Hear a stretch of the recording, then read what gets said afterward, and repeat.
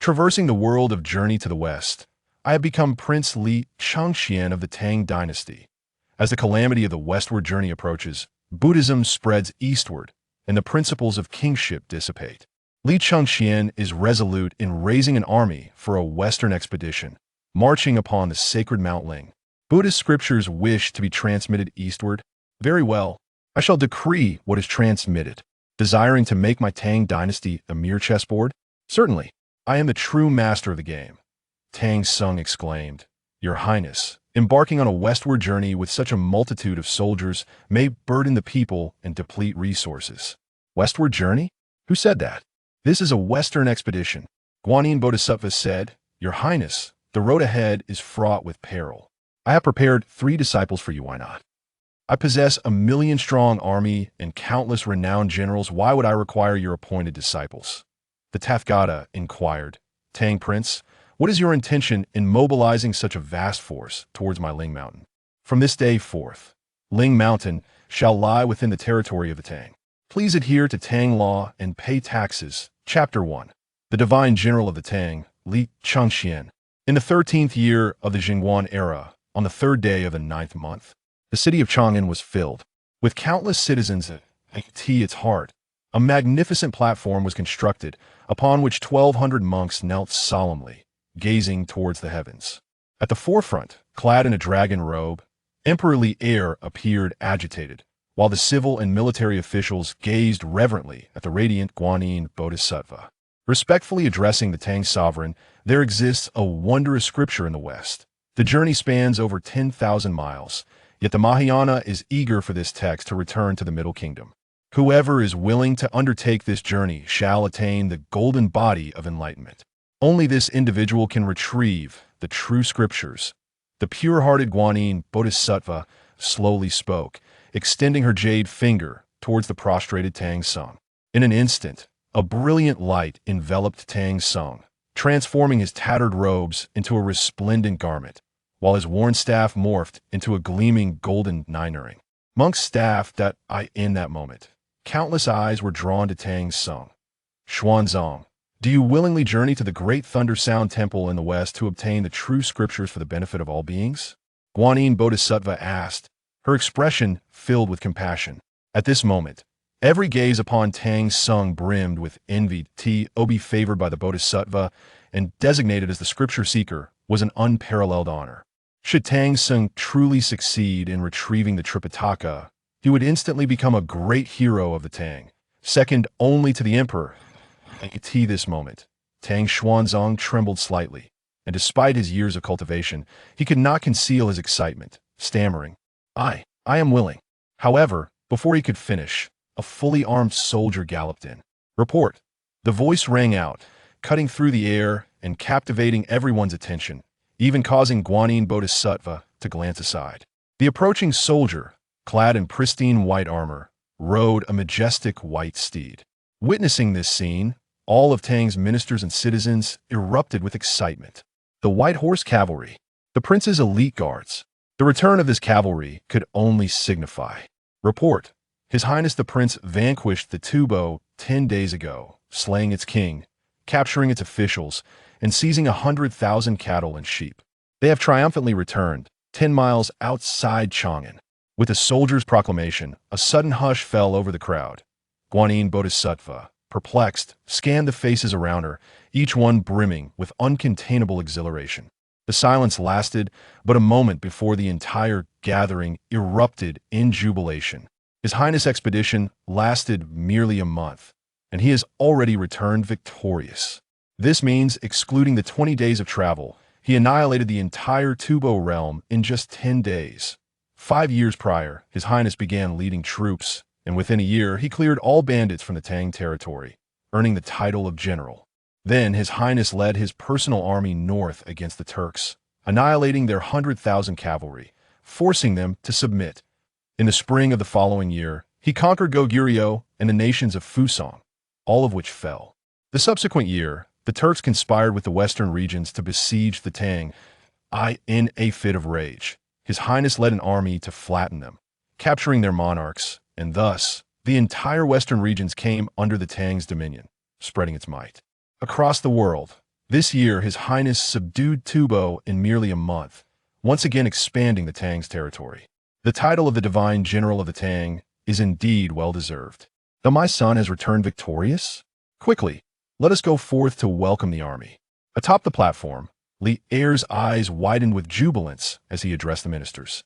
Previously, Li Chengqian had promised him that within 5 years, he would not only avenge the shame of the Wei-Shui alliance, but also compel the nations to pay tribute, establishing himself as the true heavenly Khan. Initially skeptical, Li Er was now astonished. Within 5 years, all neighboring nations had either been destroyed or completely submitted, becoming vassals of the Tang, which had emerged as the foremost dynasty on earth. At this moment, the joy of becoming the heavenly Khan flooded Li Er's mind, his thoughts solely occupied with welcoming the triumphant army. As for the matter of the Tripitaka, it was of no consequence. There's no need to trouble your majesty. I have arrived. Just as Li Er was about to descend the platform, a clear voice resonated. In the next moment, a figure sped forth from the distance, appearing atop the platform, clad in intricate red and black armor, with a divine sword at his waist and wielding a magnificent 9-dragon spear. This individual possessed an unparalleled beauty that could drive countless maidens to madness. A harmonious blend of dominance and grace radiated from him, creating a striking balance. This figure was none other than Li Chengqian, the Prince of the Tang, the divine general, and the nation's pride, hailed as a prodigious talent rarely seen in a millennium. I pay my respects to your majesty. Forgive me, for I am clad in armor and cannot bow fully. Li Chengqian stood before Li Er, planting the 9-dragon spear into the platform, causing a tremor, before clasping his fists in greeting. There is no need for such formalities, Chengqian. Li Er approached with a smile, extending his hands to support Li Chengqian, his eyes filled with satisfaction. Thank you, father. Li Chengqian rose, surveying the gathering. All hail, His Highness the Prince. In that instant, all present, save for Li Er, knelt before Li Chengqian, their eyes filled with fervor. According to Tang customs, not even an audience with the emperor warranted such grand gestures. Yet, this prince was truly extraordinary.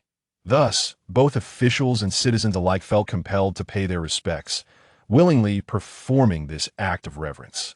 And this prince was indeed deserving of such honor, for he had not only achieved military success, but had also introduced crops like potatoes, sweet potatoes, and high-yield rice to the Tang, ensuring the welfare of countless citizens. For this alone, he could be regarded as a sage of his time. Please rise. Li Chengqian waved his hand, speaking with authority. Thank you, Your Highness. Li Er observed the scene, feeling no discontent. Though he had ascended to the throne through the Xuanwu Gate, he harbored some suspicion and caution towards his son. However, regarding Li Chengqian, he felt none of that. This son was simply too perfect, so perfect that even if Li Er were to abdicate, he would willingly do so. He believed that Li Chengqian could elevate him to supreme status if he ascended the throne. He would likely achieve the title of Emperor of Humanity, perhaps even the supreme ruler of the 3 realms. When that time came, the name of the Tang would resonate throughout the world. Chengqian, was your expedition successful? In response to your majesty, the campaign was triumphant. The entirety of Tubo has been incorporated into our Tang. Li Chengqian replied with a slight smile. Before Li Er could speak again, Li Chengqian continued. However, I have heard that your majesty has been wronged by treacherous individuals, resulting in your spirit being cast into the underworld. That I am anxious. Are you well, father? As he spoke, Li Chengqian's gaze fell upon Guanyin Bodhisattva, who had remained unnoticed in the sky above. Chapter 2. The son wishes to campaign for the great Tang westward. Upon hearing these words, Li Er was momentarily taken aback, seemingly reminded of the time when he faced the wrath of the Dragon King of the Jing River, his soul descending to the underworld, where he witnessed the terrifying sights of the 18 layers of hell. A chill ran through his body as he reached out to support Li Chengqian, managing to keep himself from collapsing. He then took a deep breath and said, Chengqian, fortunately, the Bodhisattva has aided me. I am unharmed. Li Chengqian hurriedly helped Li Er to sit on a nearby pearwood chair, aged for 100 years. At that moment, Wei Jing spoke up, Your Highness, the Crown Prince, in recent years you have engaged in countless campaigns, resulting in innumerable deaths and the accumulation of karmic retribution. which has brought calamity upon us from the heavens, nearly endangering His Majesty. Do you not feel remorse? Li Chengqian was taken aback by these words. Recalling that the very beginning of Li Er's descent to the underworld was due to Wei Zheng's insistence on executing the Dragon King of the Jing River. Despite Li Er's protests, now, Wei Zheng had the audacity to accuse him further. His heart was filled with indignation. Your Majesty, if not for the Bodhisattva saving you and bestowing upon you an additional 20 years of life, you might have been compelled to punish the Crown Prince. If the Crown Prince continues his reckless ways, indulging in wanton violence, it will surely undermine the foundation of our great Tang. The only course of action now is to dispatch a holy monk to the west to retrieve the true scriptures, to enlighten our people and grant rest to the souls lost due to the Crown Prince's actions. Seeing Li Chengqian silent, Wei Zheng glanced at Guanyin, growing emboldened, and addressed Li Er with fervor. At that moment, Li Chengqian comprehended, realizing that he had mistakenly thought Wei Zheng was a celestial being, when in fact, he was aligned with the Buddhist faith. Your Majesty, what your minister says is indeed correct. When I arrived in the Great Tang, I discovered that vengeful spirits abound, and the atmosphere is suffused with despair, undoubtedly due to the wrongful killings committed by some. The only way to pacify these restless souls is through the Tripitaka, Amitabha. Above in the sky, Guanyin also spoke, her face radiating compassion. Your Majesty, please punish the Crown Prince and send a holy monk to the west in search of the true scriptures. As her words echoed, Wei Zheng prostrated himself on the ground, fervently calling for action, and like a domino effect, half of the ministers followed suit, kneeling and voicing their demands. Witnessing this scene, Li Chengqian's lips curled into a cold smile. These individuals were all anti-war factions, harboring significant grievances against him as the Crown Prince. It seemed they were seizing this opportunity to undermine him, with the ministers united and the true deity Guanyin supporting their cause. It was indeed an opportune moment to bring him down. However, Li Chengqian remained unperturbed.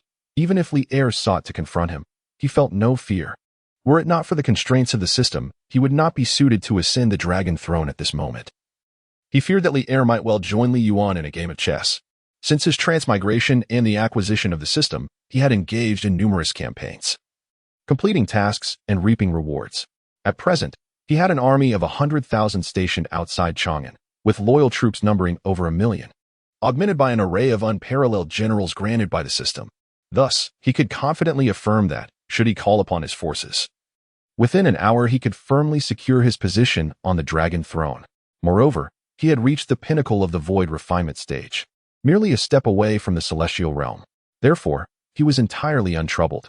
Turning his gaze, Li Chengqian noticed Li Er's expression had turned notably grim.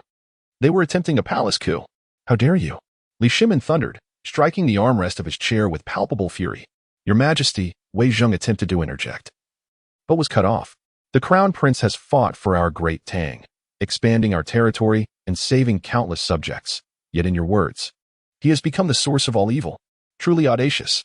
Your Majesty, even so, the Crown Prince has caused countless deaths, creating innumerable vengeful souls. If these souls cannot be pacified, it may well lead to the ruin of the great Tang. The decline of our empire would indeed be attributed to the Crown Prince. It would not be an exaggeration to label him a sinner for the ages. Wei Zheng boldly confronted Li Er without fear. Li Shimin was nearly driven to madness. Were it not for the water and land ritual today, and the absence of military officials, he would have commanded Cheng Yaojin to silence Wei Zheng. I implore your Majesty to strip the Crown Prince of his title, confining him to the Jinshan Temple to meditate and repent, Wei Zheng boldly proposed, casting a resolute gaze at Li Er. Seeing the situation escalate, Li Chengqian reached out to stop Li Er from rising. He shook his head at Li Er, offering a reassuring glance. Subsequently, Li Chengqian turned to Wei Zheng, his expression hardening. Crown Prince, what do you intend to do? Wei Zheng, sensing the murderous intent emanating from Li Chengqian, felt a twinge of trepidation but mustered the courage to speak. Bang! In response, Li Chengqian delivered a merciless kick. Wei Zheng, a mere mortal, was sent hurtling through the air, crashing to the ground and spitting out blood, his breath shallow, teetering on the edge of death. Boom! The ministers were stunned. The Crown Prince was so tyrannical? He dared to kill in the presence of the emperor? Before they could fully comprehend the situation, Li Chengqian disregarded them and Wei Zheng, fixing his gaze upon Guanyin, a mocking smile playing on his lips. Your Buddhist sect is quite the schemer. First, you orchestrated my father's descent into the underworld, using the horrors of the 18 layers of hell to intimidate him. Then, you manipulated your pawns within the court to subtly incite my father to hold this water and land ritual. Now, amidst the ceremony, you reveal your divine miracles, demanding that our great Tang journey to the west for scriptures, all to have our people worship your Buddhist faith, providing you with incense offerings. Such a profound scheme indeed. Upon hearing Li Chengqian's words, the ministers were left bewildered. Li Er's expression darkened, uncertainty clouding his features, while the common folk erupted in a cacophony of murmurs. They had never anticipated that Li Chengqian would dare to confront a deity like Guanyin, and Li Er began to question whether he had truly fallen into a trap. As for the common people, their perception of Guanyin shifted. If asked who was most trusted by the populace of the Great Tang, it was undoubtedly Li Chengqian, who ensured their sustenance. Li Chengqian was the true sage of the Great Tang. Even Guanyin could not compare. Guanyin regarded Li Chengqian in silence for a moment before speaking. The vengeful spirits within the Great Tang rise in multitude. Only the Mahayana Buddhist teachings can pacify them. Guanyin sought not to waste words with a mortal, sticking to the crux of the matter. Regardless, only the true scriptures could pacify the restless souls. Without them, the Great Tang would inevitably be eroded by vengeful spirits, leading to its downfall. This was an open conspiracy. At that moment, all eyes turned to Li Chengqian, yet he remained unfazed, embodying an air of calm indifference. Under heaven, all land is the king's. Upon the shores, all subjects are the king's. Father, I am willing to campaign westward for the Great Tang, to retrieve the true scriptures. Chapter 3, Guanyin's Retreat Boom. The moment these words were spoken, the heavens trembled and the earth quaked. Not only were the people of the Great Tang stunned, but even Guanyin and her companion, Muzha, were left in disbelief. What did Li Chengqian just say? That he wished to embark on a campaign westward to obtain the scriptures? This was utterly mad. Addressing the bewildered assembly, Li Chengqian spoke eloquently. In the days of the Han Dynasty, during the reign of Emperor Wu, the western region of Dayuan possessed fine horses but refused to supply them to the central plains. Enraged, the emperor dispatched troops to subdue Dayuan, thereby securing the prized steeds for the central plains. Now, our Great Tang requires the Tripitaka of the Buddhist faith. It should naturally be presented willingly to the emperor, yet they refuse.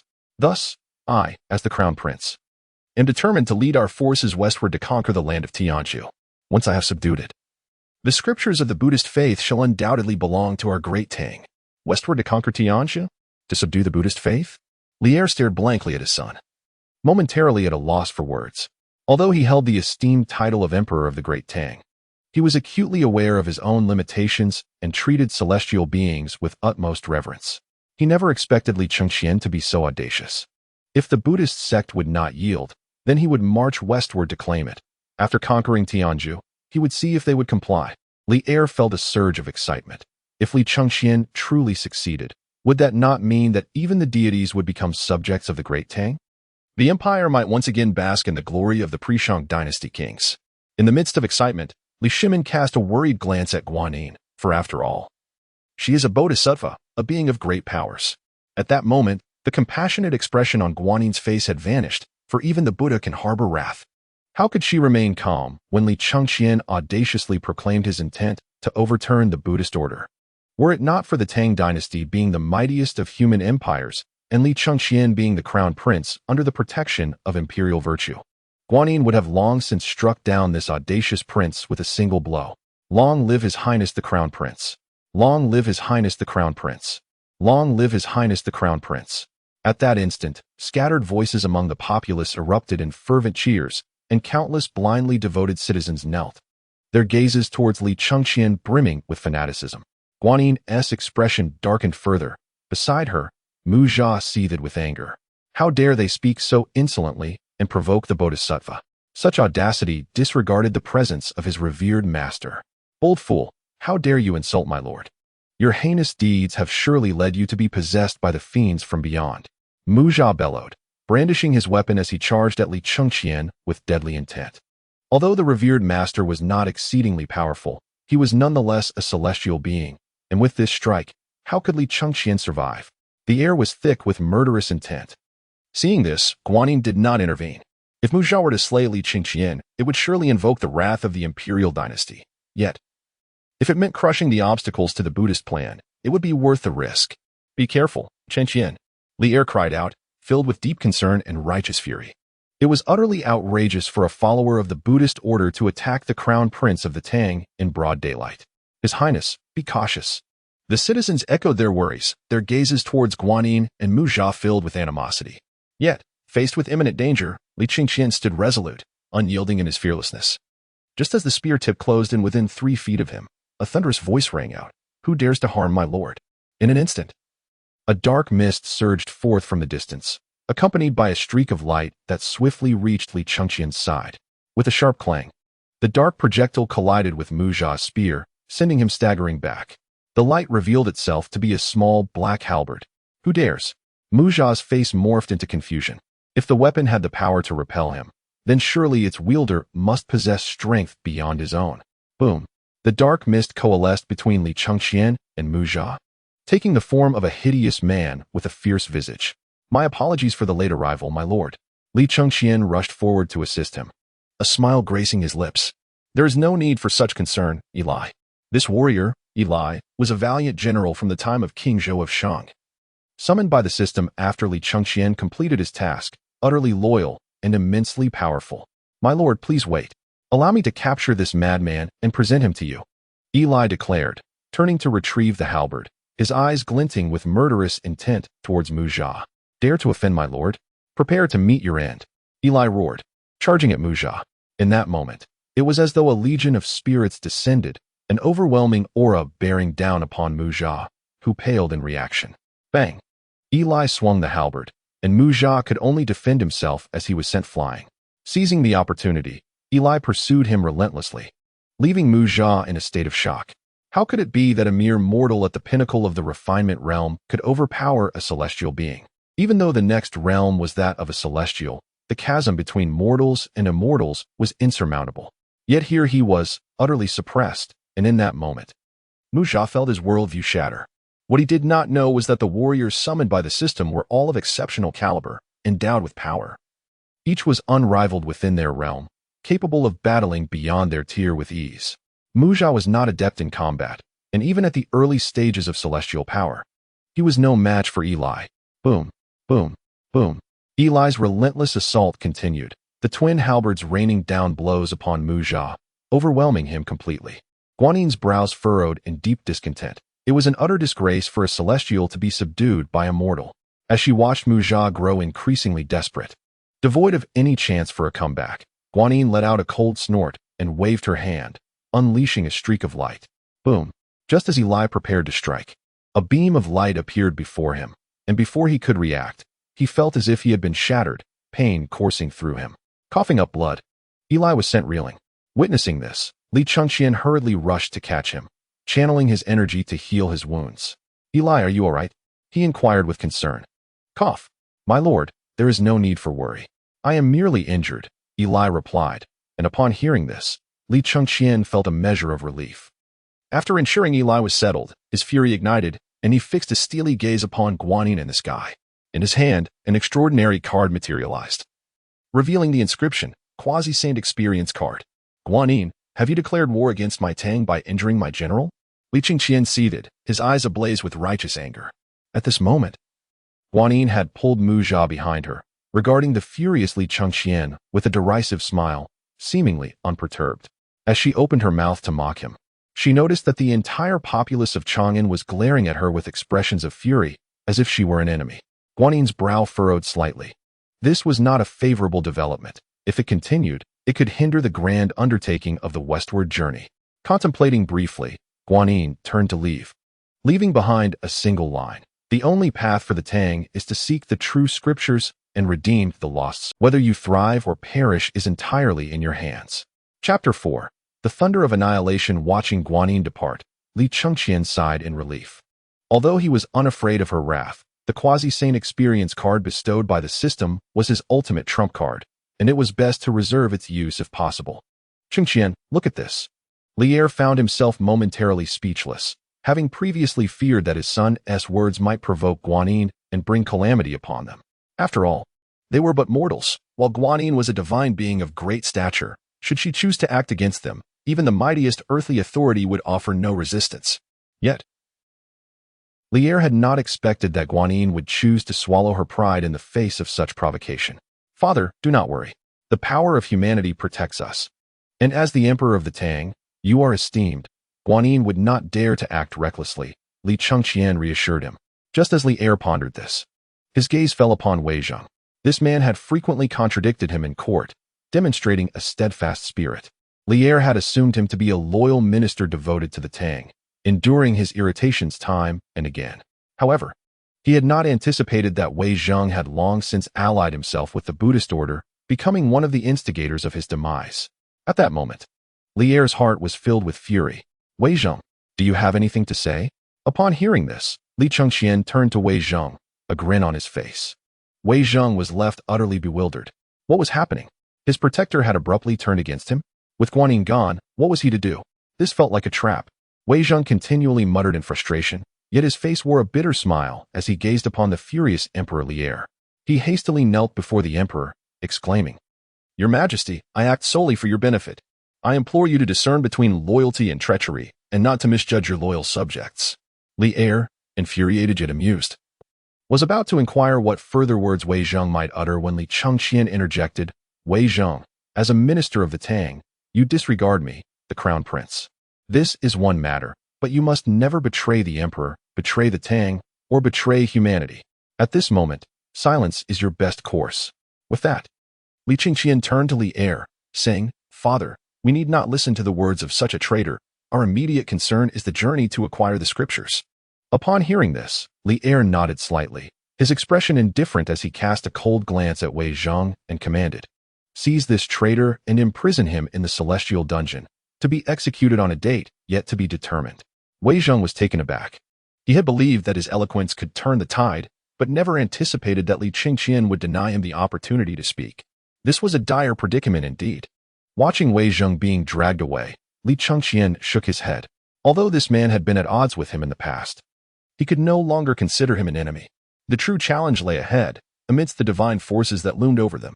The might of the Tang's army would undoubtedly expand the boundaries of their empire. Li Chengqian was determined, with the system's assistance, to unify the realms of mortals, heaven, and the underworld under the Tang's dominion, ensuring that the Tang would stand proudly atop the three realms. In due time, he would restore the glory of the ancient human emperors. Taking a deep breath, Li Chengqian addressed Li, Father, while Guanyin may harbor ulterior motives, her words ring true.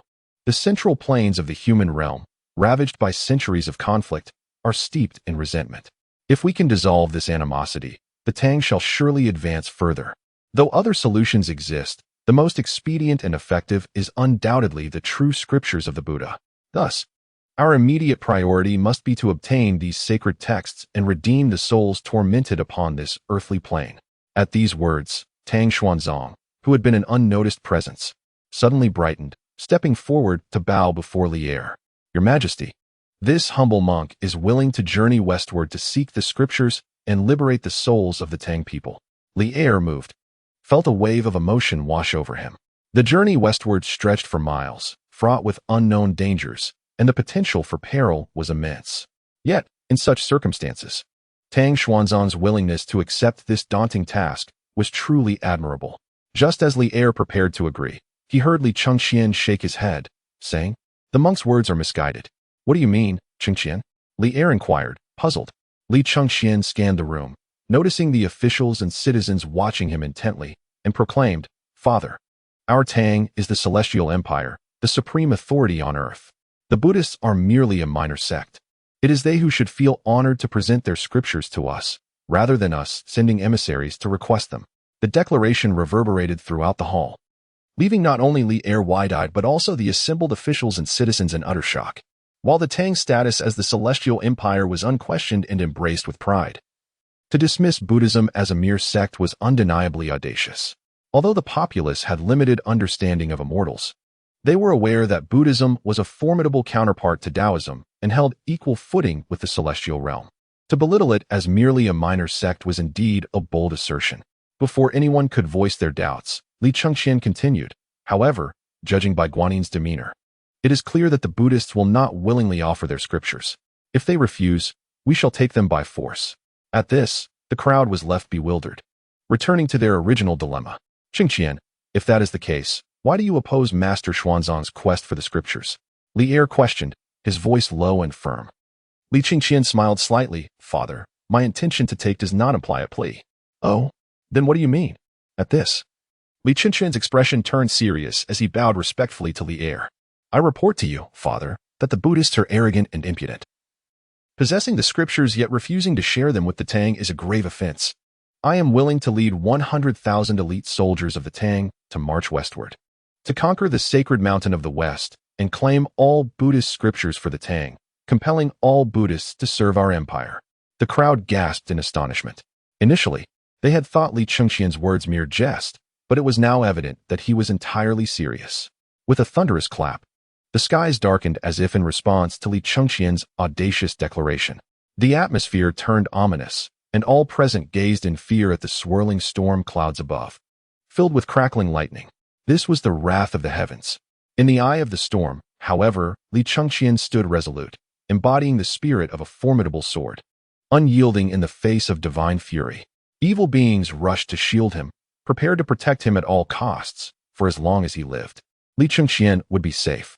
With a deafening roar, a bolt of divine lightning descended, charged with apocalyptic energy, aimed directly at Li Chengqian.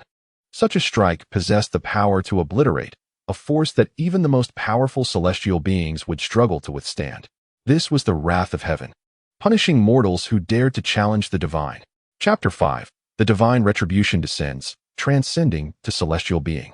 As the lightning surged forth, it bore down upon Li Chengqian. Chengqian, Li Er exclaimed, snapping back to reality from his shock.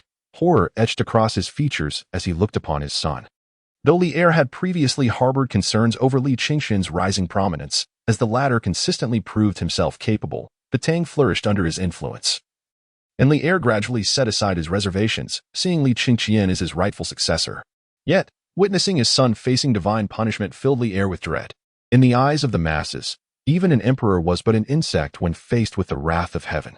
As the crowd held their breath, Li Chengqian inhaled deeply, preparing to confront the impending lightning, the card in his hand on the verge of shattering. But in that very moment, an overwhelming and profound energy surged from within him, as if the earth itself had awakened and was breathing deeply. In the next instant, the collective anxiety of the onlookers erupted into a radiant white light, merging with the golden glow emanating from the earth, coalescing into a brilliant protective shield that enveloped Li Chengqian. As the shield formed, the thunderbolt struck, generating a powerful shockwave that threatened to obliterate the very fabric of existence. Yet, in that moment, the white light reappeared, completely neutralizing the destructive force. Had that wave been allowed to unleash, all present would have faced certain doom, and the entire city of Chang'an would have been laid to waste. The crowd, still shaken, turned their gazes toward Li Chengqian. To them, he was a saintly figure, and even in the face of death, they would not wish harm upon him. What they beheld was a striking silhouette, clad in pitch-black armor adorned with crimson patterns, reminiscent of the blood of the heavens. The visage of this figure was rare and breathtaking, exuding a calm demeanor as if the cataclysmic lightning held no sway over him, as though he regarded the very universe with indifference. What a breathtakingly handsome prince, what a fearless son of the heavens. In that moment, the young maidens among the crowd found themselves utterly entranced. Even the high-ranking officials and Li Er gazed at Li Chengqian with astonishment and admiration in their eyes. If it had been them in his position, they would have been utterly overwhelmed, perhaps reduced to ashes. How could he remain so composed? My lord, are you unscathed? As the protective shield appeared and forcefully pushed the foe aside, Eli hurried to Li Chengqian's side, worry etched on his face. It's nothing, Li Chengqian replied, shaking his head slightly and exhaling deeply. In truth, he was not as calm as others perceived. Rather, he felt somewhat bewildered. He had not anticipated that his words would invoke divine retribution, nor did he expect someone to shield him in his moment of peril. Li Chengqian understood well that the protective barrier had been summoned by the powers of humanity and the earth. This vast primordial realm was governed by the principles of the great Tao, which was divided into heaven, earth, and humanity. The heavenly Tao was the first to awaken, and all great beings were interconnected with its divine spirit, rendering it the mightiest force. Once the earthly and human Taos emerged, they could only unite to resist the strength of the heavenly Tao. As an ordinary mortal, Li Chengqian, untethered to the heavenly Tao, had boldly proclaimed his intention to dominate the Western Buddhist sect, inciting the heavenly Tao's ire, which sought to make an example of him. However, the earthly and human Taoists would not allow Li Chengqian to be annihilated. With their influence waning, his emergence was their sole opportunity to counterattack. The heavenly Tao's intent to strike Li Chengqian could not be permitted by the earthly and human Taoists. Simultaneously, Li Chengqian was pleasantly surprised that the earthly and human Taoists were willing to be his support, as long as he remained steadfast in his resolve and pursued his declared ambitions. They would shield him from the heavenly Tao's might and assist him in warding off danger to a certain extent. For instance, from the saints. Just as Li Chengqian reveled in this joyous realization, a notification echoed within his heart. Congratulations, host. You have successfully resisted the heavenly Tao and have received the reward. Mixed Yuan de Luo Golden Immortal Cultivation.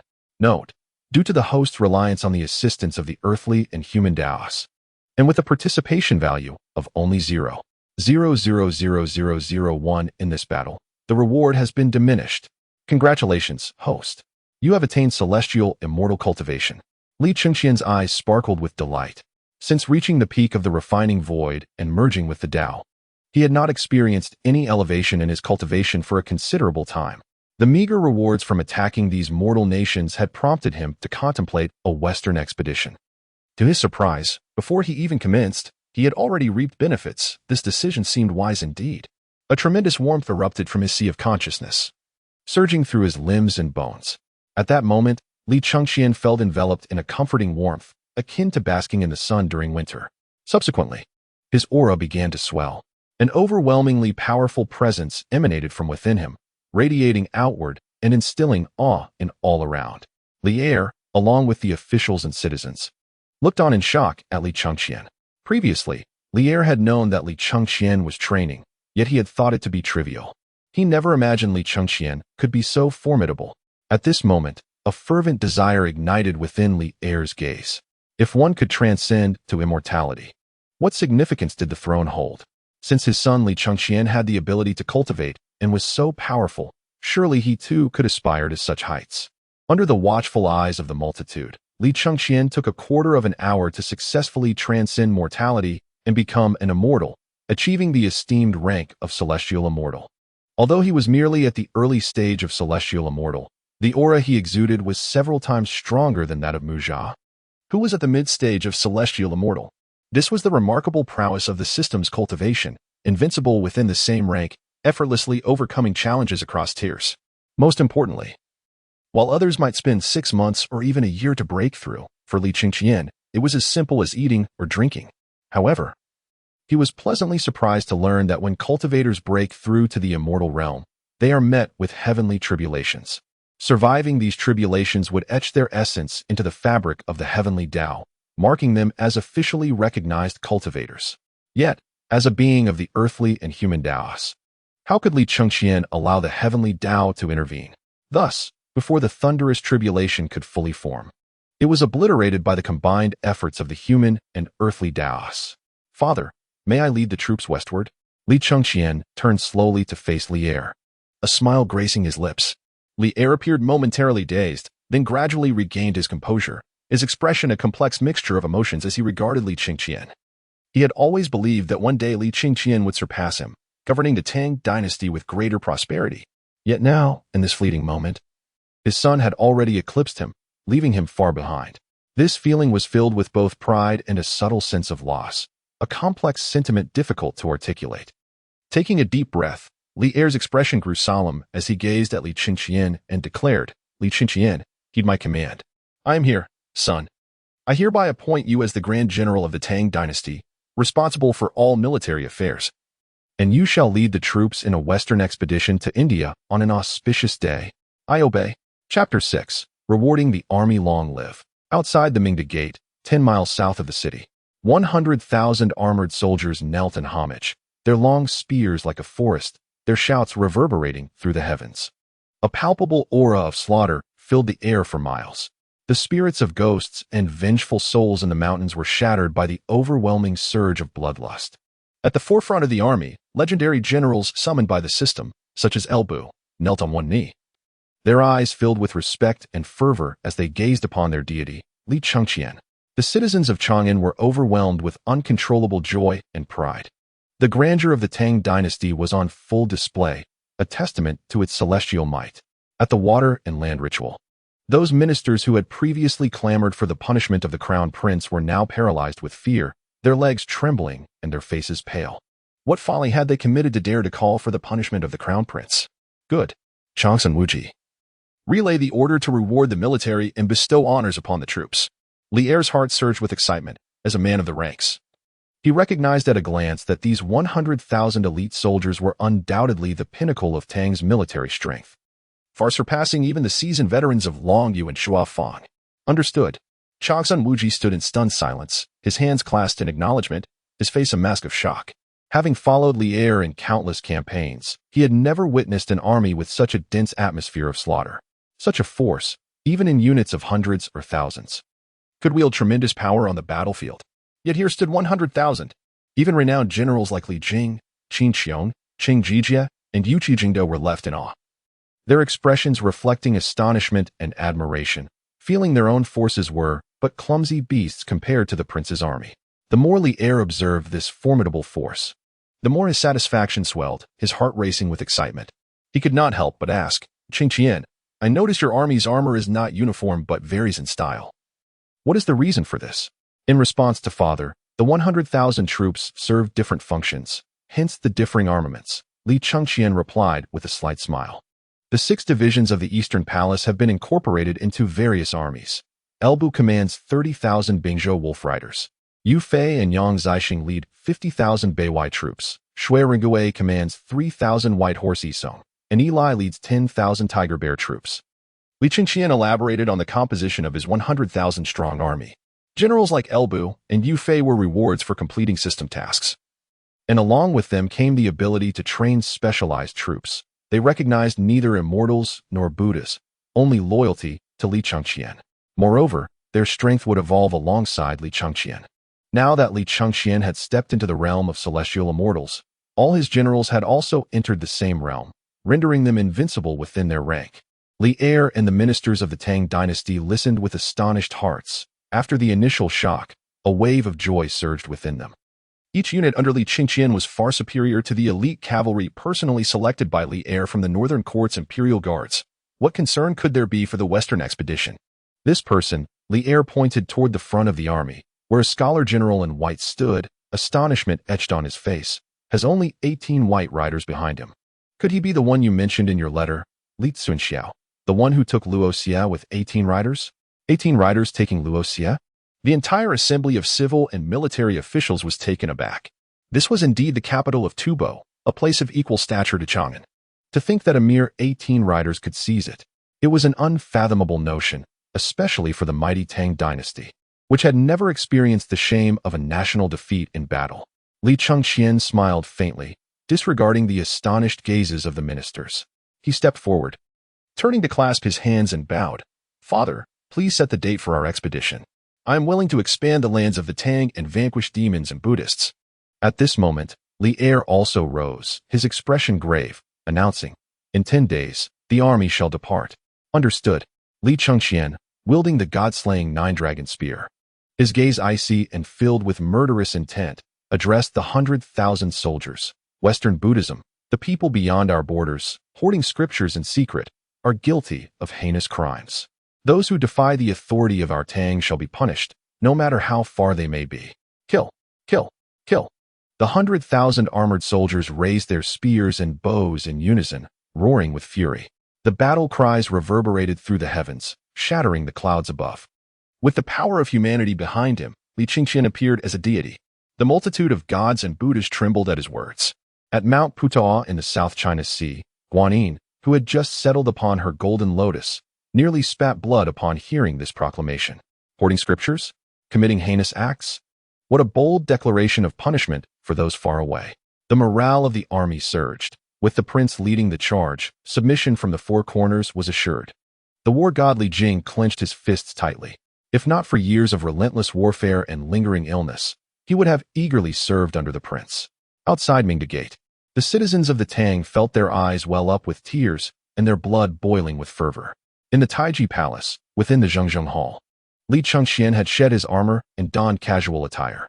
After rewarding his troops, He approached Empress Changsun to pay his respects. "Please rise.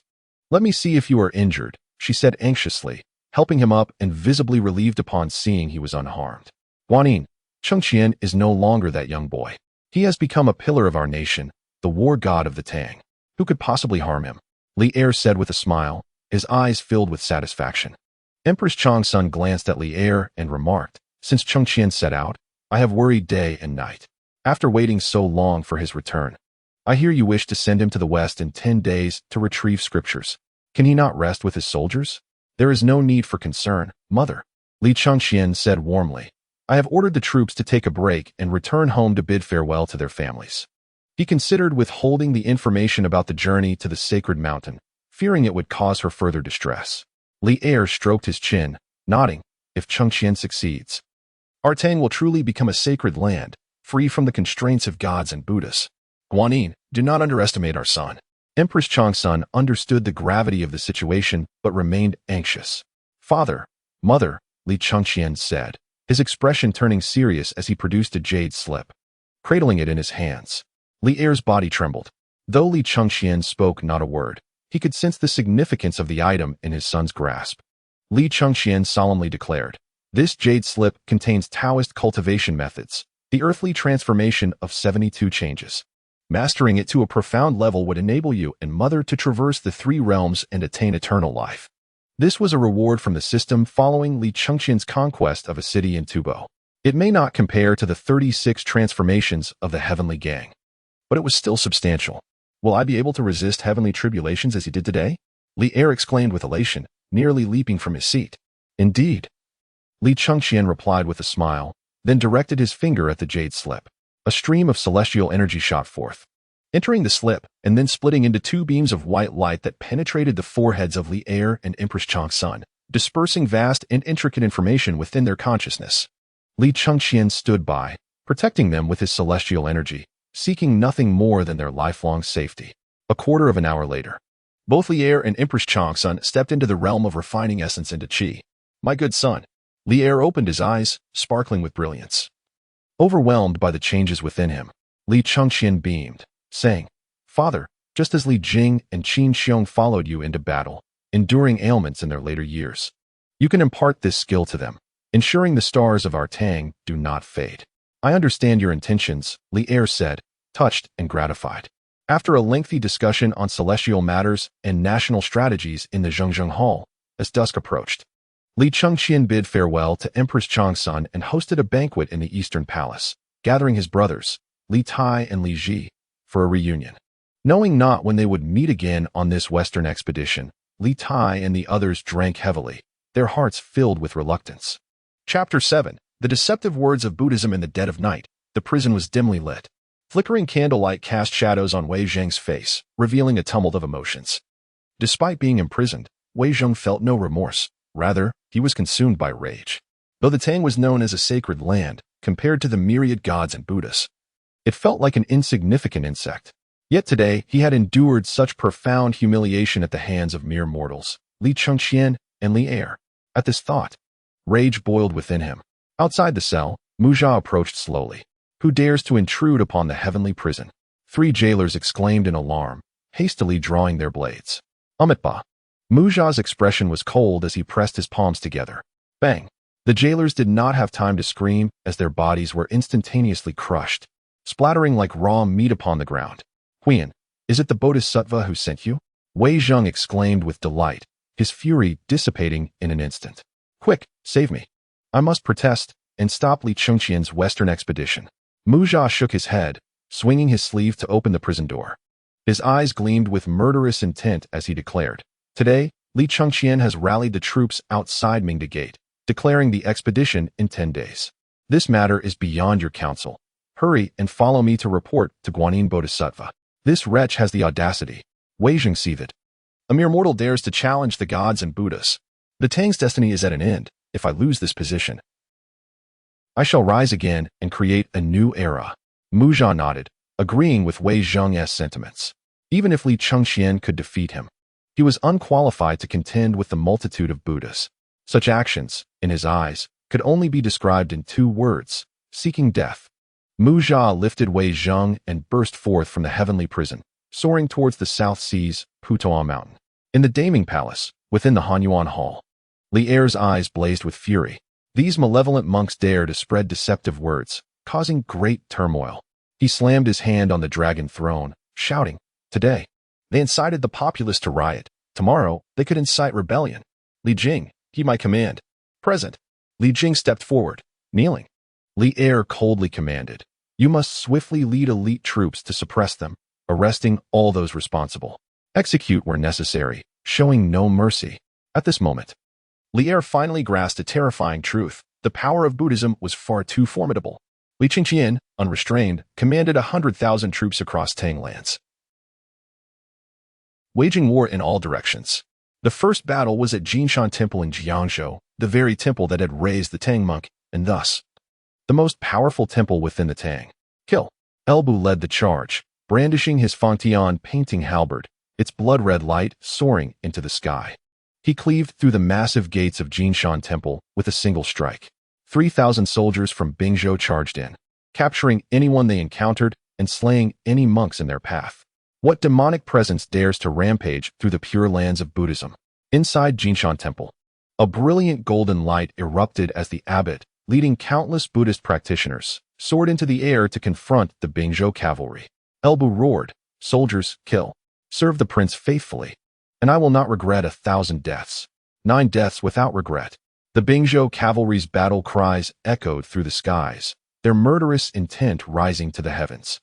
Li Chengqian's army of 100,000 boasted warriors of at least the refining essence into Qi level, with many having reached the refining Qi into spirit stage.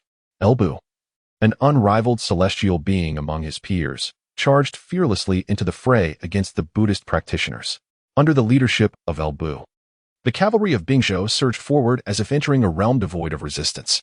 In a matter of mere breaths, the disciples of the Buddha were utterly annihilated, their corpses strewn across the battlefield as the army ascended the mountains, charging towards the Golden Summit Hall.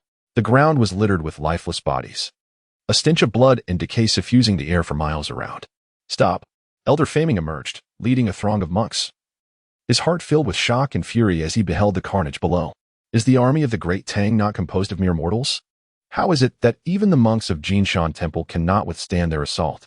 He pointed an accusatory finger at Elbu, bellowing, "How dare you surround and slaughter the monks of Jinshan Temple?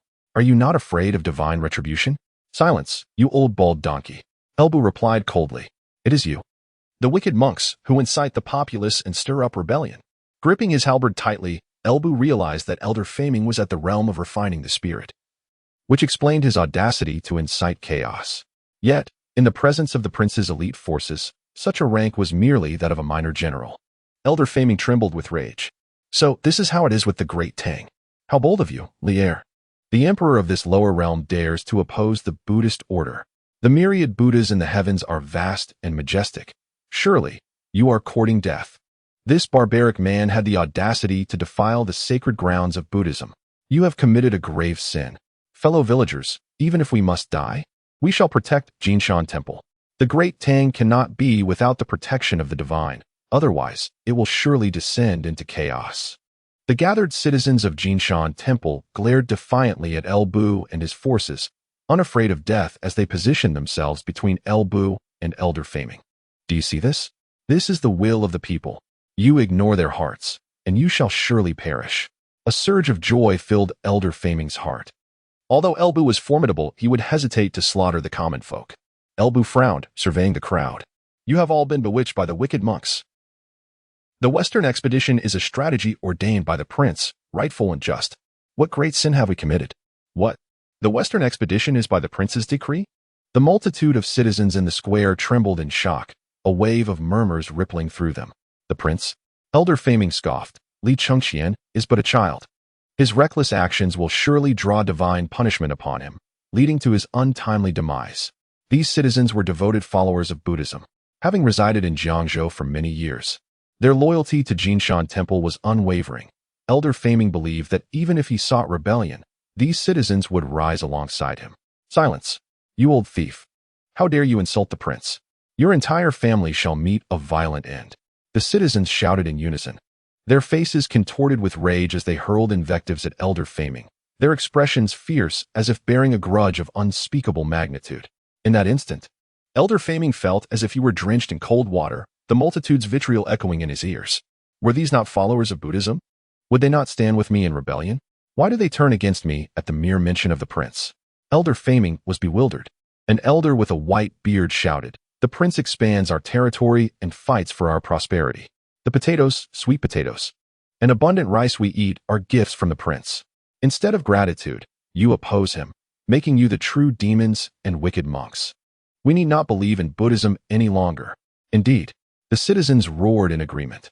One was a sage who expanded the realm and sought the welfare of the people, while the other was a monk who contributed nothing and relied on their support. The citizens of the Great Tang could discern the weight of their choices. "How dare you? A treacherous lot." Elder Faming laughed in fury. "Today, I shall slay you all first." With a resounding boom, Elder Faming unleashed an immense surge of true energy, manifesting as a golden figure of a Buddha. Indestructible golden body. He bellowed as the golden figure swung a colossal fist towards the citizens in the square. The fist loomed like a temple, and should it strike, countless citizens would be reduced to mere dust. The citizens quaked in terror, paralyzed under the oppressive aura of the golden figure. "Indeed, he is a wicked monk, his true nature revealed." Elbu snorted disdainfully, thrusting his halberd towards the golden figure in the air. With a resounding clash, the halberd pierced through the golden figure, causing a surge of crimson light to erupt like a comet across the heavens, shattering the golden manifestation. Elder Faming felt the backlash of energy wreak havoc within him, blood spewing from his mouth as he staggered, utterly stunned. A celestial being? Among the Tang army, there exists a celestial general. How could a celestial being serve within a mundane dynasty? Prepare to meet your end. Elbu's gaze remained cold as he thrust again, aiming for Elder Faming. A deep chill enveloped Elder Faming, a profound fear coursing through his being. "General, do not harm the elder." At that moment, Tang Xuanzang stepped forward, quickly positioning himself before Elder Faming, suppressing his own fear as he implored, "General, Elder Faming raised me. I beseech you, spare his life." Elbu frowned, uncertain of Tang Xuanzang's significance to Li Chengqian, yet he withdrew his halberd. Without hesitation, Elbu employed the mystic light technique, extending a finger as celestial power transformed into a water mirror, revealing Li Chengqian's figure within. Through the mirror, Li Chengqian regarded Tang Xuanzang and said, "If you are willing to accompany me on the Western expedition and obey my commands, I shall spare his life." Tang Xuanzang hesitated, for the Western expedition was fraught with unknown perils, yet upon seeing Elder Faming's pallid face, he knelt and conceded, "The humble monk is willing to go." "Very well." Li Chengqian nodded with a smile and addressed Elbu, "Confine Elder Faming and send a captain to escort Tang Xuanzang to Chang'an." "Understood." Elbu knelt and clasped his hands, and as the water mirror dissipated, he complied with Li Chengqian's orders, placing Elder Faming under house arrest and dispatching someone to escort Tang Xuanzang to Chang'an. In the Western Bull Province, at the Blissful Spirit Mountain, the great thunder sound temple reverberated with the furious roars of the Buddhas, echoing like thunderclaps that shook the heavens. The great Tang's transgressions obstructed the sacred journey westward. Divine wrath must descend to punish the people of the great Tang. Maitreya Buddha pressed his palms together, voicing his outrage, towering higher than mountains. His form was colossal as he bellowed, causing thunder to rumble ominously in the distance, instilling fear among the myriad demons in the Western Bull Province. Bodhisattva Manjushri proclaimed, "The journey westward to seek the scriptures is a divine decree. How can mere mortals disrupt such heavenly plans? Let us send forth demons to ravage the Tang lands, tearing Li Chengqian apart and consuming him, so that we may reveal our divine might and subdue the evil, demonstrating to mortals that we can save them." The Buddhas nodded in agreement, recognizing that the transgressions stemmed solely from Li Chengqian. The Buddha Shakyamuni, with his eyes gently closed, remarked, "We must refrain from direct action against Li Chengqian. Further discussion is required. Is there nothing we can do? Shall we merely watch as Li Chengqian leads his army towards us?" The Buddhas frowned, feeling powerless against a being as insignificant as Li Chengqian. Their hearts stirred with frustration, yearning to descend upon the great Tang and eliminate him. "I shall go." Bodhisattva Guanyin stepped forward, raising her head and declaring, "The road westward is fraught with demons. It is reasonable for a celestial being like Li Chengqian to perish at their hands." "Excellent." The Buddha Shakyamuni nodded slightly. Bodhisattva Guanyin bid farewell to the Buddhas and soared into the sky. Chapter 9. The Grand Army marches forth, departing from the Great Thunder Sound Temple. Bodhisattva Guanyin stepped upon a cloud, heading straight to the border of the Great Tang, at the Two Boundaries Mountain. The undulating mountains were shrouded in toxic mist, the roars of ferocious beasts echoing amidst the bizarre peaks and stones. There must be a fierce tiger here, Bodhisattva Guanyin mused, scanning the mountains as she calculated the presence of a tiger that was destined to appear during the journey westward. Her jade finger flicked lightly, and a surge of celestial energy transformed into a golden light, which departed from her finger and merged into the powerful body of a white tiger. Amidst the golden specks of light, an immense power was concealed, causing the fierce tiger's corporeal form to expand at an astonishing speed. In mere moments, the tiger grew to a height of several dozen zhang and a length of 100 zhang, resembling a small hill in its vastness. With a roar that echoed through the mountains, the tiger's howl reverberated like thunder, instilling terror and trepidation in the countless demons and spirits inhabiting the two realms. Beast, cease your cries. The Bodhisattva Guanyin's gaze turned icy, and an overwhelming aura surged forth, compelling the tiger demon to prostrate itself on the ground. The tiger demon hastily, this humble creature, a minor demon from the lower realms, bows before the Bodhisattva. I shall forever remember your grace, and will comply with your commands. You show some sense. Guanyin replied, nodding in satisfaction, and coldly continued, I shall elevate your cultivation to the pinnacle of the celestial immortal realm, but only if you undertake a task for me. In a few days, the Crown Prince Li Chengqian will lead an army of 100,000 through the Two Realms Mountain, and at that time, you are to ambush him and annihilate both him and his entire army, leaving not a single soul alive. Bodhisattva, I am unaware of Li Chengqian's prowess, the tiger demon. Having gained intelligence through Guanyin's guidance, felt a wave of unease wash over it. Could it truly contend with an enemy of the Bodhisattva's caliber? As a fledgling celestial immortal, you can easily dispatch him. Guanyin mused for a moment before bestowing a golden arrow, saying, to guard against unforeseen circumstances, I grant you this golden arrow. It can assuredly slay any celestial immortal, but it is to be used only once, so ensure it is aimed at Li Chengqian. This humble creature obeys. The tiger demon, reassured by the knowledge that Li Chengqian was merely a novice celestial immortal, quickly knelt to accept its orders. Li Chengqian, your demise is certain this time. Guanyin cast a cold smile towards the direction of the Great Tang before turning to depart. However, she did not venture far, instead vanishing into the void. Her expression indifferent as she observed the tiger demon joyfully manipulating the golden arrow.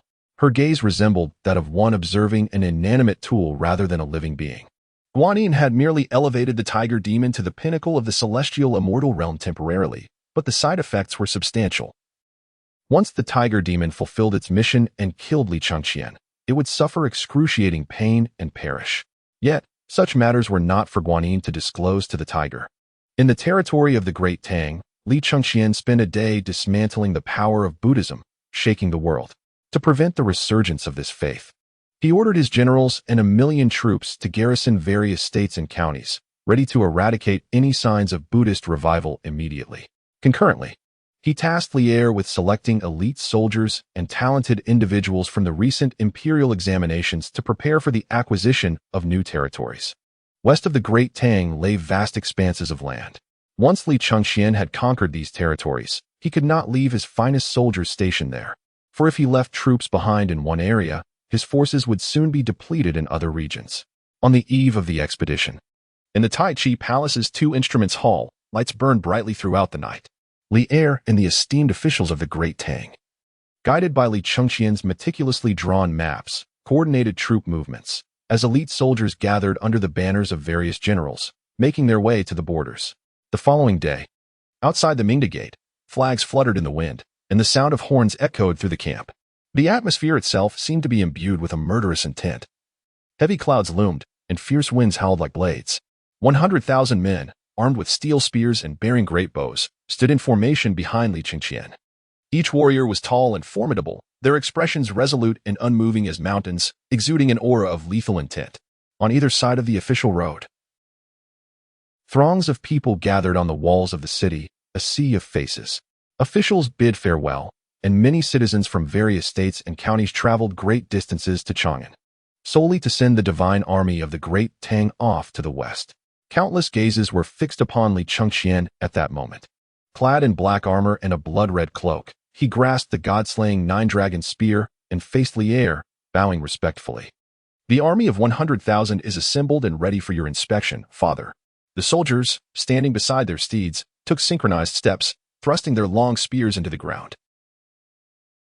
The sound echoed like thunder, shaking the heavens. 100,000 eyes turned toward Li.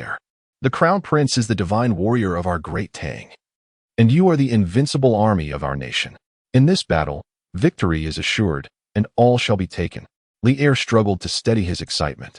His fists clenched behind him as he shouted solemnly, "Crown Prince, receive the order and pledge to march."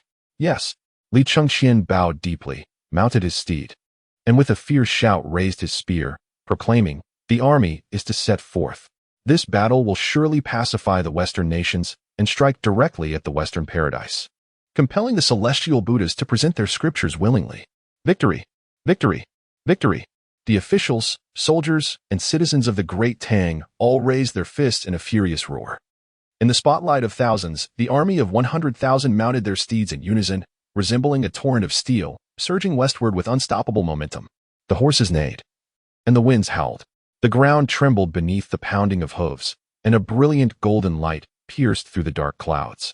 As if parting fog to reveal the clear sky, a celestial omen descended, signaling assured victory.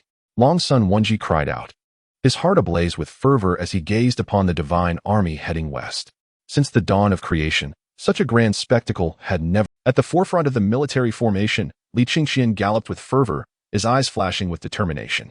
This was not merely a celestial omen. It was a declaration of existence against the heavens and the earth, a challenge to the celestial order. As Li Chengqian commenced his western campaign, the Great Tang's military forces were in constant motion. This earth-shattering event instilled fear in the western nations of the Great Tang, causing them sleepless nights. Before Li Chengqian even reached the borders, numerous letters of surrender began to drift towards Chang'an. The name of Li Chengqian, the divine warrior of the Great Tang, echoed throughout the land. In the western regions, upon hearing his name, the desire to resist was extinguished. Li Chengqian led his troops onward, relentless day and night, advancing directly towards the Two Realms Mountain. "My lord." Li Xīyóu caught up with Li Chengqian, calling out loudly, "Beyond the Two Realms Mountain lies the Great Tang's borders. After 3 days and 2 nights of relentless pursuit, our soldiers have not had a moment's respite. Should we not rest for a while?" "Halt!" Li Chengqian exclaimed, his voice booming like thunder, resonating clearly in the ears of the 100,000 troops. The army immediately came to a stop. Despite their 3 days and 2 nights of continuous travel, not a hint of fatigue was evident, even among their noble steeds, each capable of rivaling the adept cultivators. Accompanying the expedition was Tang Xuanzong, a mortal man who was currently reeling, dizzy from the relentless ride, foaming at the mouth. Li Chengqian, sitting firmly upon his steed, declared in a deep voice, "Signal the army to take a moment's rest." "Yes." Li Xīyóu bowed and complied. "My lord," said Yu Fei, "the Two Realms Mountain is high, thickly forested, and rife with poisonous miasmas. There may be malevolent creatures lurking." At the mention of malevolent beings, the eyes of El Bu and the other generals sparkled with fierce resolve. Chapter 10. Blood Battle at the Two Realms Mountain. Within these mountains dwells a formidable entity, nay, a monster. Li Chengqian's gaze grew profound as he peered towards the Two Realms Mountain, as if he could already envision the rebellious monkey defying both heaven and earth. El Bu tightened his grip on his halberd, his eyes ablaze with battle fervor. "My lord, I shall lead 300 wolf cavalry into the mountains and capture that monster, presenting its head to you as a footstool. I am willing to go." Shui Ringgui, Yang Zixing, and the formidable generals all eagerly volunteered for battle. Having broken through to the celestial immortal realm 10 days prior, they were starved for a truly exhilarating fight, their long spears and halberds itching for action. Li Chengqian shook his head and smiled. "This monster is beyond your capabilities. Dismount and stretch your limbs. We will set off in a moment." "Yes." The generals bowed in compliance. A quarter of an hour later, Li Chengqian took the lead and charged towards the Two Realms Mountain. In his memory, apart from Sun Wukong, no other monsters resided within the Two Realms Mountain. Even if there were, they would only be minor demons or spirits. Otherwise, the mountain guardian Lu Buqin, a mere mortal, would not have been able to dwell and hunt within its depths. Upon entering the Two Realms mountain, a thunderous roar erupted. The generals' gazes sharpened, and they beheld a massive tiger, akin to a small mountain, waving a flag in its paws, causing them to collectively draw in a breath of cold air. What a gigantic tiger! With a roar, the tiger demon unleashed a furious bellow, waving its flag, and countless specters surged forth from it. The wails of spirits echoed. Shadows of phantoms appeared, all resembling humans, yet cloaked in tiger skins, with green faces and fangs, their countenance grotesque. "Prepare for battle," commanded Li Chengqian, raising his spear and bellowing, "Beasts! How dare you, mere tiger demons and phantoms, obstruct my grand army on its westward expedition? Slay them! Kill the 100,000 soldiers!" Undaunted by the tiger demons and phantoms, dismounted in unison, gracefully knocking arrows to their bows. A volley of sharp arrows shot forth, followed by relentless showers of arrows imbued with true energy, designed to exterminate both the living and the dead. In an instant, countless phantoms were pierced like hedgehogs, some even nailed to the hard mountain rocks. In the void above, Guanyin Bodhisattva furrowed her brow. She had not anticipated that each member of Li Chengqian's 100,000 troops were cultivators of extraordinary strength, with several generals, like Li Chengqian himself, possessing celestial powers. However, Guanyin remained unperturbed. The tiger demon's cultivation had been raised to the pinnacle of celestial realm by her, and with her golden arrows, Li Chengqian and his men would be utterly defenseless. Roaring in fury, the tiger demon witnessed the phantoms falling in droves and, enraged, planted its banners firmly into the ground. A multitude of phantoms, numbering in the hundreds of thousands, surged from all directions toward Li Chengqian's army. "Drop your bows and engage in hand-to-hand combat," commanded Yu Fei, brandishing his steel spear. "Kill!" The 50,000 soldiers of the Beiwei army moved in perfect unison, discarding their bows and gripping their spears, charging toward the myriad phantoms. Yang Xiqing wielded his long spear, summoning 9 ethereal dragons, manifestations of celestial energy. Wherever they traversed, swathes of phantoms were instantly transformed into wisps of black smoke. And Yang alone decimated tens of thousands of phantoms, leaving them in disarray, wailing and crying. The divine army of the westward expedition, led by generals of celestial prowess and vice-generals at the pinnacle of the refining void realm, found it as easy as child's play to annihilate the phantoms. Seated in the central command, Li Chengqian gripped the god-slaying 9-dragon spear, his icy gaze fixed upon the tiger demon. The phantoms posed little threat, yet he found the tiger demon perplexing. In the text, there was no mention of this tiger demon, only a fierce tiger that sought to devour Tang Xuanzang, which was hunted down by the mountain guardian. Could it be the work of Guanyin? The thought sparked anger within Li Chengqian. Even though the tiger demon possessed peak celestial cultivation, under the scrutiny of Li Chengqian's gaze, it felt an icy chill, as if the calm figure before it was not a mere man, but a primordial beast of tremendous ferocity. "Curse the human race! I shall slay you first," roared the tiger demon, soaring into the sky, its form resembling a streak of lightning, bursting through the clouds to appear above the army. Eli, wielding 2 pitch-black halberds, prepared to engage. "Eli, stand down," commanded Li Chengqian, waving his sleeve to dismiss him, drawing his sword in fury. "You wretched beast, seek death." With that, Li Chengqian leaped from his steed, his divine sword radiating 1,000 feet of sword energy, cleaving through the tiger demon in a single stroke. In the midst of the demon's shock and disbelief, it was instantly slain.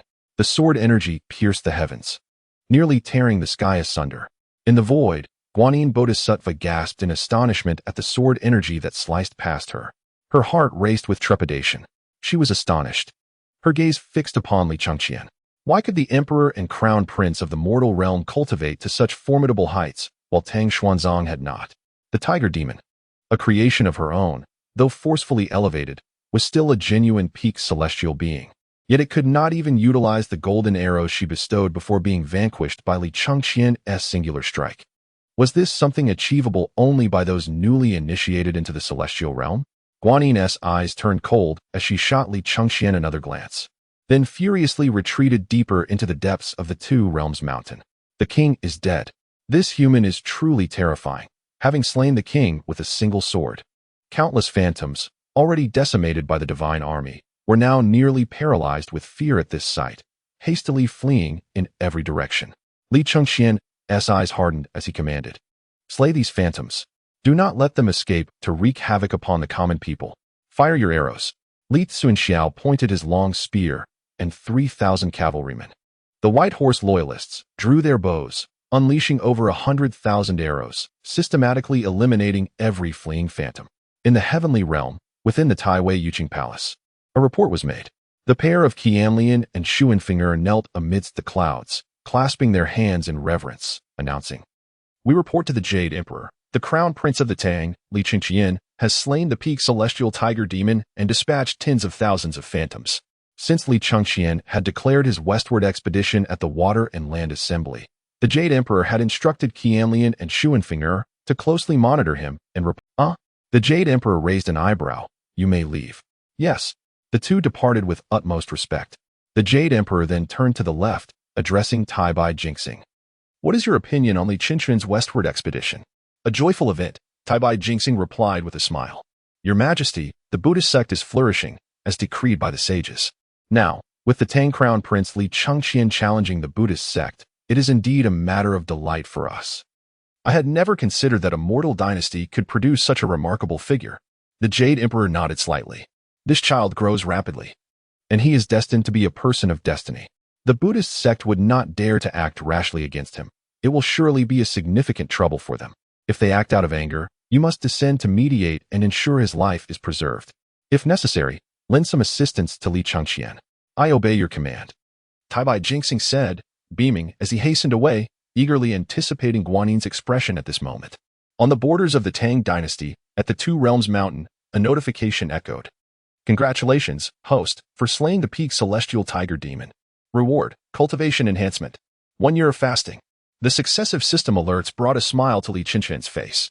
With an army of 100,000, the daily consumption of provisions was staggering. With this reward, he would not need to eat for a year, thus saving immense time and effort. Scanning the battlefield with his divine sense, Li Chengqian immediately noticed a change in the cultivation levels of all the troops. After the battle, the entire westward expedition army had ascended a level in their cultivation, with tens of thousands of soldiers breaking through into the Qi refining and spirit transformation realm.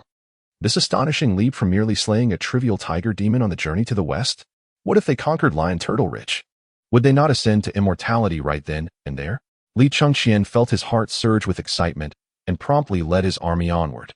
The tiger demon's carcass, rich in celestial energy, was not to be wasted. He instructed his soldiers to divide it into smaller portions for the troops to consume during their rest. Meanwhile, Guanyin Bodhisattva had reached the deepest part of the Two Realms Mountain. Towering peaks pierced the heavens, shrouded in clouds and mist. This place, typically teeming with venomous creatures, was eerily silent, where even the sound of a falling pin could be heard, with only the rustling of leaves in the wind. The distant fauna, observing the lush vegetation, dared not approach, as their instincts warned them of the great terror that lay within. A surge of dark energy erupted, and a head emerged from the stone wall. Gazing at Guanyin Bodhisattva with joy. "Guanyin Bodhisattva, has my master departed from Chang'an?" Though covered in moss and grass, the eyes of this creature blazed with inner fire. This demon was none other than Sun Wukong. "Some changes have occurred," Guanyin Bodhisattva replied, nodding and shaking her head. "Though Tang Xuanzang has departed Chang'an, he does not do so under the orders of the Tang Emperor to retrieve the scriptures, but rather, he embarks on a westward expedition alongside the Tang Crown Prince to oppose our Buddhist sect." "Westward expedition for scriptures?" Sun Wukong exclaimed, astonished, his face caked with dirt and grass. This was quite different from what Guanyin had previously conveyed to him. Guanyin's thoughts turned to Li Chengqian, her teeth grinding in anger as she coldly remarked, "He is but a mere mortal, daring to dream of a westward expedition, even seeking to seize the land of ultimate bliss. It is nothing short of ludicrous. Were it not for the constraints preventing me from acting against him, I would have long ago extinguished his life. Does he still intend to seize the land of ultimate bliss?" Sun Wukong was taken aback, his face etched with disbelief. His fiery eyes blinked several times, and he had already spotted Li Chengqian amidst the mountains, along with the imposing army of 100,000 behind him. In that fleeting moment, Sun Wukong felt a profound connection, tears welling in his eyes. It dawned on him that he was not the only one daring to defy the heavenly court and the Buddhist sect.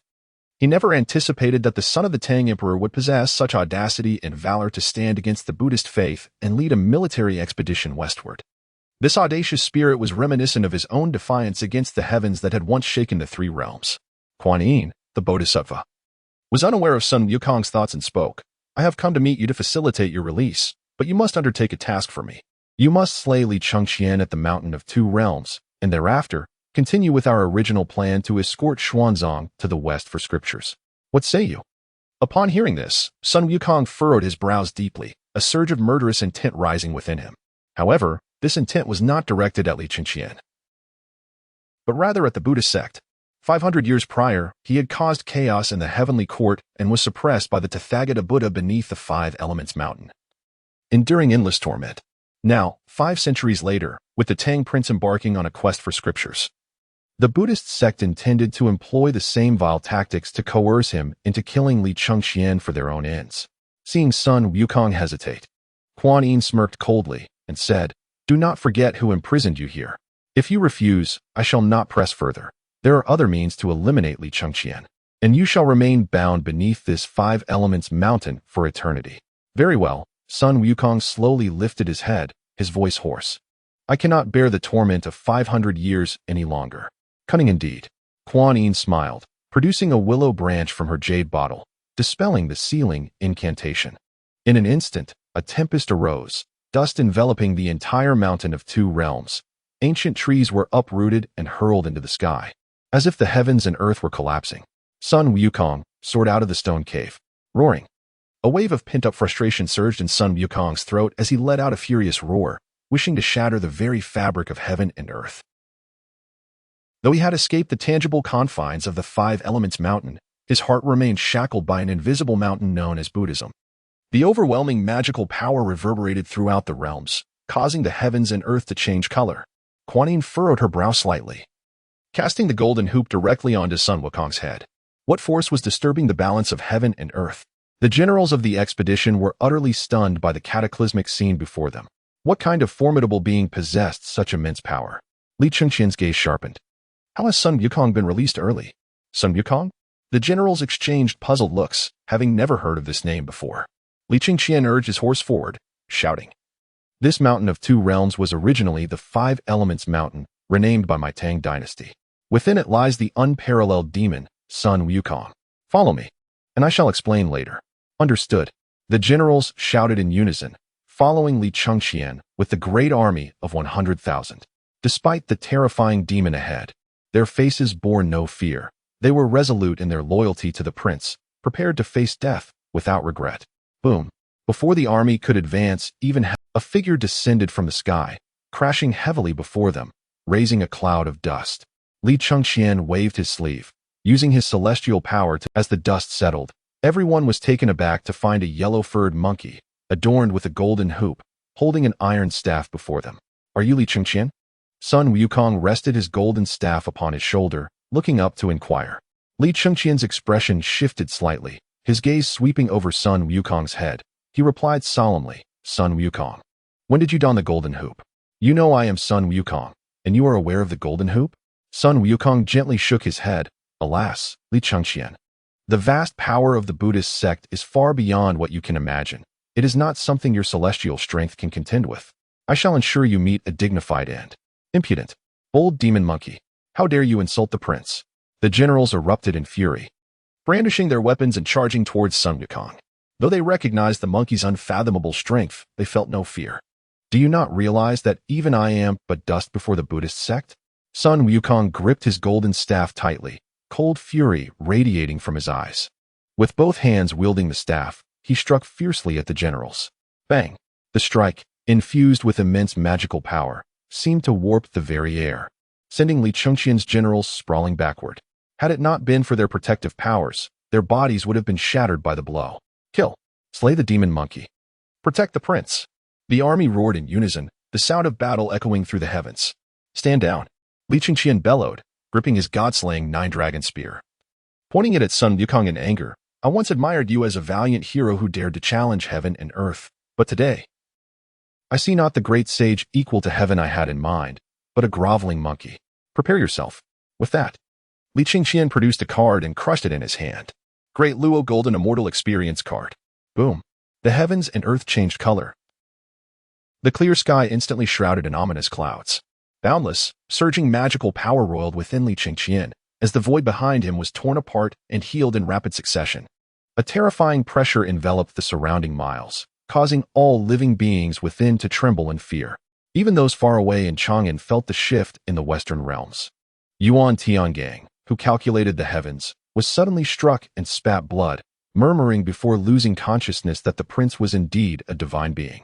In an instant, Li Chengqian's cultivation soared from the celestial realm to the great Luo golden immortal realm, leaving even Guanyin, hidden in the shadows, astounded. How could Li Chengqian possess the strength of a great Luo golden immortal? Sun Wukong, previously unsettled by Li Chengqian's words, now widened his eyes at the overwhelming aura of the great Luo golden immortal emanating from him. Yet, in the next moment, his eyes blazed with intense battle spirit.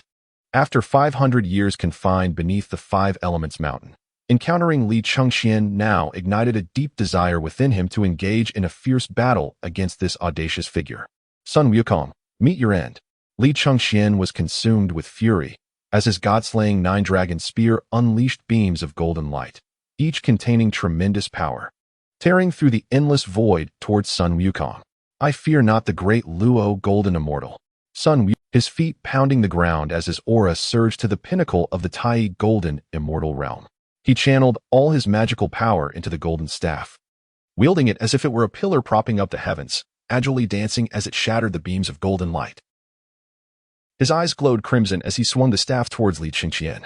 Li Chengqian stood firm as a mountain, not retreating a single step in the face of Sun Wukong's full-force strike. He gripped his god-slaying nine-dragon spear tightly, thrusting it toward the golden staff. Clang! The sound of metal resonated through the entire mountain of two realms. The piercing noise seemed to penetrate the deepest recesses of every mind. The 100,000-strong army, fierce celestial generals, all dropped their weapons, clutching their ears in pain. Nearby birds and beasts were struck dead on the spot. Puff!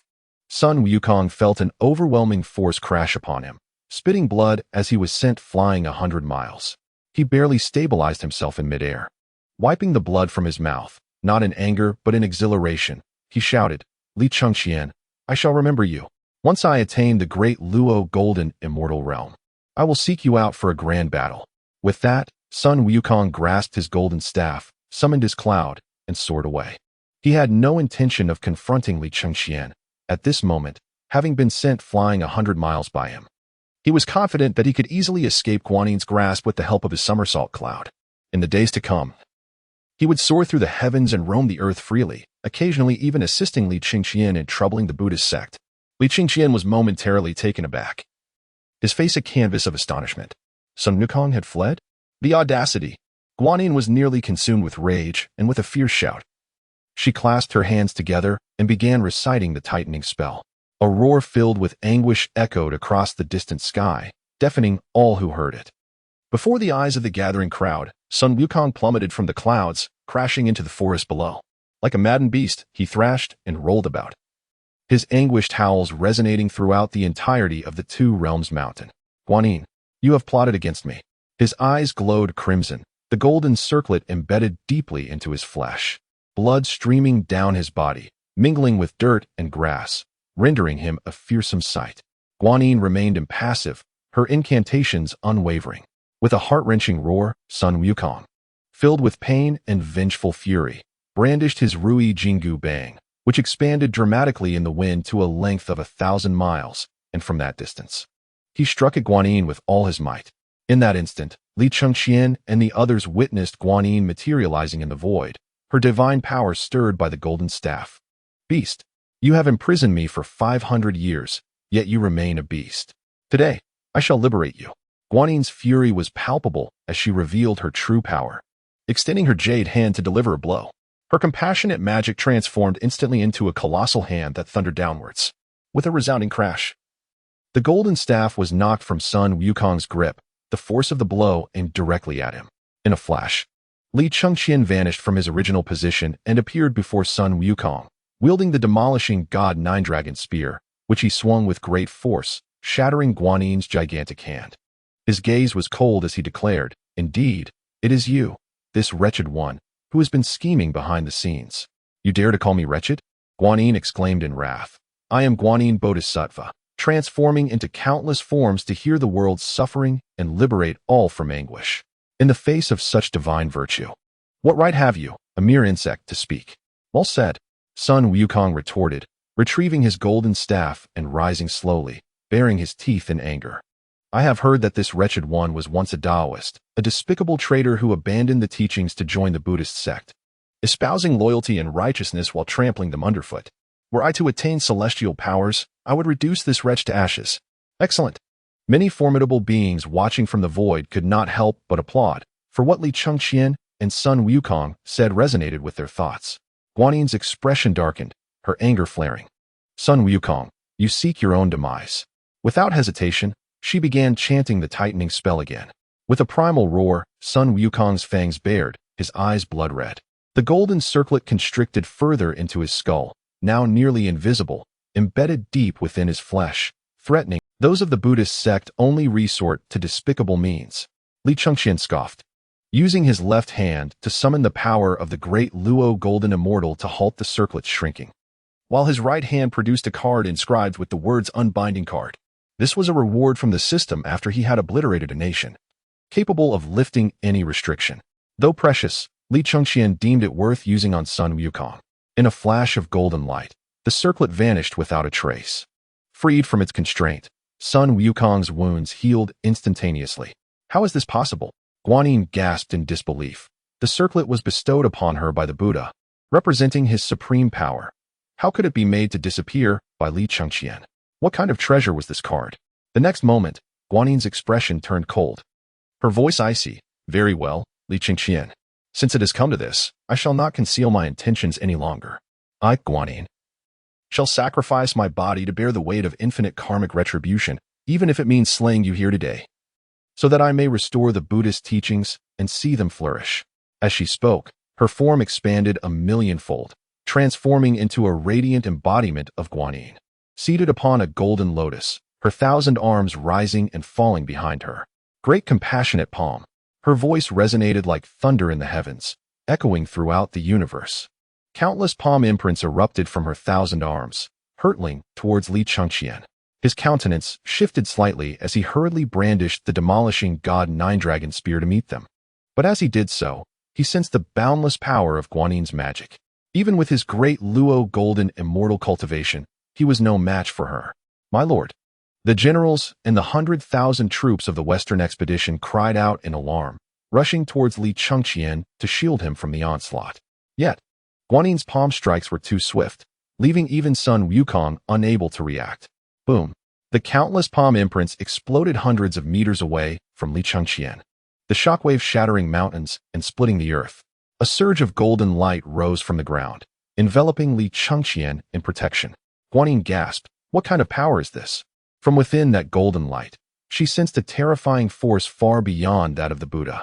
Li Chengqian, a mere son of a mortal emperor. How could he possibly be connected to such might? The power of humanity protects me. Li Chengqian felt a surge of joy. With such protection, Guanyin could not harm him. Sun Wukong, too, was left speechless. Guanyin was the foremost among the 4 great bodhisattvas of Western Buddhism. Though a bodhisattva, her strength and status rivaled that of the Buddha. Even though Sun Wukong defied heaven and earth, he had to acknowledge the unfathomable power of Guanyin. Just moments ago, she had unleashed her full strength yet failed to injure Li Chengqian even slightly. In the heavenly court, at the Taiwei Yuqing Palace, the Jade Emperor stood upon a cloud, hands clasped behind his back, observing the battle at Two Realms Mountain. Guanyin has been driven to fury, intent on a fight to the death with Li Chengqian. Taibai Jingxing, descend to protect him. Understood.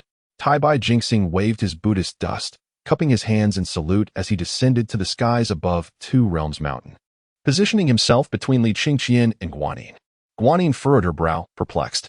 Taibai Jingxing, what brings you here?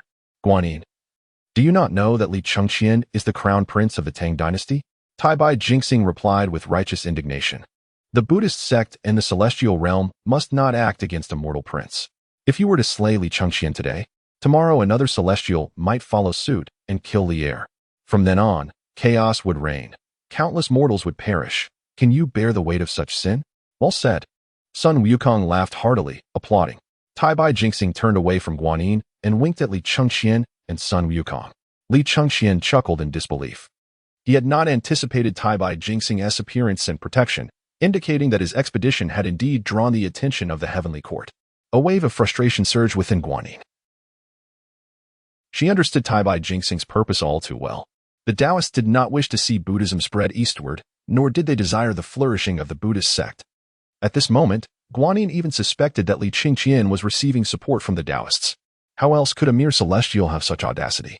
Seething with anger yet feeling helpless, Guanyin coldly replied, "Very well, I shall give you face, Tai Jingxing." With that, her figure gradually became transparent in the void. Before disappearing, her gaze, filled with cold fury and murderous intent, remained fixed on Li Chengqian, who defiantly returned her gaze and made a threatening gesture across his throat before she vanished.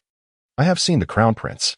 Tai Jingxing slightly bowed to Li Chengqian, smiling as he said, "You, along with this monkey and various other soldiers, have sustained injuries. I shall concoct some healing elixirs to present to the crown prince as a token of our meeting." With that, Tai Jingxing handed a jade gourd to Li Chengqian. The latter promptly returned the gesture with a bow before accepting the gourd, expressing his gratitude. "Thank you, Tai Jingxing. It has been 500 years since we last met. Why not give me a few pills of the 9-turn golden elixir to indulge?" Sun Wukong chuckled, recalling how familiar he had become with Tai Jingxing during the latter's previous attempts to pacify him. Tai Jingxing's expression shifted slightly as he shot Sun Wukong a glare, hastily addressing Li Chengqian, "I must take my leave." In an instant, his figure vanished without hesitation, not out of a desire to avoid conversation with Li Chengqian, but rather because the Jade Emperor was observing from above, rendering the moment unsuitable for idle chatter. Li Chengqian picked up the jade gourd, intending to share the healing elixirs with Sun Wukong, who waved his hand with a smile, saying, "I, old son, am made of iron and steel, needing none of this. However, your men, who were knocked down by my staff, are in need of it. Quickly, let them take the healing elixirs." "Very well," Li Chengqian replied without hesitation, distributing the healing elixirs among the soldiers. Bu, Yu Fei, and the others exchanged glances, all wearing bitter smiles. Only by witnessing it firsthand did they realize that celestial beings, in the presence of a powerhouse like Sun Wukong, were truly no different from mere mortals. That 1,000-mile staff, if swung down, could reduce not just their 100,000-strong army but even 100 Chang'an cities to ruins in an instant. Yet, their own leader was even stronger than Sun Wukong. They observed closely as the two engaged in a single exchange of blows, with Sun Wukong being repelled 100 miles, revealing the vast disparity in their powers. Sun Wukong gazed at the formidable army, admiration evident in his eyes. He spoke, "Li Chengqian, you are one of the few I have encountered who dares to stand against the Buddhist sect. However, I must advise you that the power of Buddhism is boundless, beyond our capacity to resist. Opposing them will ultimately lead to..." Before he could finish, Li Chengqian struck his chest with a fist. His eyes filled with battle fervor as he looked at Sun Wukong and declared in a deep voice, "I would rather die than retreat." Sun Wukong's smile vanished in an instant. He stared at Li Chengqian, his long-suppressed blood, which had grown cold after 5 centuries of oppression, ignited by Li Chengqian. Tears threatened to flow from his golden eyes, and he felt a surge of emotion. "If you are uncertain of the path ahead, then venture forth." Li Chengqian's voice resonated with strength. "Even if it leads to death, this is the path I choose. I am the crown prince of the Tang Dynasty, and I will not allow Buddhism to ride upon my back. I shall lead the Tang Dynasty westward to seek scriptures, compelling all the celestial beings to kneel before me and present their scriptures. We shall follow our Lord, unrepentant even unto death," shouted Bu and the other generals, their entire bodies shaking as they knelt on one knee, clasping their hands in reverence. Sun Wukong glanced at Li Chengqian, then surveyed the soldiers around them. Suddenly, he took a step back, clasping his fists, and said, "On the road westward, I would not mind having an ally who once caused a ruckus in the heavenly palace, striving to bring down the Jade Emperor and confront the celestial beings, would I? I would mind." Li Chengqian grasped Sun Wukong's hand, and in the latter's astonished gaze, he proclaimed, "You are not just a monkey. You are the great sage equal to heaven, Sun Wukong." Boom. At that moment, Sun Wukong felt a tingling sensation on his scalp, and his entire being surged with battle fervor, blood coursing through every pore. He broke free from Li Chengqian's grip, knelt on one knee, and looked up, bowing deeply as he exclaimed, "Great sage equal to heaven, Sun Wukong pays his respects to the Lord." Chapter 14. The Chaos Pearl Rise.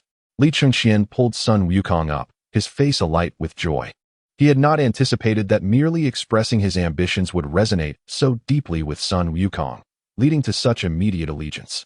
Simultaneously, the system announced the recognition of Sun Wukong's name, with loyalty reaching its zenith, never to betray, and Li Chengqian could control Sun Wukong's life and death at will. For instance, at this moment, although Li Chengqian's experience card for the Great Luo Golden Immortal had expired, causing his cultivation to regress to the early stages of the celestial immortal realm, Sun Wukong remained perplexed yet unwavering in his loyalty. What delighted Li Chengqian the most was that Sun Wukong could summon special troops as well. Instantly, he recalled the thousands of monkey soldiers who had battled alongside Sun Wukong on Flower Fruit Mountain 5 centuries ago. If he could summon those thousands of monkey soldiers to form a special unit, the Western expedition would undoubtedly gain tremendous strength. However, that was 500 years ago. It remained uncertain how many monkeys still inhabited Flower Fruit Mountain. Congratulations to the host for driving back Guanyin Bodhisattva and receiving the reward. Mid-stage Celestial Immortal Cultivation. Congratulations to the host for subduing the character Sun Wukong and receiving the reward. Intermediate Innate Spiritual Treasure, Chaos Pearl. Enhancement of the Tang Dynasty's national fortune. With the system's notifications, Li Chengqian and his generals instantly advanced to the mid-stage of the celestial immortal realm. Simultaneously, the Chaos Pearl, radiating an aura of chaos, appeared within Li Chengqian's body. With a sweep of his divine consciousness, he quickly understood that the intermediate innate spiritual treasure, the Chaos Pearl, bore 9 layers of seals, each with unique abilities. However, only the first layer was currently unsealed, allowing it to be used for troop summoning. What a treasure! Li Chengqian realized the significance of the Chaos Pearl, his eyes shining with excitement. Although the Western Expedition Army far surpassed ordinary mortal troops in strength, their large numbers would inevitably slow their march through the perilous mountains and waters after departing from the Tang. With the Chaos Pearl, he need not worry about this issue. Issuing a few commands, he stored the 100,000-strong Western Expedition Army within the Chaos Pearl, leaving only Sun Wukong, Tang Seng, and generals like Yu Fei and El Bu as they set out westward. In the land of ultimate bliss, at the Great Thunder Sound Temple, Guanyin had failed to stop Li Chengqian and sought the Buddha's punishment. With her head bowed and a look of shame upon her face, she left the temple. She had once believed that with a mere flick of her wrist, she could extinguish Li Chengqian as easily as squashing an ant. Yet, she had not anticipated the depths of his concealment, possessing not only the cultivation of a great Luo Golden Immortal, but also a mysterious and powerful force for protection. This child, Li Chengqian, has tamed Sun Wukong. If he is not eliminated, he will undoubtedly become a major threat to our Buddhist sect. The celestial beings exclaimed in unison. This monkey possesses great wisdom and can be of immense use to our sect. He must be eliminated. The countless Buddhas echoed their sentiments. The Buddha, with a calm demeanor, responded, "There are those who protect Li Chengqian. Should you attempt to suppress him, there will be forces to oppose you." Upon hearing this, the Buddhas furrowed their brows deeply. They had witnessed the battle atop the Two-World Mountain clearly, understanding that Tai Bai Jinxing's interference with Guanyin was not without reason. And the orchestrator behind it was undoubtedly the Jade Emperor. Guanyin, the Buddha turned his gaze upon her and said, "Li Chengqian's cultivation as a great Luo Golden Immortal is temporary. He has now reverted to the celestial immortal realm. You will take the 8-fold celestial dragons to Eagle's Cry Gorge, laying in ambush. Before the heavenly court can send reinforcements, suppress Li Chengqian. Once he dies, we can manipulate Sun Wukong's allegiance, ensuring the quest for scriptures can be set back on track." Such wisdom from the Buddha. The Buddhas nodded in agreement. Bowing to the Buddha, the Buddha continued, "Guanyin, I know you wish to sacrifice yourself for the Buddhist sect, but you must not act against Li Chengqian without permission, lest you become entangled in karma and fall into the mundane world, making it impossible to attain enlightenment." Understood. Guanyin nodded. And the 8-fold celestial dragons spiraled up from the stone pillars of the spiritual mountain, following her as they concealed their presence, heading swiftly towards Eagles. In an instant, they arrived above the gorge. Salutations, Bodhisattva. A white dragon burst forth from the water, transforming into a handsome youth clad in white, his face filled with reverence. Could it be that my master has arrived? Guanyin shook her head, her demeanor indifferent.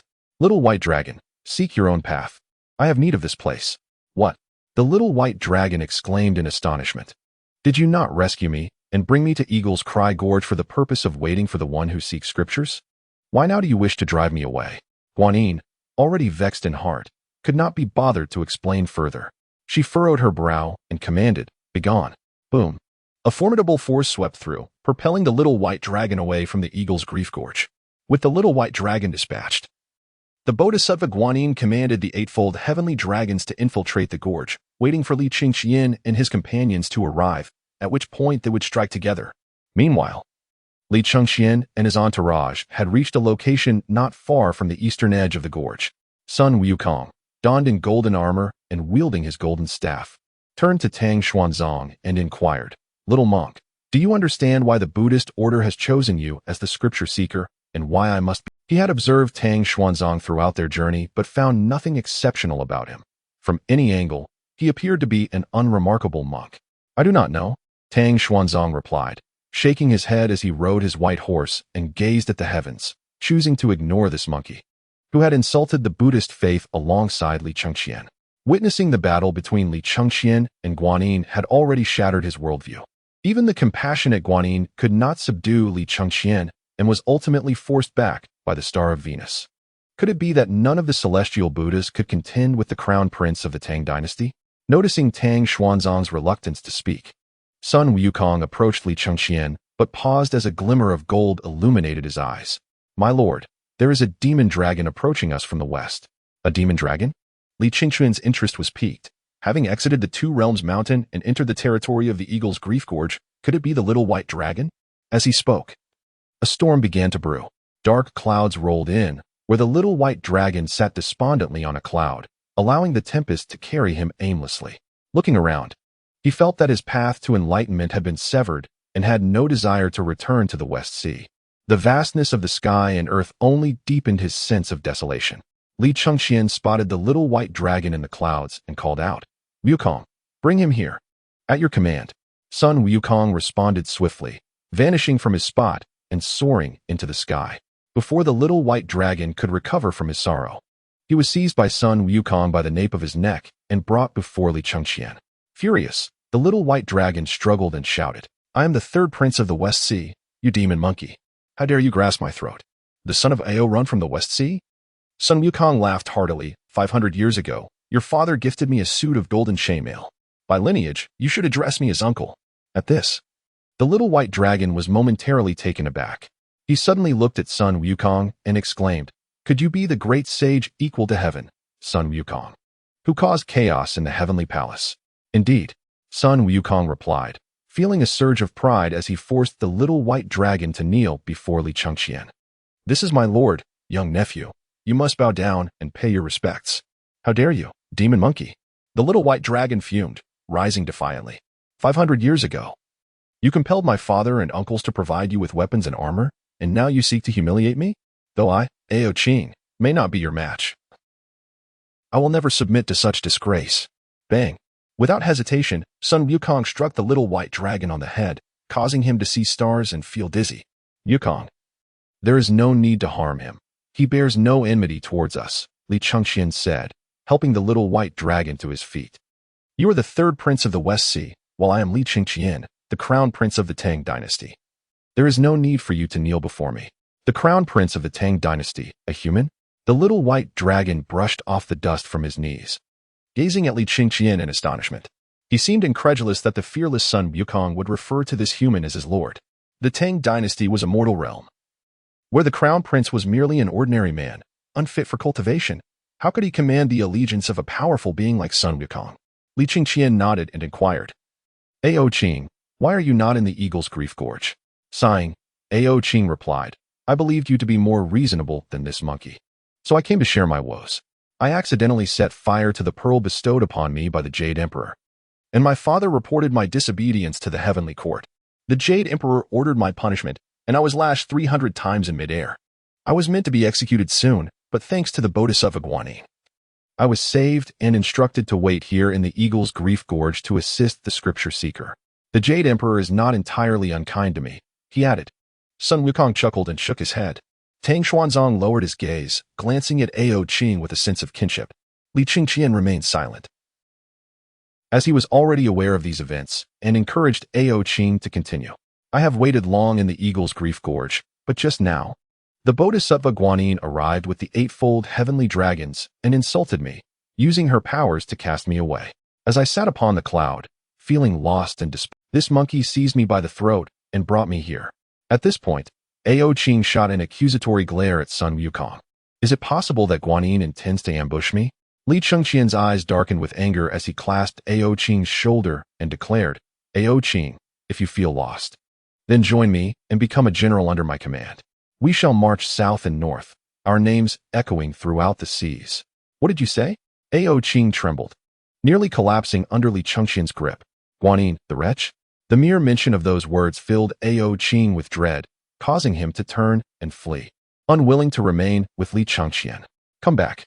Sun Wukong seized Ao Qing by the nape of his neck and brought him back before Li Chengqian, exclaiming, Ao, you merely burned the Jade Emperor's pearl and were nearly condemned to death by your father. You have just endured humiliation from Guanyin. If you possess any spirit, you should not submit so easily. Why not join us in a grand endeavor and change the fate of this world? Ao Qing's eyes widened in shock. What you propose is treasonous. It leads only to death. Death holds no fear, Li Chengqian retorted coolly. I, Li Chengqian, crown prince of the Tang Dynasty, would rather stand and face death than live on my knees. Your hands were meant to wield weapons, not serve as a mount for a monk. Ao Qing stood frozen, speechless, his mind echoing with the words of Li Chengqian and Sun Wukong, alongside the pain and humiliation of being punished by the Jade Emperor. After a long silence, he looked down at his hands and declared, I am unanchored and without a place to belong. Very well, I shall fight alongside you, even in death. I shall have companions on my journey to the underworld. Bow down before the Lord. Ao Qing suddenly knelt, cupping his hands and stating, Guanyin has concealed herself in the eightfold heavenly dragons in the Eagle's Grief Gorge if they are truly here to confront you. I advise you to avoid their wrath for the time being. Avoid their wrath. Li Chengqian lifted Ao Qing, laughing heartily. I am the greatest force in the heavens and the earth. Whoever stands in my way shall be vanquished by my god-slaying nine-dragon spear. Congratulations, host, for subjugating the character of the third prince of the Jade Dragon, receiving rewards. Increased national luck for the Tang Dynasty.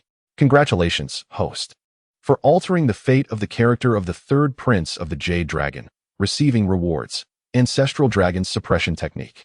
Ancestral Dragon's Essence Blood. Ancestral Dragon Suppression Technique, a cultivation method created by the Ancestral Dragon, a mighty being of the primordial era, capable of reaching the late stage of quasi-saint. Li Chengqian felt a surge of joy. As the third prince of the West, Ao Qing possessed considerable talent and had already reached the peak of golden immortal cultivation. With the addition of the technique and essence blood created by the Ancestral Dragon, Li Chengqian could only imagine the heights Ao Qing might reach in the future. In a single day, the national luck of the Tang Dynasty had increased twice, and Li Chengqian felt the celestial energy within him grow even more robust. Above the Eagle's Grief Gorge, Guanyin had observed Li Chengqian and noted his subjugation of the little white dragon. However, she did not see the 100,000 troops of the Western expedition. Nonetheless, she remained unconcerned, for she knew that the root of the calamity lay with Li Chengqian. Eliminate Li Chengqian, and the 100,000 Western expedition troops would surely scatter like birds and beasts. Charge! Li Chengqian led the way, racing to the edge of the gorge, where he beheld the steep, wide mountains and the crystal-clear waters, truly a beautiful landscape. Tang Xuanzang, shedding his earlier gloom, shouted with all his might, Bodhisattva, be cautious. Li Chengqian knows you are ambushed here. How dare you, little bald donkey, bark like that here? Sun Wukong, enraged, struck Tang Xuanzang, sending him tumbling from his horse and crashing to the ground, unconscious. Beast! In the depths of the Eagle's Cry Gorge, echoes of furious shouts reverberated, causing the water's surface to erupt with a thunderous roar, sending splashes soaring 1,000 meters into the air. 8 golden dragons surged forth from the depths, instantly encircling Li Chengqian from all directions. United, the 8 dragons unleashed a celestial net, akin to falling stars, as a formidable formation rose from the ground, ensnaring Li Chengqian and his companions within its confines. The crown prince of the Great Tang, Li Chengqian, who had wrought havoc upon the world and slaughtered the disciples of Buddhism, was deserving of punishment. One golden dragon spoke with a voice akin to a resounding thunderclap. Today, you have entered my heavenly dragon 8 extremes formation. Even if you possess the cultivation of a great Luo golden immortal, you shall find it impossible to escape. Good. In the void, Guanyin Bodhisattva gripped her pure jade vase tightly, her eyes gleaming with satisfaction. Once Li Chengqian entered the formation, there would be no chance of survival. Foul dragon, I am a divine general under the great Tang Crown Prince. Prepare to meet your demise. Bu, filled with rage, charged forward with his spear. Generals such as Yu Fei and Yang Zixing, although only at the mid-stage of celestial immortal cultivation like Bu, faced the 8 divine dragons without fear, courageously dashing ahead. Merely mortal ants, unaware of the vastness of the heavens. A golden dragon's eyes blazed with fury as it roared skyward, summoning a massive lightning bolt. The sound of thunder shook the surroundings, and the aura of the Tai golden immortal surged wildly, were it not for the limitations of the formation. The area within 100 miles would have been reduced to ruins. One lightning bolt alone sent Bu and the other generals staggering backward, blood spilling from their mouths. How dare you, painted dragons, make a racket before me? Li Chengqian roared in anger, commanding, Wukong, suppress them. At your command. Sun Wukong, radiating and unleashed his fiery gaze, wielding his golden staff with the intent to unleash chaos. With a single blow, he shattered the scales of the dragon that had released the lightning bolt, dragon blood spraying across the eagle's cry gorge. The golden dragon roared, Sun Wukong, you rebellious demon monkey. The Buddha has granted you a chance for redemption, yet you remain ungrateful. Do you believe that we, the heavenly dragon 8 parts, can be easily bullied? With a united roar, the 8 golden dragons summoned storms and rain, calling down celestial lightning. Within the formation, golden and lightning auras blazed, as bolts of thunder rained down upon Sun Wukong. Chapter 16. There is no need for the Lord to discuss borrowing. Be cautious, great sage. The generals of Yu Fei exclaimed in alarm, witnessing this scene. They were acutely aware of the devastating power of the lightning. Even a single bolt summoned by one golden dragon could leave them paralyzed. Now, within the formation, countless bolts of lightning descended upon Sun Wukong. How could he endure such a deluge? Within the heavenly dragon 8 extremes formation, purple lightning flickered incessantly, and innumerable bolts bombarded Sun Wukong, forming a colossal sphere of thunder that continuously absorbed and released energy. The eyes of the 8 dragon gods glimmered with coldness, as if Sun Wukong were already a corpse. One golden dragon turned its gaze toward Li Chengqian, declaring, Li Chengqian, Sun Wukong is undoubtedly doomed. You have now fallen from the realm of celestial immortal. Crushing you will be as easy as squashing an ant. To harm my lord, you must first step over my corpse. The generals were a blend of anger and fear, resembling mere insects against the golden dragon. Yet they stood resolutely in front of Li Chengqian. Li Chengqian, standing with his hands behind his back, spoke with a calm demeanor. Is it certain that Sun Wukong is doomed? What gives you such confidence? His profound gaze revealed no hint of turmoil, only the flickering of purple lightning. Sun Wukong's physical form was extraordinarily resilient. During the uproar in heaven, he had endured fire and blade without suffering a scratch. Although the celestial lightning summoned by the 8 dragons was powerful, it would not harm him. Seeing Li Chengqian remain so composed, the golden dragon felt an unsettling premonition. Only my lord understands me. This lightning is far inferior to that of the heavenly court. A long howl erupted from within the purple sphere of thunder, reverberating through the air. As if it were mist, the purple thunderclouds surged toward the center, vanishing without a trace in an instant. In the realm of heaven and earth, within the confines of the formation, only Sun Wukong, his eyes radiating purple lightning, stood resolutely with his staff. Sun Wukong, he has not perished. The 8 golden dragons were taken aback. They understood the immense power of the celestial lightning unleashed by the heavenly dragon 8 extremes formation. Even a peak Tai golden immortal would not emerge unscathed. Yet, at that moment, Sun Wukong remained entirely unharmed, not a single hair singed. In the shadows, Guanyin Bodhisattva was so enraged that her silver teeth nearly ground to dust. Sun Wukong, one of the 4 monkeys of chaos, possessed extraordinary talent and was destined to become the victorious fighting Buddha. Yet he had fallen under Li Chengqian's command, turning against the very Buddhist order that should have embraced him. The stronger Sun Wukong's displayed power, the more infuriated Guanyin became. Even the myriad Buddhas, observing from the Western paradise through layers of void, wished they could rush forth and strangle the indifferent Li Chengqian to death. Is this all you can muster? My turn now. The lightning in Sun Wukong's eyes surged violently, and boundless celestial thunder erupted from his fiery eyes, enveloping his golden staff. From a distance, Sun Wukong appeared not to wield a staff, but to grasp an immense pillar of thunder. The might of the celestial lightning resonated through the void. And with a powerful swing from above, he struck down upon the 8 divine dragons. Beware! Do not take the iron rod of this wicked beast head on. The 8 dragons were horrified. Without hesitation, their golden auras surged, channeling the tremendous power of the heavenly dragon 8 extremes formation to envelop themselves. As Sun Wukong's strike descended, it was not aimed at a single target. Rather, it carried the fury of celestial thunder, encompassing a vast area and threatening to injure all 8 divine dragons. If they did not resist with all their might, they would surely be grievously wounded. Crash! With the impact of the strike, it felt as though the entire world was engulfed by an endless shockwave. The sky was filled with lightning, spreading in all directions. Within Eagle's Cry Gorge, the relentless thunder crashed, causing the water's surface to roil and splashes to rise 1,000 meters high. The sky rained down dragon scales and blood, as if a storm of golden dragon scales mixed with dragon blood had fallen from above. Under the force of Sun Wukong's strike, the 8 divine dragons were sent hurtling backward 100 meters, slamming into the edges of the heavenly dragon 8 extremes formation. This sight instilled a sense of dread within the golden dragons. They understood that had it not been for the protection of the formation, that blow would have undoubtedly grievously injured them all.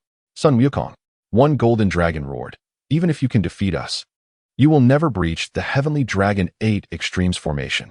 Today, we shall perish alongside you. We will not allow you to escape this formation.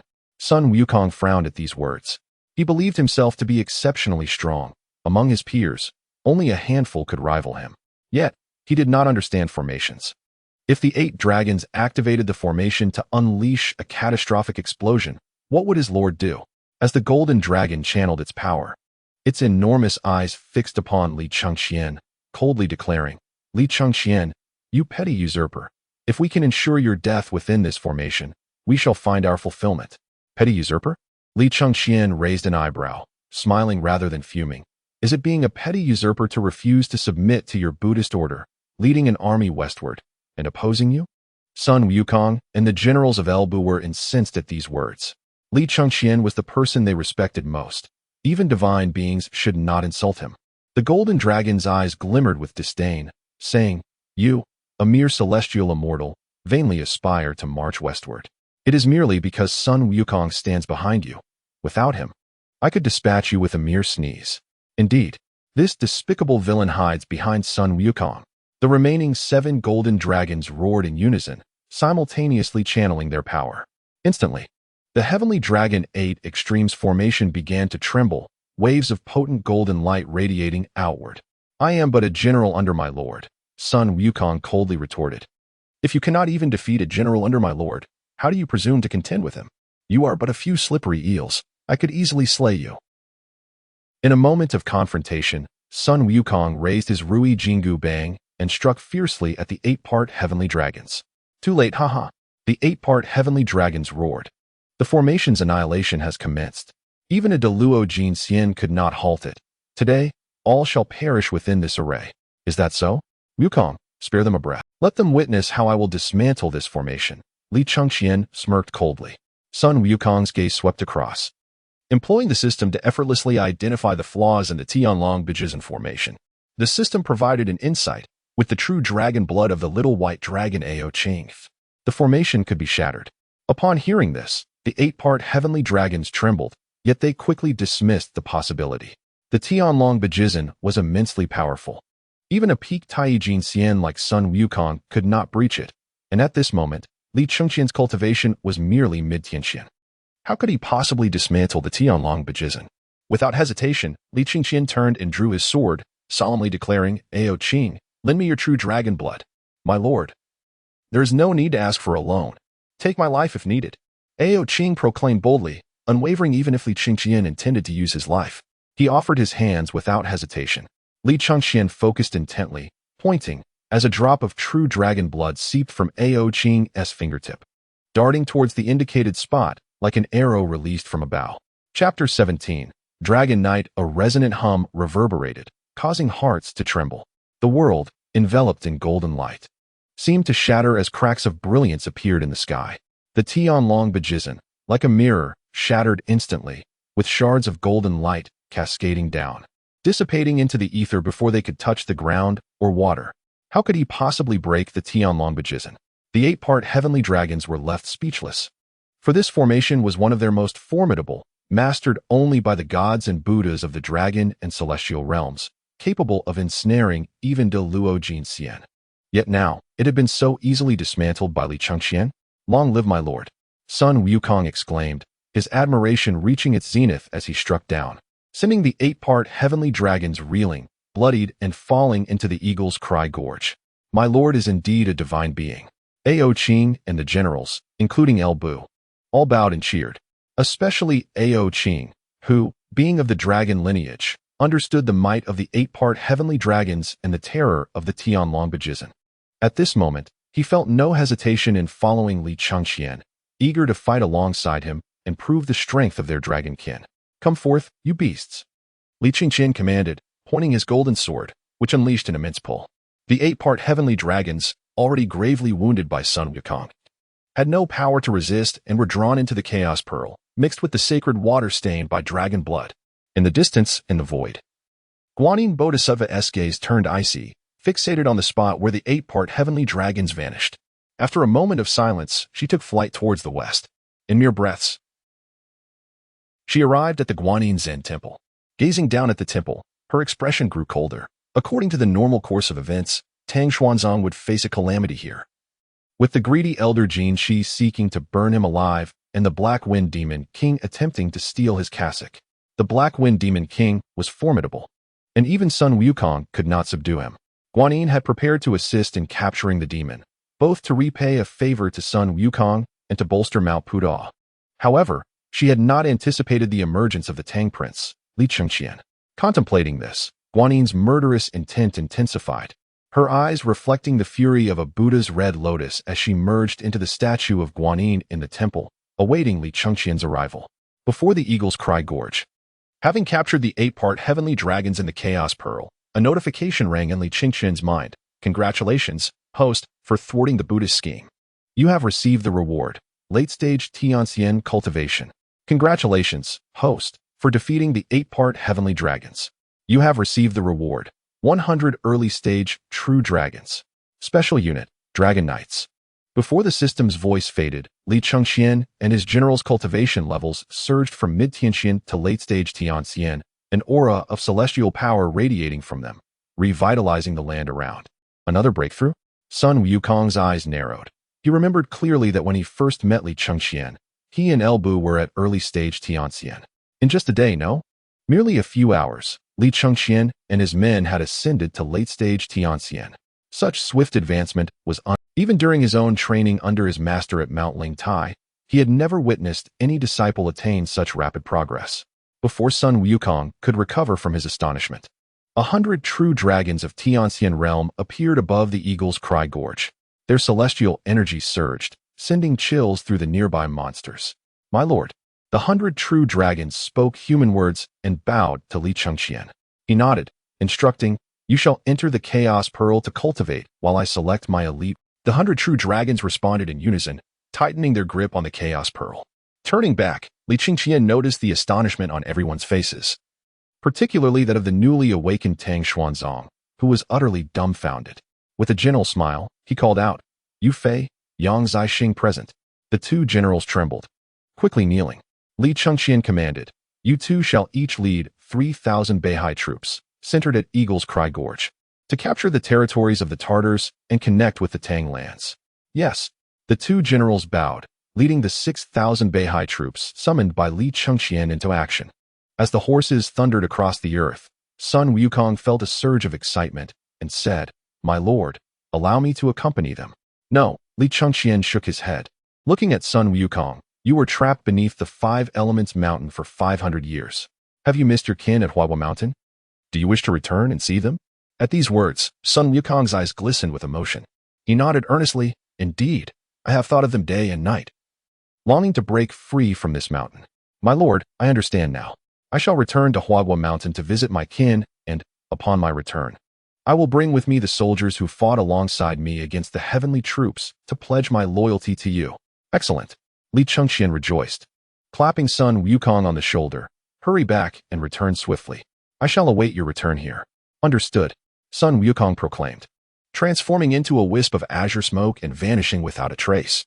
Li Chengqian recalled that in the journey to the West World, when Sun Wukong had apprenticed to Tang Xuanzong, he had traveled to the East Sea Dragon Palace and returned in less than an hour. However, this time, he would be bringing back monkey soldiers, which would surely take longer. Meanwhile, Li Chengqian busied himself by releasing his army, meticulously selecting the elite among them to form 100 dragon knights. In an instant, these warriors advanced to the Tianxian realm, their potential amplified by the true dragons they rode. Li Chengqian entrusted these 100 dragon knights to Li Chengqian's command, with Li Chengqian's 18 riders forming a formidable force on the battlefield. 1 hour later, Sun Wukong returned, his face clouded. Upon seeing Li Chengqian, he knelt and said, "My lord, I am incompetent.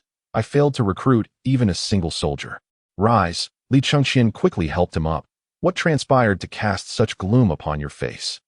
Sun Wukong's eyes were red-rimmed, gritting his teeth as he spoke. "Upon returning to Huagua Mountain, I learned that 500 years ago, I was captured by the Heavenly Court. At the time, when I was mercilessly cut and hewn, Erlangshan Yangjian led the Maishan army to set fire to my 48,000 monkey soldiers, who had already surrendered without resistance. 40,000 were burned to death, while the remainder were bullied and devoured by other demons. This tale has been passed down for generations. And now, only a little over 1,000 ordinary monkeys remain, who are still tormented by hunters. I have slain thousands of hunters and ensured the safety of my kin before returning." Chapter 18.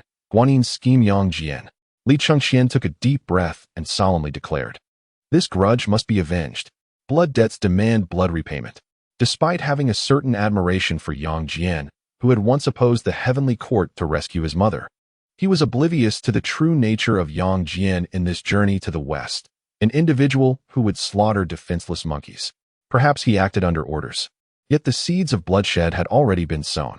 Tang Xuanzong was momentarily taken aback, gazing at the heartbroken Sun Wukong, realizing that even demons possess emotions and are not devoid of compassion.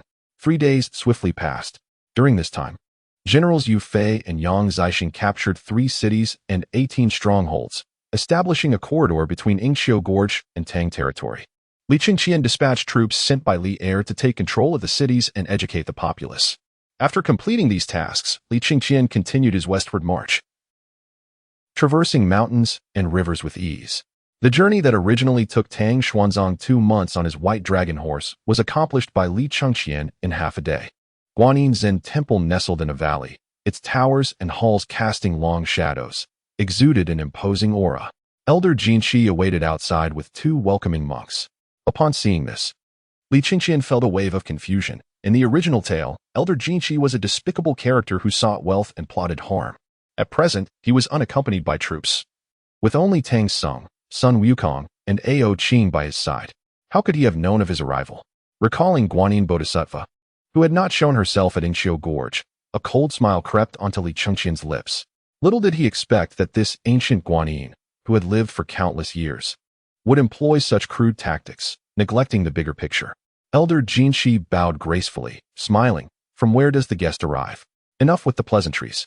The presence of Buddhist monasteries is forbidden within the realm of the Great Tang." Li Chengqian coldly scoffed, waving his hand. "Surround this place.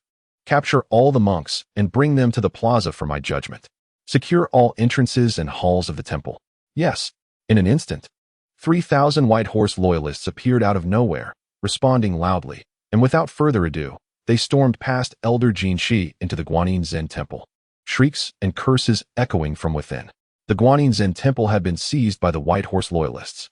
Elder Jinshi, filled with rage and shock, pointed at Li Chengqian and shouted, "This is not Tang territory. How dare you, the crown prince of the Great Tang, meddle in our affairs? You old bald donkey. I have yet to question you, and you have already revealed yourself. How did you come to know my identity?" Li Chengqian sneered, "Wherever I, Li Chengqian, tread, it is the land of the Great Tang. All nations must bow and obey. Whoever dares to resist shall face my iron cavalry, who will conquer and raise their lands. Erlai, take this old bald donkey and the 2 welcoming monks to the plaza." Yes. Erlai clasped his hands and bellowed, resembling a towering iron statue as he stepped forward, effortlessly seizing Elder Jinchi as though he were a mere chick, while with his other hand he captured the two welcoming monks and charged into the temple. Sun Wukong, ever astute, furrowed his brow and said, "My lord, could it be that the treacherous Guanyin is plotting in the shadows?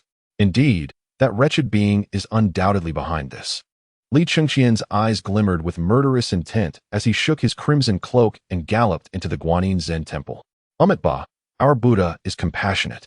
Tang Xuanzang's face reflected deep sorrow.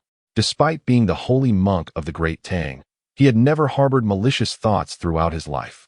Yet, at this moment, he could not suppress the urge to slay Li Chengqian.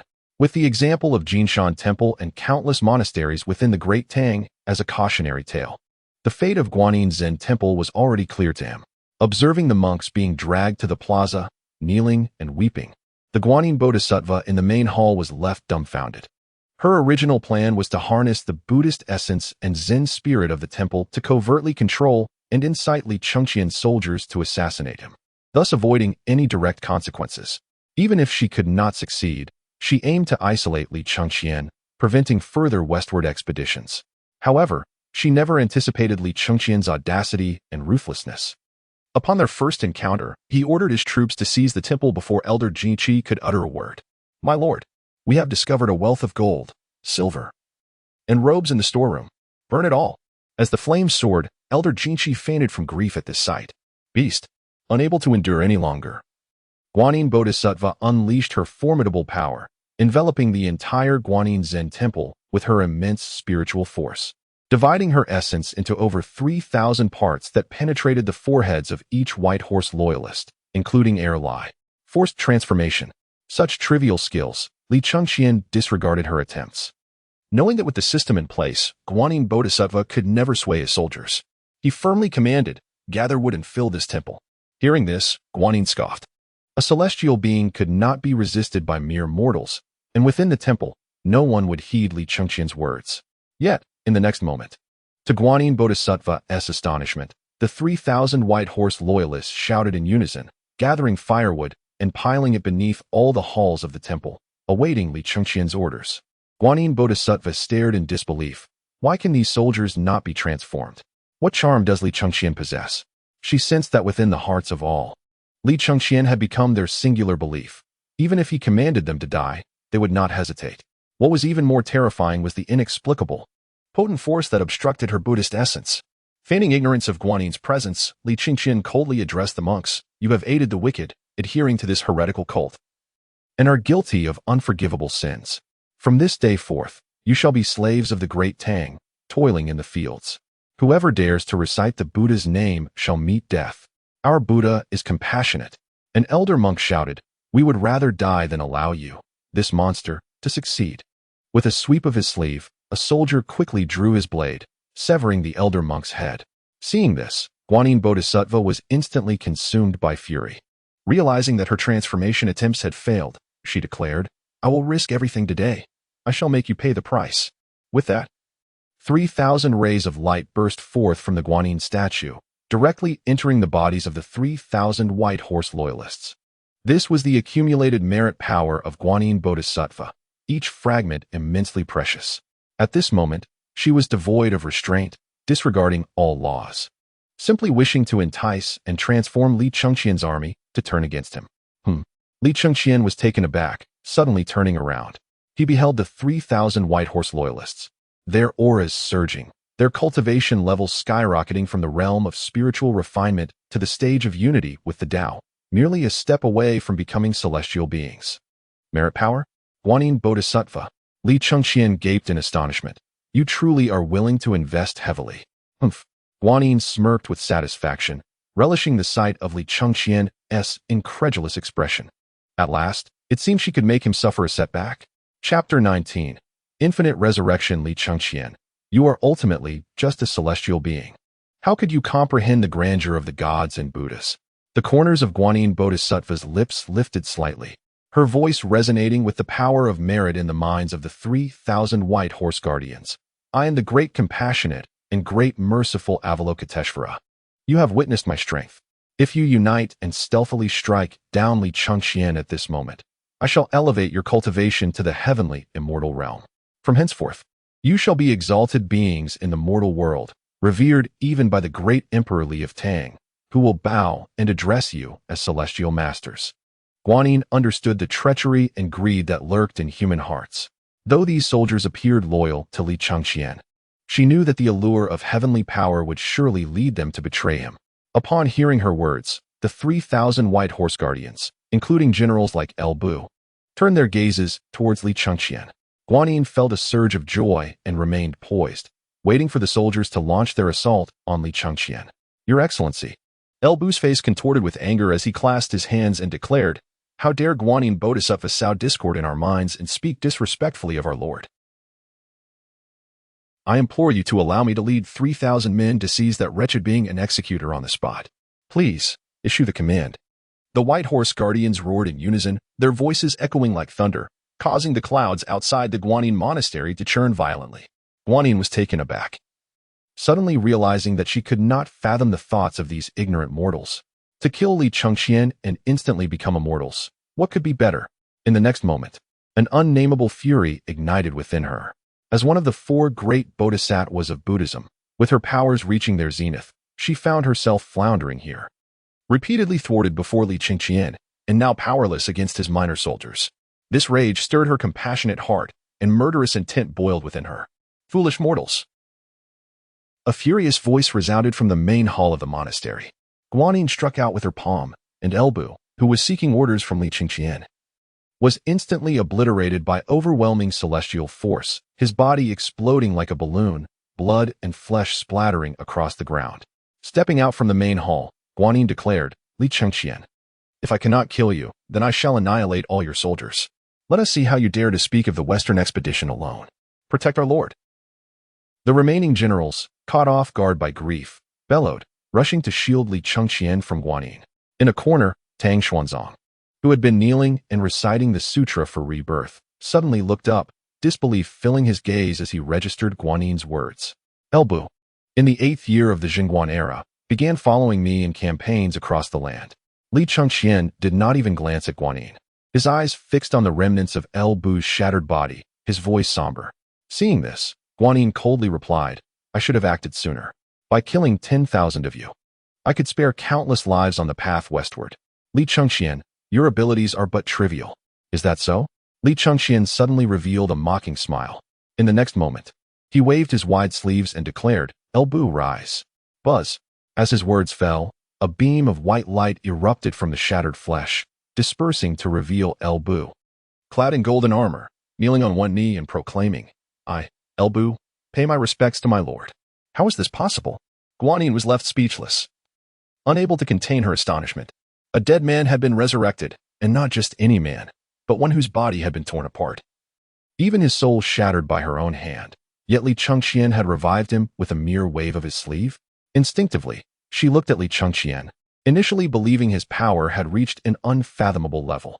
However, upon closer inspection, she found he was merely at the late stage of the heavenly immortal realm.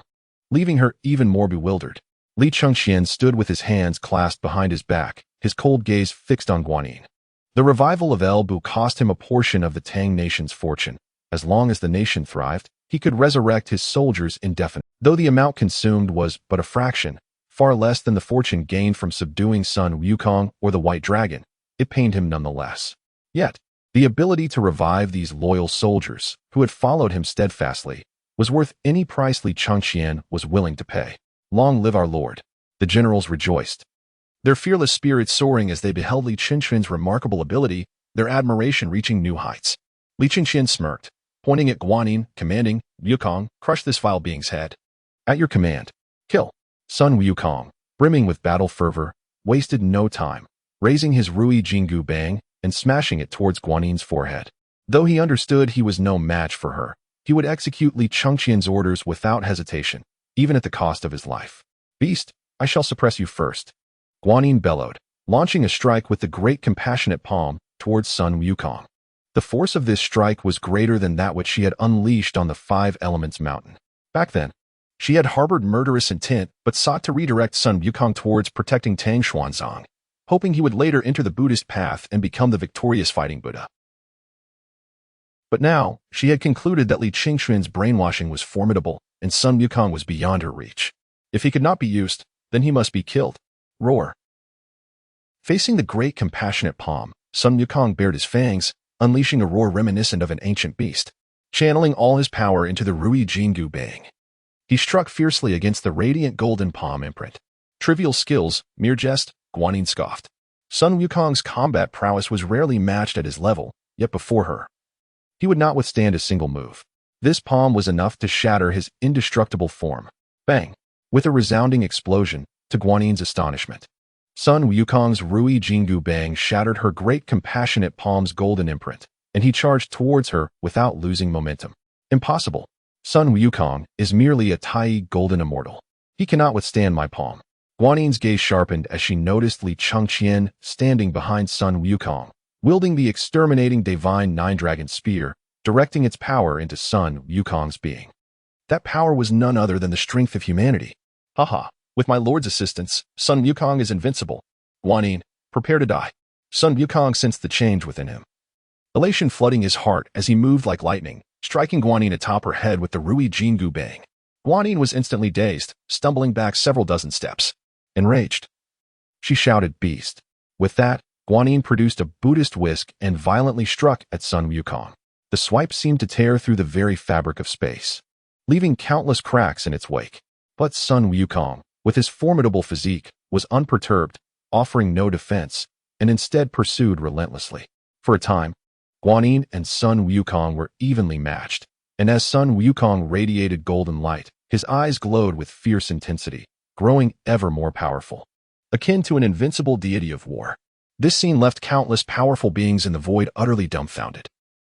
Chapter 20. The Great Formation of the Heavenly Stars. What a terrifying force this is. The more they fought, the more Guanyin felt her heart race. Sun Wukong's strength continued to ascend, reaching a level comparable to her own in the great Luo Golden Immortal Realm.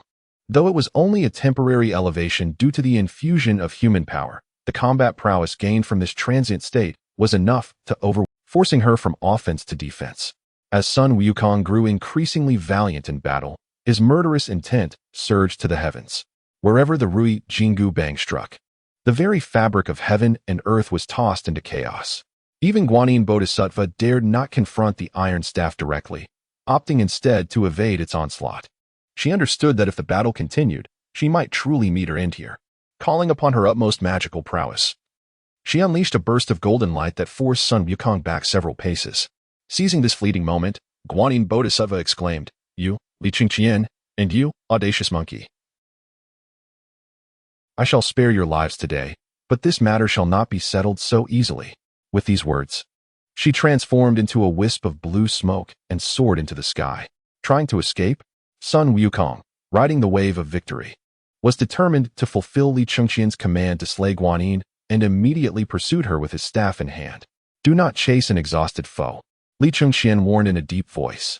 If Sun Wukong ventured too far, Li Chengqian would be unable to bestow his power upon him, leaving Sun Wukong vulnerable to a counterattack from Guanyin, who could easily subdue him. Although reluctant, Sun Wukong obeyed the command, his face filled with admiration as he remarked, "My lord, you are indeed extraordinary. Without your immense magical strength empowering me, I doubt I could withstand even the first strike from Guanyin. It is not I, but humanity." Li Chengqian replied with a faint smile, gazing skyward with fierce determination. "The Buddhist sect seeks to flourish through their scriptures, and I, Li Chengqian, shall use this expedition to bolster humanity, aligning with the very roots of the Tao. All laws shall be invulnerable, and I shall emerge victorious in every battle." Victorious in every battle. Sun Wukong, Ao Qing, and the generals led by El Bu raised their weapons in unison, their voices echoing in unison. Li Chengqian's gaze shifted towards the monks of the Guanyin monastery, declaring, "You, who are obstinately clinging to your beliefs, shall now become my slaves, toiling for my great army as farmers and beasts of burden." With a flourish of his wide sleeves, Li Chengqian absorbed all the monks into the chaos pearl, rendering them as his servile laborers. Sighing heavily, Tang Xuanzang looked at Li Chengqian and said, "Your Highness, do you truly wish to oppose the Buddhas? Must you make life difficult for these monks?" Could you not allow them to renounce their monastic vows and return to being ordinary citizens? I offered them a chance. But they did not cherish it, Li Chengqian responded, lowering his gaze. Jin Chanzi? Tang Xuanzang was momentarily taken aback, confusion flickering in his eyes. Sun Wukong and Ao Qing exchanged astonished glances at Li Chengqian. You were once a disciple of the Tathagata, but due to your disinterest in the teachings, you have suffered through the trials of the mortal realm. In your 9 previous lives, you sought scriptures in the West only to be devoured by the same demon. This is your 10th life. How could I not know? Tang Xuanzang's brow furrowed, his mind clouded with confusion. Li Chengqian scoffed, after consuming 9 bowls of Mengpo's soup. You would be none the wiser. With that, he dismissed Tang Xuanzang and, outside the Guanyin monastery, released his army of 100,000, assigning his generals to lead them in all directions from the monastery as the epicenter. Within the monastery, only Li Xīyóu and 100 riders remained to guard the main camp. Li Chengqian toppled the Buddha statue in the main hall, laid down a mat, and closed his eyes in meditation, meticulously reviewing all that he had gained that day. In the blink of an eye, 10 days had passed. Beneath the divine tree in the monastery, Tang Xuanzang sat in deep contemplation for 10 days. During this time, Li Chengqian's army had conquered lands spanning hundreds of miles, all seamlessly connected to the Great Tang, and Li Chengqian, meditating in the hall, could feel the Tang growing ever stronger. Congratulations, host, for completing the Guanyin monastery storyline. Reward: peak cultivation of the celestial realm.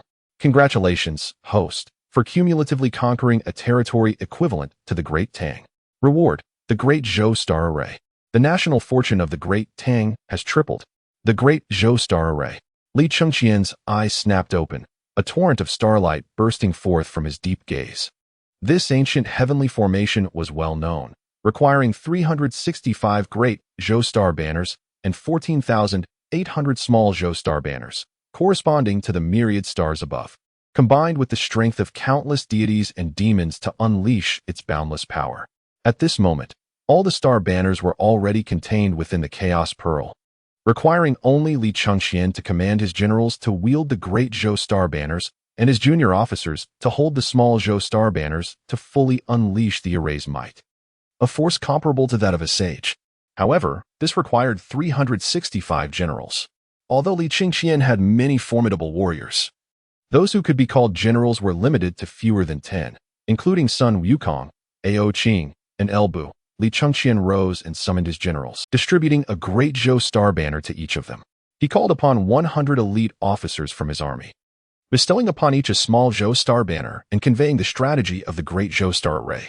In that instant, the power of the 100,000 troops surged through the star banners and into Li Chengqian's being, bathed in a brilliant golden light. Li Chengqian's aura instantly reached the golden immortal realm. With a thunderous punch, he struck a distant mountain, reducing it to dust, sending tremors through the earth that made the mountain spirits wail in distress. What a formation! The generals rejoiced, knowing that with this array, they would be able to contend even with the strongest foes instead of being easily overpowered. A smile broke across Li Chengqian's face. He was already unmatched within his own realm, and with the Great Xīyóu Star Array, he had reached a level of invincibility among the Golden Immortals. Moreover, the reward of tripling the national fortune of the Tang was extraordinary. At this moment, Li Chengqian felt as if he and the Tang were one. He could distinctly sense that within the Tang, every newly born child was gifted with intelligence, and prodigies were emerging in every field. These individuals would become the backbone of the Tang in the future. Turning around, he inquired, "Yu Fei, how long until the people of the territories we have annexed are fully settled?" Replying to my lord, "It will take another 5 days."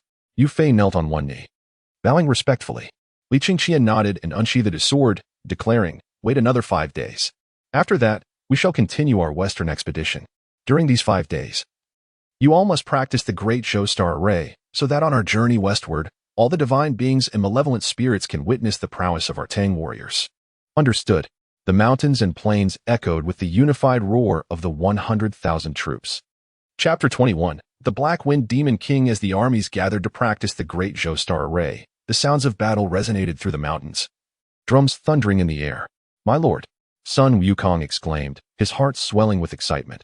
"This 100,000 troops possess unparalleled might. Even compared to the heavenly soldiers, they are merely lacking in cultivation. In terms of spirit and vigor, the heavenly soldiers cannot compare to your army. Though we are only 100,000, given time. We could alter the very heavens and earth. Ao Qing, the White Dragon, nodded in agreement, having grown up in the West Sea. The naval forces under the Dragon King of the West Sea, with their shrimp soldiers and crab generals, paled in comparison to Li Chengqian's 100,000 troops and were hardly worth mentioning. Li Chengqian nodded slightly, his gaze shifting northward. Wukong, Ao Qing, let us go and subdue the Black Wind Demon King. At your command, the two demons proclaimed, following Li Chengqian as they soared into the sky. In these 10 days, Li Chengqian had digested all he had acquired and saw no reason to remain in the monastery any longer. An hour prior, he had sought out Elder Jin Qi to ascertain the whereabouts of the Black Wind Demon King. The Black Wind Demon King was a formidable foe, described in texts as a being capable of battling Sun Wukong from dawn until dusk without a clear victor. Were it not for Guanyin Bodhisattva's assistance, Sun Wukong would find it challenging to deal with the Black Bear Demon in such a short time. If he could recruit this demon to his side, it would add another fierce warrior to the ranks of the Great Tang's western expedition. As they rounded a sharp peak and traversed steep ridges, they soon beheld a cave nestled before a sheer cliff. Before the cave, two enormous stone doors stood firmly shut, adorned with a horizontal stone plaque. The plaque bore the intricate characters Black Wine Mountain Black Wind Cave. This is the place. A smile crept onto Li Chengqian's lips as he pointed at the stone door of the Black Wind Cave and commanded, Wukong, go knock on the door. As you command. Without a moment's hesitation, Sun Wukong soared to the entrance of the cave, raised his Rui Jingu Bang, and struck the stone door 3 times. Inside, the little demons were roused by the sound. Peering through the crack, they expressed their bewilderment. What monkey spirit is outside? Has it grown weary of life to dare knock on the door of our Blackwind Cave? Listen well. Sun Wukong bellowed. I am Sun Wukong, the great sage equal to heaven who caused a ruckus in the heavenly palace 500 years ago. I now serve the crown prince Li Chengqian of the Tang Dynasty. If you know what's good for you, quickly open this stone door, lay out pure water and yellow earth, and respectfully welcome my sovereign inside. Great sage equal to heaven. The little demons inside were instantly terrified, their hearts pounding as they cried out and fled deeper into the cave. Standing before the Blackwind Cave, Sun Wukong wielded his golden staff with an imposing aura. A moment later, a deep voice resonated from behind the door. The little demon pays respects to the great sage. I was unaware of your arrival. What brings you to my humble abode? Li Chengqian raised an eyebrow, surprised. In the tales, the Black Bear Demon had rushed out to confront Sun Wukong and had engaged him in a fierce battle. Yet today, the demon spoke so humbly. Unaware of Li Chengqian's thoughts, Sun Wukong chuckled. Little Demon King, your fortune has arrived. My sovereign has taken a liking to you. Why not come out and bow in submission? What? The Blackwind Demon King raged from behind the door. You, a mere stable keeper. I respect you as a Deluo golden immortal, daring to battle Guanyin Bodhisattva. Yet you have the audacity to humiliate me. I am the Blackwind Demon King. How could I submit to a mere human celestial? You know not the might of my sovereign.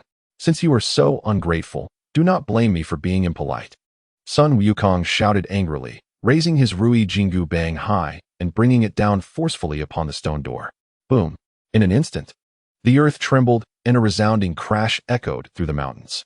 Yet, a fierce black wind surged forth from the stone door, akin to forming a protective barrier around it. Sun Wukong's staff, capable of splitting mountains and shattering rocks, struck the door, but left not a single speck of dust dislodged.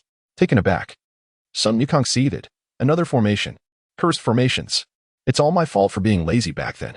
At this thought, he suddenly shivered, clamping his mouth shut as he gazed skyward. Relieved when he did not see the one he most revered. Aha! Blackwind Demon King laughed heartily from behind the door. I thought you were a mighty stable keeper, but it seems you lack knowledge of formations. Today, no matter how you try to open the heavens, I will not come out. What can you do to me? The demons inside the cave laughed in unison, their awe of the great sage evaporated, replaced solely by admiration for their king. Frustrated, Sun Wukong scratched his head, the mocking laughter piercing his ears and igniting his fury. He raised his golden staff, baring his teeth in rage, and began to strike the stone door with fervor, causing the mountains to tremble and the grass to scatter. Wukong, stand down. Li Chengqian's voice rang out behind him.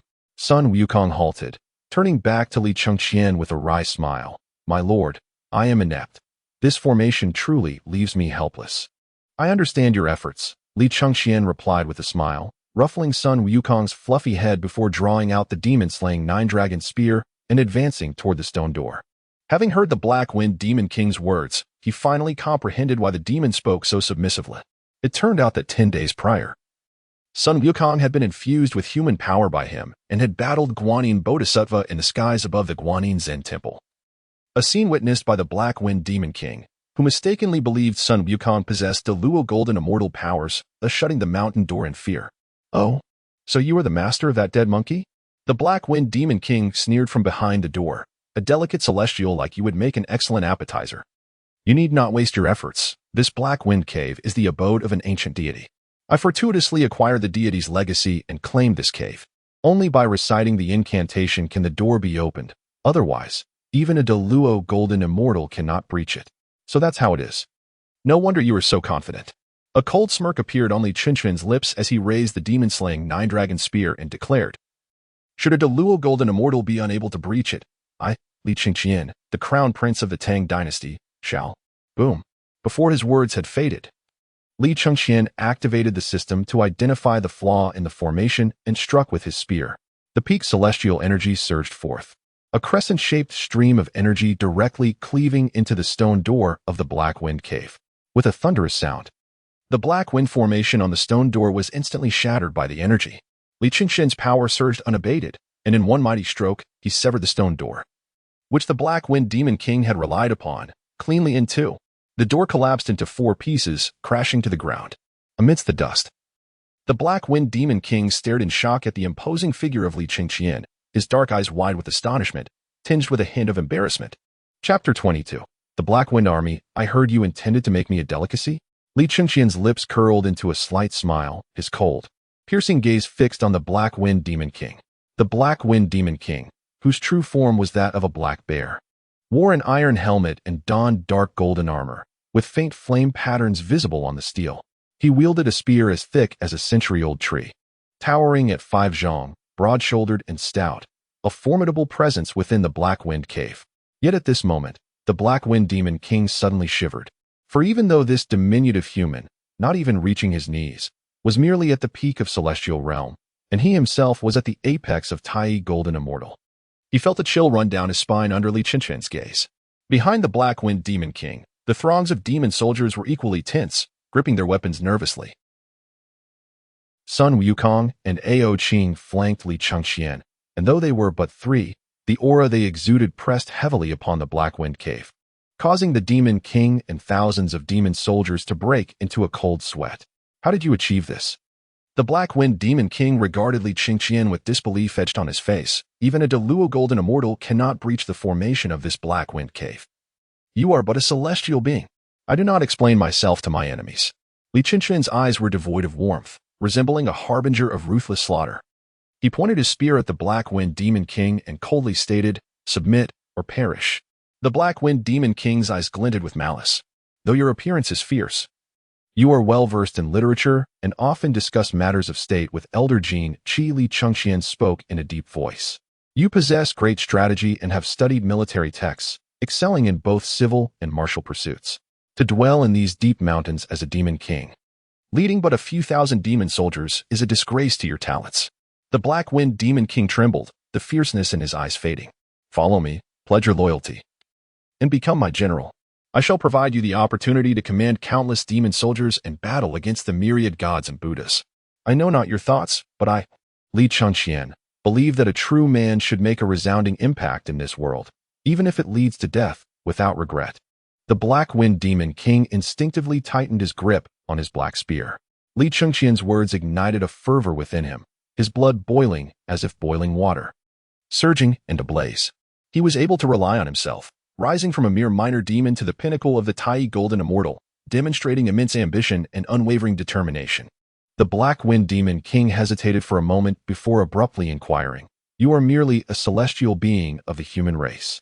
I have several demon soldiers under my command who are far stronger than you. What significant achievements can we accomplish together?" "I am a celestial," Li Chengqian replied coldly, "and I can lead 100,000 troops from the Tang Dynasty on a western expedition. Do you know my goal for this journey?" The Black Wind Demon King was taken aback and instinctively shook his head.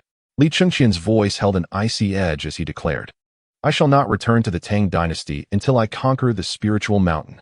My enemies are not only the demon kings along the way in the western Bulhuzhou, but also the myriad Buddhas of the blissful spiritual mountain. The Black Wind Demon King was astonished, looking at Li Chengqian in disbelief, as if he had heard the most horrifying news imaginable. Seeing this, Sun Wukong raised his staff and shouted, "Black Wind Demon King, I ask you, do you have parents still alive?" "My parents were mere ordinary black bears," replied the Black Wind Demon King with a frown. "They passed away over 1,000 years ago. I have neither wife nor child. I am all alone in this vast universe." "Then what are you waiting for?" Sun Wukong laughed heartily. "I am the great sage equal to heaven, and my companion is the third prince of the Jade Dragon of the West Sea, now a general under our lord. Do you really think that following our lord would tarnish your reputation? This is your great fortune and blessing." Upon hearing this, the Black Wind Demon King was taken aback, glancing at Ao Qing, realizing that he had an impressive background. In that instant, all his hesitation dissipated, and he turned to his demon soldiers, bellowing, "Children, follow me and pay homage to our lord. Pay homage to our lord." The demon soldiers, stirred by Li Chengqian's words, knelt on one knee and shouted in unison. The Black Wind Demon King faced Li Chengqian, grasping his spear with both hands, kneeling on one knee, and proclaimed, "The Black Wind Demon King pays homage to our lord." Buzz! The collective shout of thousands of demons reverberated, causing stones to tumble from the Black Wind Cave and making the entire Black Wind Mountain tremble. "Rise!" Li Chengqian exclaimed with delight, stepping forward to assist the Black Wind Demon King, but found that even standing straight, he only reached the Demon King's knees.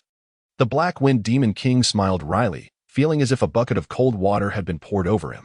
Was his impulsive choice right or wrong? Congratulations, host, on subduing the plot character, the Black Wind Demon King, and receiving the reward, the Wind-Settling Pearl. The national fortune of the Tang Dynasty has been enhanced. Congratulations, host, for completing the Black Wind Cave storyline and receiving the reward, special troop type, the Black Wind Army. The Wind-Settling Pearl. Li Chengqian's expression brightened. This pearl would be an essential treasure for his future battles against the Yellow Wind monster. He did not expect that subduing the Black Bear spirit would yield such a reward. Moreover, he had acquired the special Black Wind Army. Li Chengqian then looked behind the Black Wind Demon King and saw that the demon soldiers were clad in black gold armor and wielding black tasseled spears. However, their cultivation and size were far inferior to that of the Black Wind Demon King. Most of the demon soldiers were below the celestial realm, primarily in the stages of chi refinement and god transformation. Among them, there were many small leaders with celestial cultivation, numbering over 100. And even 3 leaders at the golden immortal level. Together with the Black Wind Demon King's peak Tai golden immortal prowess, this army became the strongest under Li Chengqian's command. The Black Wind Demon King, possessing keen insight, immediately clasped his hands and said, "My lord, there are over 7,000 demon soldiers in the Black Wind Cave. The other minor demons have been dismissed, leaving only 3,000 black bear spirits for your selection." "Good. Black Wind Demon King, raise the flag," Li Chengqian commanded, producing a great Zhoutian star standard and bestowing it upon the Black Wind Demon King. He declared, "From this day forth, I bestow upon you the name of the Black Wind Army. May you be like the fierce wind and sharp blade, living up to your reputation and the glory of the Tang Dynasty." Yes, the Black Wind Demon King, leading the 3,000 Black Wind Army. All bowed and shouted in unison. Li Chengqian was pleasantly surprised. The Black Wind Demon King indeed had a way with words, teaching his subordinates to respond respectfully. Unlike Sun Wukong, who merely said yes or as you command. The Black Wind Demon King then took all the treasures and artifacts from the cave and set it ablaze to show his unyielding resolve before following Li Chengqian back to the Guanyin Zen Temple. Unbeknownst to him, since he pledged loyalty, his name and that of the 3,000 Black Wind Army had already appeared in the system, with loyalty reaching its utmost peak. Li Chengqian had no doubt about their allegiance. Chapter 23. The 4 great bodhisattvas emerged from the spiritual mountain in the blink of an eye. 5 days had passed. During this time, Li Chengqian stationed himself at the Central Army, directing his troops in the practice of the Great Zhou Star Formation, growing increasingly adept in their coordination. The arrival of the Black Wind Army left the other soldiers astonished and apprehensive, as they had never anticipated their lord would return with a colossal black bear demon towering over 10 meters, accompanied by 3,000 demon soldiers. However, It was precisely because of the Black Wind Army that the power of the Great Xīyóu Star Formation multiplied several times. With the full force of 100,000 and 3,000 troops, Li Chengqian could now unleash the combat power of a peak Tai Golden Immortal through the formation. Although he could only maintain this for the duration of an incense stick's burn, it filled him with immense joy. Empowered by the Great Xīyóu Star Formation, he and Sun Wukong engaged in a fierce battle in the clouds, even managing to forcibly suppress Sun Wukong down from the heavens with boundless magical energy. Had it been any other celestial being, they would have likely been obliterated by such overwhelming force. However, Li Chengqian, with the assistance of the system, was invincible at the same level, his physical body strong enough to leave Sun Wukong and the Black Wind Demon King envious. Meanwhile, the soldiers dispatched by Li arrived near the Guanyin Zen Temple. Under Li Chengqian's command, they occupied the surrounding areas of the temple with various small nations. Accompanying officials began to settle in the central cities, governing the localities and enforcing Tang laws. Moreover, many literati and wandering heroes within the Tang Dynasty joined this grand and sacred expedition, excitedly traveling to the western regions, exploring the new territories of the Tang. Daring merchants seized the opportunity to open trade routes, fostering commerce. The culture of the Tang Dynasty began to impact these western nations. In the Heavenly Court, at the Taiwei Yuqing Palace, standing on the clouds and overlooking the Tang Dynasty and the western regions, the Jade Emperor smiled slightly and called out, "Tai Bai Jinxing. Your servant is here." Tai Bai Jinxing, draping the Buddhist dust over his arm, bowed respectfully. The Jade Emperor remarked with a smile, "Li Chengqian truly possesses the aura of a sage ruler. Observe the world below, where the Tang Dynasty and western regions flourish in trade and are vibrant with life. It seems as though he has revitalized the entire world, and even in remote areas where few tread, Tang poets travel together, leaving behind their literary works. Indeed, this individual is exceptional. The incense of the Tang Dynasty grows ever more robust, benefiting all the deities." Tai Bai Jinxing nodded repeatedly, feeling uplifted by the lively scene in the lower realms. However, the Jade Emperor's brow furrowed slightly as he pondered for a moment before saying, "The western regions are not like the Tang Dynasty, which enjoys the protection of our heavenly court against evil. Beyond the two-world mountain, demons abound, and harm is frequently inflicted. You must send a decree to the sun-traveling deity, instructing him to eliminate all demons in the lands that have become part of the Tang Dynasty, sparing only the benevolent ones. Your Majesty's compassion is boundless. I shall attend to it immediately." Tai Bai Jinxing's face showed gratitude as he bowed deeply and hurried to fulfill the task. Within the Yuqing Palace, the other deities looked at the Jade Emperor's retreating figure with great admiration. In stark contrast, the atmosphere at the blissful spiritual mountain was tense, filled with the wrath of the Buddhas.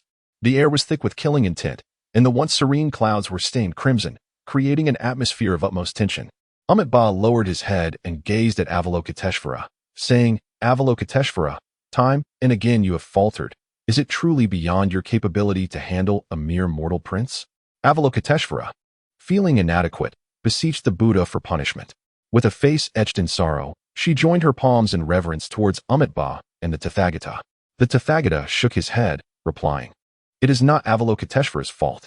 During the battle at the Avalokiteshvara Monastery, I discerned that Li Chengqian possesses the protection of human power, making Avalokiteshvara's failure understandable." The assembly of Buddhas was taken aback, exchanging glances. Amitabha proposed, "Then let me take direct action to subdue this child." "That cannot be." The Tathagata's eyes closed slightly. "If we, the Buddha, act too aggressively, we may invite a backlash from the human power, jeopardizing the fortunes of our faith. This matter concerns the essence of Buddhism. We must not interfere." Amitabha furrowed his brow, calculating the dire consequences of such a backlash, feeling a chill in his heart. After a moment of contemplation, he suggested, "Why not allow K. Itagarbha to intervene? K. Itagarbha is tasked with overseeing hell. He must not act recklessly." The Tathagata replied, shaking his head, "I have a plan." The Bodhisattva Ma-St Mapper PDA approached Avalokiteshvara and said, "Since we cannot directly confront Li Chengqian, let us instead send him westward. Meanwhile, we can incite our followers to foster animosity against the Tang Dynasty among all nations along the way." Avalokiteshvara shook her head. Li Chengqian's forces already vastly outnumber the mortal armies, and with the recent acquisition of the Black Bear spirit, their morale is soaring. Even united, the Western nations would be no match for his expedition. Then we shall elevate the Western nations to the same level as his Western Expeditionary Army. Ma Sth Mapper PDA smiled slightly and remarked, with our power, this task is a mere trifle. We need not even rally our followers. By revealing our divine presence before their kings, we can capture their hearts and, with our great magical prowess, enhance their armies. I believe no mortal emperor would decline such an offer. Excellent. Truly befitting of Ma Sth Mapper PDA's reputation for luminous wisdom, Avalokiteshvara responded, her eyes gleaming with hope as she bowed to him. The Buddhas nodded in agreement with Ma Sth Mapper PDA's words. The Tathagata declared, affairs of mortals require mortal hands. To subdue the Tang's Western expedition with mortal armies is both reasonable and lawful, beyond the reach of human power. Proceed with your plan.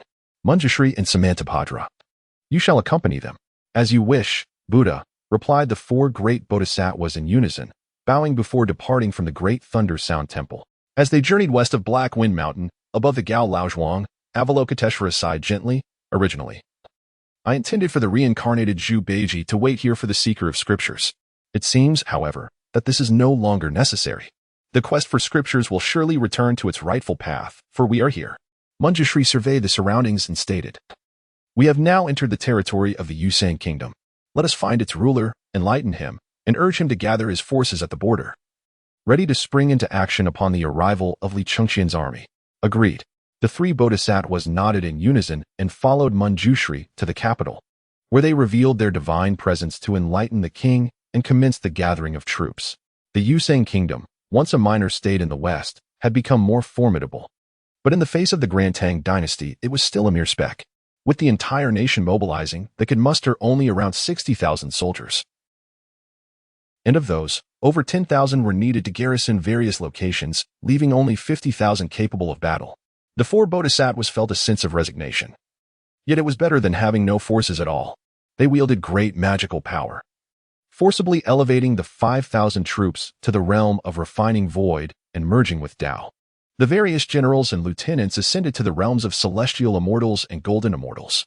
Among them, the king, marshal, and prime minister were elevated to the pinnacle of the supreme golden immortal realm, though this enhancement was temporary and would last only 3 days. Avalokiteshvara was confident that upon encountering Li Chengqian, they could use these troops to vanquish him and his 100,000 Western expeditionary forces. Chapter 24. Who will come? Li Chengqian. Having stabilized the situation of the small surrounding states with the might of the Tang Dynasty, departed from Avalokiteshvara's monastery to continue his Western expedition. His army remained concealed within the Chaos Pearl, accompanied only by Sun Wukong and the 3,000 White Horse Xīyóu, led by Shui Ringgui. Li Xīyóu and his 100 Dragon Knights were renamed the Heavenly Dragon Guard, the true dragons of the celestial immortal realm transformed into white horses. And the 100 Heavenly Dragon Guards acted as personal guards, swiftly following Li Chengqian, traversing mountains and valleys with ease. In just 3 hours, they crossed thousands of miles and reached the border of the Yusang kingdom.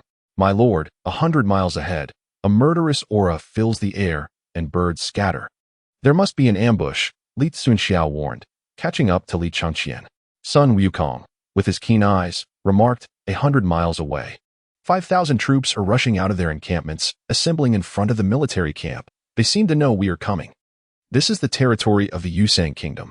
I did not expect that they would dare to muster troops at the border against my western expedition. It is sheer folly. Li Chengqian sneered, recalling that Gao Laozhuang lay within the Yusang kingdom. Initially, he had intended to recruit Zhu Beiji first, but now, it seemed that this mortal kingdom dared to challenge the might of the Tang prince. Tang Xuanzong, seeing the fierce determination of the generals, quickly advised, Your Highness, how could the Yusang, a mere small nation, have the audacity to confront the Tang? I suggest sending envoys first to ascertain their intentions. They may be here to welcome us. What kind of welcome involves 5,000 troops at the border? Li Chengqian's eyes glinted with cold fury as he summoned the demon-subduing 9-dragon halberd, shouting, Warriors, follow me into battle. Let the people of the Yusang experience the might of our Tang's expeditionary forces. With that, Li Chengqian led the charge towards the Yusang military camp. Kill Sun Wukong and the other generals, along with the 100 Heavenly Dragon Guards and 3,000 White Horse Xīyóu, followed closely behind. Though the two sides were separated by 100 miles, the sounds of battle echoed through the mountains, reaching the ears of every soldier within the Yusang kingdom.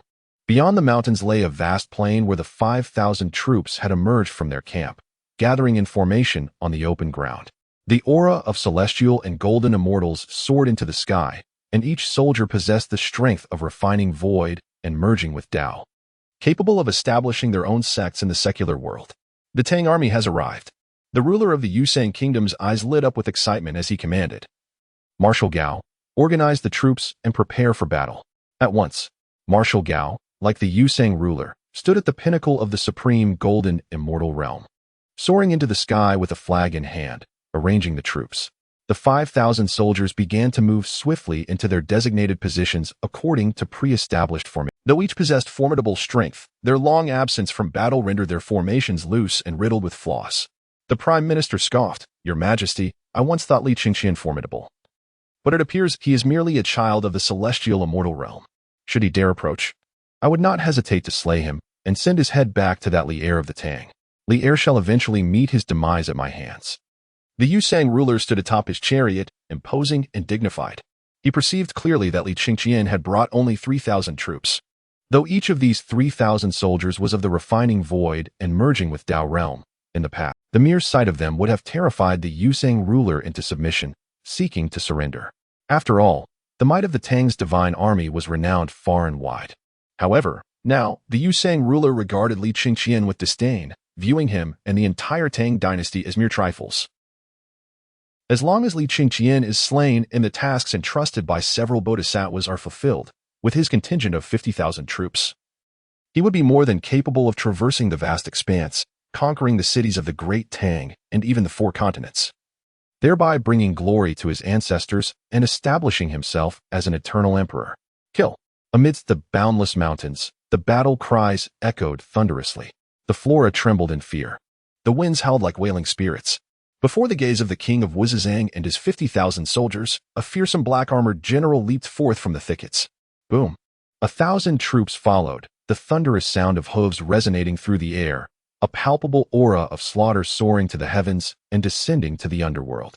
General Gao stood aloft, the fierce winds howling around him, and roared, "Who dares to challenge? It is Li Chengqian, the crown prince of the Great Tang." Clad in black armor that seemed to devour the light, his crimson cloak billowed in the tempest. The Divine Slayer's 9 dragon halberd glowed ominously. And with a fierce roar from the black-armored general, a crescent-shaped arc of magical energy burst forth from the halberd's blade, slicing through the air for miles, skimming the ground, stirring up a tempest of sand and stone as it surged toward the Wuzizang military formation. Shields. General Gao raised his banner and bellowed. 1,000 elite soldiers of the Void Refinement stage simultaneously lifted immense shields that towered above them, crashing them down upon the earth to form a barrier. Upon these shields, mystical patterns emerged, radiating power as if they were unbreakable. They were one of the weapons specially reinforced by Manjushri Bodhisattva for the Wuzizang forces. Li Chengqian. In the void, the 4 great bodhisattvas revealed a chilling intent to kill. Manjushri Bodhisattva chuckled coldly. Li Chengqian, a mere peak celestial immortal, cannot possibly breach the shield I have tempered. Watch as he embarrasses himself before the multitude. Boom. With a resounding crash, Manjushri Bodhisattva's voice was abruptly silenced. The soldiers closest to the mighty shield, upon witnessing this scene, were struck with terror, dropping their weapons, clutching their heads with both hands. Their faces contorted in madness as they screamed, releasing their overwhelming fear. Just yesterday, they were but ordinary soldiers of a small nation. The Wuzizang kingdom had long been at peace, and few soldiers had seen bloodshed, even though they possessed the cultivation of the Void Refinement stage. They had never anticipated such a horrific spectacle. The ground was littered with flesh, resembling an infernal purgatory. "Take this, old son," Sun Wukong roared, brandishing his staff, which instantly transformed into a 100-mile-long rod, soaring into the clouds, and he struck down upon the Wuzizang military formation with great force. Bang! With a single blow, mountains crumbled and the earth split. Countless soldiers were obliterated beneath this strike, creating a massive pit 100 miles long and 1,000 meters deep, as if it were a naturally formed canyon. The strength of the Void Refinement stage offered no distinction against Sun Wukong's golden staff. 100 heavenly dragon guards, led by Li Chengqian, soared into the air. Roar! The white horse beneath him unleashed a deafening dragon roar.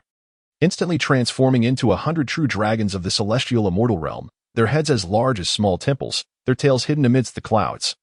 The heavy pressure overwhelming the remaining tens of thousands of Wuzhizang's soldiers, rendering them numb, their blood pressure soaring, their eyes bloodshot, as if they might burst at any moment.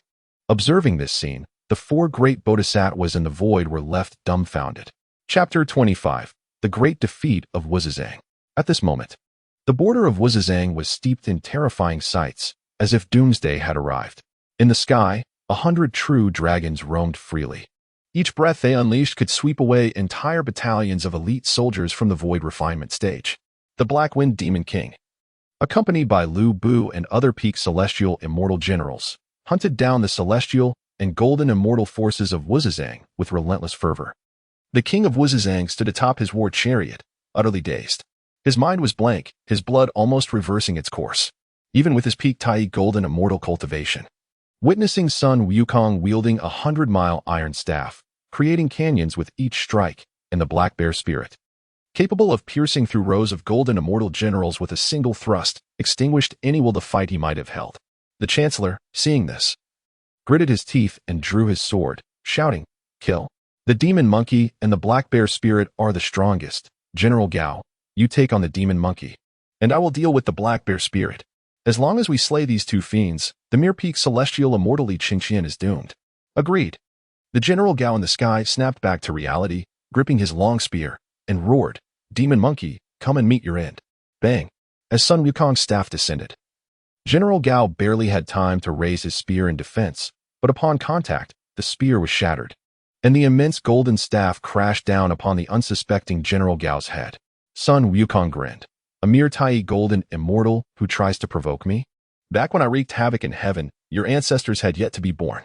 The king of Wuzhizang, witnessing this, turned pale, his body convulsing. Utterly stripped of his former arrogance, the Chancellor, fixated on slaying the Black Wind Demon King, completely missed the scene of General Gao's demise. Clutching his sword, he darted forward to confront the Black Wind Demon King.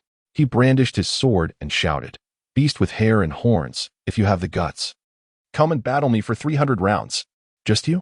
The Black Wind Demon King laughed heartily, his voice low and rumbling like distant thunder.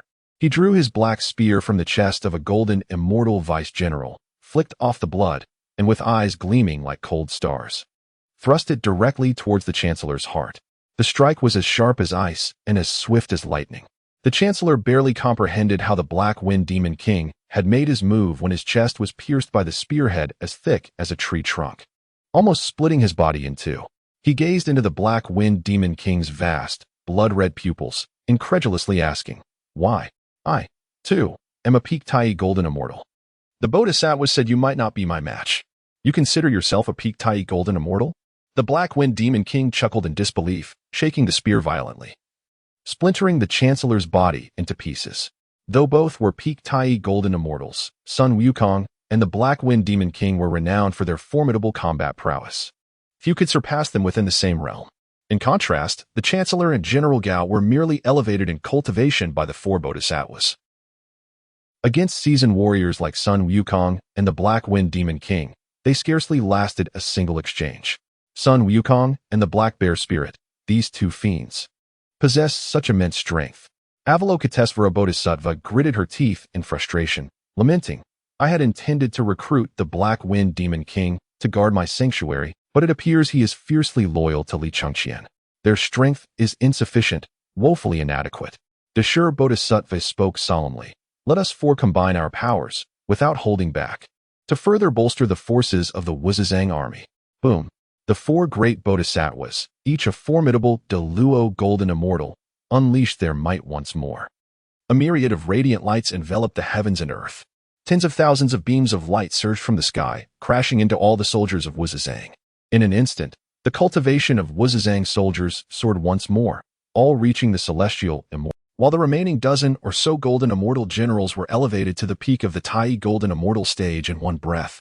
Furthermore, the four great bodhisattvas imparted their signature skills to these dozen generals. This marked the limit of the four bodhisattvas' power. They could only hope that these peak Tai golden immortal generals, along with the remaining 20,000 celestial immortal soldiers, would forcefully vanquish Sun Wukong and the Black Bear Spirit. Li Chengqian's gaze sharpened as he surveyed his surroundings, quietly pondering. Could this be another scheme orchestrated by the Buddhist sect behind the scenes? Gain strength again? Sun Wukong. Instead of being alarmed, rejoiced, laughing heartily. Excellent. I was just wishing for more excitement. Watch this. The Dharma manifests the world. Boom. Sun Wukong's feet struck the ground, and his body instantly surged 1,000-fold, a portion of him even piercing into the clouds.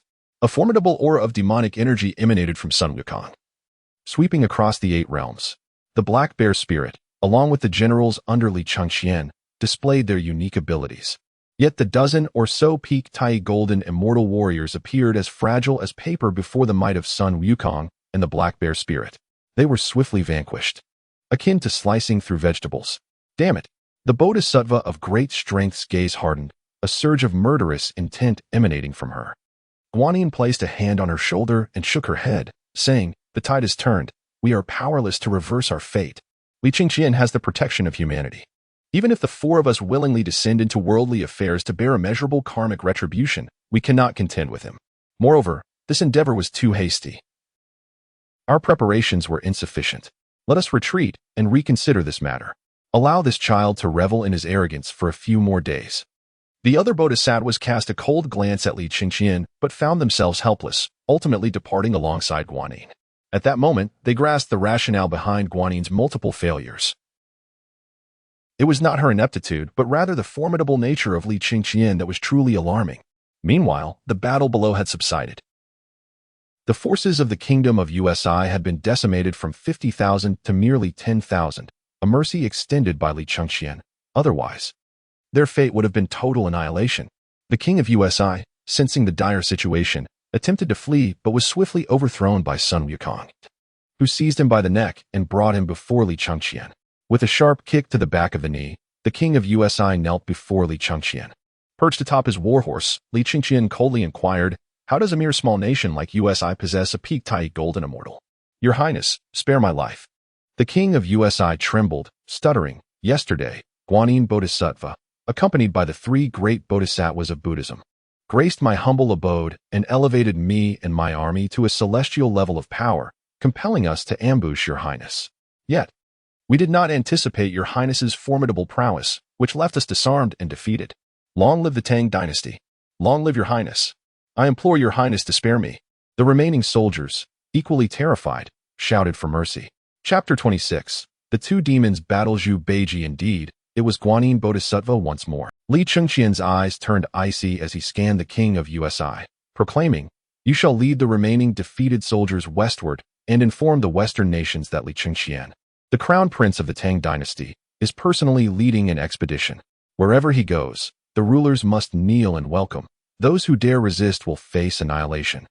The King of USI trembled at these words. Li Chengqian not only sought to conquer USI, but intended to wage war against other Western nations as well. He quickly bowed his head. "This humble king will obey your Highness's orders." With that, the King of USI, accompanied by his remaining troops, left in a state of utter dismay. Li Chengqian let out a cold laugh, waving his sleeves as 100,000 soldiers emerged, nearly filling the battlefield. He turned to the generals, commanding, "Relay the order to occupy the entirety of USI and inform Li Jing to send troops to take control of the kingdom." Yes. The mighty generals responded in unison, kneeling and shouting. In the distance, the King of USI, witnessing this scene, nearly succumbed to fear. Li Chengqian had shattered his 50,000 celestial troops with merely 3,000 soldiers, and now he had conjured an additional 100,000. The King of USI's face turned pale, and in his terror, he dared not look back, fleeing westward with his defeated forces. The Black Wind Demon King raised an eyebrow, saying, "My lord, the King of USI possesses peak Tai golden immortal strength, and his remaining troops are celestial beings. If we let them go, could it not result in future troubles? Their powers were forcibly elevated by Guanyin Bodhisattva, and they will revert to mere mortals within 3 days." Li Chengqian replied dismissively. The others felt a wave of relief wash over them. Nearby lay Gaolao village. It was time to pay a visit to Xīyóu Beiji. Li Chengqian turned his gaze westward, speaking, "Wukong, Black Wind, accompany me. Ao Qing and Li Xīyóu, lead the Heavenly Dragon Guards to protect Tang Xuanzong here." "Yes, understood," they replied in unison. Sun Wukong suddenly frowned, surveying the surroundings and mimicking the ceremonial gestures of his companions, cupping his hands. "Yes. Haha." Li Chengqian laughed heartily. and with the two generals, ascended into the air. They pierced through the clouds and soon arrived above Gaolao village. Not here? Li Chengqian's divine sense swept through the village, finding no trace of Zhu Beiji, prompting him to frown slightly. Turning back, they headed towards Fulling Mountain and the Cloud Platform Cave. Upon reaching the cave entrance, they were met with a surge of demonic energy and the sound of thunderous snoring. The Black Wind Demon King solemnly remarked, "My lord, the demon residing within this cave likely possesses strength comparable to mine. Although formidable, he is but a simpleton. We have arrived at his doorstep, yet he remains deep in slumber." Sun Wukong chuckled quietly. Li Chengqian shook his head, saying, "Black Wind, you go knock on the door." Yes. The Black Wind Demon King cupped his hands and boldly approached the cave entrance, knocking while calling out, "Fellow in the cave, come out for a chat." Li Chengqian nodded repeatedly, noting that this was indeed the proper way to knock. Sun Wukong's method of banging with his golden rod would certainly provoke anger. The snoring within ceased, and a voice echoed, "Who is it? Disturbing my peaceful dreams shall lead to dire consequences." Meanwhile, heavy footsteps echoed from within. The Black Wind Demon King's eyes flared with anger.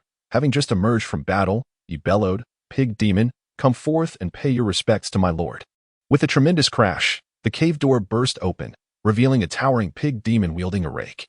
Scanning the area, he growled, "Who are you? Here to seek a beating? How dare you show disrespect to my lord?" Sun Wukong shouted in fury, "Listen well, you swine. The esteemed figure before you is none other than the great sage equaling heaven, Sun Wukong, who caused a ruckus in heaven 500 years ago.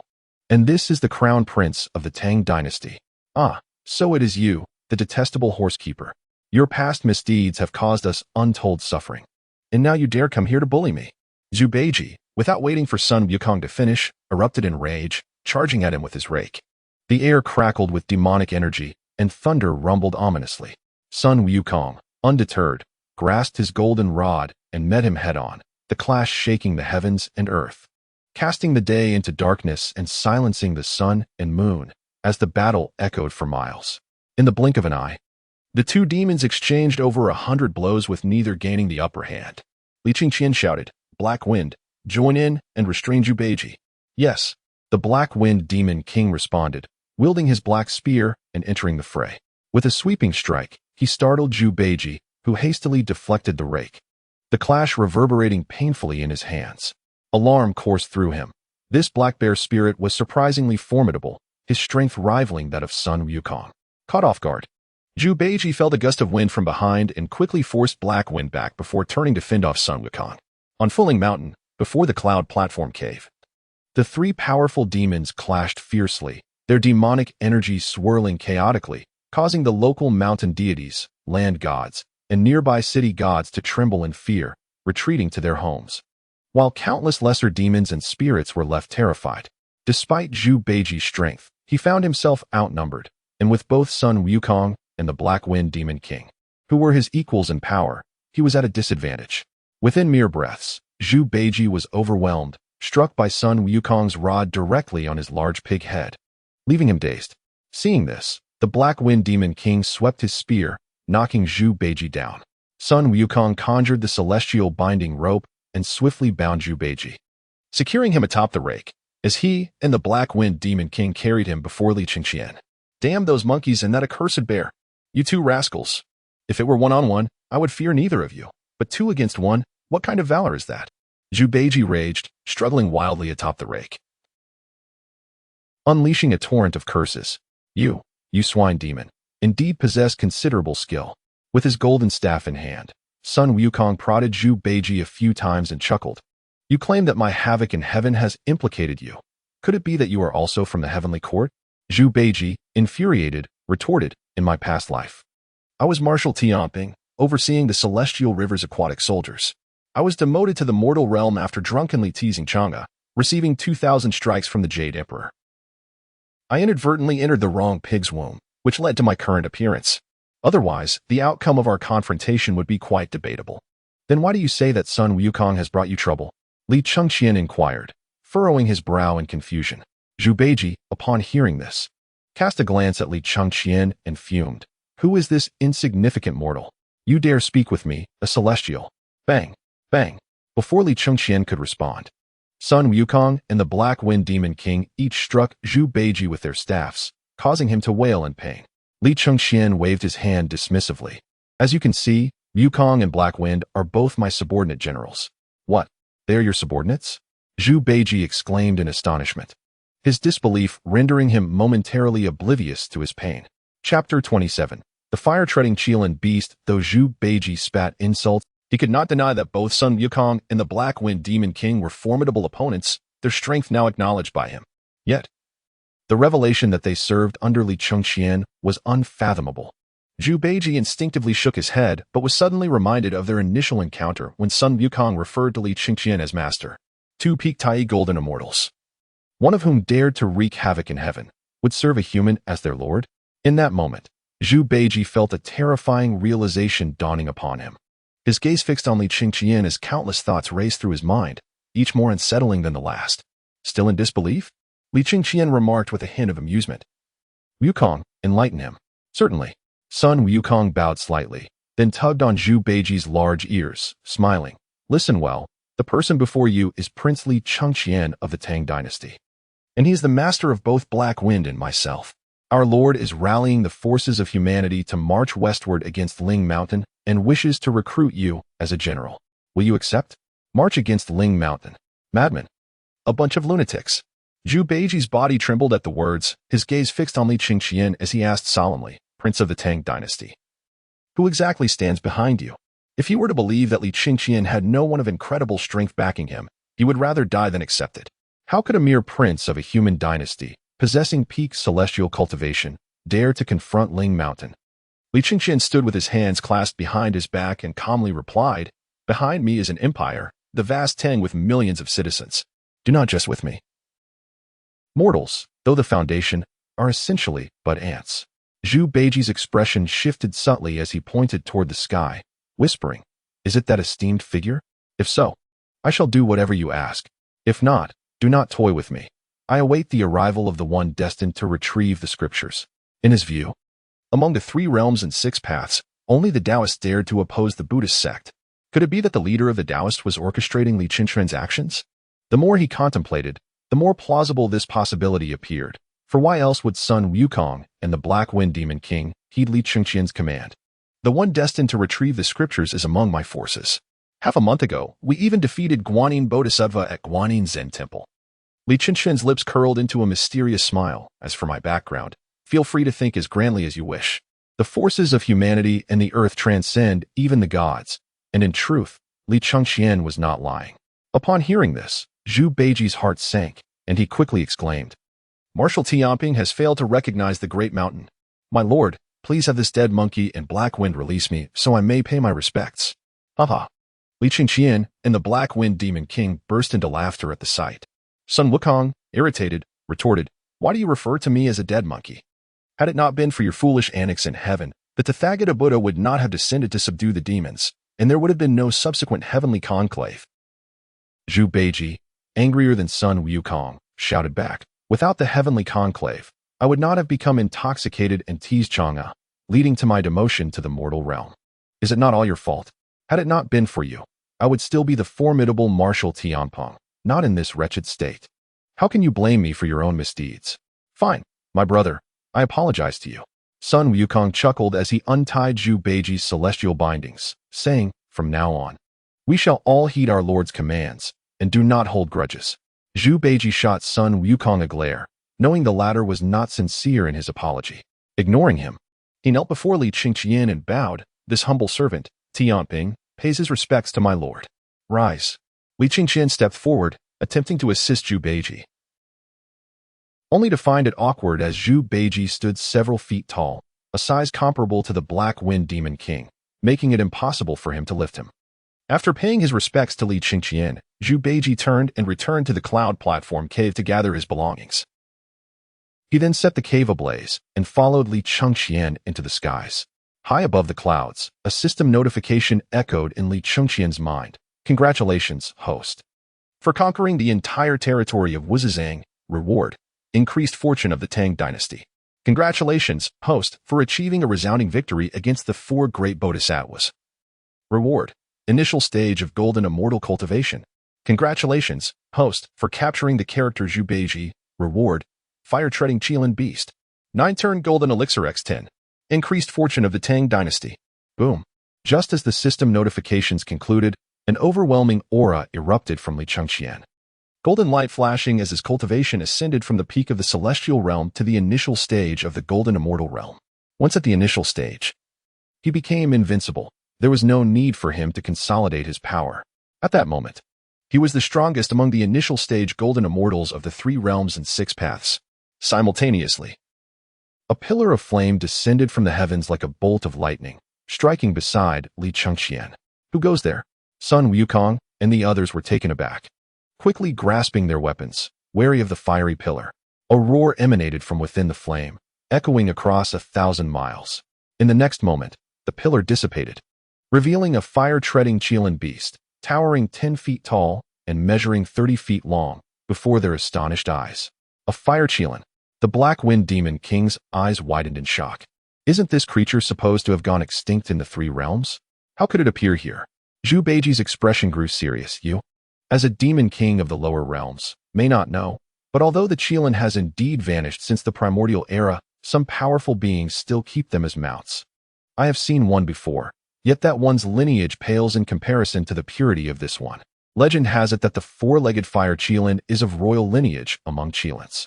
Had we encountered it in the primordial era, we beast demons would have knelt in reverence. This creature is so remarkable. Let's capture it for our lord to ride. Sun Wukong's face lit up with excitement, rushing forward without hesitation. Li Chengqian chuckled, restraining Sun Wukong. Come here, Qilin. Master. The fire-treading Qilin beast moved its hooves, leaving fiery footprints in the void, swiftly approaching Li Chengqian and kneeling before him, speaking in human tongue. From now on, you shall accompany me in conquering the world. Li Chengqian laughed heartily and leaped upon the Qilin's back. The fire-treading Qilin let out a mighty roar, soaring like a meteor with Li Chengqian upon it, vanishing from the sight of Sun Wukong and the others in an instant. Xīyóu Beiji and the others stood there, mouths agape in astonishment. The royal Qilin, a creature sought by even the most powerful beings of the primordial era, was now the mount of their master. Xīyóu Beiji, his face aglow with excitement, murmured, "This fiery Qilin has appeared out of thin air, surely a gift from someone. The formidable figure behind our lord may be even more terrifying than I imagined. My future is boundless. Enough with your musings. Hasten forth and protect our lord." Sun Wukong and the Black Wind Demon King transformed into lightning, pursuing Li Chengqian.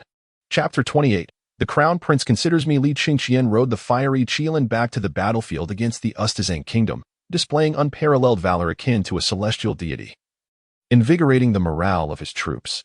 On this journey, he had also acquired a valiant general. Tang Xuanzong, observing the imposing Xīyóu Beiji behind Li Chengqian, shook his head with a sigh, closing his eyes slightly to recite sutras for the fallen soldiers of the Ustazang Kingdom. Li Chengqian dismounted the fiery Qilin and summoned the 8 parts heavenly dragons, compelling Sun Wukong to subdue them forcibly, preparing them as mounts for his generals. The strongest among them was entrusted to Sun Wukong to deliver to Li heir in the Tang Dynasty, after which he would lead his generals and 100 cavalry toward the royal city of Ustazang. In the Tang Dynasty, Chang'an, at the Daming Palace, Hanyuan Hall, the Crown Prince has decisively defeated the Guanyin Zen Temple with his mighty general, the great sage equal to heaven, vanquishing Avalokiteshvara. Report. The Crown Prince's western expedition has been unstoppable, capturing the Ustazang Kingdom, and has commanded Marshal Li Jing to take charge of it. A flurry of joyful dispatches poured in. Upon hearing that Li Chengqian had conquered the Ustazang Kingdom, Li heir stood up from his dragon throne, laughing heartily, with Crown Prince Li Chengqian. What worry do we have about the stability of myriad nations? Changsun Wuji, heed my command. I am here. Changsun Wuji quickly bowed in response, his joy rivaling that of Li heir. As Li Chengqian's maternal uncle, he felt a sense of pride in his nephew's prowess. Li heir continued, immediately allocate resources to the western regions, appoint the Crown Prince as the Grand General of Heavenly Strategy, establish the Heavenly Strategy Office, and place all matters concerning the western regions under the Crown Prince's authority. All military forces in the west must obey his commands. Should the Crown Prince require assistance, all other armies must cooperate fully. Yes, Changsun Wuji rejoiced. The title of Grand General of Heavenly Strategy was a rank bestowed before Li Shimin ascended the throne.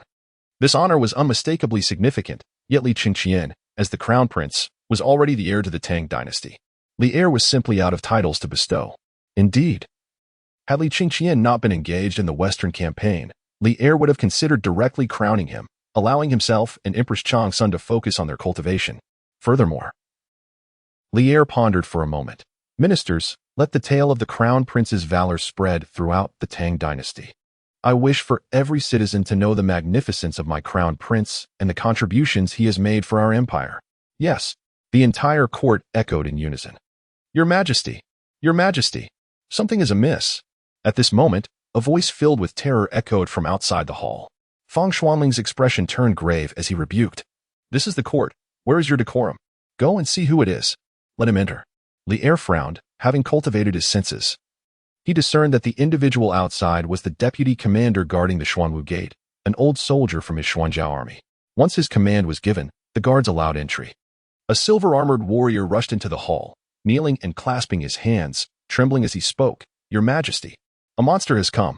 Outside the Xuanwu Gate, there is a monkey with a thunderous face, riding a golden dragon, claiming to seek an audience with Your Majesty. His armor was dampened, having soiled himself in fear. A monkey riding a dragon. The entire court was rendered speechless by this revelation. Cheng Jijia glared. You jest. How can a monkey ride upon a dragon's back? Pray tell, how large is this dragon? Enormous, boundless. The silver-armored warrior stammered, stretching his arms wide to illustrate. The dragon's head is as large as the Xuanwu Gate. Its body extends for an unknown length, and its tail is hidden within the clouds. Where could such a dragon exist? What does it consist? The seasoned generals Qin Xiong and Cheng Jijia found this hard to believe, demanding answers. Chang's son Wuji trembled, exclaiming, Your Majesty. The soldier mentioned that the crown prince has subdued the great sage Sun Wukong, who is indeed a monkey. Could this be the one sent by the crown prince? This was indeed the case, but the mention of a divine dragon had not been made. Li heir, astonished, inquired, Did the monkey mention his purpose? The silver-armored warrior hesitated, then replied, The monkey said he wished to see Your Majesty, and also seemed to imply he is a general of the crown prince. Bring him to the hall. No? Let him wait outside the hall. We shall go and see. Li heir had already deduced that this monkey was likely Sun Wukong, the subordinate of Li Chengqian. Could he be here to deliver a message? With a mix of confusion and anticipation, Li heir and his ministers exited Hanyuan Hall. There, they beheld a golden-armored monkey standing atop a dragon's head that resembled a grand palace, bowing and proclaiming, I am Sun Wukong. Under the orders of His Highness the Crown Prince, bringing this dragon as a steed for Your Majesty. Boom. Li heir gazed in awe at the magnificent, imposing dragon while listening to Sun Wukong's declaration. His mind exploded with ecstatic joy. This dragon was to become his mount. Truly, the crown prince is a remarkable being. The entire court was left in a state of astonishment. This revered dragon, worshipped by thousands, had been subdued by the crown prince and was now to be gifted to Li heir as a steed. To ride a dragon, was this not the essence of divinity? Beast, quickly pay your respects to His Majesty. Sun Wukong commanded, stamping his foot upon the dragon's head. The dragon, feeling the pressure, hastily declared, The 8 parts heavenly dragons pay their respects to Your Majesty. Long live the Emperor. Excellent, excellent. Li heir, moved to tears, grasped the hand of his dear friend Chang's son Wuji. Trembling as he said, The crown prince is indeed thinking of me. Sun Wukong smiled, Your Majesty, this dragon has been tamed by the crown prince. Fiercely loyal and will never betray. Furthermore, possessing the cultivation of a Tai golden immortal, it shall serve as both a steed and a personal guard to ensure Your Majesty's safety. I must return to report, and upon the success of the Western campaign, the Crown Prince will level the blissful Spirit Mountain before returning to meet with you. With that, Sun Wukong soared into the sky, summoning a cloud and vanishing into the horizon. Li heir promptly mounted the dragon, overwhelmed with excitement, commanding his ministers to spread the news of the Crown Prince's merits. While he rode the golden dragon through the vast skies above Chang'an, surveying his territory and reveling in the adoration of the people, the entirety of the Tang Dynasty erupted in fervor, the populace uplifted, singing praises of Li Chengqian's achievements. In the heavenly court, the Lingxiao Palace, Avalokiteshvara looked towards the Jade Emperor seated upon his throne, performing a graceful bow. Your Majesty, Li Chengqian is guilty of grievous offenses. He has not only disrupted the sacred quest for scriptures, but has also gathered various demons, audaciously threatening to become a great calamity in the future. The Jade Emperor expressed confusion, inquiring, "Who is Li Chengqian?" Avalokiteshvara trembled, her eyes wide with disbelief as she gazed at the Jade Emperor, saying, "The mortal realm has been turned upside down. Your Majesty is not aware?" She never anticipated that the Jade Emperor, despite his profound cultivation, could possess such a lack of awareness, lying with an impassive countenance. Chapter 29. Yellow Wind Ridge turned upside down? The Jade Emperor responded in astonishment. "How could I not know? Taibai Jingxing, why have you not reported this to me?" Taibai Jingxing's mouth twitched several times, hastily bowing, "Your Majesty." Focused on the well-being of the 3 realms and 6 paths, I deemed this a trivial matter and did not report it. It is merely a prince of the mortal realm gaining cultivation and leading an army to the west. I see. The Jade Emperor nodded, speaking with indifference, Avalokiteshvara. We are all deities and Buddhas. After the great calamity of the deification, the Tao ancestor proclaimed that deities and Buddhas should not interfere in mortal affairs. Thus, we need not concern ourselves with such matters. Your Majesty, this is no ordinary Western expedition. In the heart of Guanyin Bodhisattva, a feeling of indignation surged as she gritted her teeth and declared, "The crown prince of the Tang Dynasty, Li Chengqian, has initiated a campaign against Buddhism within the realm of Tang, resulting in the slaughter of countless monks and the destruction of innumerable temples and monasteries. Now, he is rallying a considerable army, intent on assaulting my sacred realm of Western paradise." She had come to realize that the Jade Emperor was feigning ignorance. Guanyin was skeptical. Recalling the last encounter at Wuxing Mountain, where the arrival of the Venus star was undoubtedly sanctioned by the Jade Emperor himself. Laughter echoed within the hall of the Celestial Palace, with the most exuberant among them being the deity Neza, who not only chuckled but also harbored a profound curiosity about the Tang Crown Prince. The Jade Emperor shook his head with a smile, remarking, "How can a mere Crown Prince of Tang, accompanied by a contingent of mortal soldiers, hope to invade the Western paradise? Guanyin, I have scanned the 3 realms with my divine consciousness and observed that Li Chengqian possesses only the cultivation of a celestial immortal. Even with the likes of Sun Wukong, Zhu Beiji, and the 3rd Prince of the Dragon, he poses no formidable threat." Guanyin's expression turned grave as she replied, "He has the support of humanity's power, making it difficult for even our Buddhist order to contend with him. I have come here to convey the will of the Buddha, hoping that the celestial court can suppress Li Chengqian's human influence with heavenly authority. With but a moment's effort, I could subdue him. The heavenly way is exalted and cannot be commanded at will." The Jade Emperor furrowed his brow, responding, "I would gladly assist, yet I find myself powerless. Perhaps you should journey beyond the 33 heavens to the primordial purple cloud palace and report this matter to the Tao ancestor, who surely possesses a solution." Understanding the implication, Guanyin bowed and said, "I take my leave. May your Majesty be blessed." With a wry smile and a shake of her head, she pondered the stature of the Tao ancestor. Not even the Buddha could easily meet him. She recognized the Jade Emperor's delight in witnessing Li Chengqian's challenge to Buddhism, and she knew he would not assist the Buddhist order against him. With no other choice, Guanyin departed. After her exit, the Jade Emperor gazed upon the skies above Chang'an City where Li Er was riding a golden dragon, letting out a joyful cry. He mused, "This Li Chengqian is indeed a filial son, thinking of his grandfather even from 1,000 miles away. A person of such filial piety cannot stray too far from the righteous path. When you encounter him in the future, do lend your assistance. Your command shall be obeyed." The deities in the hall of the Celestial Palace responded in unison. Meanwhile, in the mortal realm, Li Chengqian had led his army into a rugged mountainous area. Sweeping his divine awareness across the terrain, he found the land desolate and devoid of human habitation, with a pervasive demonic aura rampant throughout. Frowning, he inquired, "What place is this?" "My lord, this is the 800 Li Yellow Wind Ridge, home to no fewer than 30 demon kings, each accompanied by their own demon soldiers," replied the Black Wind Demon King, bowing. "Among these demon kings is the Yellow Wind Great King, whose cultivation matches mine at the peak of the Tai Golden Immortal stage. Though his abilities may seem humble, he wields the divine power of the 3 flavors divine wind, a primordial wind that can sweep across 100 miles, invincible in its might, rivaling the legendary Erlang Shun." Upon hearing this, Sun Wukong trembled. Recalling his kin that had perished at the hands of Erlang Shun, a surge of murderous intent igniting within him. "So, we have arrived at Yellow Wind Ridge." Li Chengqian nodded, surveying the surroundings. Do you know where the Master Wuchao is located? The Black Wind Demon King paused, shaking his head in ignorance. Zhu Beiji, astonished, remarked, "My lord, your knowledge is profound. You even know of Master Wuchao. I am acquainted with him. He once sought to take me as a disciple. His abilities are vast, and he is elusive, only revealing himself when he wishes to be seen.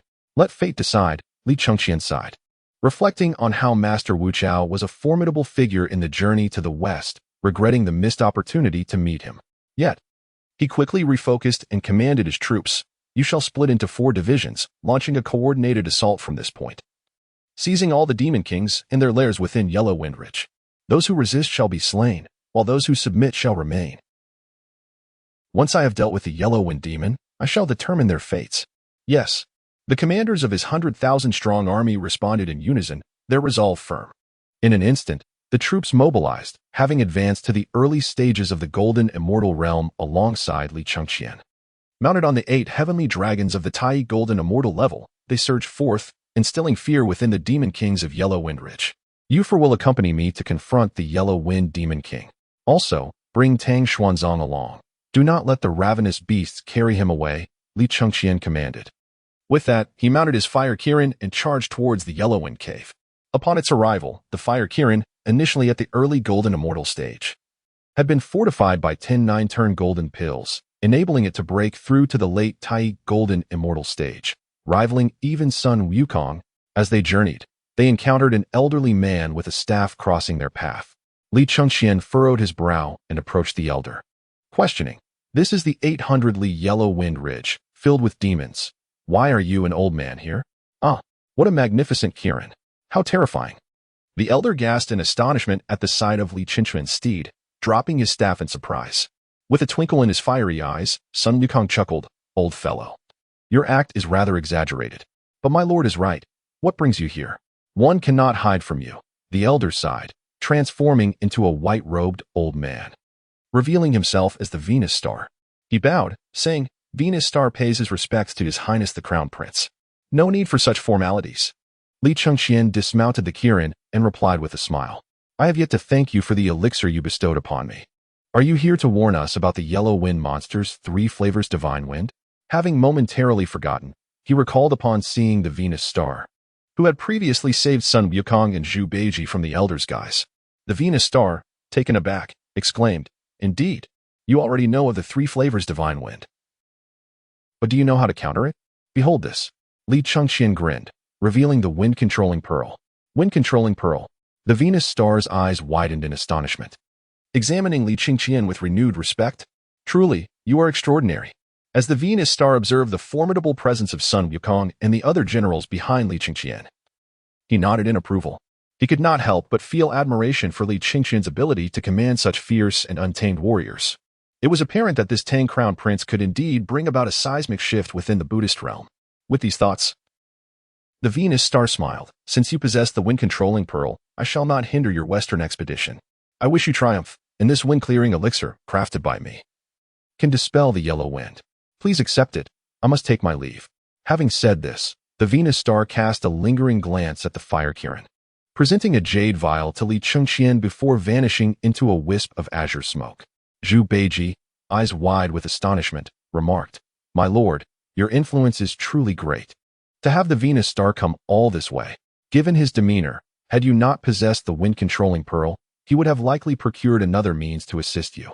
Zhu Beiji could hardly believe that the Venus Star would assist Li Chengqian without ulterior motives, suspecting there must be someone behind the scenes guiding him.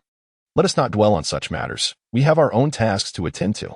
Li Chengqian secured the wind-clearing elixir and swiftly remounted the Fire Kirin, leading his commanders towards the Yellow Wind Cave. In the blink of an eye, they arrived at the heart of Yellow Wind Ridge, beneath a steep cliff where the Yellow Wind Cave lay. The entrance was grand, towering several dozen feet high, with 2 massive doors studded with copper nails, wide open, revealing over 100 small demons armed with steel forks standing guard on either side. Upon witnessing the sudden appearance of Li Chengqian and his companions in the sky, the little demons felt an overwhelming surge of demonic energy emanating from Sun Wukong and his allies, causing them to panic. A tiger demon swiftly turned and dashed into the Yellow Wind Cave, while the remaining minions, trembling with fear, brandished their pitchforks, confronting Li Chengqian above.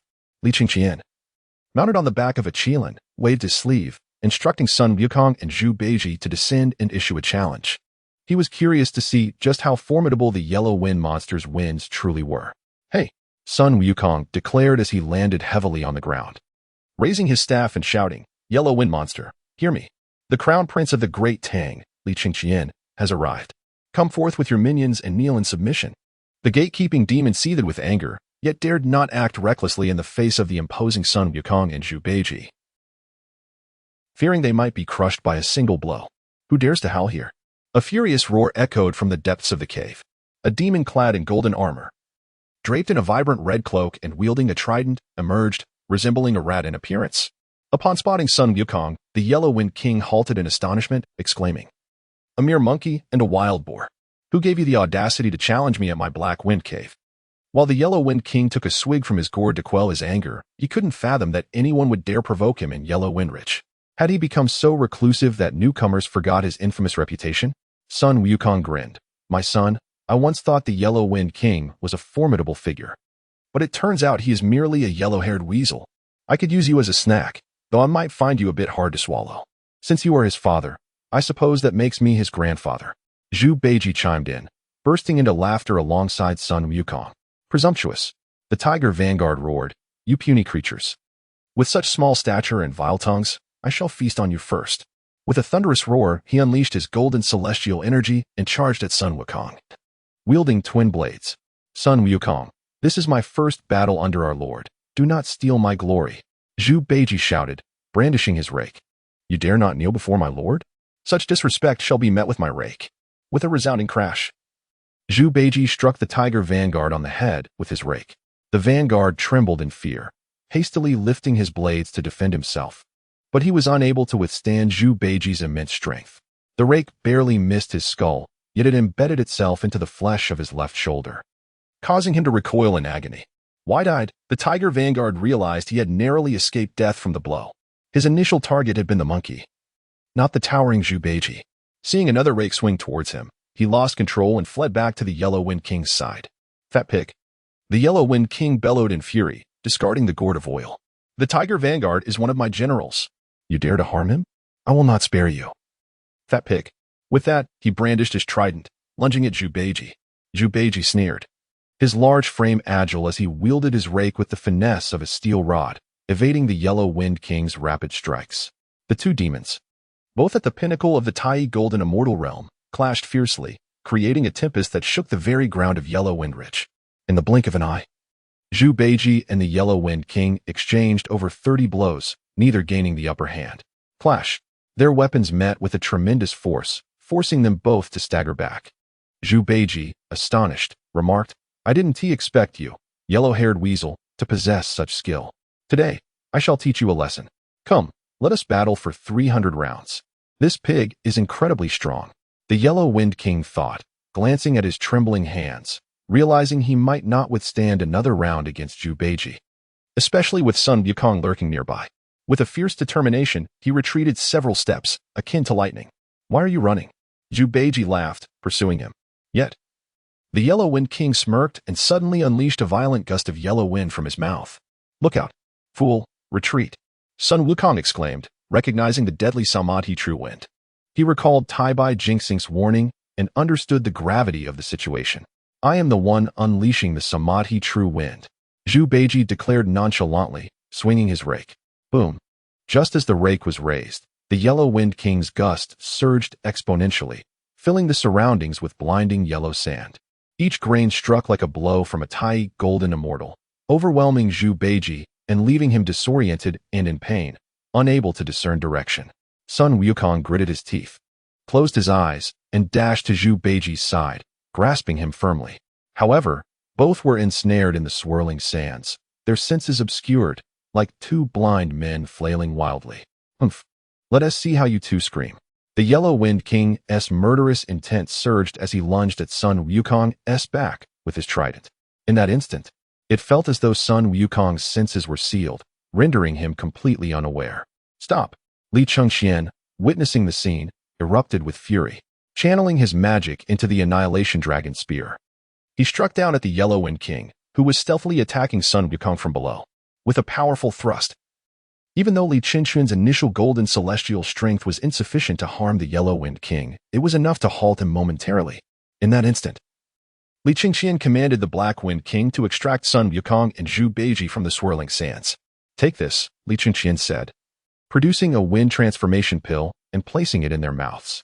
As the pill took effect, the blinding yellow wind dissipated, restoring their vision and leaving. Despite having anticipated the unusual nature of the Samadhi true wind, they had not expected it to nearly lead to their downfall. Haha, a mere golden immortal dares to challenge me? The Yellow Wind King laughed heartily, drinking deeply from his gourd. Today, even the Jade Emperor himself would be no match for me. What foolish prince of the great Tang thinks he can conquer me? Killing you would be as easy as slaughtering a pig, having led his army westward for over half a month. The Yellow Wind King recognized Li Chengqian and Sun Wukong but dismissed them entirely. Apart from the wind-controlling pearl and the flying dragon staff, he feared nothing. Sun Wukong, infuriated, cried out, "You wretched beast, prepare for battle. I shall fight you for 300 rounds. Little monkey, come down and die." The Yellow Wind King sneered. Undeterred even by the legendary Sun Wukong, relying on his confidence in the Samadhi true wind, Li Chengqian scoffed and commanded, "Wukong, make this old rat kneel and call you grandfather, or you will be held accountable. Now, go." With a swift motion, Li Chengqian tossed the wind-controlling pearl to Sun Wukong. Upon catching it, Sun Wukong's eyes sparkled with excitement as he placed the pearl in his mouth and leaped into the air. "How ludicrous! Even 10 of you are no match for me." The Yellow Wind King taunted before unleashing a torrent of Samadhi true wind. In an instant, the winds roared, engulfing the surrounding area in a storm of yellow sand, sweeping across the mountains, filling the air with terrifying grit. Yet, Sun Wukong stood firm in the air, unyielding. Laughing heartily, "My son, let the winds grow fiercer. I am simply too hot." "What?" The King of the Yellow Wind was taken aback, his eyes filled with astonishment. "Why do you not fear my Samadhi divine wind? With the wind pearl granted by my master, what is there to fear?" Sun Wukong let out a cold laugh, raised his golden staff, and bellowed, "Take this from me. Li Chengqian actually possesses the wind pearl. Could it be that the blessed one Lingji has fallen victim to his treachery?" The King of the Yellow Wind was astonished. Seeing that the Samadhi divine wind was ineffective and witnessing Sun Wukong's formidable presence, fear began to creep into his heart. However, with no path of escape, he could only raise his three-pronged steel fork in defense. At that moment, Sun Wukong seemed to be divinely inspired. In the blink of an eye, he exchanged blows with the King of the Yellow Wind for dozens of rounds, seizing an opening to deliver a powerful strike directly to the king's head. This blow nearly crushed the King of the Yellow Wind, causing the three-pronged fork to slip from his grasp and fall to the ground. Still unsatisfied, Sun Wukong continued to rain down blows with his iron staff upon the King of the Yellow Wind, shouting, "Call me Grandpa! Call me Grandpa! Grandpa! I recognize my wrongs. Do not strike me anymore. If you do, you will kill me." The King of the Yellow Wind, blood streaming from his 7 orifices, was nearly driven to madness. Pleading for mercy in a voice choked with tears, Li Chengqian, having dismounted his fiery Qilin, coldly regarded the King of the Yellow Wind and said, "If you wish to live, then submit to me as my general, and together we shall amplify your Samadhi divine wind, spreading your yellow sands across the 3 realms." "You must be dreaming." The King of the Yellow Wind retorted angrily, "Even in death, I shall never bow to a mere human." "Then let him die," came Li Chengqian's cold response. Upon hearing this, Sun Wukong raised his staff, prepared to strike the King of the Yellow Wind's head. The king, trembling in fear, hurriedly exclaimed, "My lord, I submit. I am willing to serve as your general. I have practiced for a millennium and spent many years in the Buddhist realm, knowing many secrets that will be invaluable to you." Though he boasted bravado, when faced with the specter of death, he could not help but tremble with fear. "I have no interest in the secrets of Buddhism. I only desire you," Li Chengqian replied with a smile. Lifting the King of the Yellow Wind's chin with his divine 9-dragon halberd, "From this day forth, you shall be my general, commanding the Yellow Wind army. Here's the great Xīyóu star banner. Do not let me down." With that, Li Chengqian waved his sleeve and directly bestowed the great Xīyóu star banner upon him. "This?" The King of the Yellow Wind gasped in disbelief. "Is this not the main banner of the great Xīyóu star formation from the ancient times, the great formation that protects our demon clan?" "Indeed." The Black Wind Demon King chuckled. "Now you understand the might of our lord, do you not? Your humble servant, the King of the Yellow Wind, pays homage to my lord." The king of the yellow wind knelt on one knee, holding the great Zhou star banner and proclaiming loudly. Li Chengqian glanced at the system. The king of the yellow wind's name had appeared, and his loyalty, like that of others, had reached its peak. He would rather die than betray Li Chengqian. After an hour, Li Chengqian's army of 100,000 returned from battle, having pacified the Yellow Wind Ridge and capturing a total of 60,000 demons. Congratulations, host, for subduing the plot character king of the Yellow Wind and receiving the reward, increase in the national fortune of the Great Tang. In that moment, Li Chengqian felt acutely that the national fortune of the Great Tang had ascended to a new echelon with the subjugation of Zhu Beiji and the king of the Yellow Wind. Scholars became wiser, warriors grew stronger, and the environment for cultivation it became more favorable. A bold thought suddenly struck Li Chengqian. If the national fortune could accumulate to a terrifying extent, would it be possible to elevate the entire nation to immortality? He shook his head, dismissing such ethereal musings, and instead gazed upon the vast array of demons in front of the Yellow Wind Cave. After a moment's contemplation, he resolved to recruit all these demon clans under his banner. The strength of the demon clan was undeniable. The reason these lesser demons, despite having some skills, were so weak was primarily due to the lack of unified and rigorous training. Many had only mastered superficial techniques like cloud surfing and stirring demonic energy. If they could be trained into an army, equipped with standardized armor, weapons, and techniques, they would undoubtedly become a formidable force. And now, what Li Chengqian lacked most were capable commanders. He immediately commanded, "Black Wind, heed my orders." "Yes." The Black Wind Demon King responded, promptly kneeling and saluting. Li Chengqian continued. "Review all these lesser demons, retaining only 50,000. Organize them into a roster, establishing a unit for every 1,000 demons, appointing the most skilled among them as commanders, and restructuring them according to the military regulations of the Great Tang. You will lead this effort, with Tianpeng, Huangfeng, and Ao Qing assist. This must be completed within 15 days. Understood. The Black Wind Demon King was overjoyed. In the Black Wind Mountain, he had only commanded a few thousand lesser demons. But now he could oversee tens of thousands of demon soldiers. Following my lord is the right choice. Sun Wukong, observing this, eagerly inquired, "My lord, what about me?" "You have an important task as well," Li Chengqian said with a smile, pointing eastward. "Go to the East Sea Dragon Palace and borrow 50,000 sets of armor and weapons for the demon soldiers. How does that sound?" "Yes." Sun Wukong's eyes lit up. This was indeed his forte. Without further ado, he summoned his cloud and soared into the sky, vanishing in the blink of an eye, already 10,000 miles away.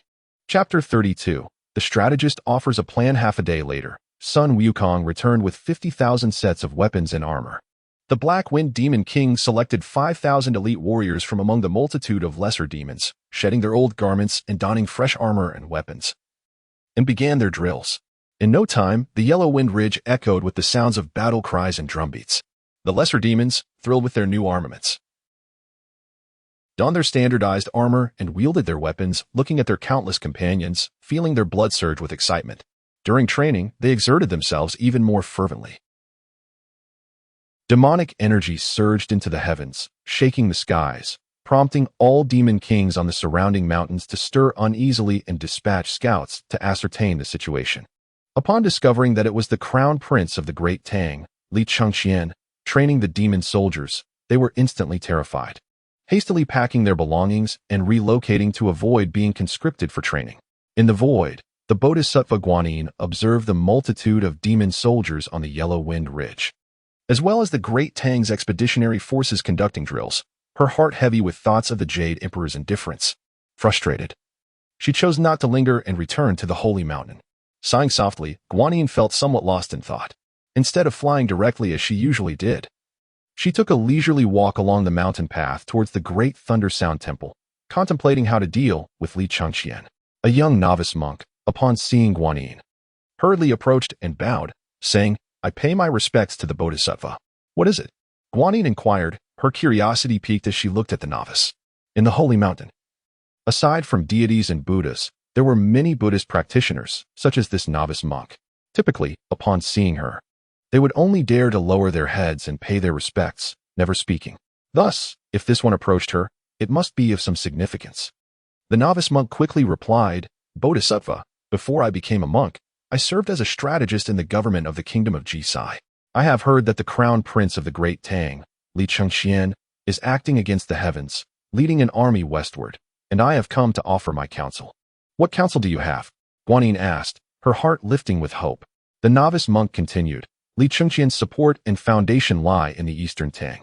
If chaos erupts within the Tang, and the dynasty is overthrown, then Li Chengqian's western campaign will hold no significance. At that time, I believe the power of humanity will no longer protect him. But as deities, we cannot take action against mortals, for if we do, not only will the heavenly court not stand idly by, but the forces of humanity and even the heavenly order will retaliate against Buddhism. Guanyin frowned, disappointment flickering in her eyes. She had hoped the novice monk would propose a brilliant strategy, only to find that he suggested such a simplistic method. The Bodhisattva could instruct the monks of the Holy Mountain to secretly connect with those who were once loyal subjects of the Tang Dynasty before Li Chengqian's rise and incite internal strife. The novice monk, unhurried, smiled and added, of course, with the chaos erupting in the Great Tang, Li Chengqian will undoubtedly rush back to defend it. The Bodhisattva can set up formations along his inevitable path, trapping him within. Once he loses the protection of human power, then his life and death will be at my whim. In the gaze of Guanyin Bodhisattva, a brilliant light flickered as she proclaimed, excellent. Indeed, to deal with the human race, one must employ their own methods. Your strategy is truly remarkable. I bestow upon you the cultivation of a celestial immortal. Should this endeavor succeed, I shall grant you the status of an arhat. Thank you, Bodhisattva. The young monk, overwhelmed with emotion, immediately knelt and bowed. When he raised his head, however, Guanyin Bodhisattva had vanished, and his cultivation had surged from chi refinement to the early stages of celestial immortal.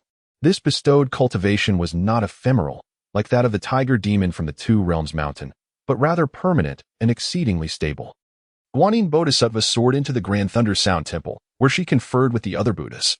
They rejoiced, and the Tathagata entrusted Guanyin with full responsibility for the matter. She promptly dispatched 5,000 monks, transforming them into mortals to infiltrate the Tang Dynasty, secretly connecting with the descendants of the noble families from the nations defeated by Li Chengqian, such as Tubo, Turkic, Goguryeo, and Fusang. Though these individuals were once subjects of fallen states, they still wielded considerable influence and charisma among their people. With a mere call to arms, they could rally. In Chang'an and Yangpingfang, Prince Xinda of Fusang stood before a window, gazing at the garden landscape while reminiscing about his time in Fusang, where he was revered and could rally the entire nation with a single command. Yet now, everything was lost. Li Chengqian. The prince's thoughts turned to the Tang prince from his memories, and he felt a deep-seated rage, wishing to devour Li Chengqian alive. But in the next moment, he recalled Li Chengqian's formidable presence, an aura of invincibility that sent a chill through him, dissolving his hatred and leaving his legs weak. It was that very prince who had shattered the city gates and led his troops to make Fusang a province under Tang rule. Do you wish to reclaim what is yours? At that moment, a voice filled with uncanny magic resonated behind Prince Xingda. He turned abruptly, startled to see an elderly man clad in white robes with a kind demeanor standing behind him. The prince glanced around and whispered in alarm, "Who are you? Leave at once, lest those outside think I am consorting with Tang nobles and punish me." The illustrious Prince Xingda, hailed as Fusang's greatest statesman, had been reduced to a mere pawn by the Tang. The old man shook his head, sighing as he observed the shocked expression of the prince. "I can grant you the revenge you desire, restore your lost glory, and elevate Fusang to greater heights than ever before. Are you not afraid of being overheard?" Prince Xingda stared at the old man, disturbed by his audacious words, yet feeling a stirring within. The old man smiled. "What is there to fear? Listen closely. If you rise in revolt, countless will respond, not only from Fusang, but also from the former officials of all the nations, Turkic, Tubo, Goguryeo, and Silla, who were vanquished by Li Chengqian. They will join you in rebellion." "What?" The prince was taken aback, incredulous. "Are they not terrified of Li Chengqian? I cannot sleep or eat at the thought of his name." The old man chuckled coldly. "Li Chengqian is struggling to protect himself. There are those who will deal with him. He is as good as dead. Do you wish for your people to be assimilated by Tang and face annihilation? If Li Chengqian falls, what do you have to fear?" With a resolve hardening in his heart, the prince declared, "If you can prove that you possess the ability to confront Li Chengqian, I shall agree to your plan." The old man laughed heartily, and with a wave of his sleeve, he and the prince vanished from the room. They reappeared in the land of Fusang. Prince Xīyóu gazed at his homeland, long unseen, tears streaming down his face. Old Immortal, I accept your proposal. I will contact the former officials, eliminate the Tang military and civilians within Fusang, and then launch a counteroffensive against the Tang alongside the other nations. Having witnessed the old man's capabilities, he no longer doubted his words and had even begun to believe that the old man was a divine being. Even the gods sought to slay Li Chengqian. Surely, he could not escape his fate. Excellent. The old man smiled slightly, bestowing upon the prince countless treasures to win the hearts of the people. Then, he transformed into a wisp of green smoke and vanished into the horizon. Chapter 33. The flames of war erupt within the Tang Dynasty. Similar events unfolded among the former officials of various nations. In an instant, the Tang was rife with hidden currents. None suspected a thing, for the illustrious and martial Emperor Li and the prince's numerous victories had quelled the lands. No one believed these former officials would dare to rebel against the Tang. On the blissful spiritual mountain, the Tathagata Buddha directly dispatched the three great bodhisattvas, Samantabhadra, Manjushri, and Lingji, along with 18 arhats and 500 celestial beings, to the Huangfeng Ridge, a crucial path to the Tang, setting up a trap, lying in wait for Li Chengqian to fall into their scheme. 10 days later, as if preordained, countless individuals rose in rebellion simultaneously. The entire Tang was engulfed in chaos, with war erupting everywhere. The rebel forces had internal allies within many cities, and once they ignited their revolt, they advanced like a torrent, capturing city after city. In just 3 days, over 100 Tang cities had fallen, and the rebels unleashed a massacre, plunging countless Tang citizens into despair. In Chang'an, within the Haiyuan Hall, these treacherous rebels had concealed their plans so well that no one had suspected a thing. Many soldiers were caught off guard and perished without warning. Changsun Wuji gritted his teeth. In Hedong, Hebei, Longyu, and Jiannan, battles are raging. The entire Tang is in turmoil. Your Majesty, we must recall the crown prince to quell this rebellion. On the dragon throne, Li Er's expression was grim, his eyes bloodshot. For 3 days, he had not slept. Overwhelmed with anxiety as he dispatched seasoned generals like Qin Xiong and Cheng Jijia to suppress the insurrection. Yet, the valiant soldiers who had fought alongside him in countless battles were now retreating against the rebellious forces. Had it not been for the old generals, who had cultivated the earthly fiend's 72 transformations imparted by Li, they likely would have been slain by the cultivators amidst the chaos. This rabble's military prowess is astonishing. If they are so capable, why did they not display such strength when their nations fell? Li's face was filled with fury, and he had keenly sensed that the Buddhist sect was orchestrating this turmoil. His gaze fell upon the golden dragon, now transformed into human form, standing beside him. If the golden dragon were to quell the rebellion, he would do so with unrestrained ferocity. Before Li could speak, the golden dragon interjected, Your Majesty, this situation is unusually troubling. I must remain by your side at all times to guard against the rebels daring to assassinate you. His reluctance was not due to laziness, but rather an acute awareness of his duty to protect Li's safety. Should any harm come to Li Chengqian would surely seek retribution against him. Indeed, you have borne much during these days, Li conceded after a moment of contemplation. He produced a jade talisman, stating, Before the crown prince departed, he entrusted me with 3 talismans. By inscribing words upon them and shattering them, the crown prince will be able to see instantly. Now, only he can quell this rebellion. With that, Li hastily inscribed the current predicament of the Tang on the first talisman and, without hesitation, shattered it. Whoosh!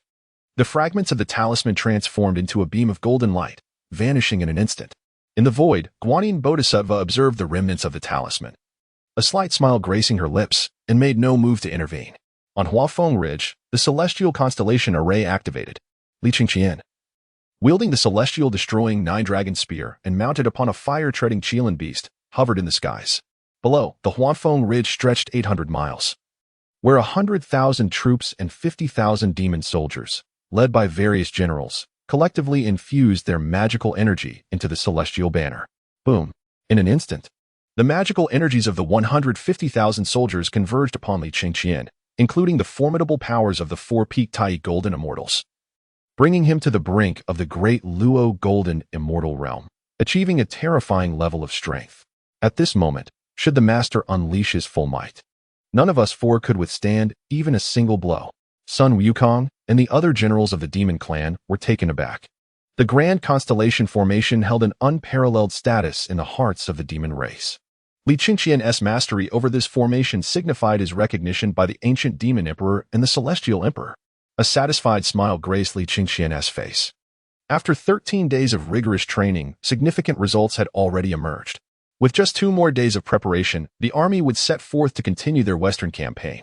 Suddenly, a streak of light cut through the void, aiming directly at Li Chengqian. With a swift motion, he caught the light, which transformed into several lines of tiny characters hovering in the palm of his hand. The audacity of the Buddhist sect to disturb the Tang Dynasty. Li Chengqian's eyes narrowed, and a surge of murderous intent erupted within him. Although Li Er had not mentioned the Buddhist sect, Li Chengqian immediately deduced that it was they who were inciting unrest from the shadows, a tactic they excelled at. Furthermore, he surmised that the Buddhist sect would undoubtedly lay traps along the way to thwart his return to the Tang to quell the chaos.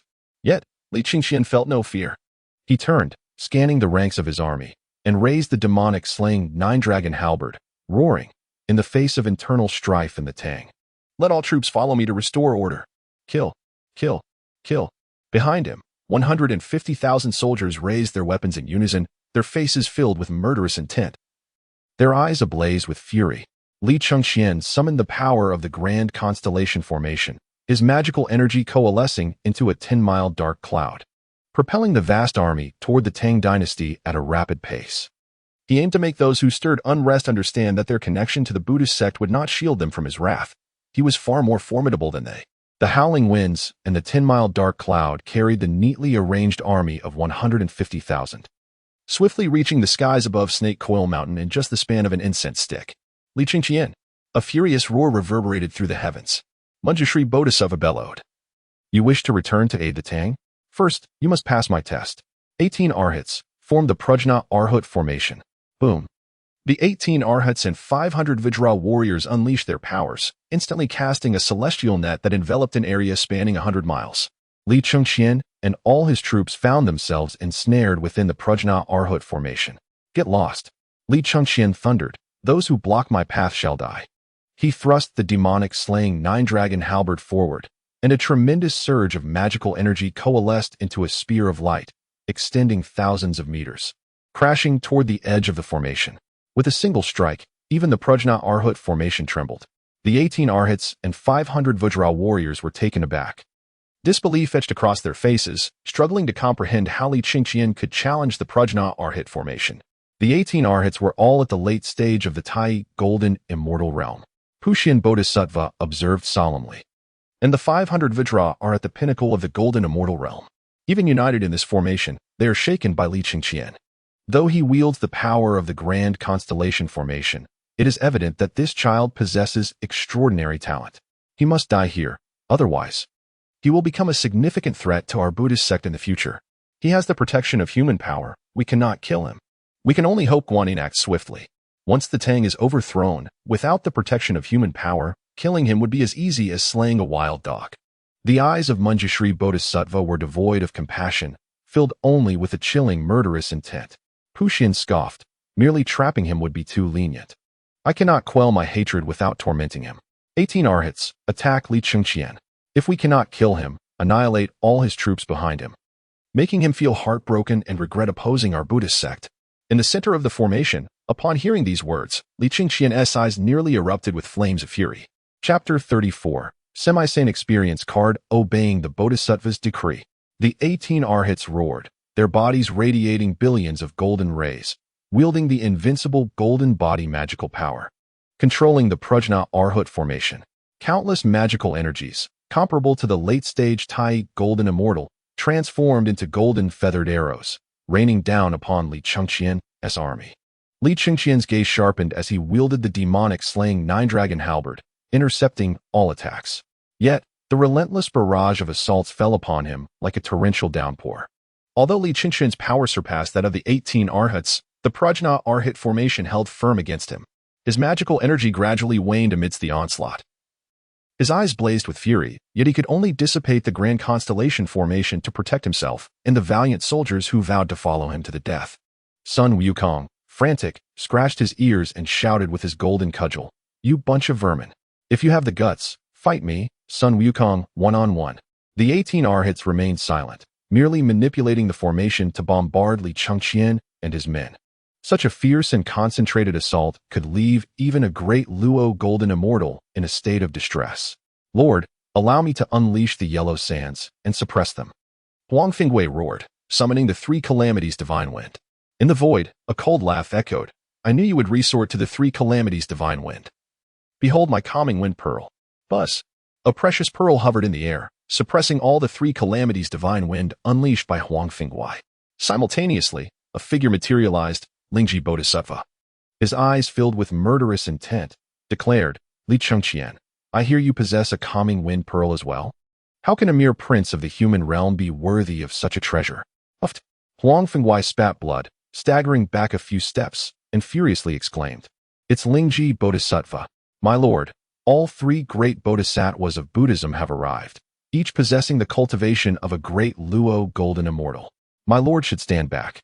With me here, anyone who dares to harm you must step over my corpse.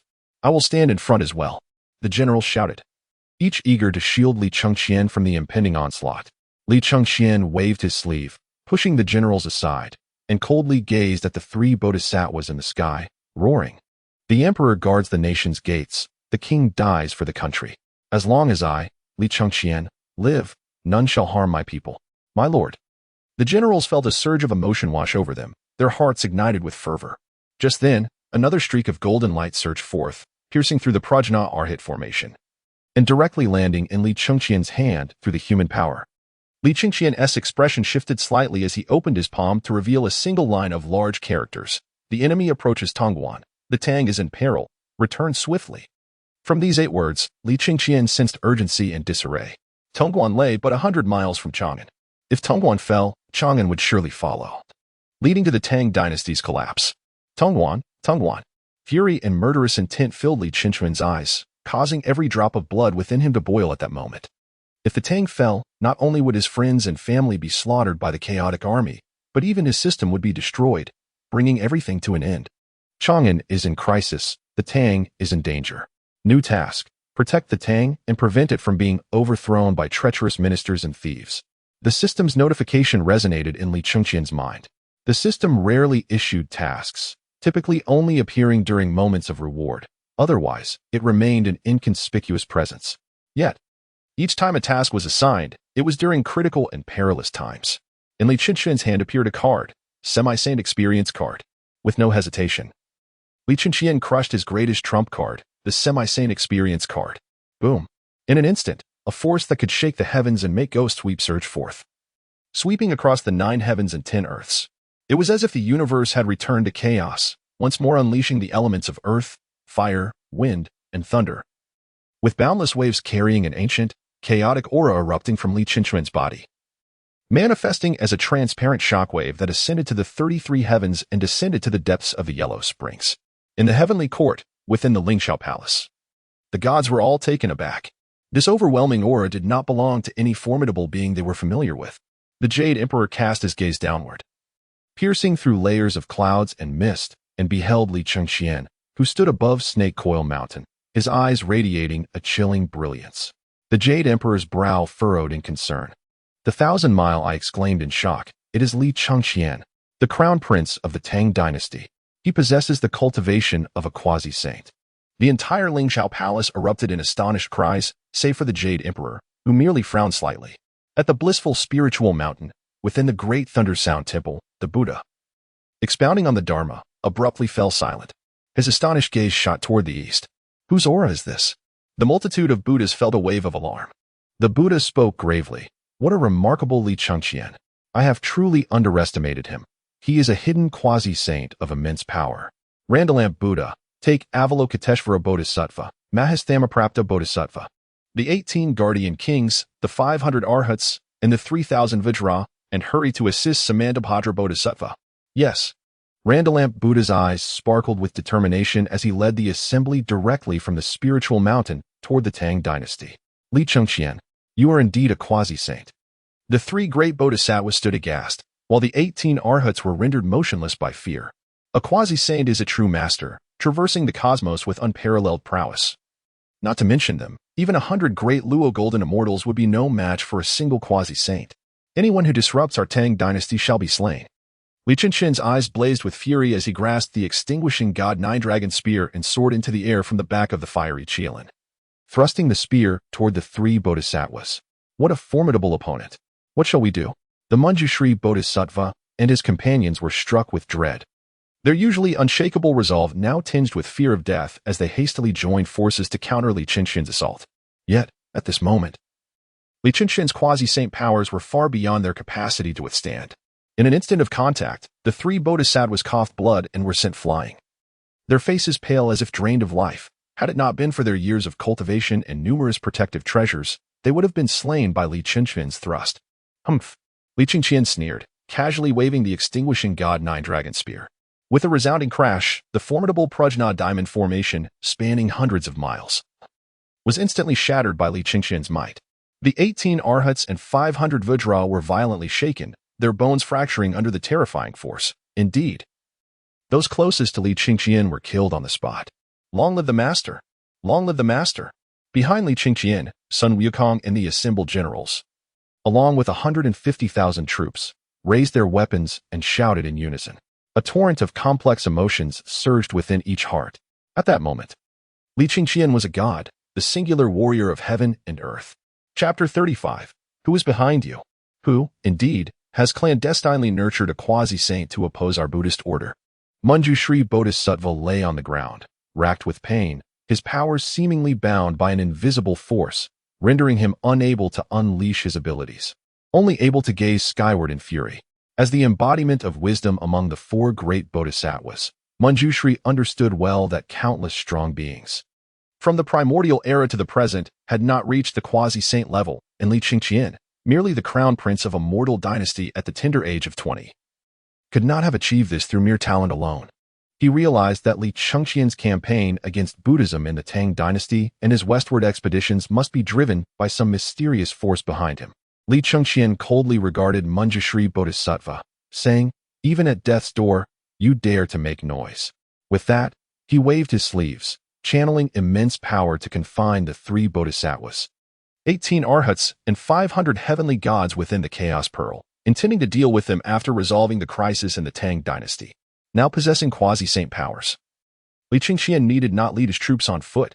With a wave of his sleeves, he and his generals, alongside the 150,000-strong army, arrived over the Tang territory above Tongwan.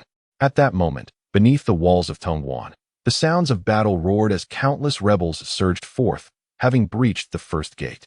Among them, formidable rebel warriors leapt effortlessly over the towering walls, their blades claiming the lives of countless tank soldiers. These elite fighters, who had fought alongside Li to pacify the realm, were seasoned veterans, yet they stood no chance against the secretly bolstered rebels.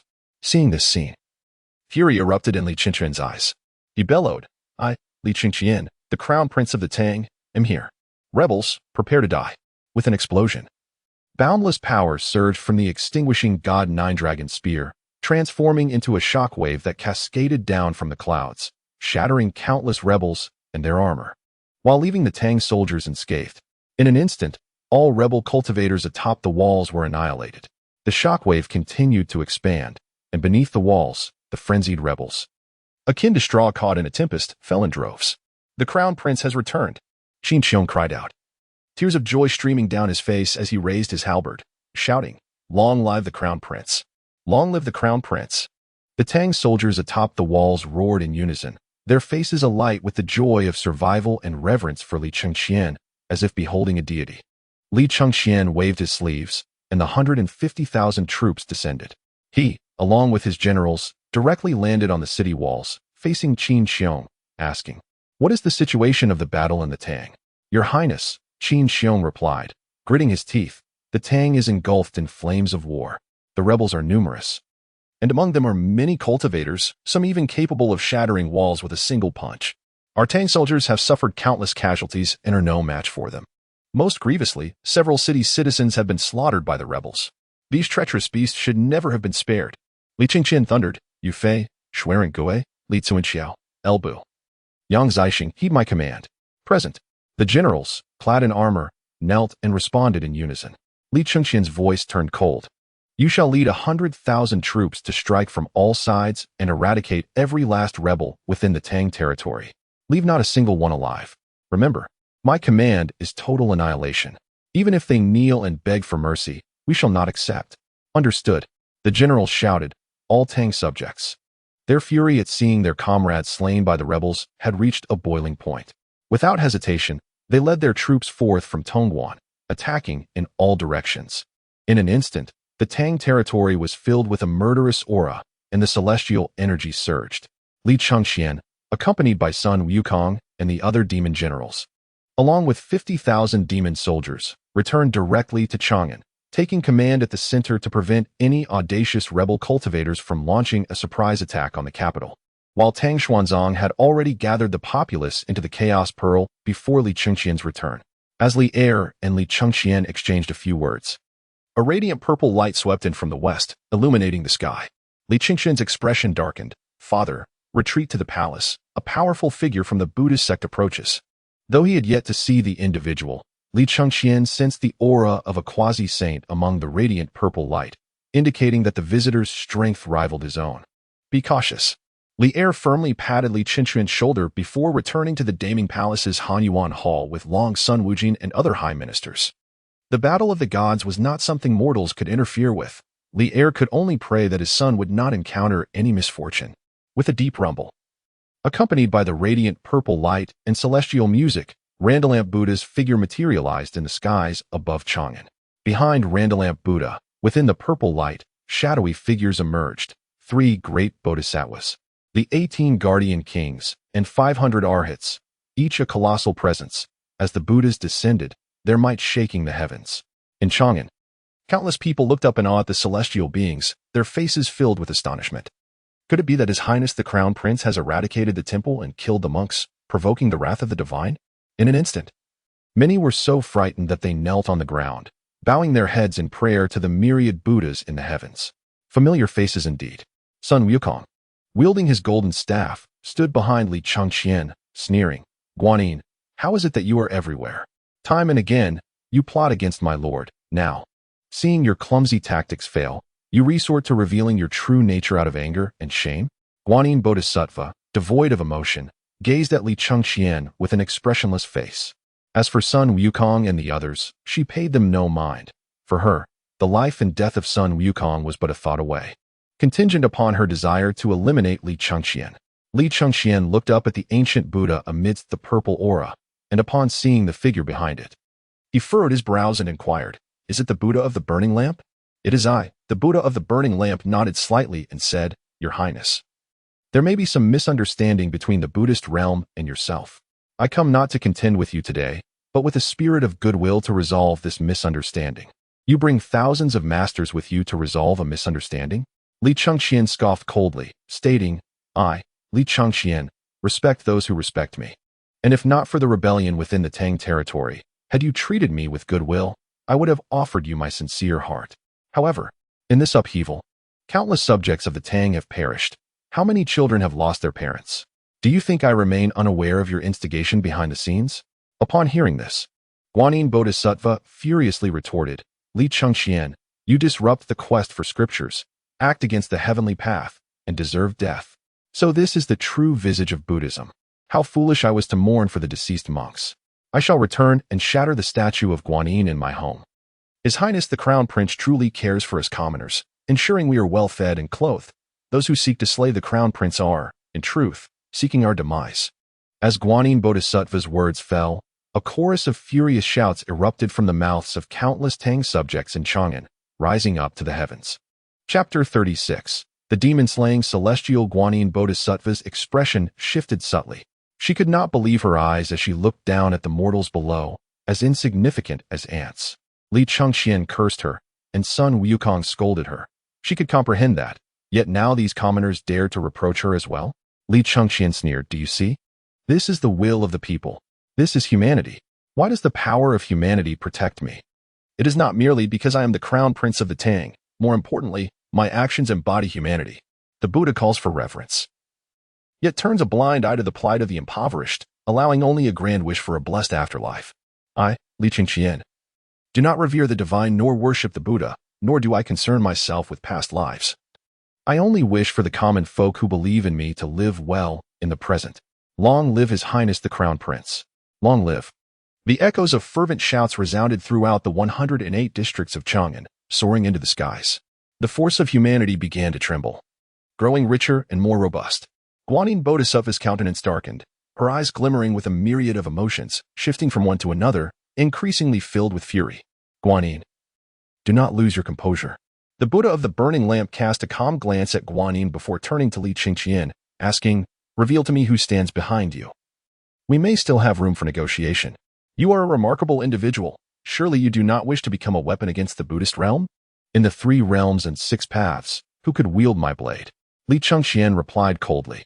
"We share a common ideal, the same goal. I am their companion, their comrade, their brother." A cold light flashed in the eyes of the Buddha of the burning lamp. Indeed, there were those behind Li Chengqian, and not merely one, but a vast force. He furrowed his brows and asked, "Who are they? The ancient gods, do you recognize any among them?" Li Chengqian smirked, "Perhaps, within this assembly. There are even old acquaintances of yours, or perhaps your elders." Li Chengqian was acutely aware that the quasi-saint experience card was his ultimate trump card. Once it was used, it would be gone.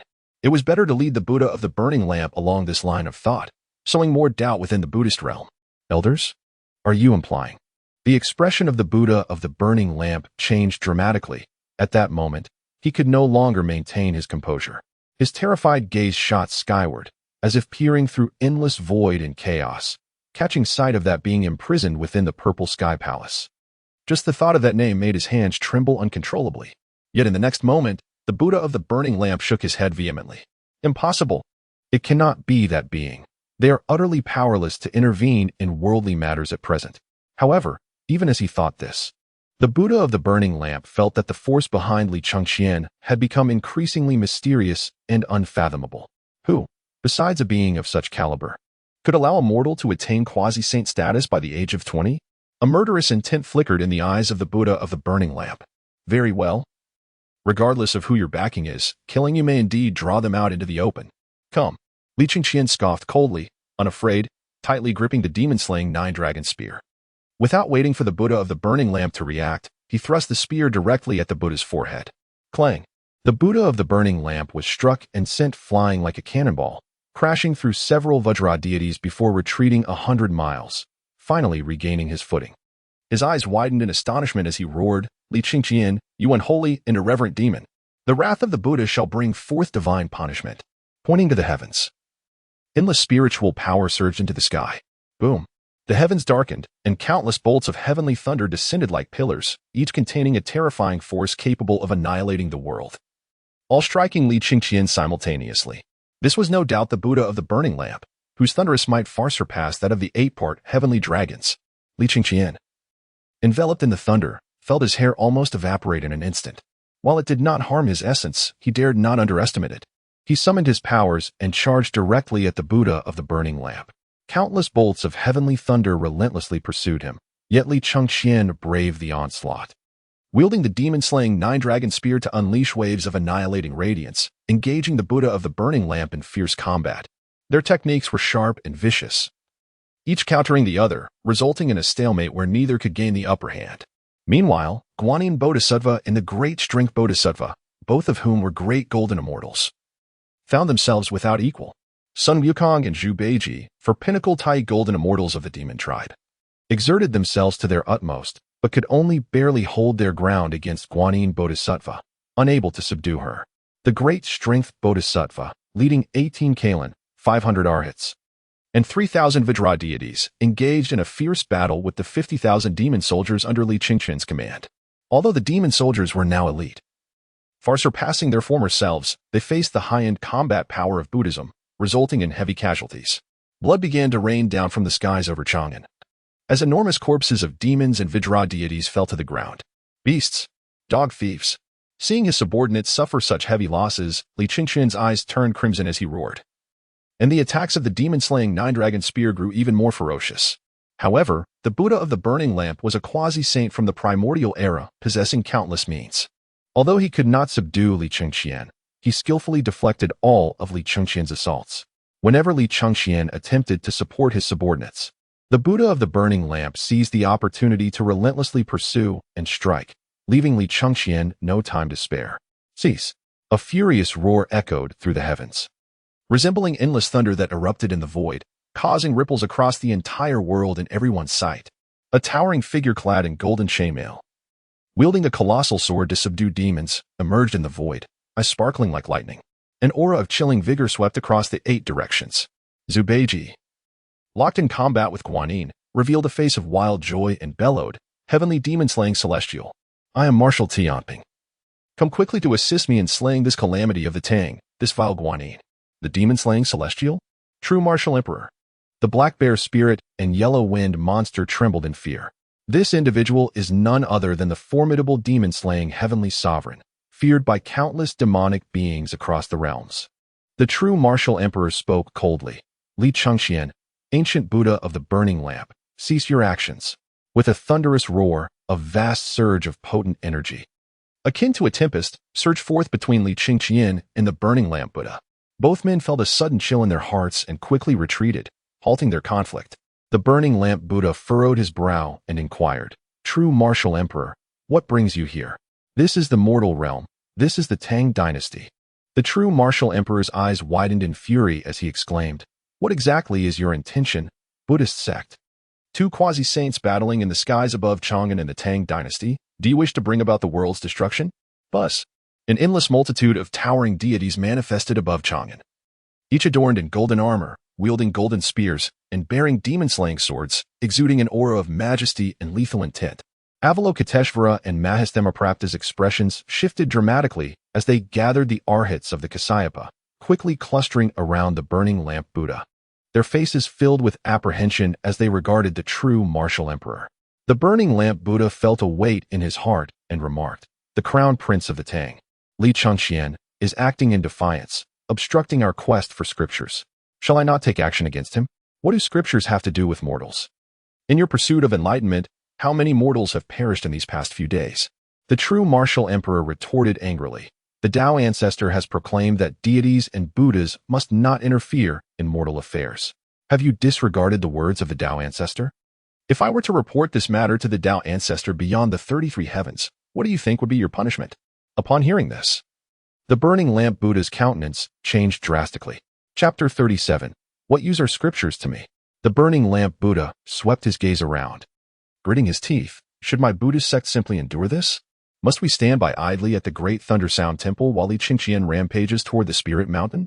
You have repeatedly ambushed Li Chengqian outside the Tang Dynasty. Has the heavenly court ever interfered? Even when Li Chengqian faced life and death within the Prajna Arhat formation, did we ever extend our hand to save him? The true martial emperor replied coldly, "Rules are rules. I state it plainly. The Tang Dynasty is the rightful realm of mortals, and the heavenly court must offer protection beyond the borders of the Tang. You and Li Chengqian may engage as you please, but if you dare incite rebellion or slay mortals within the Tang, I, the true martial emperor, will regard you as a demon and strike you down. How dare you?" The burning lamp Buddha was seething with rage. Clang!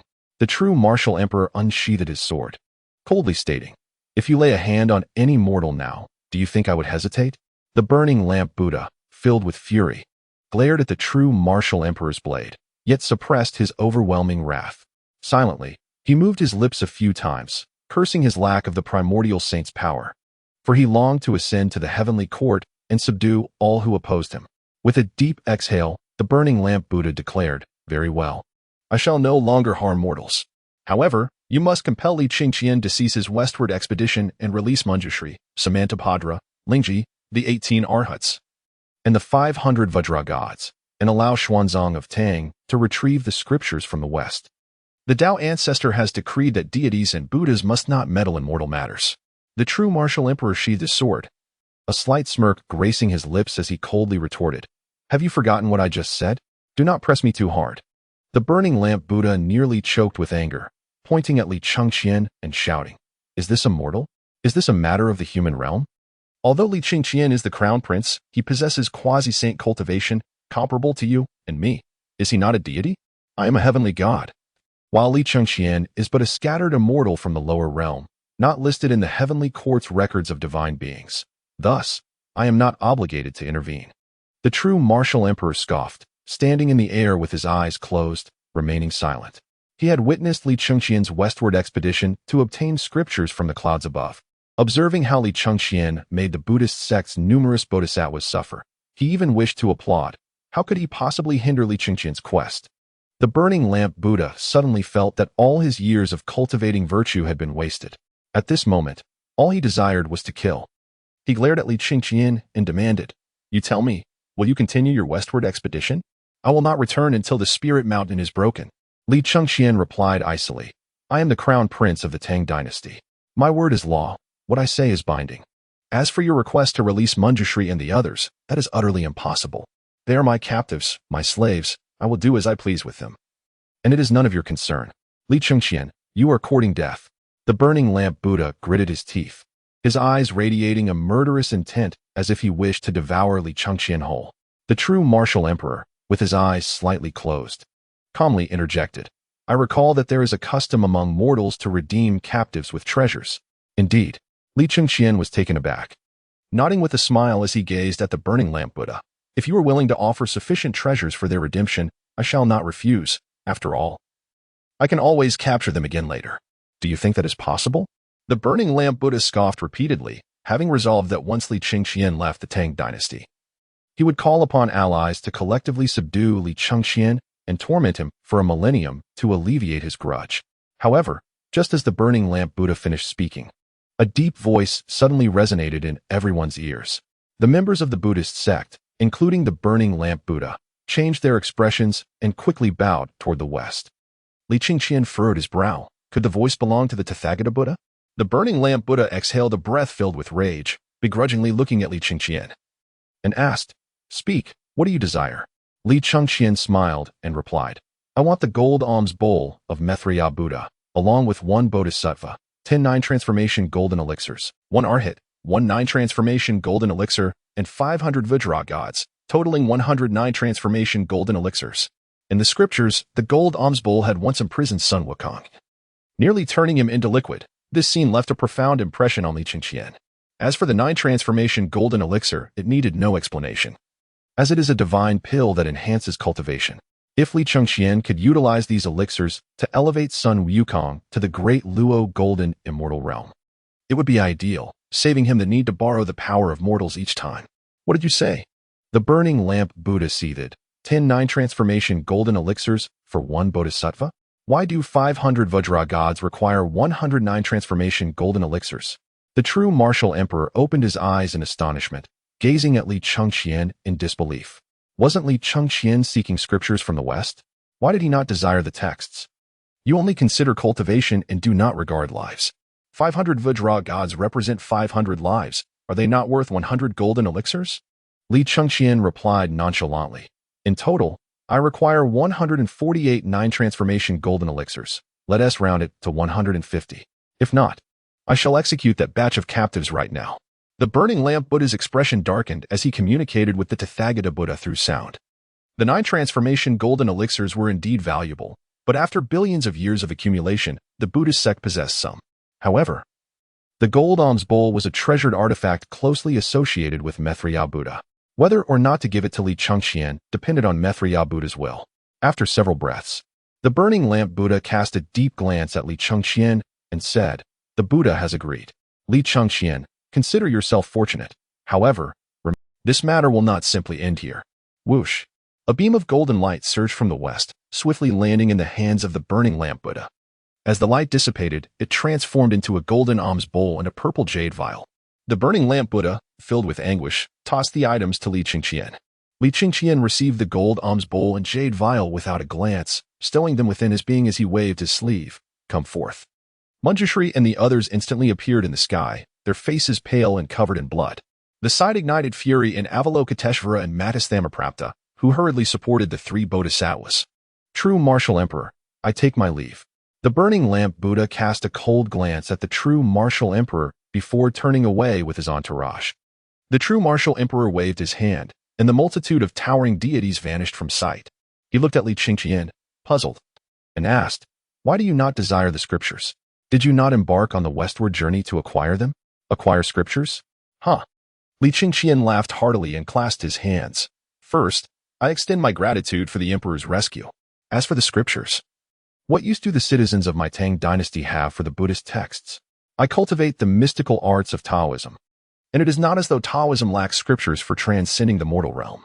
My aim is to obliterate the myriad Buddhas that fill the sky, liberating the subjects of the Tang Dynasty from the deceptive ensnarement of those sinister monks, allowing them to live freely. Boom. This declaration reverberated through the heavens, even causing the Jade Emperor in the celestial realm to shine with excitement. Well said, applauded the great Emperor Xīyóu, affirming, you are indeed correct. My Taoism possesses sacred texts, and the lonely spirits are subject to the underworld's pursuit. The day and night deities tirelessly patrol the realm of the Tang. Li Chengqian, I have not misjudged you. You are truly the embodiment of Taoist orthodoxy. Li Chengqian smiled and offered a courteous bow. The celestial master of exorcism, a man of forthright character, dared to speak candidly under the watchful eyes of the celestial Buddhas, earning Li Chengqian's deep admiration. The great Emperor Xīyóu glanced towards the west and said, Your Highness, please lend me the golden alms bowl that the burning lamp ancient Buddha bestowed upon you for inspection. Certainly, Li Chengqian readily obliged, producing the golden alms bowl and presenting it with both hands. The great Emperor Xīyóu accepted it with equal reverence, his eyes glinting with golden light as he remarked coldly, Indeed, this alms bowl bears the restrictions of Maitreya Buddha. Without the incantation, it is utterly unusable. The Buddhist sect has presented you with a superfluous object, fit only for lamentations at funerals. What? How utterly shameless of the Buddhist sect! Li Chengqian was filled with indignation and astonishment, his consciousness sweeping across the alms bowl, where he indeed felt a formidable restriction. The strength of this restriction was such that even with his current experience card for quasi-saint power, he could not hope to break it, and his disdain for Buddhism reached new heights. Hearing this, Sun Wukong and his allies also expressed their contempt, hurling invectives towards the west. The great Emperor Xīyóu chuckled and said, This is merely a trifling matter. The aura of the restriction resembles that of Maitreya Buddha. I can attempt to unravel it. However, if it were set by the Buddha Tathagata, I would be powerless. Thank you, Celestial Master. Li Chengqian replied with a respectful bow. The great Emperor Xīyóu nodded, grasping the alms bowl in his left hand while channeling his formidable powers with his right, akin to Pangu asserting his truth through sheer. With a single strike, a resounding golden chime echoed throughout Chang'an. An unseen force surged forth, shattering the restriction on the alms bowl. The great Emperor Xīyóu handed the bowl back to Li Chengqian, smiling. The restriction has been lifted. This object can contain individuals whose cultivation does not exceed your own realm for a brief period before they transform into a viscous substance. It is indeed a malevolent artifact that disrupts the harmony of heaven. It is best used sparingly. I shall take my leave now, Your Highness. Be cautious in your western expedition. With that, the great Emperor Xīyóu held his sword upright, bowed to Li Chengqian, and his figure vanished into the celestial expanse. Thank you. Li Chengqian expressed solemnly as he gazed in the direction the great emperor had departed. Had it not been for his appearance, even with the quasi-saint experience card, he would have been unafraid of the burning lamp ancient Buddha, yet the entire Tang Dynasty would have faced devastation. Li Chengqian looked down into the void, observing countless citizens of Chang'an smashing their household Buddhist idols on the streets, even throwing jade ornaments to the ground where they shattered. A faint smile graced his lips. The people of the Tang Dynasty had finally come to recognize the true nature of Buddhism. From this day forth, even if Li Chengqian were to perish on the battlefield, Buddhism would never be allowed to penetrate the Tang. For this cause, he would spare no effort, even if it meant exhausting his final resources, including the quasi-saint experience card. As Li Chengqian's gaze swept over the corpses of fallen demon soldiers, a tinge of sorrow filled his eyes. To resurrect the thousands of fallen soldiers would deplete the national fortune of the Tang to astronomical proportions. He had witnessed many scenes of war and death and had long grown accustomed to them. However, familiarity did not equate to a heart of stone. He could not disregard the lives of those who had sworn loyalty unto death.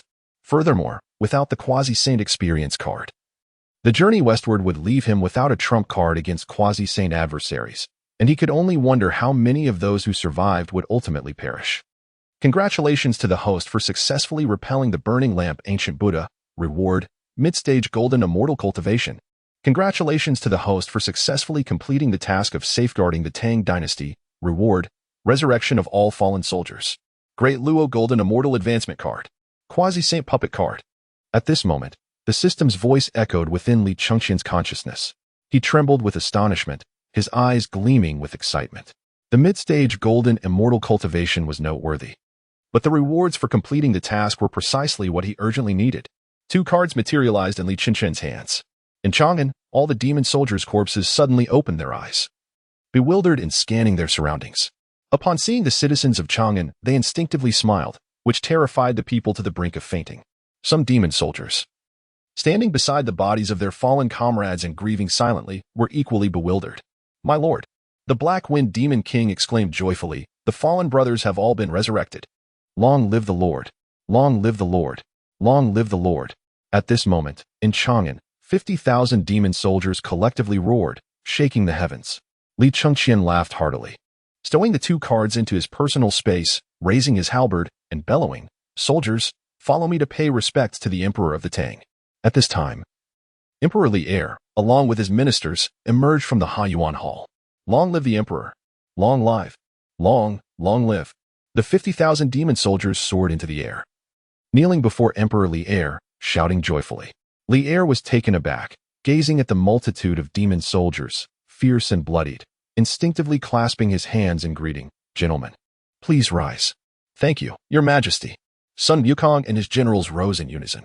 Li Chengqian turned the Black Wind and commanded, "Take the army to camp outside the city, guarding Chang'an from all sides."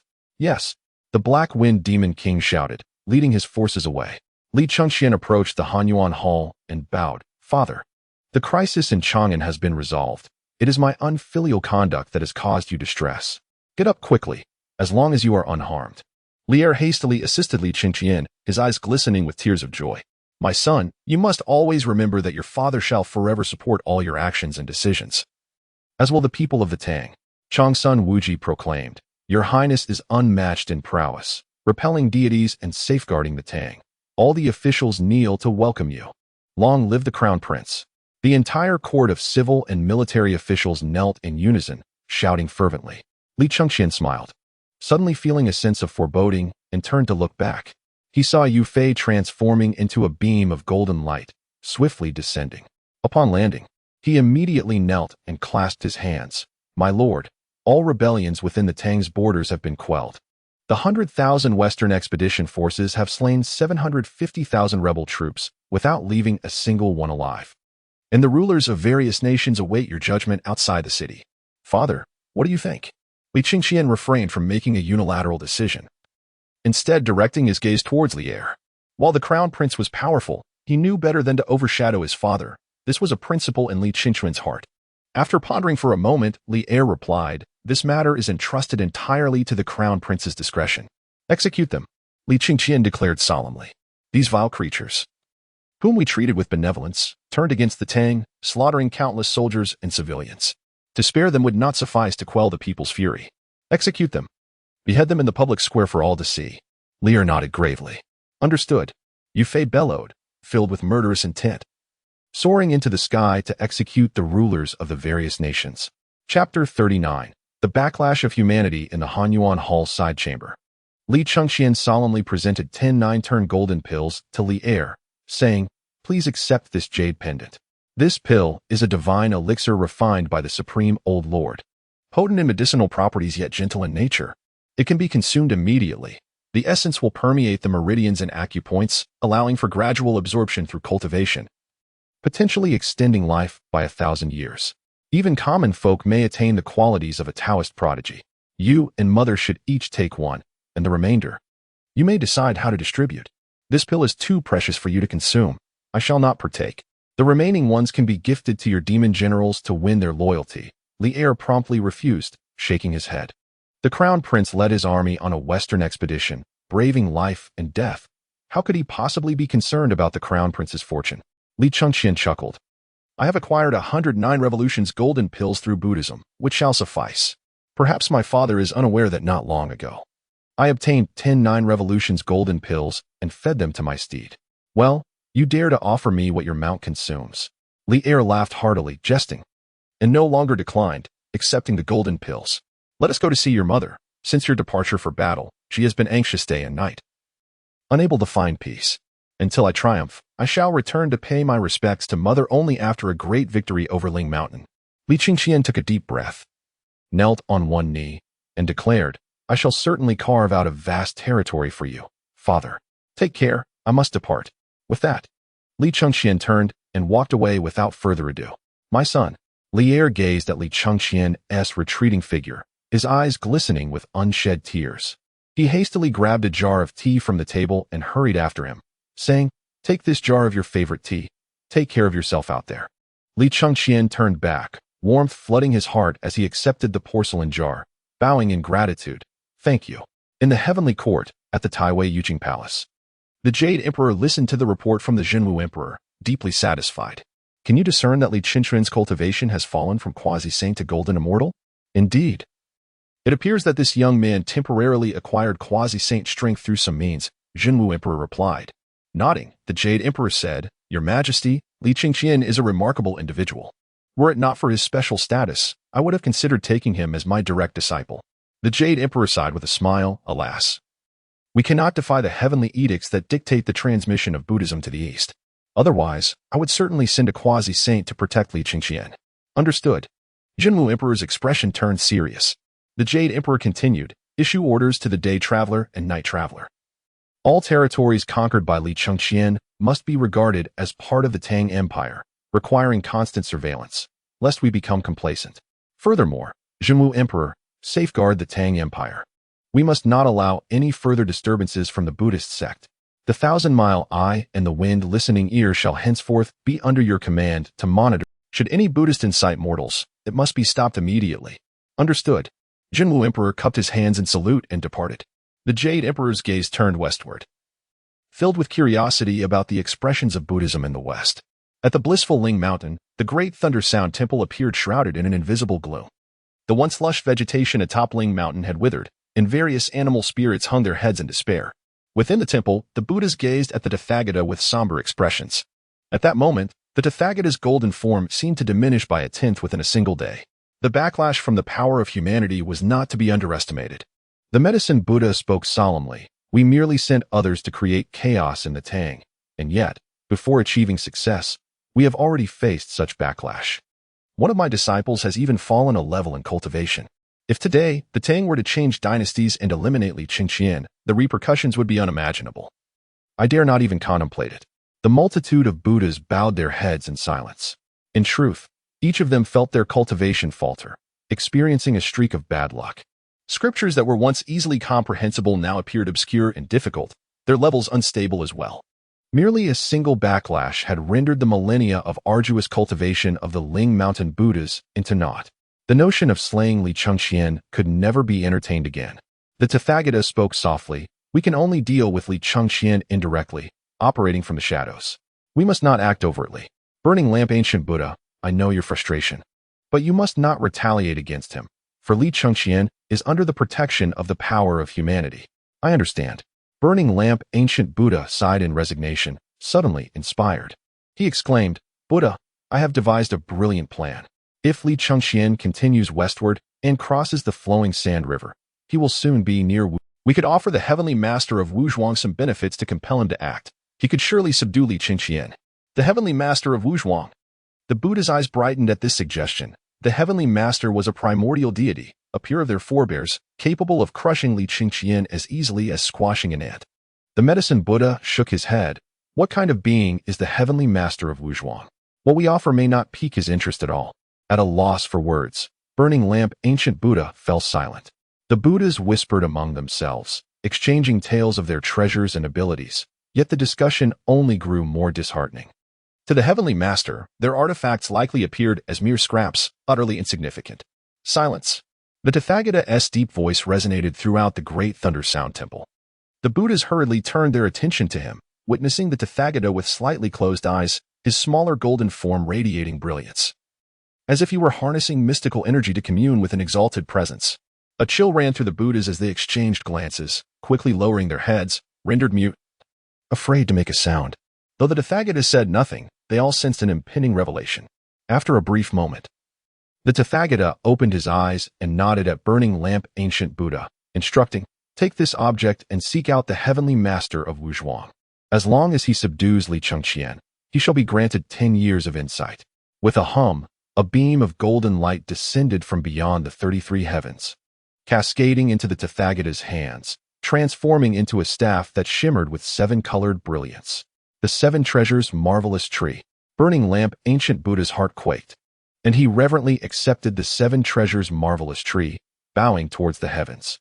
The Tathagata then turned his gaze to Avalokiteshvara, stating calmly, "You, along with Manjushri, Samantabhadra, and Mahastamaprapta, should go to the opposite side of the flowing sand river and create an abode." Li Chengqian and his soldiers, having recently ascended, are still tethered to their mortal desires. Tempt them with benefits to induce them to abandon their western expedition, and they shall gain everything. Brilliant. The 4 bodhisattvas' eyes sparkled at the words, and they promptly bowed in respect.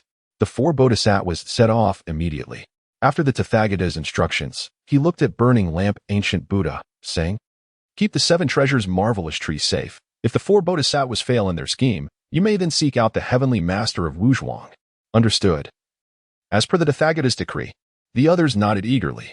Avalokiteshvara and the 4 bodhisattvas departed Ling Mountain, arriving at the western Nhezu, where they transformed a dwelling along the mountain path by the flowing sand river, taking on the guise of enchanting maidens, summoning ethereal beauty, and preparing to await Li Chengqian's arrival. Chapter 40. Subduing Shawujing, Li Chengqian continued to lead his army westward, swiftly traversing Chang'an. In less than half a day, he crossed the Yellow Wind Ridge and navigated through the mountain peaks, arriving at a vast expanse of land. Merely standing in midair, he beheld the rushing western river, its sound roaring like thunder. The river stretched endlessly, rivaling the 800 miles of Yellow Wind Ridge, with a length of 10,000 miles, flowing towards the 4 seas. By the riverbank stood a stone tablet, and Li Chengqian descended before it. The tablet bore 4 large carved characters, 800 flowing sand realm, 3,000 weak waters deep. Goose feathers cannot float, reed flowers must sink. The king of Yellow Wind bowed, saying, "My lord, this place is called Flowing Sand River, 800 miles wide and 10,000 miles long. The river's demon king is a burly black man wielding a demon-subduing staff. I have faced him before. His strength rivals my own. However, should I unleash the 3 mystical winds, he would surely flee in terror." So, they had arrived at Flowing Sand River. Li Chengqian nodded slightly, smiling. "Who among you is willing to battle and capture that black man?" "I am willing to go," the generals shouted in unison. Li Chengqian turned to Zhu Beiji, stating, "You were once the marshal of the heavenly canopy, overseeing 80,000 river soldiers. So you shall go and capture that black man to present him before me." "Yes." Zhu Beiji's eyes brightened, gripping his rake with fervor, and leapt into the tumultuous flowing sand river with a splash. The river surface rippled as Li Chengqian turned to Tang Xuanzang, asking with a smile, "Are you familiar with this place? I have never been here. How could I be familiar with it?" Tang Xuanzang furrowed his brows, looking at Li Chengqian in confusion. Li Chengqian replied that you do not recognize this place, it recognizes you. In your previous 9 lives, you ventured westward to seek scriptures and were consumed by that black man right here. This is your 10th life. I am Tang Xuanzang, not Jin Chanzi. Tang Xuanzang wore an indifferent expression and remarked, "Your Highness, do not speak of such fanciful matters. A lifetime is but a cycle, and the past is faded into mere wisps of smoke." Li Chengqian smiled, gazing at the rushing river, choosing to remain silent. He was indeed curious about what mastery this Tang Xuanzang might possess should he awaken the memories of the golden cicada. After a brief moment, the river remained still, prompting Sun Wukong to exclaim, "My lord, could it be that the old pig has been devoured by that dark brute? Shall I go and investigate?" "Go," Li Chengqian nodded. Without hesitation, Sun Wukong leapt into the quicksand river. Moments later, he emerged, dragging a robust black man bound in ropes. The black man towered several feet high, adorned with a necklace strung with 9 skulls, his visage fierce and terrifying. With a thud, Sun Wukong tossed the black man before Li Chengqian, bowing respectfully, "My lord, this fiend has been captured. Please decide his fate."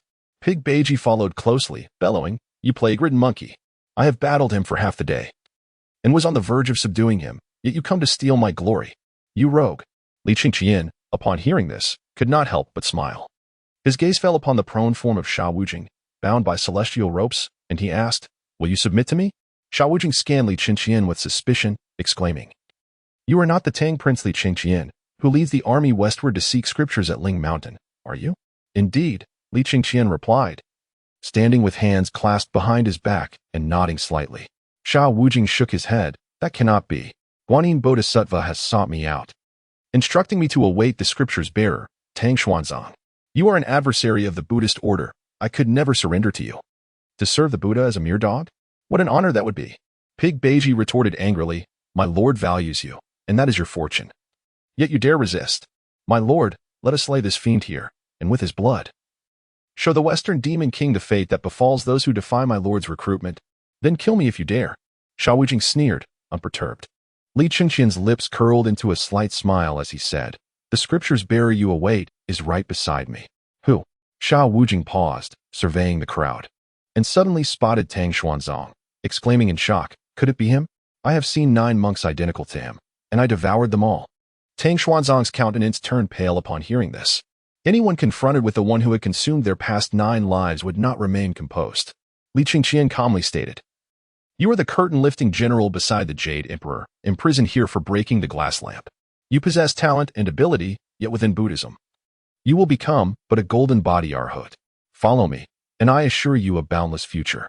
I can also petition the Jade Emperor to relieve you of the torment of 10,000 swords piercing your heart. Upon hearing this, Xiao Wujing shook his head in disbelief.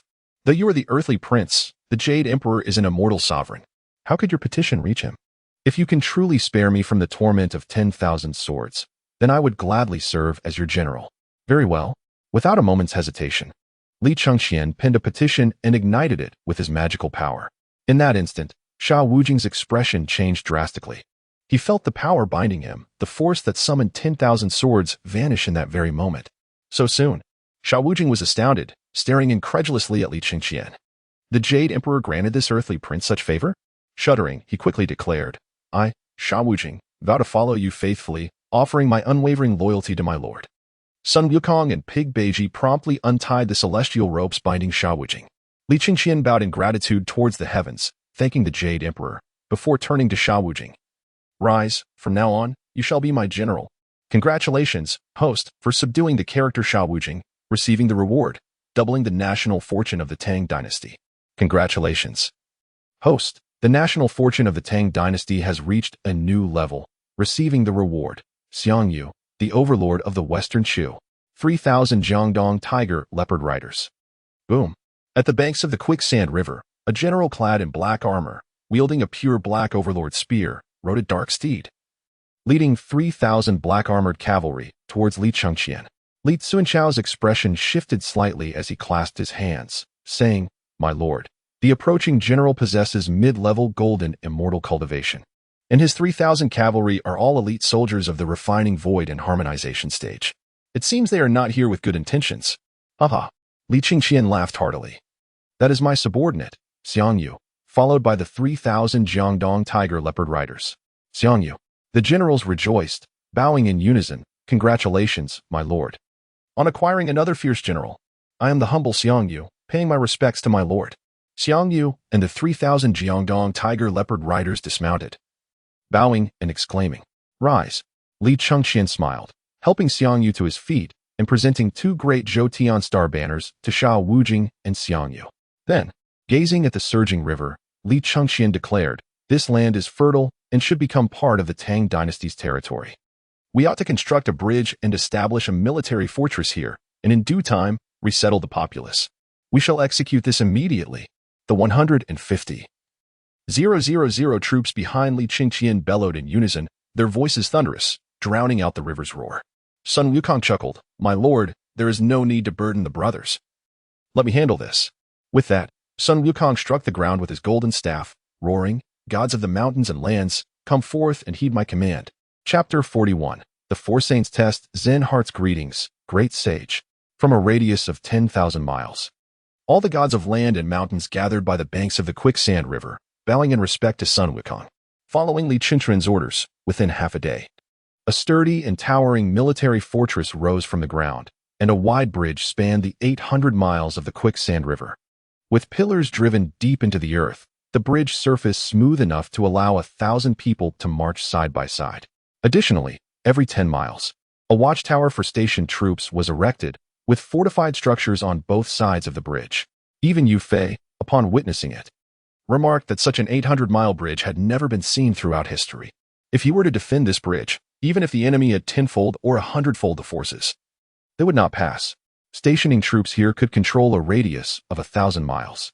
Li Chengqian looked up at the sky. It was noon. He commanded Yu Fei to lead 50,000 Beiwei troops to remain stationed, awaiting Li Jing's forces to take over, while he rode the fire Kirin. Accompanied by 100,000 troops marching onto the bridge towards the far bank of the Quicksand River. As they journeyed halfway, Sha Wujing's expression suddenly changed.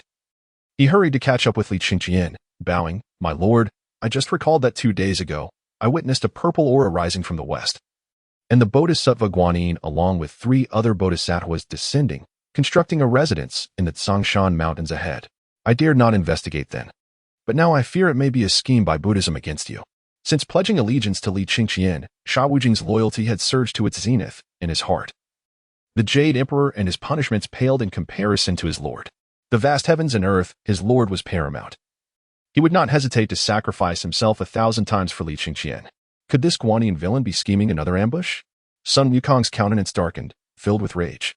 The Deluo Golden Immortal Advancement card Li Chengqian had received had already been bestowed upon Sun Wukong, who now possessed initial stage Deluo Golden Immortal Cultivation. Though still inferior to Guanyin Bodhisattva, he was nonetheless capable of battle.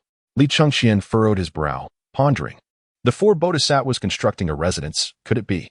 Suddenly, he recalled the narrative of the 4 saints testing Zen hearts from Journey to the West, and he was momentarily taken aback. Could Buddhism be planning an ambush here? Yet, in the next moment, Li Chengqian shook his head, dismissing the thought. If Buddhism were indeed laying a trap, they would not require the construction of a residence. They could simply send forth the likes of the burning lamp ancient Buddha or other quasi-saints to directly eliminate him. The fact that they dispatched Guanyin Bodhisattva to build a residence suggested they might be deterred from openly attacking him, perhaps seeking another method. As this thought dawned on him, Li Chengqian's eyes brightened. The likelihood of this possibility grew increasingly substantial. Buddhism wreaked havoc in the Tang Dynasty. Although it did not topple the empire nor lead to its own demise, it caused the untimely deaths of countless mortals and would inevitably face the backlash of humanitarian forces. Reflecting on this, Li Chengqian let out a cold laugh and declared, "No matter what ambush they have, we shall uncover it upon our arrival." Li Xīyóu, Haifeng, the 2 generals, Li Xīyóu and the Black Wind Demon King, swiftly approached Li Chengqian. He instructed, after crossing the bridge, "You 2 will station your troops overnight at the designated area while I, along with others, will investigate the estate." Understood. The 2 generals bowed in acknowledgement. The system's prompt resonated. The 4 saints test the Zen heart. The Tao heart is as steadfast as stone. New task: stay overnight at the Jia estate without succumbing to any temptations. This confirmation solidified Li Chengqian's resolve as he brandished his spear and commanded, "March forth." Yes. 100,000 soldiers roared in unison. On the opposite bank of the Lusha River, within the estate, Guanyin Bodhisattva and her companions watched in astonishment as Li Chengqian led his grand army across the river. Their abode was merely a slightly larger residence compared to ordinary households, and the ethereal maidens transformed from celestial energy numbered merely in the hundreds. How could they accommodate 100,000 soldiers? Guanyin suggested, "Shall we summon some mountain spirits and demons, along with our transformed maidens, to gather 10,000 exquisite beauties?" What an absurdity! Manjushri Bodhisattva retorted, "In these secluded woods and grand estates, the presence of our mere 100 women already raises suspicion. If you were to conjure 10,000, it would blatantly reveal our intentions to Li Chengqian." Upon hearing this, Guanyin shook her head with a wry smile, realizing how foolish her suggestion was. At that moment, a mid-level divine consciousness swept across the estate. The faces of the bodhisattvas shifted slightly. They recognized it as Li Chengqian's aura. Had he sensed their presence? The consciousness arrived swiftly and departed even faster, retracting in an instant. Puxian Bodhisattva exclaimed, "Why does Li Chengqian have his army stationed at the bridge while only bringing a few generals and 100 cavalrymen to approach us?" The others turned their gaze to find that, just as Puxian had said, Li Chengqian commanded his troops to halt at the bridge's head while he advanced with his remaining generals, excluding Li Xīyóu and the Black Wind Demon King. Accompanied by his personal guard, the Tianlong Guard, Manjushri Bodhisattva, with a glimmer of insight, remarked, "It must be that Li Chengqian's divine consciousness detected the presence of beautiful maidens within the estate and feared that his soldiers might be swayed by earthly desires." Thus, he has chosen to keep them stationed at the bridge. As night approaches, could he be seeking lodging here? He, as the crown prince of the Tang Dynasty, was accustomed to a life of luxury and would surely find the wilderness intolerable. Guanyin Bodhisattva, filled with excitement, interjected. I have investigated. This young man is unmarried and has seldom encountered women due to years of warfare. With our unparalleled beauty, if he comes here for a night's stay, I cannot believe he would remain unaffected. Quick, let the maidens welcome him. The Bodhisattvas rejoiced and hurriedly led the maidens towards the entrance. Knock, knock, knock. The urgent knocking echoed, and smiles adorned the faces of Guanyin and her companions as they wondered if Li Chengqian could no longer wait. As the door swung open, they were met with the impatient visage of Sun Wukong, who exclaimed, Why the delay? If you keep His Highness waiting, I shall have you all executed in the streets. The crown prince? Guanyin and the others feigned ignorance, their expressions filled with astonishment as admiration for Li Chengqian sparkled in their eyes. Li Chengqian called back Sun Wukong. Smiling gently, I am Li Chengqian, the crown prince of the Tang Dynasty. As dusk falls and the wilderness stretches ahead, I seek a place to rest for the night. I wonder if you would be so kind. Of course, Your Highness. Please, come inside. Guanyin Bodhisattva hastily replied, In this wild land, your presence graces our humble abode. As Li Chengqian surveyed the courtyard filled with enchanting maidens, his expression stiffened. Why did these bodhisattvas transform their home into a brothel? Nevertheless, he proceeded with his army. Riding atop the fiery Qilin, exuding an air of authority, he turned and commanded, Wukong, relay to the troops to remain in the front courtyard and not to disturb the civilians in the back. Understood. Sun Wukong suppressed his laughter and nodded respectfully. Meanwhile, Zhu Beiji, despite knowing the maidens were transformed by Guanyin and her companions, could not suppress his drooling and clumsily covered his mouth with his hands, appearing quite ridiculous, eliciting laughter from the maidens. As night fell, Manjushri Bodhisattva, disguised as Xīyóu, hosted a banquet for Li Chengqian and his generals, while 3 daughters and over 10 maidservants accompanied them. Simultaneously, they utilized celestial power to conjure over 1,000 beautiful maidens, each bearing golden and silver treasures. Approaching the military camp at the bridgehead, General, please partake. A maidservant filled a cup with wine and presented it to Bu. He nodded, accepting the cup. But upon looking up, he stood frozen in shock, exclaiming, Diao Chan? Chapter 42. Furious rebuke to Guanyin Yuji. Chang'e, sister. Exclamations echoed throughout the hall. Xīyóu and Zhu Beiji gaped, their eyes nearly popping out of their sockets in disbelief as they beheld the maidens before them. Amitabha, Tang Xuanzong sighed, shaking his head as he chewed on a bun. Xīyóu, taken aback, inquired, Generals, do you know my maidservants? They look just like her. Zhu Beiji replied. This maiden resembles a deceased friend of mine to an uncanny degree, even in her gestures and demeanor. Xīyóu and Bu nodded in agreement. Despite their prior knowledge that this was Guanyin's scheme, they could not help but feel moved, their eyes misting over. Xīyóu chuckled, What a grand coincidence. You 3. Attend to the generals well. Yes. The 3 maidservants nodded eagerly and seated themselves beside Zhu Beiji and the others. Li Chengqian smiled, though a glint of coldness flashed in his eyes. Guanyin and her companions had truly gone to great lengths for this evening. Only that morning had they acquired Xīyóu, and by nightfall, they could conjure Yuji. Xīyóu turned to Li Chengqian and asked with a smile, Your Highness, may I inquire about your marital status? Not yet. Li Chengqian replied, shaking his head. Xīyóu continued, What do you think of my 3 daughters? Li Chengqian glanced at Guanyin and her companions, who immediately lowered their heads, feigning shyness. He nodded and said, They are as beautiful as celestial beings, truly unparalleled in the mortal realm. Then, Your Highness, how about taking them as wives? They do not seek titles or status, but to serve beside you would be a great blessing. Upon hearing Li Chengqian's words, Xīyóu's smile widened. Li Chengqian shook his head, raising his cup. I have vowed to remain unwed until the world is unified and the realms acknowledge my supremacy. By then, you and your daughters may have long turned to dust. What did you say? Xīyóu and the 3 bodhisattvas gasped in shock, their scalps tingling from Li Chengqian's words. Did this crown prince of the Tang Dynasty aspire to more than just capturing the spiritual mountains? Did he intend to unify the realms? One should not speak while eating or sleep while conversing, Li Chengqian replied, shaking his head and focusing on his meal. He had expected Guanyin and her companions to devise some remarkable strategy against him, yet all they had resorted to were crude temptations of feminine allure. Not only did Li Chengqian recognize their ruse, But even if these were indeed mortal women, he would not spare them a second glance. Women only served to distract him and slow his draw to the sword. Tang Xuanzang looked up, astonished as he chewed on his bun, while Jiamu frowned, silently cursing Li Chengqian for being impervious to their charms. However, observing the captivated Zhu Beiji and other generals, she could not help but smirk. Even if she could not sway Li Chengqian, causing his soldiers to rebel would be a sufficient victory. After finishing his meal, Li Chengqian rose abruptly, with a swift motion. The generals under his command also stood in unison. Li Chengqian clasped his hands and expressed his gratitude, saying, "Thank you, Madame Jia, for your hospitality. We shall only camp in the front courtyard tonight and will not step into the inner residence. Please rest assured, everyone. Thank Madame Jia." The generals, including Sun Wukong, bowed in unison and exclaimed their thanks. Even Zhu Beiji and Xīyóu, at that moment, averted their gazes from the women beside them, following in Li Chengqian's footsteps as they exited the hall.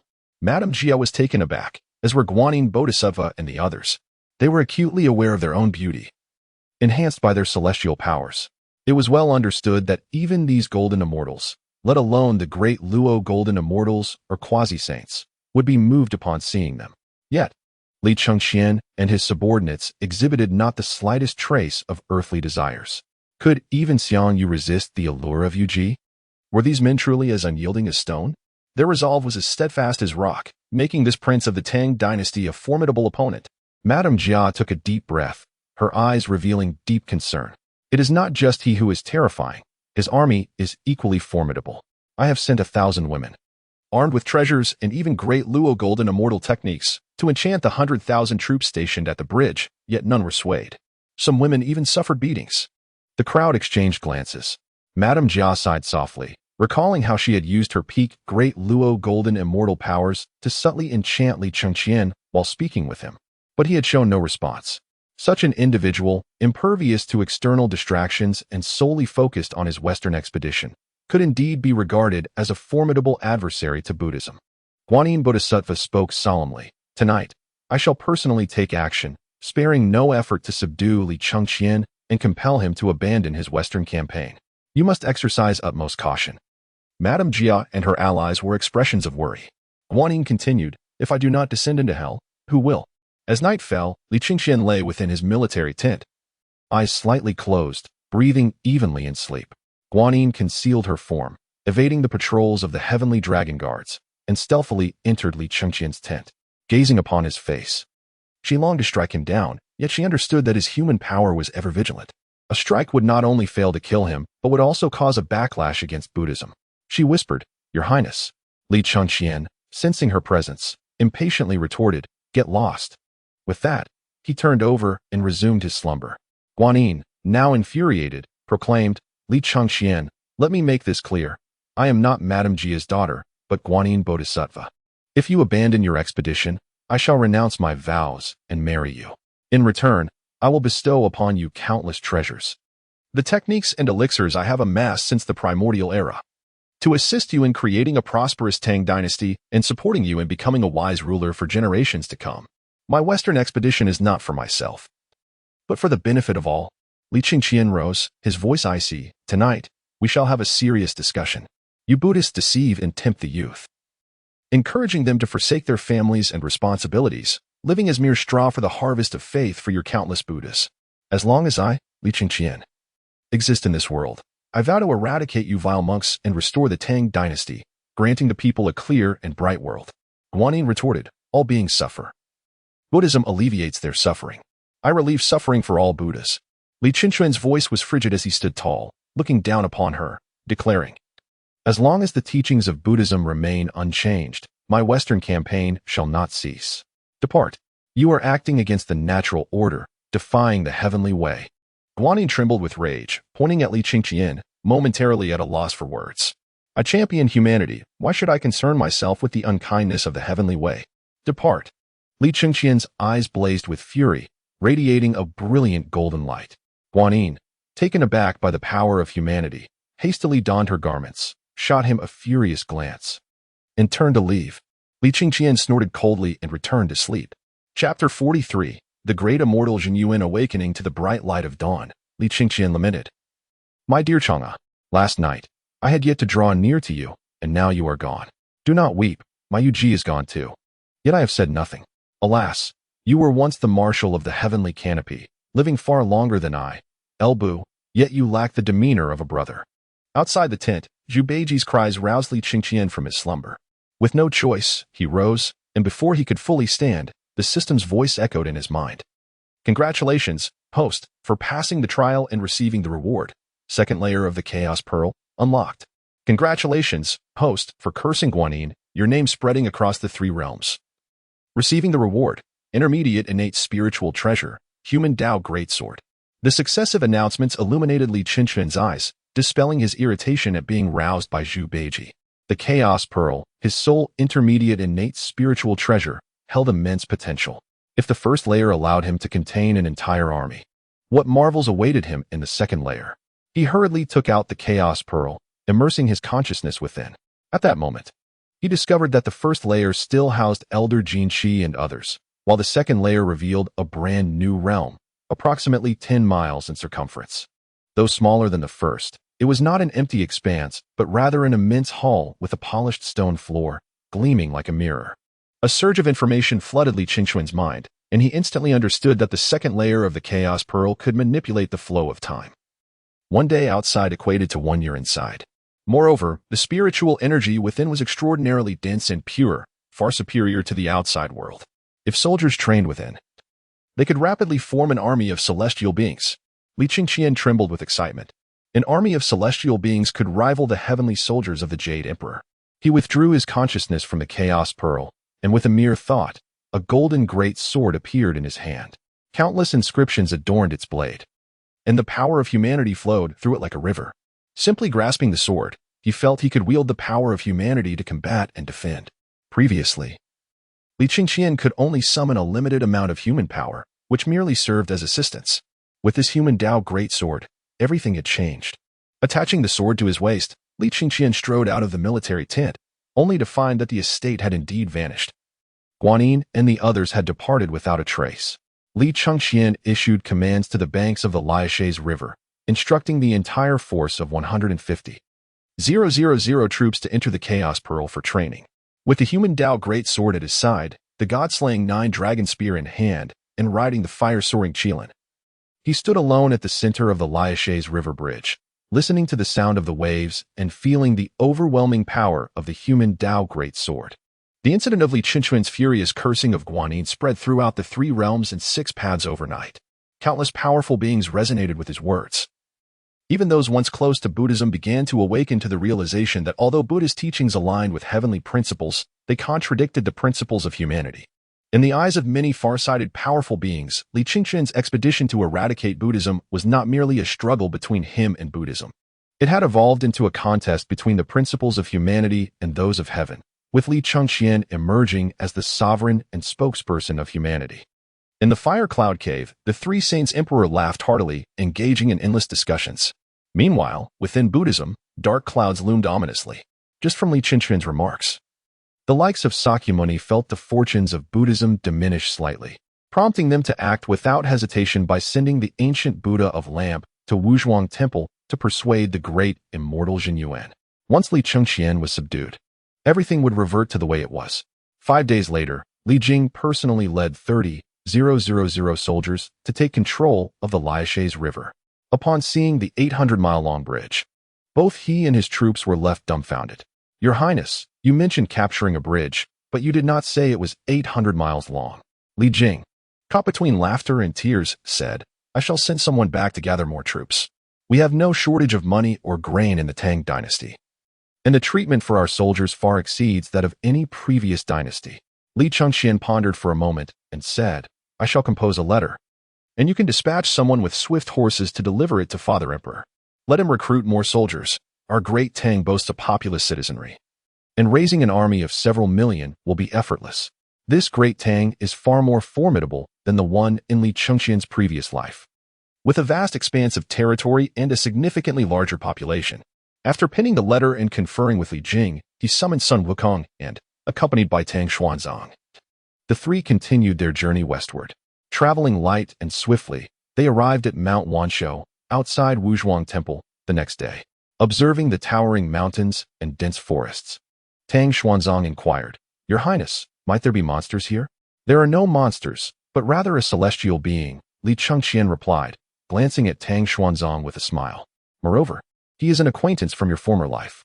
Throughout their journey westward, Tang Xuanzang had never initiated a conversation. This was the first occurrence. He shook his head and chose not to respond. Dismounting from his qilin, Li Chengqian, along with Sun Wukong and Tang Xuanzang, ascended the steps to Wuzhuang Temple. The temple doors stood wide open, and two young Taoist acolytes stood at either side. Upon seeing Li Chengqian, they chirped, "Are you the Crown Prince Li Chengqian of Great Tang?" "Indeed," Li Chengqian nodded. "Is the great master Xīyóu within? Please inform him that Li Chengqian has come to pay his respects." "The master has awaited you for quite some time," one of the acolytes smiled. "Your Highness, please enter." "And this esteemed monk from the eastern land is also an old friend of our master." With that, the two acolytes led Li Chengqian and his companions into the main hall. Within the hall, there were no statues, only the characters for heaven and earth. This scene startled Tang Xuanzang, who had intended to pay homage to the deities, prompting him to question, "Why is there no statue in the hall? Only these characters. The 3 pure ones are friends of my master. The 4 emperors are acquaintances, and the 9 luminaries are my master's juniors," the acolyte replied with a hint of pride. "The characters heaven and earth above are worthy of my master's reverence, while the ones below merely require our offerings, merely for form's sake." "Who is your master, so audacious?" Sun Wukong raised an eyebrow, visibly displeased. "Master Xīyóu is a mighty being from the primordial era. Indeed, the myriad gods are not worthy of his worship," Li Chengqian stated. "I have seen the crown prince," a deep, resonant voice echoed from behind. Li Chengqian smiled, gazing at the characters heaven and earth, without turning around, and directly asked, "Why do you worship the way of heaven?" "The gods rely on the way of heaven to transcend," Master Xīyóu replied. "Even the sage of Hunyuan must depend on the way of heaven to attain enlightenment. The way of heaven is the teacher of all things and the progenitor of all. Naturally, it deserves reverence. To neglect the way of heaven is to be an aberration, unaccepted in this world. I shall not worship the way of heaven." Li Chengqian turned, his scarlet cloak billowing, and clasped his hands in greeting. "I am Li Chengqian of Great Tang. Honored to meet you, Master Xīyóu." Chapter 44. The ginseng fruit Master Xīyóu felt somewhat surprised. A mere mid-stage golden immortal like Li Chengqian could maintain such composure in his presence, neither servile nor arrogant. He nodded slightly in acknowledgement and invited, "Your Highness, please take a seat. Qingfeng, Mingyue, quickly go to the backyard and fetch 3 ginseng fruits." 3. The 2 acolytes were taken aback, simultaneously casting glances at Li Chengqian, hesitant to look away, and hurriedly departed. As they walked, their eyes exchanged expressions filled with astonishment, annoyance, and disdain. After all, although Li Chengqian was the crown prince of Great Tang, the dynasty itself was merely a secular entity, with a few hundred years of reign being quite commendable. In contrast, Master Xīyóu was among the first powerful beings since Pangu opened the heavens, his status transcendent. Even before the Saint Inhua, who created humanity, achieved enlightenment, he could engage in discourse alongside her. Even Qifeng and Mingyue, though appearing youthful, had lived for a millennium, witnessing the rise and fall of several dynasties, and they hardly regarded the crown prince of a secular dynasty. Why would their master afford such importance to this prince of Great Tang? Dressed in armor, Li Chengqian confidently sat across from Master Xīyóu and said, "Do you know why I do not worship the way of heaven? Since your westward campaign began, I have paid close attention," Master Xīyóu replied with a slight smile. "As the crown prince of Great Tang, you possess the strength of humanity to support you. Are you perhaps wishing to worship the way of humanity?" Li Chengqian shook his head, stating, "The way of humanity does not require worship. It is broad-minded and compassionate, nurturing all beings. The way of heaven is tyrannical, treating all beings as mere ants, subsisting on the divine souls of the gods to strengthen itself. While the gods also benefit, they remain subjugated by the way of heaven. The way of heaven resembles a shackle, binding all beneath it." The smile on Master Xīyóu's face gradually faded as he remained silent, merely observing Li Chengqian, encouraging him to continue. "Buddhism relates to all beings just as the way of heaven does to the gods," Li Chengqian continued. "If Buddhism were to spread eastward, its teachings would act as a shackle upon the citizens of Great Tang. Master, at this juncture, you should understand why I do not worship the way of heaven and why I wish to lead an army westward, opposing it. You desire for the citizens of Great Tang to be unrestrained, to be truly free. Master Xīyóu fixed his gaze upon Li Chengqian, stating, 5 days ago, your furious rebuke of Guanyin has been spread throughout the 3 realms by Marshal Tianpeng and Sun Wukong. I have heard of it. Do you believe the gods are unfree? Transcending the 6 realms, not bound within the 5 elements, if we speak of freedom, it could indeed be deemed free, Li Chengqian replied with a smile. Yet, Li Chengqian, abhor the very sensation of being shackled. The way of heaven, the way of earth, the way of humanity, the way of heaven awakened first. Naturally believing it can govern all, but the more benevolent and compassionate ways of earth and humanity resonate more with me, earning my respect. Why? Under the dominion of the Great Way, must this realm be solely governed by the way of heaven? Indeed, you possess not only the strength of humanity. Master Xīyóu observed Li Chengqian deeply. Though he appeared calm, his heart was already stirred by the tides of contemplation. What exactly did Li Chengqian intend to accomplish? Master Xīyóu had already surmised that it was far beyond merely seeking scriptures in the West.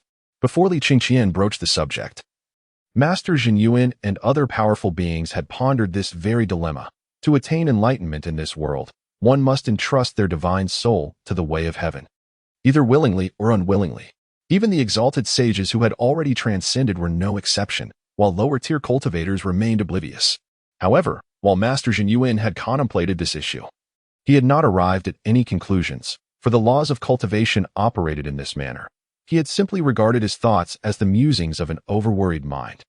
After all, the way of heaven cannot be defied. Yet now, Li Chengqian was merely a golden immortal. No, before embarking on the campaign, he had only reached the stage of refining the void and merging with the way, not even qualifying as an immortal. At that time, Li Chengqian's thoughts had already reached such a realm and had been executed. Master Xīyóu dared not voice the thoughts swirling in his mind, for even the mere consideration felt blasphemous. The way of heaven maintained the world's operation. Without it, he knew not how the world would fare. Perhaps it would revert to chaos and face extinction, or perhaps it would herald renewal. At this moment, Tang Xuanzang also bore an expression of contemplation. Master, the ginseng fruits have arrived. Qing Feng and Mingyue's crisp voices roused Master Xīyóu and Tang Xuanzang from their reverie. Master Xīyóu lifted his gaze and smiled. Your Highness, holy monk, Wukong, these ginseng fruits blossom once every 3,000 years, bear fruit after another 3,000, and take yet another 3,000 years to ripen. After 10,000 years, they become consumable. At this moment, they have just been harvested, brimming with celestial energy. Please, indulge. Thank you, Master. Li Chengqian did not decline. He picked up a ginseng fruit from the tray. It resembled the descriptions in the text perfectly, a translucent figure with distinct facial features and limbs. Without hesitation, he swallowed it whole. The juice splattered within his mouth, and the abundant celestial energy surged into Li Chengqian's internal organs, instantly strengthening his spirit. With each breath, celestial energy gushed forth from his nostrils. What kind of fruit is this? After consuming one, I felt a subtle shift in my realm, as if I had touched the threshold of the mid-stage of the great Luo golden immortal. Sun Wukong, with a face full of astonishment, followed suit like Li Chengqian and devoured the ginseng fruit in one bite. At that moment, he felt his pores relax and an overwhelming sense of comfort envelop him. The great Master Xīyóu chuckled, saying, the celestial power of the ginseng fruit is profound and requires careful appreciation. If you meditate and cultivate earnestly, you shall undoubtedly break through to the mid-stage of the great Luo golden immortal within 3 days. Indeed, this truly lives up to what the sovereign has said about the great master. It is indeed extraordinary. Sun Wukong was completely convinced and clasped his hands in respect, saying, I am Sun Wukong, paying my respects to the great master. Initially, I was quite displeased, thinking you were arrogant for only bowing to heaven and earth. But now I realize your true capabilities. I apologize for my earlier sentiments. You monkey merely held discontent in your heart while maintaining a facade of respect. There is no need for apologies, great Master Xīyóu replied, stroking his white beard with a smile. This is clearly a fruit that resembles a newborn child.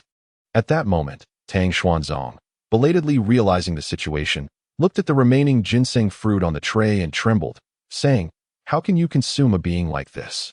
How's that different from the mountain spirits and demons? Bah. With that, Tang Xuanzang slightly closed his eyes and began reciting the scriptures of rebirth. Li Chengqian shook his head and said, this is not a child but a rare sacred object. Just a whiff can extend one's life by 360 years. and consuming one grants an astonishing lifespan of 47,000 years. If you will not partake, then I shall. I shall not eat. I refuse. Tang Xuanzang repeatedly waved his hands, lowering his head to continue chanting. Seeing this, Li Chengqian, unperturbed, directly seized the ginseng fruit and placed it into his mouth. Instantly, a surge of celestial power erupted within him, shattering the barriers of his realm. His cultivation level surged from the mid-stage of the Golden Immortal directly to the late stage, soaring past to the pinnacle of the Golden Immortal before finally coming to a halt. Congratulations, Sovereign! Sun Wukong exclaimed joyfully. Great Master Jin Yuan then turned to Tang Xuanzang, shaking his head and saying, "What a pity. Had you consumed this fruit, you would have recovered the memories of your past life as the Golden Cicada."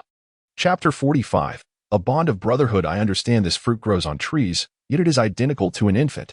If consuming it is the only way to regain my memories, then I am willing to remain as Tang Xuanzang for eternity, forsaking my identity as the Golden Cicada. Tang Xuanzang lamented after finishing the scriptures of rebirth.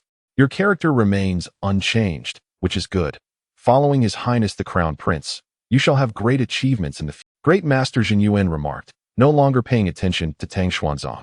He turned to Li Chengqian and stated, 5 days ago, the ancient Buddha of Light came to visit me, offering a reward that was nearly impossible to refuse, prompting me to take your life. But you still refused, Li Chengqian smiled. If Great Master Jin Yuan truly harbored murderous intent, he would not waste the ginseng fruit nor engage in such lengthy conversation. Great Master Jin Yuan nodded and suddenly inquired, why do you not ask what the reward was? The only things that could tempt you are the treasures of the two saints from the West. Li Chengqian expressed no curiosity about this. He merely understood that Great Master Jin Yuan's refusal was sufficient. Great Master Jin Yuan smiled and said no more. I initially did not wish to involve myself in the transmission of Buddhist teachings to the East, nor did I want to entangle myself in your Western expedition. However, after hearing your words, I suddenly feel that you might accomplish something significant. Since the primordial era, the heavenly Tao has controlled the great calamities. But if humanity and the earth contend, it should be even more exhilarating, benefiting all beings of heaven and earth. I have an idea, if you do not mind. I am willing to become sworn brothers with you. What do you say? That is something I desire. Li Chengqian exclaimed in delight, immediately rising and bowing. Elder brother, please accept my salute. Haha. Great Master Jin Yuan chuckled, rising to assist Li Chengqian. Here, only the words of heaven and earth exist, but no beings are present. Let us proceed to the ginseng fruit tree to swear our brotherhood. Qingfeng and Mingyue. Swiftly inform all disciples of the Wuzhuang temple to gather at the ginseng fruit tree for the ceremony. Yes, as you command. Qifeng and Mingyue were nearly overwhelmed with shock. The mortal prince they had previously looked down upon had, in the blink of an eye, become the sworn brother of their master, making him their uncle by seniority. The two hurriedly knelt before Li Chengqian, apologizing for their earlier arrogance, before hastily departing. In the backyard of Wuzhuang Temple, all disciples congregated. In the midst of heaven and earth, beside all beings, Li Chengqian and Great Master Jin Yuan formed their bond of brotherhood. This scene left countless immortals, celestial beings, and powerful entities from the six paths utterly dumbfounded, astonished beyond measure. The words exchanged between Great Master Jin Yuan and Li Chengqian in the Grand Hall were protected by the powers of the earthly and human realms. Not even the saints could pry into their conversation, and even the heavenly Tao could not eavesdrop.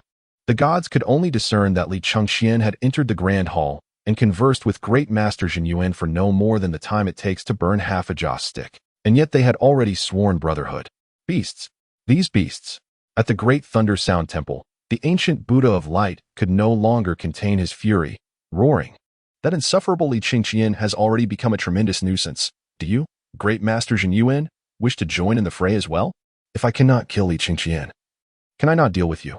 During the primordial era, the ancient Buddha of Light was one of the great powers and also the deputy master of the Chan teaching. Although his strength and renown were not as great as Great Master Jin Yuan's, he did not consider himself inferior in seniority. 5 days prior, he had approached Great Master Jin Yuan with the 7 treasures mysterious tree, speaking for half a day without swaying him. Yet now, after Li Chengqian spoke for merely half a joss stick's time, they had already become sworn brothers? The medicine master Buddha shook his head, declaring, Great Master Jin Yuan's actions are a blatant challenge to our Buddhist teachings. He is truly courting death. I request to go with the ancient Buddha of Light to suppress Great Master Jin Yuan. I second that. The other quasi-saint Buddhas chimed in. The Tathagata Buddha sneered, saying, "Let us not mention that none of you are great masters in Yuan's match. Simply put, he is the ancestor of the earth immortals, holding a position of exceptional status and extensive connections. If a conflict arises, it would not be surprising if he called upon the assistance of the primordial saint." The Buddhas were left speechless, their fury boiling within them, unable to find an outlet. This was also the first time they had heard the Tathagata Buddha's voice devoid of its usual calmness, as if the sense of having everything under control had vanished. Eliminating Li Chengqian is of utmost urgency. The Tathagata Buddha's eyes glinted with murderous intent as he commanded, "I shall bestow treasures, Avalokiteshvara. You and the 4 bodhisattvas must swiftly take the golden elixirs I grant you down to the mortal realm. Subdue all demons and spirits from Wuzhuang Temple to the foot of Lingshan in secret, ensuring they do not realize you are from the Buddhist sect. Furthermore, bestow them with magical weapons and elixirs to enhance their cultivation, and be sure to eliminate Li Chengqian on the way. By your command, O Buddha." The 4 great bodhisattvas proclaimed in unison. The Tathagata Buddha continued, "Remember, do not allow those demons to uncover your identities. When they kill Li Chengqian, their hearts must not connect this deed to our Buddhist teachings. Additionally, let it be spread that Li Chengqian embodies the fortunes of humanity. Consuming his flesh will instantly elevate one to the pinnacle of the great Luo Golden Immortal." With that, the Tathagata Buddha waved his sleeve, bestowing countless spiritual elixirs. The 4 great bodhisattvas received the treasures and departed from Lingshan, but instead of gathering as usual, they went their separate ways. Bodhisattva Avalokiteshvara directly arrived in the kingdom of Baoxiang, locating the Wave Moon Cave within the Boa Mountain. Transforming into a maiden, she wielded a magical sword and shattered the mountain gate with a single strike, charging into the cave. The lesser demons inside, sensing the overwhelming power of the great Luo Golden Immortal, had yet to regain their wits before Avalokiteshvara had already slain hundreds of them. In an instant, the cave was drenched in blood, a river of crimson flowing. "Who dares to invade my Wave Moon Cave?" A general clad in brilliant golden armor, draped in a yellow robe, bellowed, wielding a soul-seeking blade as he charged at Avalokiteshvara. With a devastating strike, the blade whistled through the air. Avalokiteshvara merely flicked her magical sword, effortlessly deflecting the general's long knife, and before he could comprehend the situation, the sword's brilliance was already poised at his neck. A chill of sweat instantly broke out along the back of the golden-robed general, beads of perspiration forming on his forehead. A great Luo Golden Immortal. And not just any great Luo Golden Immortal. The yellow-robed general remained motionless, his voice heavy with inquiry. "Who are you? When has my Wave Moon Cave ever provoked you?" Kue Mu Wolf. A chilling glint flashed in Guanyin's eyes as she spoke. "You have secretly descended to the mortal realm for 17 years, siring a son and a daughter with the reincarnated Princess Xīyóu of the Piziang Palace. Are you prepared to part with your wife and children? Who on earth are you to know my identity?" The yellow-robed general's eyes widened in shock. And after a moment's contemplation, he said, "You are not a celestial being from the heavenly court, capturing me without killing me. Do you intend to have me do something for you? I want to pry into your origins, so do not concern yourself with mine. Just tell me what you want me to do." "Astute," Guanyin replied with a slight smile. "I can help you remain hidden from the heavenly court, but you must assist me in slaying a person. Within a month, a golden immortal of the human race will lead an army past this location. You will help me eliminate them, leaving none alive. How does that sound?" Kue Mu Wolf furrowed his brow. "How many are there?" 150,000. Guanyin fixed her gaze on him as she answered. 150,000. Kue Mu Wolf exclaimed, his complexion shifting dramatically. "You too are a cultivator. How can your heart be so cruel?" "I am no cold-blooded assassin. I bear no grudge against them. Even if you threaten my life, I cannot commit such an atrocity." As a genuine deity, his perspective diverged vastly from that of a demon king in the mortal realm. He understood well the immense karmic repercussions of wantonly slaughtering 150,000 human beings. Such boundless karma could even extend to his descendants. His original intention had been to accompany Princess Xīyóu in her cultivation, guiding her until she achieved mastery. After which he would leverage his connections to elevate her to the heavenly court, securing her a place among the immortals. If he were to commit this deed, returning to the heavenly court would be impossible. He would be relegated to being a demon king in the mortal realm. "Will you do it?" Guanyin's demeanor turned cold, her sword-like presence inching closer, causing blood to flow from Kue Mu Wolf's neck. Yet, deep within her heart, she felt a tinge of self-mockery. daring not to let Kuei Mu Wolf uncover her true identity. Guanyin, the embodiment of compassion, was now forced to resort to such despicable acts. She could hardly bear to imagine how Kuei Mu Wolf would perceive her if he discovered the truth. "Go ahead and kill me. I am outmatched and have nothing more to say," he sneered. "Release my father, you rogue." Just then, two youthful voices rang out from behind Kuei Mu Wolf. Guanyin raised her gaze to see two children, around 11 or 12 years old, clad in leather armor, one brandishing a short knife, rushing towards her in anger. Behind them followed a young woman, around 20, her face etched with anxiety and fear. "Little king, don't go." The demon soldiers in the cave paled at the sight of the children, hastily trying to stop them. But Guanyin was quicker. In a flash, golden light enveloped the two children, and Guanyin seized them with her powers, lifting them high as she coldly remarked, "Kuei Mu Wolf, if you agree to my terms. Once the task is complete, not only will your cultivation advance significantly, but even if you cannot return to the heavenly court, there will still be other paths for you. If you refuse, I will kill your two children and the Princess Xīyóu behind you. You shameless wretch." Kuei Mu Wolf roared, his eyes bloodshot with fury, wishing he could devour Guanyin whole. Seeing his struggling children, he gritted his teeth and coldly declared, "I agree. Release my children. Words alone are not enough." Guanyin smirked slightly. "These two children, along with your wife, I will take for now, and will return them to you once the task is accomplished."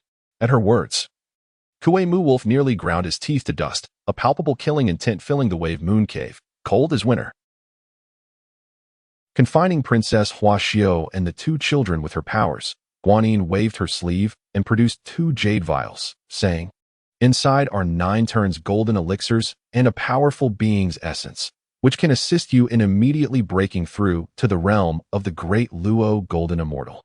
Additionally, here are 2 magical artifacts for your use." With that, Guanyin waved her sleeve once more, and 2 radiant artifacts fell into Kuei Mu Wolf's hands. A single glance filled his face with astonishment. One was a blood-red battle knife, and the other a scarlet battle armor, both shimmering with chaotic energy. He recognized at once that these 2 artifacts were indeed mid-level acquired spiritual treasures, extremely rare even in the heavenly court. Possessed only by the 9 Radiant Star Monarch and other high-ranking deities.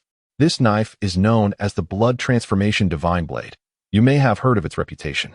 This armor is called the Divine Light Glazed Armor. Kuei Mu Wolf, take heed. If you fail in this task, I shall end the lives of your wife and children." With those words, Guanyin vanished from the Wave Moon Cave, taking Kuei Mu Wolf's family with her. Fueled by rage, Kuei Mu Wolf longed to tear Guanyin to shreds. Yet he knew he was no match for her. Her killing him would be as effortless as squashing an ant. After a long silence, Kuei Mu Wolf turned back to the hundreds of corpses strewn upon the ground and solemnly declared, "From this moment forth, mobilize the troops. Bring forth all weapons, armor, and elixirs from the storeroom and distribute them among the ranks. Brothers, assist me in slaying those who come from the east. One day, I shall avenge this sea of blood. At your command." The demon soldiers surged with renewed vigor, their voices rising in a collective roar. Kuei Mu Wolf swallowed the elixirs and harnessed the essence, entering seclusion, while his demon generals sharpened their blades and readied themselves for the impending battle. Meanwhile, Li Chengqian engaged in discourse with Jin Yuanzi at Wuzhuang Temple for 3 continuous days. After bidding farewell to Jin Yuanzi, he departed with Sun Wukong and others, continuing westward. Before leaving Mount Wanshou, Jin Yuan Daxian gifted him another 20 ginseng fruits and imparted his treasured skill, the universe, in a sleeve. Once they left the mountain, Li Chengqian delved into the Chaos Pearl with his consciousness, only to find that all his generals had similarly ascended to the pinnacle of Golden Immortal. Merely a step away from achieving the Tai Dao fruit and becoming Tai Golden Immortals. This revelation filled Li Chengqian with tremendous joy. He had always believed that only his own cultivation improved through system rewards, thereby boosting his generals. Now he realized that his own progress also spurred theirs. If he were to attain the Hunyuan Dao in the future, wouldn't his subordinates become dozens, if not hundreds, of Hunyuan saints? With this thought, a smile crept onto Li Chengqian's face. "Why do you smile, my lord?" Zhu Beiji, following closely behind, asked curiously. Li Chengqian shook his head, opting not to explain. Instead, he surveyed the surrounding mountains and inquired, "What region have we arrived at?" "We have been traveling for 3 hours since departing Mount Wanshou," Zhu Beiji began to reply.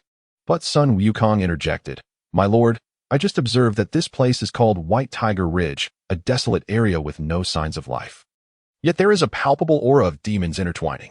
White Tiger Ridge, Li Chengqian raised an eyebrow, suddenly recalling that the tale of Sun Wukong battling the white-boned spirit occurred here. His expression brightened, not because of the white-boned spirit, after all. The creature fell within mere moments before Sun Wukong, but rather due to the anticipation of encountering the yellow robe monster at the Wave Moon Cave in the kingdom of Baoxiang. The yellow robe monster, one of the 28 constellations, Kuei Mu Wolf, had engaged in battle with Zhu Beiji and Xiao Wujing, who, after several exchanges, were soundly defeated. Even Sun Wukong, called back from his expulsion by Tang Xuanzang, fought for dozens of rounds without a clear outcome. Moreover, this battle had unfolded under the condition that Kuei Mu Wolf's inner core was taken by Sun Wukong and consumed. With these thoughts racing through his mind, Li Chengqian felt an overwhelming eagerness to recruit such a formidable warrior into his ranks, thus urging the fiery Qilin to quicken its pace, ascending the mountain without a care for the white-bone spirit. However, as they journeyed halfway, a sudden gust of malevolent wind swept through, and a strikingly beautiful woman emerged from the forest. Chapter 47, The Bone Demon. Master, save me, the woman cried out in panic, glancing back as if a ferocious beast from the woods were pursuing her. Li Chengqian furrowed his brow and glanced at Sun Wukong, inquiring, "What manner of Master, this is a bone that has become a spirit," Sun Wukong replied with a smile. "If you would allow me a moment, I shall take care of her and brew a soup for you." With that, he brandished his golden staff, ready to charge forward. Tang Xuanzang's expression shifted dramatically as he swiftly dismounted and restrained Sun Wukong, fuming. "What do you mean a bone spirit? That is clearly a living person. A demon is still a demon, and to twist the truth in order to kill an innocent for soup is abhorrent." Sun Wukong, "I foolishly thought you to be a hero, spit." With that, Tang Xuanzang spat directly onto Sun Wukong's face. The latter bristled with fury, his fur standing on end as he retorted, "You old bald donkey, you know nothing. This is undoubtedly a demon. You insist it is a human? Just wait until I slay her. If she truly is a human, I will end my own life in atonement. You shall strike her down only over my dead body." Tang Xuanzang declared, his face flushed with anger. Zhu Beiji, witnessing this, chuckled, "Gold cicada, you are correct. This foolish monkey is merely itching to kill, attempting to frame a young lady as a demon. Remember this grudge, for when you regain your memories of your past life, make sure to settle the score with this monkey and pluck every last hair from him." He bore in mind his constant bickering with Sun Wukong. Yet when faced with serious matters, he would never dwell on past grievances, remaining devoted to Li Chengqian.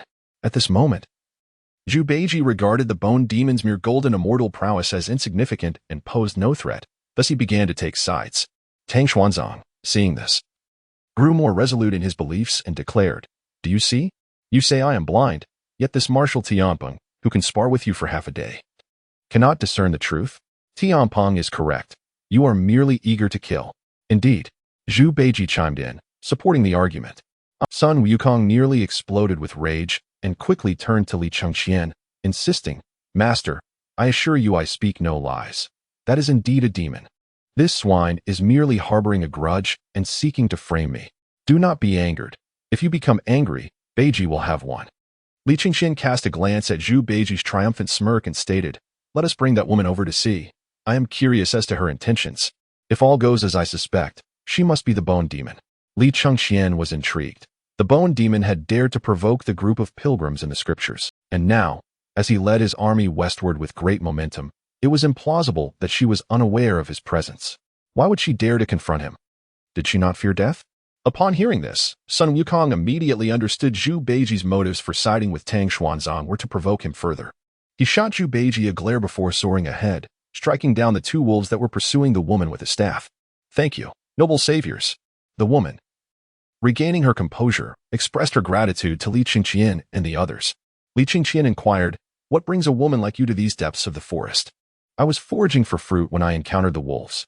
It is only thanks to your esteemed selves that I escaped," she replied, raising her gaze, her features finely sculpted, her teeth white and lips red, her eyes shimmering with allure. "Had it not been for you, I would have perished in the wolf's jaws. If you do not mind, I would be honored to serve you." Li Chengqian shook his head, saying, "Your powers are too low, and your intentions seem dubious. I find you lacking.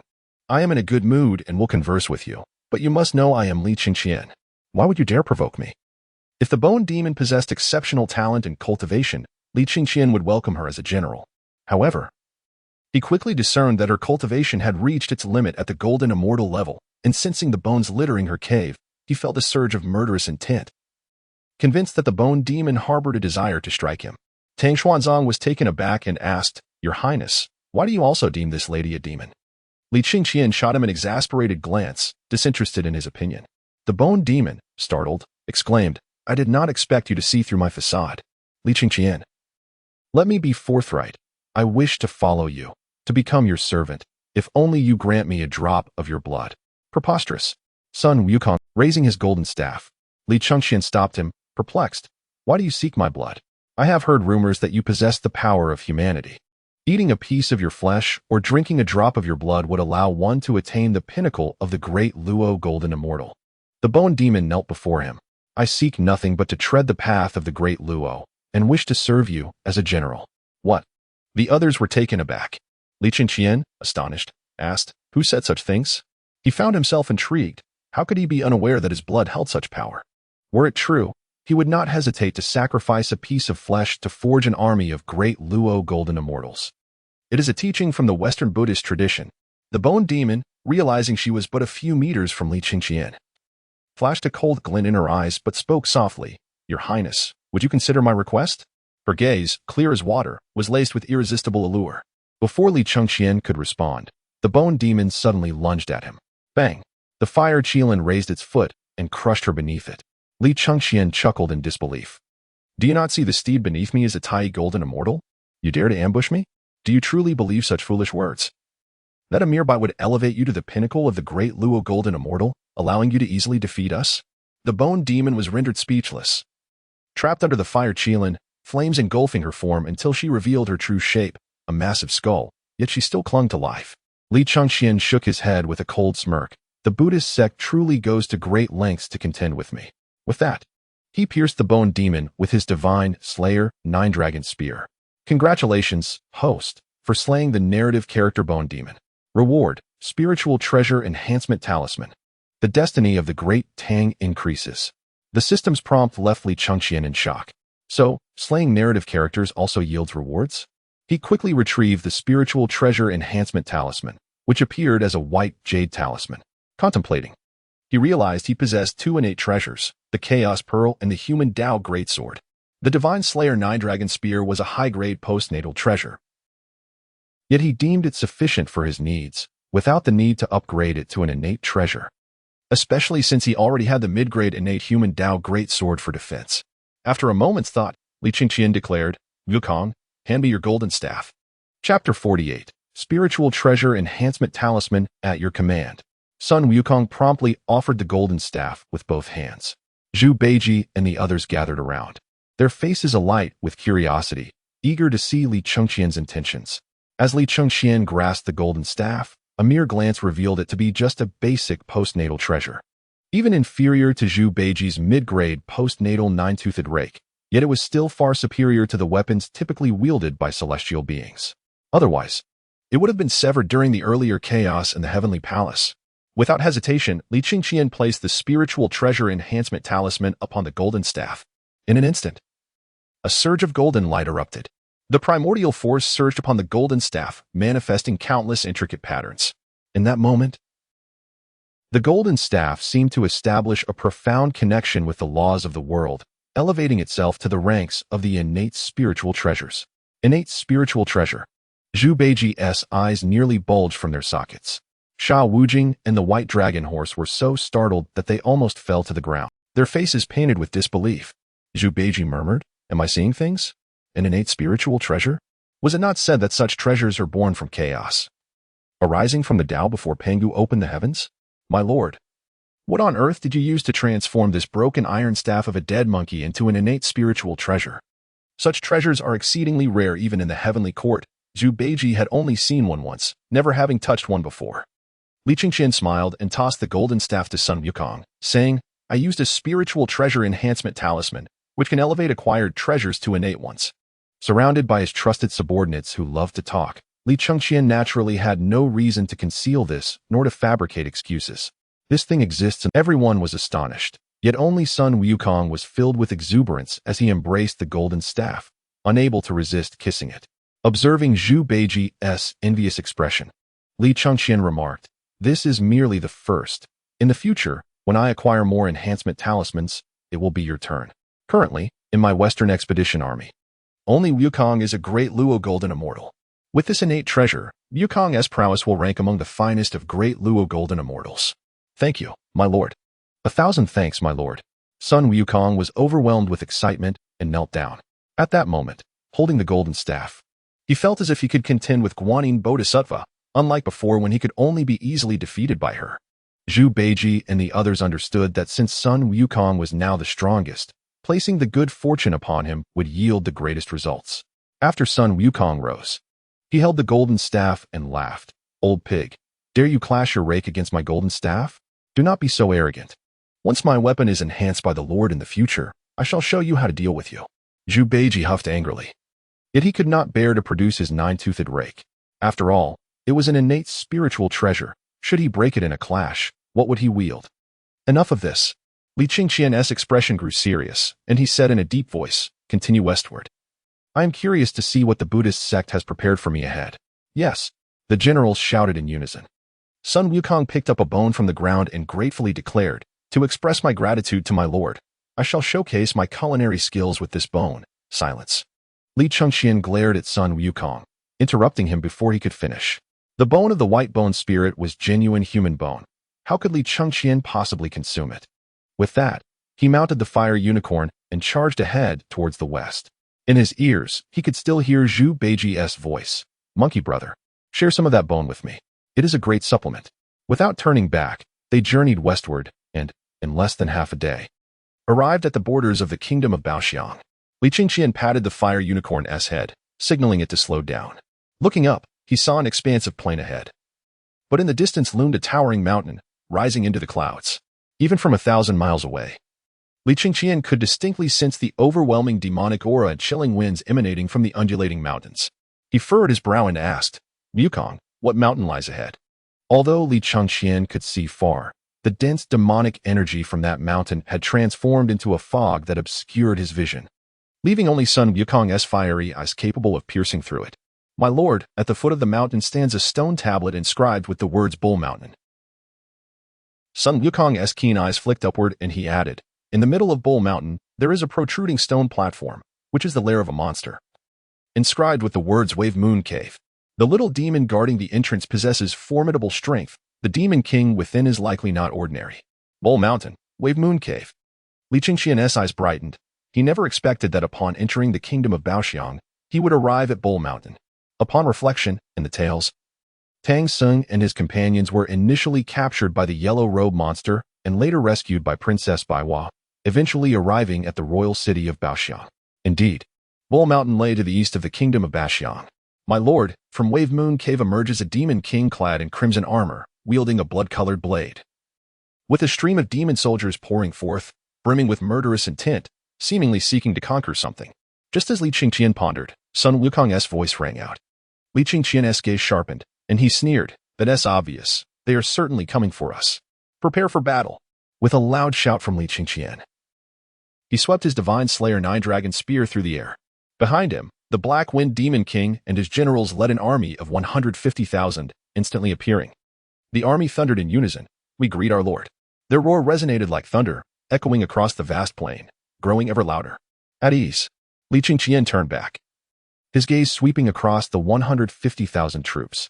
After 4 years of cultivation in the second layer of the Chaos Pearl, they showed no signs of aging or fatigue. Instead, they appeared even more vigorous. After 4 years of sitting idle, the fierce energy of wolves and tigers burst forth from within them. In an instant, the air above the military formation was charged with murderous intent, swirling with demonic clouds. Not only had the army's ferocity intensified, but their cultivation had undergone a tremendous transformation. After 4 years of relentless training, all soldiers in the various elite regiments had broken through to the realm of refining void and harmonizing Tao, while all the captains had ascended to the heavenly immortal realm, with many reaching the later stages. The commanding officers of 1,000 men had all advanced to the golden immortal realm. Among his personal guards, the 100 dragon guards had also achieved the early stages of golden immortal alongside the true dragon beneath him. The surge and strength of his army filled Li Chengqian with immense pride. With such rapid cultivation in the Chaos Pearl, it would not be long before he could forge an army of heavenly immortals. But why had they cultivated so swiftly? Sun Wukong, witnessing this, was instantly shaken, his eyes wide with astonishment. Chapter 49. Kuei Mulang. Among Li Chengqian's ranks, only Sun Wukong had not entered the second layer of the Chaos Pearl. Hence, he was utterly bewildered. Just 4 days ago, the ordinary soldiers of the various elite regiments had uneven cultivation levels, some at refining void and harmonizing Tao, others at refining spirit and returning to void, with many merely at refining qi and transforming spirit. Yet now, merely 4 days later, they had all advanced to refining void and harmonizing Tao?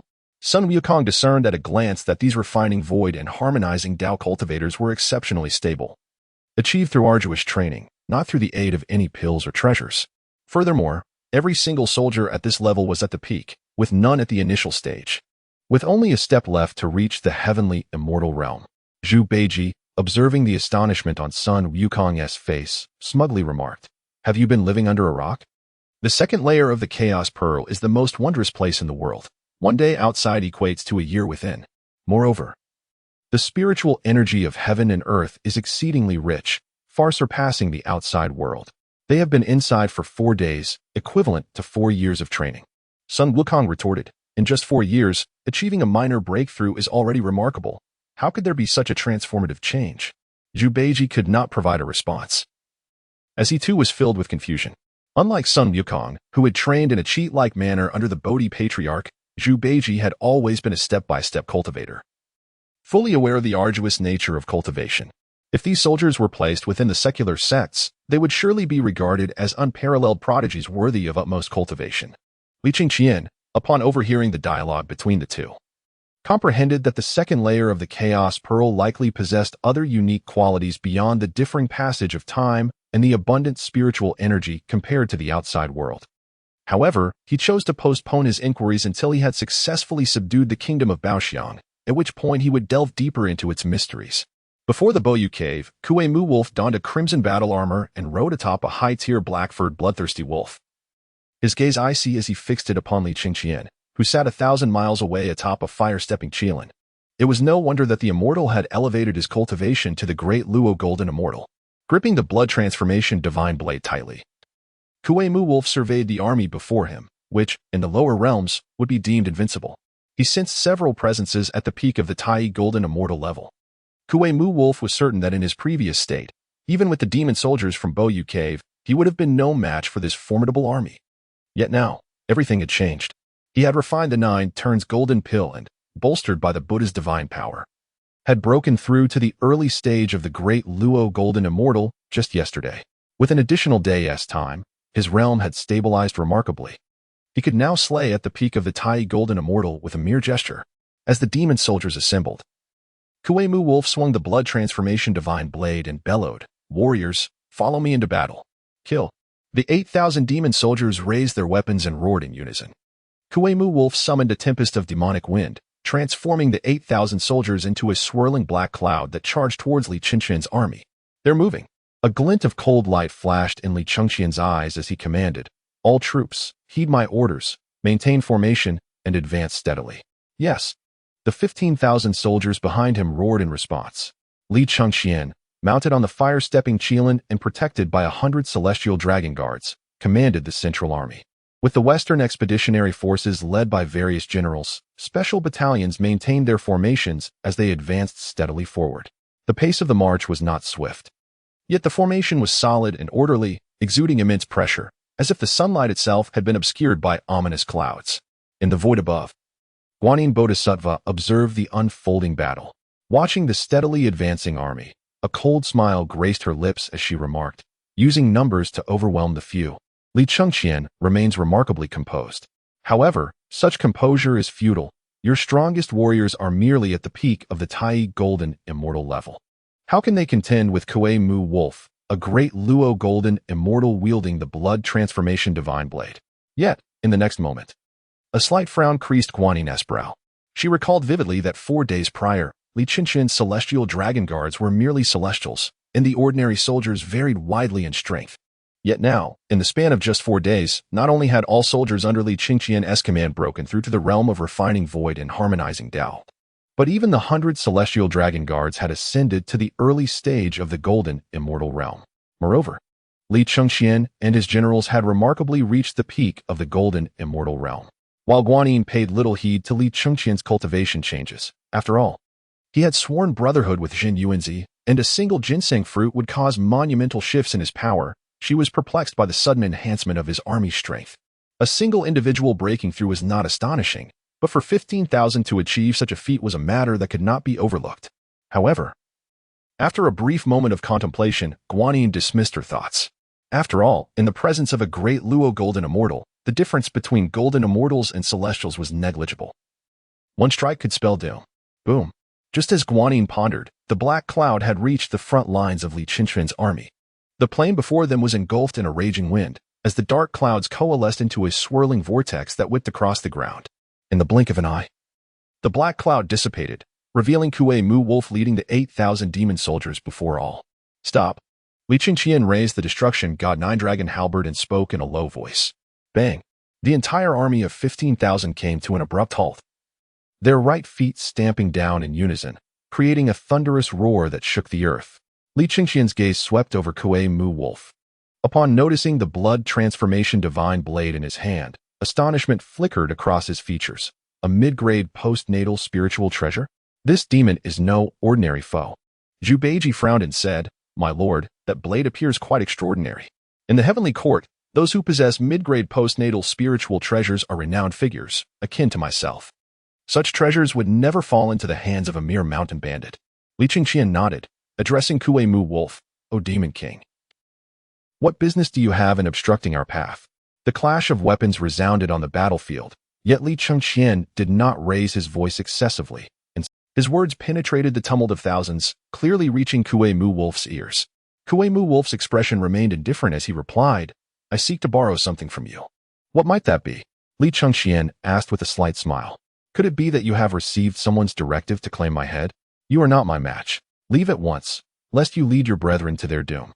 If you are aware, why inquire further?" Kuei Mu Wolf's voice was frigid, his eyes devoid of mercy. Yet within, he felt a pang of guilt. The strength he currently exhibited was merely at the peak of the Tai Golden Immortal level, with only 8,000 demon soldiers. If Li Chengqian were a malevolent figure, he could easily dispatch a few generals to annihilate his forces without losing a single soldier. However, Li Chengqian did not choose that path. Instead, he urged him to retreat, regardless of the enmity between Li Chengqian and that immortal. He did not seem to be a villain. The more this realization struck Kuei Mu Wolf, the more guilt he felt. Yet, thinking of his captured wife and children, his resolve hardened once more. Impudent! Upon hearing Kuei Mu Wolf's words, the generals under Li Chengqian erupted in fury. The 15,000-strong army was engulfed in wrath. "How dare you disrespect my lord?" Zhu Beiji roared, kneeling before Li Chengqian and clasping his hands together. "My lord, I request permission to engage in battle. Within 30 exchanges, I shall present this demon's head to you." "Granted." Li Chengqian nodded, remaining steadfast atop the fire-stepping Qilin. Without hesitation, Zhu Beiji brandished his rake and charged out of the formation, bellowing, "Demon, come forth and meet your death." "Where did this pig-headed fool come from?" Kuei Mu Wolf scoffed, drawing the blood transformation divine blade. Whoosh! A crimson bolt of lightning surged forth from the blade, imbued with an overwhelming aura of death, striking Zhu Beiji in an instant. Zhu Beiji was taken aback, hastily raising his rake in a futile attempt to defend himself. Yet, it was too late. In an instant, blood gushed forth from Zhu Beiji's body, drenching him as if he had just emerged from a lake of blood. Blood flowed from his eyes and ears, and before long, his true essence began to dissipate, his body trembling uncontrollably. With each tremor, blood splattered in every direction. Long live the king! The 8,000 demon soldiers of Boyu Cave, witnessing this scene, were invigorated, raising their weapons and roaring in excitement. Conversely, every soldier under Li Chengqian's command was left stunned by Zhu Beiji's reaction. Who was Zhu Beiji? He had fought evenly with Sun Wukong for half a day. Had it not been for the assistance of the Black Wind Demon King, even Sun Wukong would have found it challenging to defeat Zhu Beiji. It could be said that among Li Chengqian's ranks, Zhu Beiji's combat prowess ranked within the top 3. Yet, in a confrontation with Kuei Mu Wolf, he had not even exchanged a single strike before being left bloodied and trembling, unable to utter a word. "My lord, flee!" With the remnants of his consciousness, Zhu Beiji summoned all his power, turning to shout, "Run! This is the blood transformation divine blade. As those words left his mouth, blood poured from Zhu Beiji like a torrent, accompanied by his internal organs, forming a pool of crimson in an instant, resulting in his demise. Old pig. Sun Wukong's eyes widened in shock as he pointed the golden staff at Kuei Mu Wolf and roared, "You vile beast! How dare you slay my brother?" Roar. An ancient, beastly roar erupted as Sun Wukong's eyes turned crimson. He raised his golden staff, ready to charge into battle. Li Chengqian furrowed his brow and firmly grasped Sun Wukong, saying, "Let us first hear what Beiji has to say." "What else is there to say?" Kuei Mu Wolf sneered, declaring, "He was slain by my blood transformation divine blade. His soul utterly extinguished. Do not think that you, a mere golden immortal, could possibly revive him. Even a great Luo golden immortal would find it impossible." Li Chengqian cast a calm glance at Kuei Mu Wolf, remaining silent. With a mere wave of the extinguishing God Nine Dragon halberd, he directly consumed the fortunes of the Tang Dynasty, reviving Zhu Beiji on the spot. "I'm not dead," Zhu Beiji exclaimed, standing amidst the blood. Yet, in the next moment, he caught sight of Kuei Mu Wolf staring at him in disbelief. Before Kuei Mu Wolf could regain his composure, he bolted back to Li Chengqian's side, as if struck by lightning, howling in terror. How could this be possible? Kuei Mu Wolf was stunned. Among the 28 constellations, many had attained divine status during the investiture of the gods, and Kuei Mu Wolf often heard tales of the war over drinks with his brothers.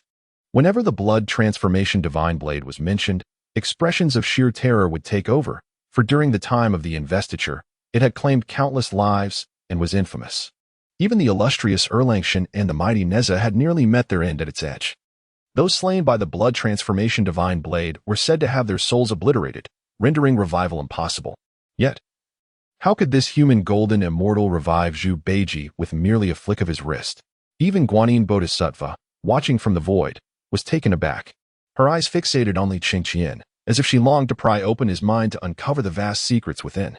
My lord, Zhu Beiji, now beside Li Chengqian, exclaimed in panic, "This man wields the blood transformation divine blade. We cannot confront him directly. I suggest we retreat and seek the help of the great immortal Xīyóu. Once he intervenes, he will certainly be able to vanquish this foe." Sun Wukong and the other generals, relieved to see Zhu Beiji resurrected, grew increasingly curious about the blood transformation divine blade. Sun Wukong pondered aloud. "Let us set aside the matter of retreat for now. I recall hearing about the blood transformation divine blade during my time in the Heavenly Palace. Yet I never imagined it to be so formidable. How did it end up in the hands of this demon?" "Beiji," Li Chengqian inquired, furrowing his brow. "Are you aware of the whereabouts of the blood transformation divine blade after the investiture of the gods?" He did not immediately send Sun Wukong forward because he wished to discern who had bestowed the blood transformation divine blade upon Kuei Mu Wolf. If the blade previously wielded by Kuei Mu Wolf was indeed the blood transformation divine blade, then even with Sun Wukong's abilities, he would have been unable to contend with Kuei Mu Wolf, even if he had seized the latter's inner core. Zhu Beiji, gritting his teeth, replied, "I have heard that this item was taken by the Western Buddhist sect long ago, and now it appears in the hands of this demon. Surely, the Western Buddhist sect is behind this scheme." "Understood," Li Chengqian nodded, a cold smile forming on his lips. "Wukong, go test this Kuei Mu Wolf's prowess." "As you command."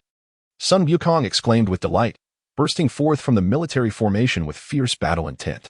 Meanwhile, Zhu Beiji, astonished, asked, "My lord, what do you mean? Kuei Mu Wolf? Is he not one of the 28 constellations?" "Indeed," Li Chengqian affirmed, his focus unwavering on the battlefield. Sun Wukong surged forth, wielding his golden cudgel, and bellowed, "My dear child, draw forth your blood transformation divine blade and let us spar. Today, I shall see if this blade that harmed Erlang can also harm your grandfather. Perish. You monkey." Kuei Mu Wolf, seeing Sun Wukong's arrogance, was consumed by fury, drawing the blood transformation divine blade and unleashing a crimson bolt of lightning. Sun Wukong, sensing the threat, did not underestimate it. He swung his golden cudgel, striking the blood-red lightning head-on. With a deafening roar, the lightning was shattered. In that instant, Sun Wukong's hidden power as a great Luo golden immortal was fully revealed to all. A great Luo golden immortal. Guanyin Bodhisattva gasped in disbelief from the void. Suddenly, Li Chengqian heard a familiar voice and looked up to see ripples in the void, as if a watery mirror reflected Guanyin's figure, hazy yet visible.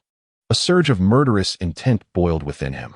"You wretched monkey, you have reached the status of a great Luo golden immortal," Kuei Mu Wolf roared. clutching the blood transformation divine blade, coldly declaring, "Do you think you are the only one who has progressed?" With a thunderous clash, the aura of a nascent great Luo golden immortal erupted from Kuei Mu Wolf, meeting Sun Wukong's power in the void, clashing fiercely. Chapter 51. The Great Defeat of Kuei Mu Wolf. Sun Wukong soared through the skies while Kuei Mu Wolf remained grounded. The innate energy surged violently from the golden cudgel as Sun Wukong concentrated all his power, bringing the cudgel down with tremendous force. Roar! Kuei Mu Wolf let out a furious beastly roar, undeterred, launching himself skyward like a cannonball, gripping the blade tightly as he aimed it at the descending cudgel. Where the blade met the cudgel, golden light erupted, creating a golden circular shockwave that rippled outward. Under Guanyin Bodhisattva's astonished gaze, the blood transformation divine blade shattered into two, while the golden cudgel continued its relentless descent, crashing onto Kuei Mu Wolf's golden helmet. The helmet shattered instantly, and the immense force of the cudgel struck Kuei Mu Wolf's body, sending him crashing down. Bang! Kuei Mu Wolf plummeted to the ground, breaking through the surface and sinking 100 meters deep, as if a well had been dug, leaving him dazed, his mind blank, and his vision filled with blinding light. That single blow had left Kuei Mu Wolf utterly stunned, unable to rise.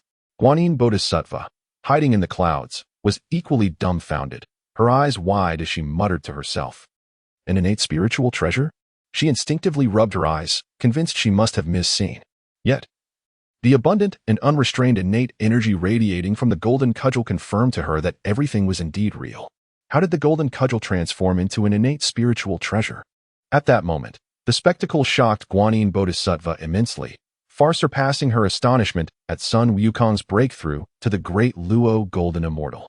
Originally, Guanyin had believed that with these two treasures, Kuei Mu Wolf would possess combat prowess rivaling a mid-level great Luo golden immortal, easily overpowering Li Chengqian and his companions. Yet reality struck her like a resounding slap. With a single strike, the golden cudgel shattered the renowned blood transformation divine blade from the investiture of the gods and crushed the golden helmet of the divine light armor, rendering these treasures as fragile as paper. "My son, is this all the prowess you possess, yet you dare to provoke my lord?" Sun Wukong chuckled heartily, relishing his golden cudgel even more. Li Chengqian nodded slightly, realizing that bestowing the spiritual treasure upgrade rune upon Sun Wukong was indeed worthwhile. Sun Wukong was a born warrior. Even with equal cultivation and techniques, his combat capabilities far surpassed those of others. Guanyin focused her gaze, compressing her voice into a thin thread that reached Kuei Mu Wolf's ears. "Kuei Mu Wolf, rise and continue the I have placed your wife and children upon the flames. Should you lose, I shall slay them." Boom. Guanyin's words struck Kuei Mu Wolf's mind like a thunderclap. Fury erupted from his eyes as he roared, "Kill." A torrent of power surged within him as he retrieved his soul-seizing blade, launching himself from 100 meters underground, aiming the blade skyward, as if establishing a connection with the celestial stars. The power of the stars rained down. With a fierce roar, Kuei Mu Wolf charged at Sun Wukong, wielding the soul-seizing blade. "The power of the western white tiger constellation, are you a star descended from the heavens?" Sun Wukong's expression shifted, and he too unleashed a thunderous roar, brandishing his golden cudgel to meet Kuei Mu Wolf's onslaught. However, this time, an endless surge of celestial power infused into Kuei Mu Wolf, elevating his aura to the mid-stage of the great Luo golden immortal. In his hand, the soul-seizing blade became an instrument of cunning and brutality, its malevolent energy boiling forth, avoiding clashes with Sun Wukong's weapon and targeting only the defenseless golden cudgel. In the blink of an eye, the two had exchanged 10 blows, their overwhelming magical energies intertwining across the sky like a cataclysm, with explosive sounds reverberating like thunder across the vast plains. Li Chengqian, reflecting the dazzling lights of blades and shadows in his eyes, finally understood why the Kuei Mu Wolf in the text was so formidable. Even without his inner core, he could battle Sun Wukong for dozens of rounds without a clear victor, for he harnessed the power of the stars in combat.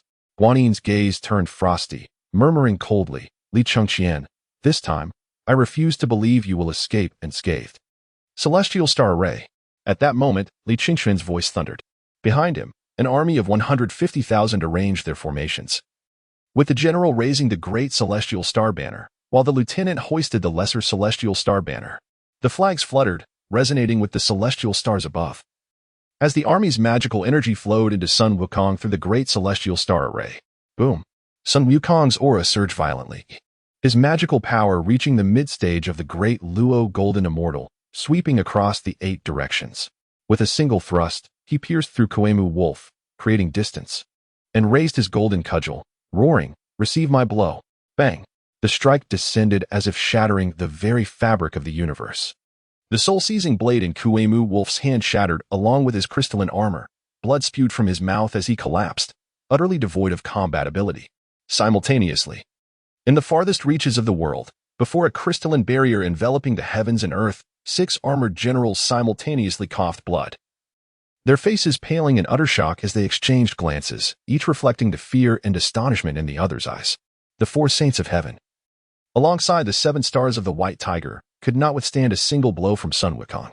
A colossal white tiger, towering and boundless, slowly raised its head, its gaze piercing through myriad miles of land and layers of clouds to rest upon Li Chengqian, who stood before the army, wielding the annihilation god Nine-Dragon Spear. The tiger opened its cavernous mouth, letting out a yawn, before lying down, closing its eyes in slumber. Boom! The fire-carrion galloped forward, leaving fiery trails in its wake.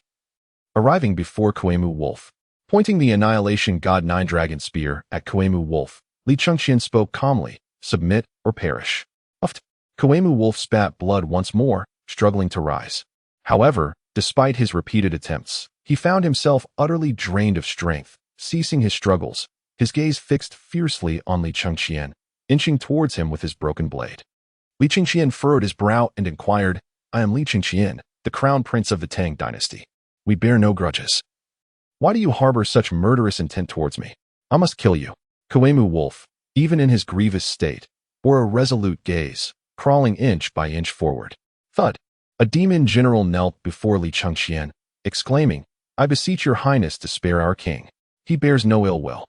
It was merely a few days prior that a demon Taoist arrived, slaughtering hundreds of brethren in the cave and abducting our king's wife and children, threatening him to kill you. If he did not comply, his family would perish at the hands of that demon Taoist. We have realized our error and wish to surrender. I implore your highness to spare our king. Please, spare his life. The 8,000 demon soldiers Kuemu Wolf commanded all dropped their weapons, kneeling in supplication. Demon Taoist? Li Chengqian's lips curled into a cold smirk as he pointed the annihilation god Nine-Dragon Spear skyward, asking, "Is this the one you speak of?" The magical energy surged, dispersing the clouds. The figure of Guanyin, clad in a Taoist robe, appeared before all. "That's her." The demon general bellowed. "That treacherous Taoist. My own brother perished at her hands just days ago." Li Chengqian replied icily, "Wukong, eliminate her." "Yes." Sun Wukong's eyes blazed with fury, his face a mask of wrath as he grasped the golden cudgel and soared into the air, directly charging at Guanyin. "You vile creature. Had I known it would come to this, I should have eliminated you 500 years ago." Guanyin seethed, her teeth grinding in frustration, wishing to smite Sun Wukong. Yet fearing the backlash of the power of humanity upon the Buddhist sect, she could only suppress her wrath and flee. Trying to escape? Li Chengqian snorted disdainfully, channeling the power of humanity to bolster Sun Wukong. Boom! Sun Wukong's magical power surged once more, reaching the late stage of the great Luo Golden Immortal. Before Guanyin could react, he was upon her. How can he move so swiftly? Guanyin was taken aback, glaring at Li Chengqian, realizing her escape was futile. She drew forth her Buddhist dust to confront him, believing that if she swiftly dealt with Sun Wukong, she could evade. "You scoundrel!" Sun Wukong roared, wildly attacking with his golden cudgel. In the blink of an eye, he was embroiled in a fierce battle with Guanyin, exchanging blows over 100 times. The overwhelming power of humanity not only enhanced Sun Wukong's strength, but also suppressed Guanyin's magical energy. After 100 exchanges, neither emerged victorious. Li Chengqian's eyes narrowed as he summoned another strand of the power of humanity, striking Guanyin from behind. Boom! Guanyin was struck as if by a mountain, her body jolting, causing a momentary pause that exposed a fatal vulnerability. A perfect opportunity. Sun Wukong's eyes lit up as he swung his golden cudgel and struck Guanyin squarely on the crown of her head. The impact shook the earth and sent ripples through the void. Guanyin was dazed, her invulnerable golden body cracking under the force, nearly causing her heart to stop. If she endured another blow, her indestructible form might shatter. Die! Sun Wukong bellowed, bringing down another strike. What devilry has Li Chengqian employed to transform the golden cudgel into a primordial divine treasure? Guanyin was horrified, unwilling to face it head-on.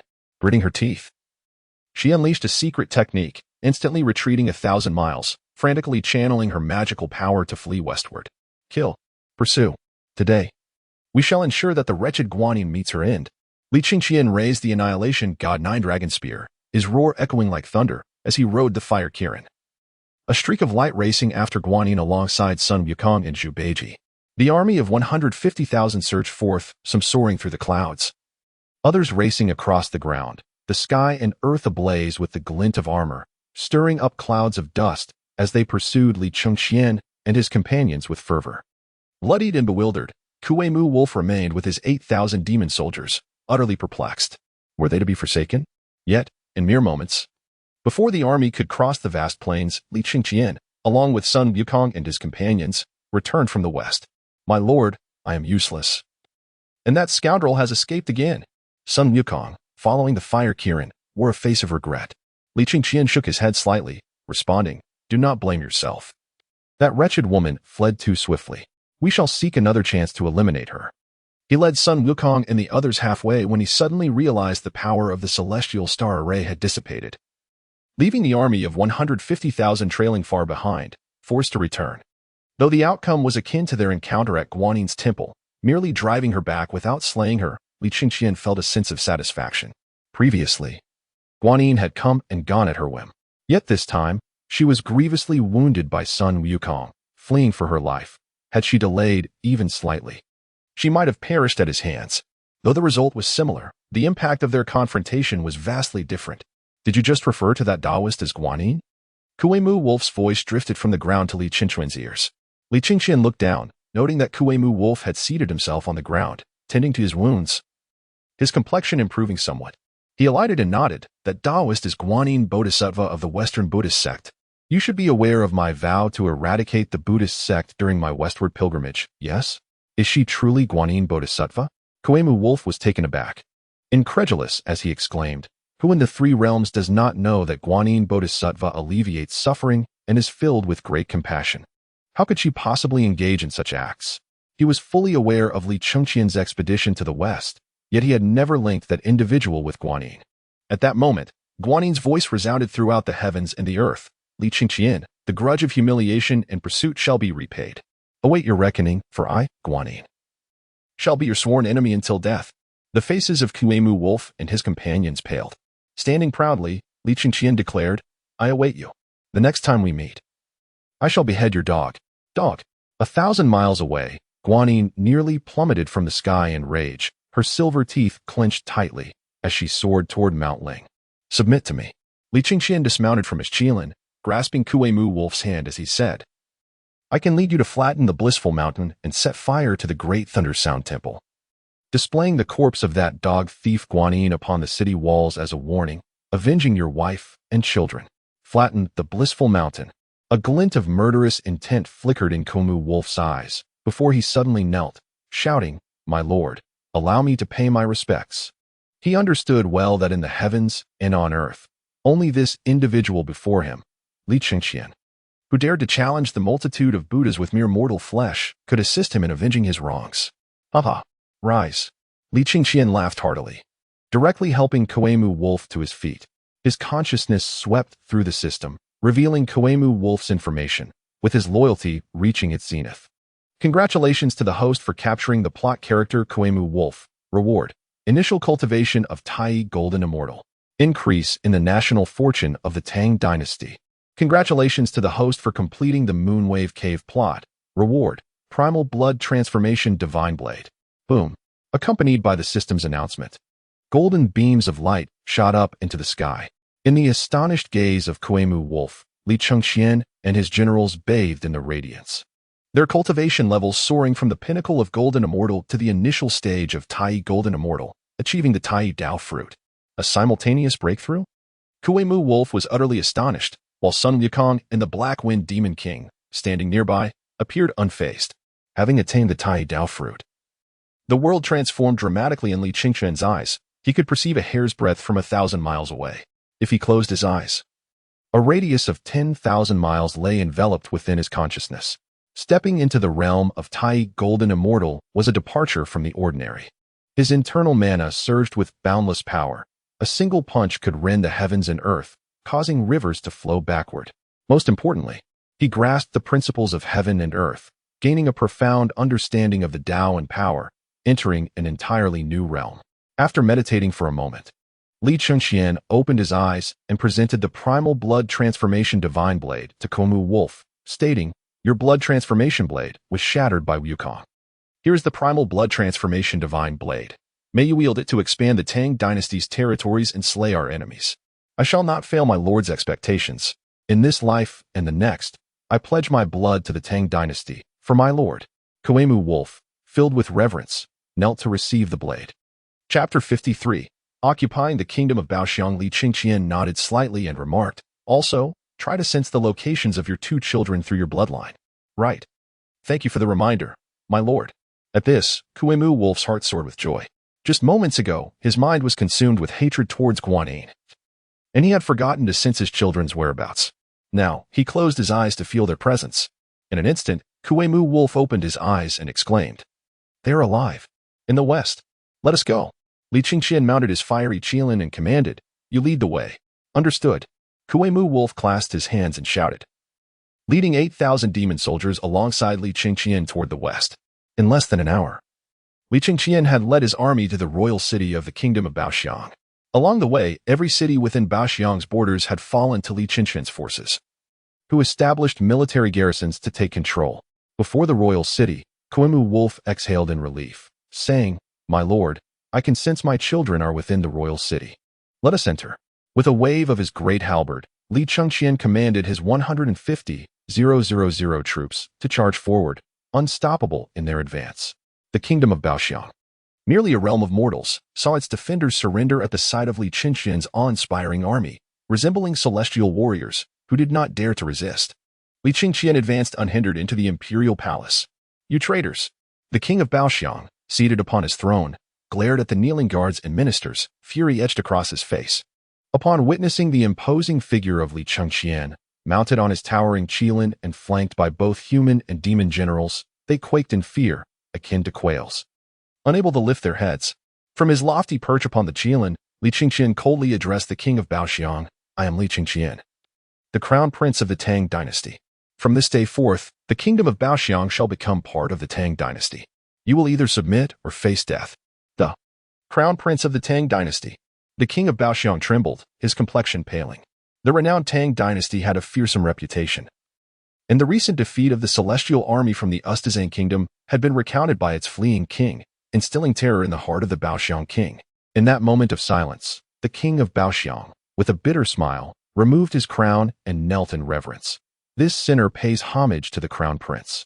Rise." The frost upon Li Chengqian's countenance dissipated as he helped the king of Baoxiang to his feet, saying, "Since you have surrendered, you are no longer guilty. From this day forth, you and the subjects of Baoxiang shall be citizens of the Tang Dynasty, enjoying all the benefits thereof." Hearing this, the king of Baoxiang was taken aback, never expecting that Li Chengqian would spare his life. "Thank you, your highness. Long live the crown prince." In the great hall, civil and military officials collectively sighed in relief, raising their voices in praise. Just then, Kuei-mu Wolf entered the hall, cradling his two children, accompanied by a woman. "Hurry, Baiwa. This is my lord. Kneel and pay your respects." Upon seeing Li Chengqian, Kuei-mu Wolf quickly urged Princess Baiwa and his children to kneel. "Rise." Li Chengqian smiled slightly, observing Princess Baiwa with curiosity as he asked, "Why are you in the royal palace of Baoxiang? Did not Guanyin say she had placed you upon the flames?" Having learned everything from Kuei-mu Wolf, Princess Baiwa quickly shook her head. "Days ago, that female Taoist captured us and sent us to the royal palace, merely placing a restriction upon us, preventing us from leaving, but she did not humiliate us." Li Chengqian raised an eyebrow, somewhat surprised. Guanyin had not entirely extinguished her humanity. Following this, he instructed Sun Wukong to relay a message to Qin Qiong, commanding him to lead an army of 10,000 to take over the kingdom of Baoxiang, while he himself would directly enter the second layer of the Chaos Pearl, eager to explore the secrets hidden within. At that moment, the second layer of the Chaos Pearl was devoid of any presence, save for Li Chengqian. Boom! Just as Li Chengqian stepped inside, the space within the second layer of the Chaos Pearl began to tremble, as if every strand of spiritual energy was rejoicing and welcoming their master. At the center of the second layer, a stone tablet slowly rose from the ground. Li Chengqian approached and saw 3 large characters inscribed upon it. Hall of Enlightenment. To name it thus, Hall of Enlightenment. A look of astonishment flickered in Li Chengqian's eyes as he placed his hand upon the stone tablet. In the next moment, an influx of information surged into Li Chengqian's mind. The Hall of Enlightenment allowed anyone recognized by Li Chengqian to comprehend the essence of the Tao within, practicing with remarkable efficiency. Even those with mediocre talent would transform into geniuses within the Hall of Enlightenment. Any technique would be effortlessly mastered at a glance, achieving excellence with ease. At last, Li Chengqian understood why his soldiers advanced so rapidly in their training within the Hall of Enlightenment. He raised his hand, letting a drop of blood fall from his fingertip onto the stone tablet. Buzz! A low, resonant chime echoed, and within the Chaos Pearl, vibrations began anew. In the span of mere breaths, the Chaos Pearl ascended to the status of an advanced, innate spiritual treasure. In that moment, Li Chengqian realized the extraordinary nature of the Chaos Pearl. Merely by advancing to the second layer himself, the Chaos Pearl had transformed into an advanced innate spiritual treasure. What would occur at the third layer? The ninth layer? Having uncovered the secret of the second layer of the Chaos Pearl, Li Chengqian promptly resolved to halt his army's advance in the kingdom of Baoxiang. This was twofold: to await General Qin Xiong's arrival, to take command of the kingdom of Baoxiang, and to utilize the Chaos Pearl to forge an army of celestial beings. Once his 15,000 troops ascended to the celestial realm, Li Chengqian's western campaign would undoubtedly be unstoppable. In the heavenly court, within the Xīyóu palace, His Majesty, the Supreme Old One slightly cupped his hands in salute. The Jade Emperor quickly rose, smiling. Old One, why such formality? What brings you here today? I come for Li Chengqian, replied the Supreme Old One, gazing down at the kingdom of Baoxiang. Li Chengqian's western campaign has been a relentless march, vanquishing demons with remarkable fervor. Yet, before the blood transformation divine blade, he has faced setbacks. Were it not for that Sun Wukong's golden staff evolving into an innate spiritual treasure, it is likely the Western army would have met their demise at Guanyin Mountain. The Jade Emperor furrowed his brow deeply upon hearing this. The Supreme Old One's words mirrored his own thoughts. Although the blood transformation divine blade had been defeated, the Western Buddhist sect possessed countless treasures. Should they subsequently enhance a demon king's power and bestow upon him a treasure superior to the blood transformation divine blade, Li Chengqian would be at a distinct disadvantage. The Jade Emperor pondered for a moment and stated, I share your concerns and wish to assist Li Chengqian. Yet the heavenly Tao is paramount, and I cannot defy it. Do you have any clever strategies? There are 2 young disciples in my Doshui palace, the Golden Horn and Silver Horn, the Supreme Old One said with a smile. These 2 have guarded the alchemy furnace since the Shang and Zhou dynasties and privately find such a monotonous existence to be tedious. Chapter 54. The Divine Spirit's Heroic Call Splendid. The Jade Emperor's eyes sparkled as he nodded repeatedly.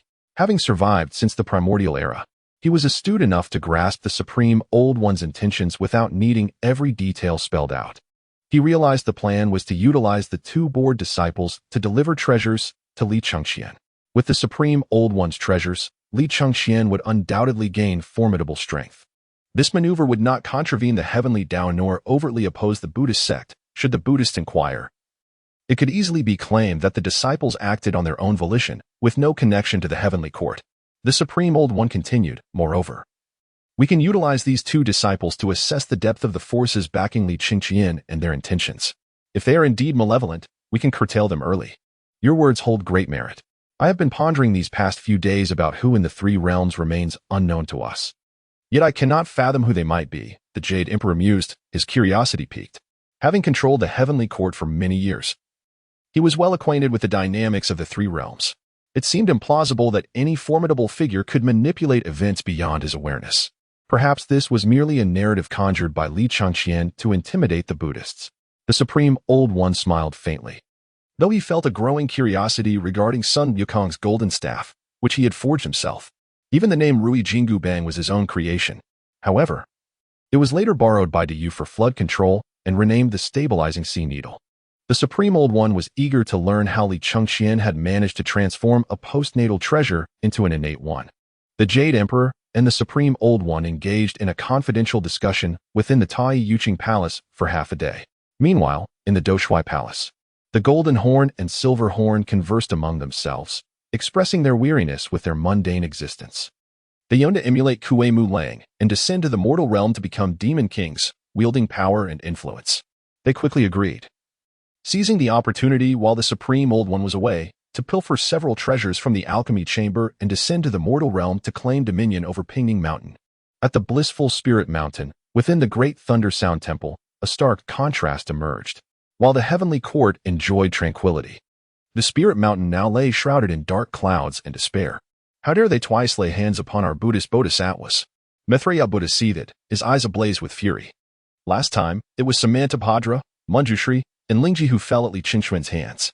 Now, Guanyin's indestructible golden body has nearly been shattered. We have repeatedly suffered at Li Chengqian's hands. If we do not properly discipline this child, we may become the laughingstock of all beings in the three realms. Within the Grand Hall, towering Buddhas seethed with rage. Previously, even when they suffered at Li Chengqian's hands, it was merely due to the backlash of human power. The Buddhas believed that if they truly disregarded everything and sought to kill Li Chengqian, it would be an effortless task. However, they witnessed the battle in the kingdom of Baoxiang. Li Chengqian commanded the Great Star Array, his generals were formidable, and he had 15,000 elite soldiers. With the support of human power, he managed to force Sun Wukong to flee in panic. In fact, Li Chengqian even pursued Guanyin. Had it not been for the intervention of the Tathagata Buddha, the Buddhas could hardly contain their desire to rush from the Spirit Mountain to capture and utterly annihilate Li Chengqian. Guanyin sighed deeply, left speechless. Li Chengqian had already become a significant force. Although he did not unleash his quasi-saint power this time, he was still capable of defeating her with his army. Guanyin was acutely aware that had she delayed her escape even slightly, Li Chengqian would have caught up, and her life would have been forfeit. The ancient Buddha of light approached Maitreya Buddha and, facing the Tathagata, smiled. Though today's events are infuriating, we can glean insight from them. Li Chengqian has not attained quasi-saint strength through cultivation. Rather, he temporarily possesses quasi-saint strength, perhaps even just once. Otherwise, had he fully unleashed his quasi-saint power today, Guanyin would have had no escape. Indeed, Maitreya Buddha nodded. The forces behind him are far less formidable than we initially perceived. Furthermore, Guanyin is at the pinnacle of the great Luo Golden Immortal Realm. Today's battle against Sun Wukong, empowered by human strength, did not result in a backlash against us. Could it be that as long as we refrain from using quasi-saint strength, human power will not retaliate against us? The Buddha's eyes brightened simultaneously at this notion. However, the medicine Buddha interjected, shaking his head, if we refrain from using quasi-saint strength and send only great Luo Golden Immortals to eliminate Li Chengqian, should his hidden forces deploy quasi-saint strength, our great Luo Golden Immortals would be swiftly vanquished. Both Randang and Maitreya Buddha furrowed their brows at this statement.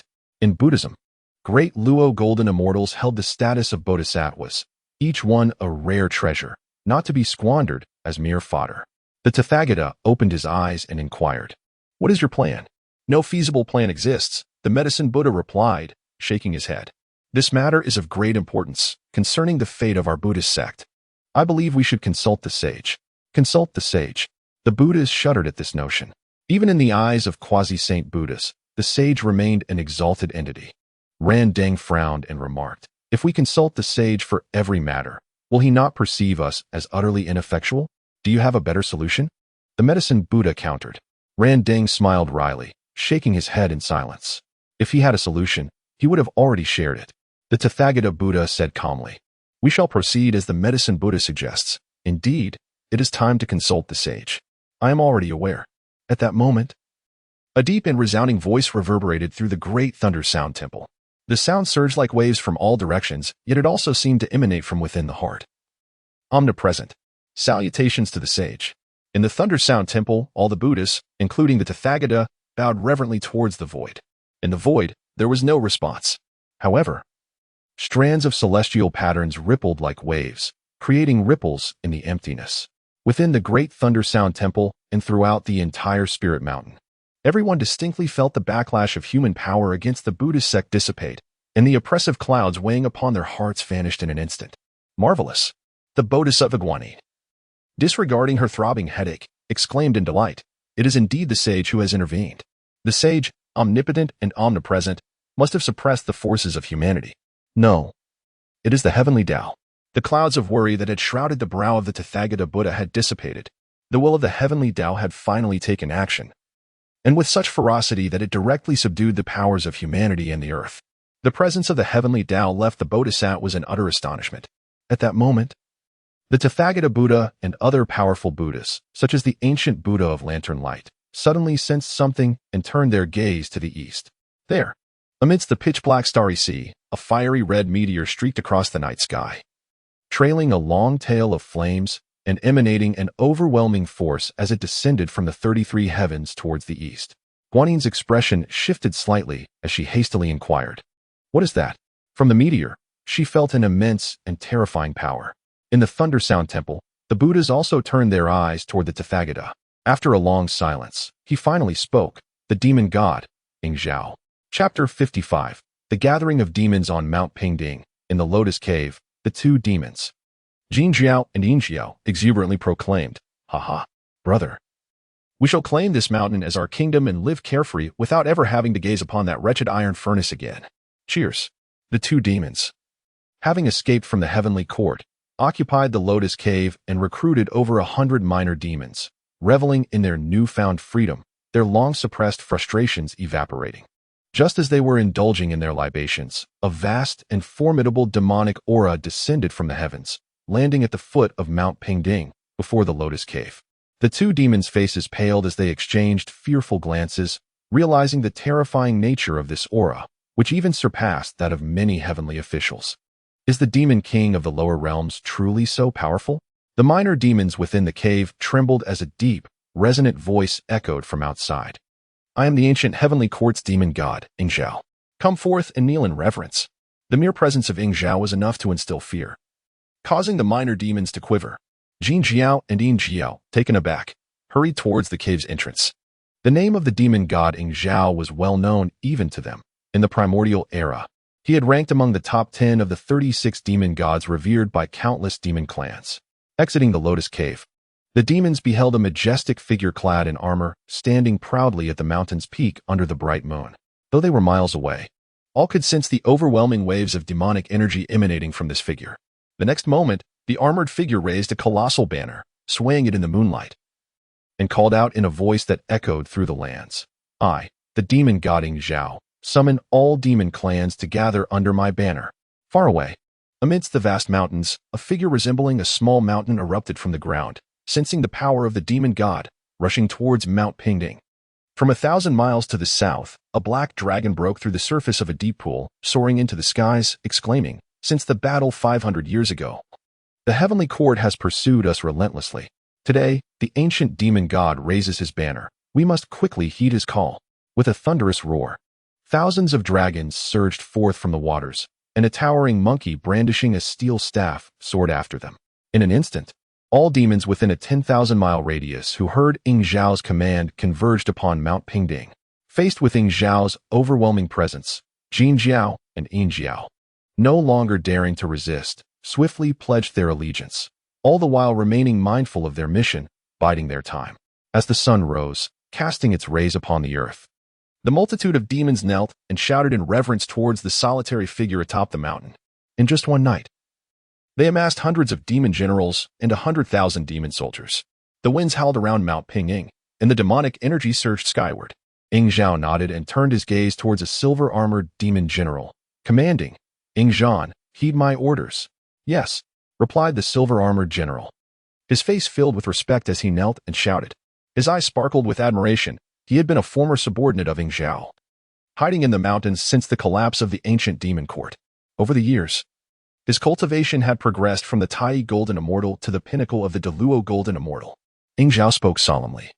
"You have command over the 100,000 demon soldiers. Train them here and prepare for battle against the crown prince of the Tang, Li Chengqian." "At your command," replied Xīyóu, the fire of battle igniting in his eyes as memories of the ancient demon court surged back to him. Xīyóu and Xīyóu, who had been under the tutelage of the supreme Laozi, had spent their days guarding the alchemical furnace in the Doshui Palace and had never witnessed such a scene. Looking out, they saw at least 10 Deluo Golden Immortals and an innumerable host of Tai Golden Immortals. The two demons could only think how fearsome these lower realm demon kings were, longing to return to the heavenly court to refine elixirs. In Lingshan, the Tathagata Buddha, witnessing the formidable presence Xīyóu had established on Mount Pingding, felt a surge of joy. He immediately commanded the ancient Buddha of Lantern Light to lead Guanyin and the other 4 bodhisattvas to Mount Pingying, to provide covert support and await the opportune moment to act. The ancient Buddha of Lantern Light, mindful of Li Chengqian, contemplated for a moment before summoning his old friend, the joyful Buddha of Dingguang, who had been in seclusion. The 2 Buddhas, accompanied by the 4 bodhisattvas, departed Lingshan and made their way to the borders of Mount Pingding. Xīyóu did not greet them personally, but sent someone to escort the ancient Buddha and the others into the military tent. Xīyóu, it is good to see you well, the ancient Buddha said, performing a Buddhist salutation with a beaming smile. Xīyóu's expression remained indifferent, bypassing pleasantries, and asked directly, "What intelligence do you have regarding Li Chengqian?" He harbored no fondness for Buddhism. Years ago, when Taiyi and Emperor Jun perished, the heavenly court fractured, and he was captured by the saints and taken to the 33 heavens, where they sought to make him a protector of the Buddhist faith. Xīyóu refused and was imprisoned for countless years until his recent release, with the condition of aiding Buddhism in eliminating Li Chengqian. The ancient Buddha smiled, undeterred by Xīyóu's demeanor, and invited Guanyin, who understood Li Chengqian best, to share everything she knew about him. To their astonishment, there were individuals who dared to declare war against Buddhism. Curiosity flickered in Xīyóu's eyes. A mere prince of a secular dynasty dares to lead the human army on a westward pilgrimage? Most notably, Li Chengqian had not only defeated but had even imprisoned bodhisattvas of the Buddhist faith, forcing the ancient Buddha of Lantern Light to retreat. Though he held no affection for the ancient Buddha, as one of the 3,000 guests of the Xīyóu palace, he acknowledged his strength. That Li Chengqian could repel him indicated that he was far from simple. The joyful Buddha of Dingguang listened intently and chuckled derisively, shaking his head. After years of seclusion, I have not inquired about worldly matters. Upon hearing the name Li Chengqian, I assumed he was some great primordial being, only to discover he is merely a young human in his 30s. He is not an ordinary human, Guanyin gently countered. Having faced Li Chengqian more times than anyone else and fully aware of his terrifying capabilities, with a smirk, the joyful Buddha of Dingguang remarked, "You have been deceived by Li Chengqian. If he truly had such formidable backing, why would they not send a quasi-saint to protect him closely? Such matters should be led by a quasi-saint, not entrusted to a mere child." Guanyin and the others were taken aback by his words. The ancient Buddha nodded in agreement, stating, "I share the same sentiment. The true nature of the forces behind him will soon be revealed." Everyone eagerly anticipated Li Chengqian's arrival at Mount Pingding, hoping to uncover the strength behind him, to annihilate it, and restore the pilgrimage to its rightful path. Only Xīyóu regarded the joyful Buddha's words as profoundly foolish. If Li Chengqian had no backing, would he dare to provoke the Buddhist sect? Yet, he kept his thoughts to himself, merely smiling at the crowd, while his curiosity about the Li Chengqian mentioned by Guanyin deepened. Chapter 56. The Demonic Energy of Pingding Mountain in the Kingdom of Baoxiang. The royal city was alive with fervor. Long live the sovereign! Long live the sovereign! The square was adorned with fluttering banners, and ranks of spears stood tall. 150,000 troops, kneeling in unison, roared like thunder. Each soldier's gaze was sharp, exuding a fierce aura, while boundless celestial energy surged through the square. This scene left the citizens of Baoxiang swallowing hard, their bodies tingling. Was the army of the Tang Dynasty truly this formidable? Li Chengqian, astride the fiery Qilin, stood on the steps of the square, surveying his army. At ease, he commanded. "Thank you, Your Highness," echoed the voices of the 150,000 soldiers. As they rose in unison, their armor clattered, their movements synchronized, and their eyes filled with utmost respect for their deity, Li Chengqian. He was in his prime, ready for conquest. Li Chengqian's gaze pierced through the layers of buildings, spotting Xīyóu leading 100,000 Tang troops, having already entered the city. He awaited not only the breakthrough of his soldiers but also Xīyóu's arrival to take over Baoxiang. After all, although Baoxiang had submitted, it still needed to embrace the cultural education of the Tang Dynasty. While Li Chengqian could expand the territory with ease, the task of reshaping the people's mindset was best left to the civil officials of Tang. "Your Highness," Xīyóu, leading his troops, knelt upon seeing Li Chengqian and declared, "I, Xīyóu, have come as commanded to pay my respects to the Crown Prince." "Pay your respects to the Crown Prince," chanted the 100,000 troops in unison. Li Chengqian nodded, helping Xīyóu to his feet. "General Qin, Baoxiang will be under your command from now on. This is the governor of Baoxiang. You may confer with him." "Yes," Xīyóu replied with a deep bow. The king of Baoxiang, now merely the governor of Baoxiang, could only resign himself to fate. Upon witnessing the gathering of Li Chengqian's forces, he understood that the Tang army was invincible, though Li Chengqian was courteous to him. The king was certain that if he showed any sign of dissent, the sword in Li Chengqian's hand would show no mercy. As Qin Xiong and the king of Baoxiang exchanged greetings, Qin Xiong chuckled, "Your Highness, do you see any difference in me from before?" With pride, he radiated the aura of a peak celestial being. "You've reached the pinnacle of celestial being?" Li Chengqian exclaimed in surprise. For it had been less than 2 months since he left the Tang. With a smile, Qin Xiong replied, "I owe it all to the 9-turn golden pill bestowed by your Highness. Thanks to its aid, I surpassed Cheng Yaojin and Yu Qigong, becoming the first to reach the pinnacle of celestial being." "Excellent, excellent." Li Chengqian nodded in satisfaction. "Even among my troops, you could serve as a captain."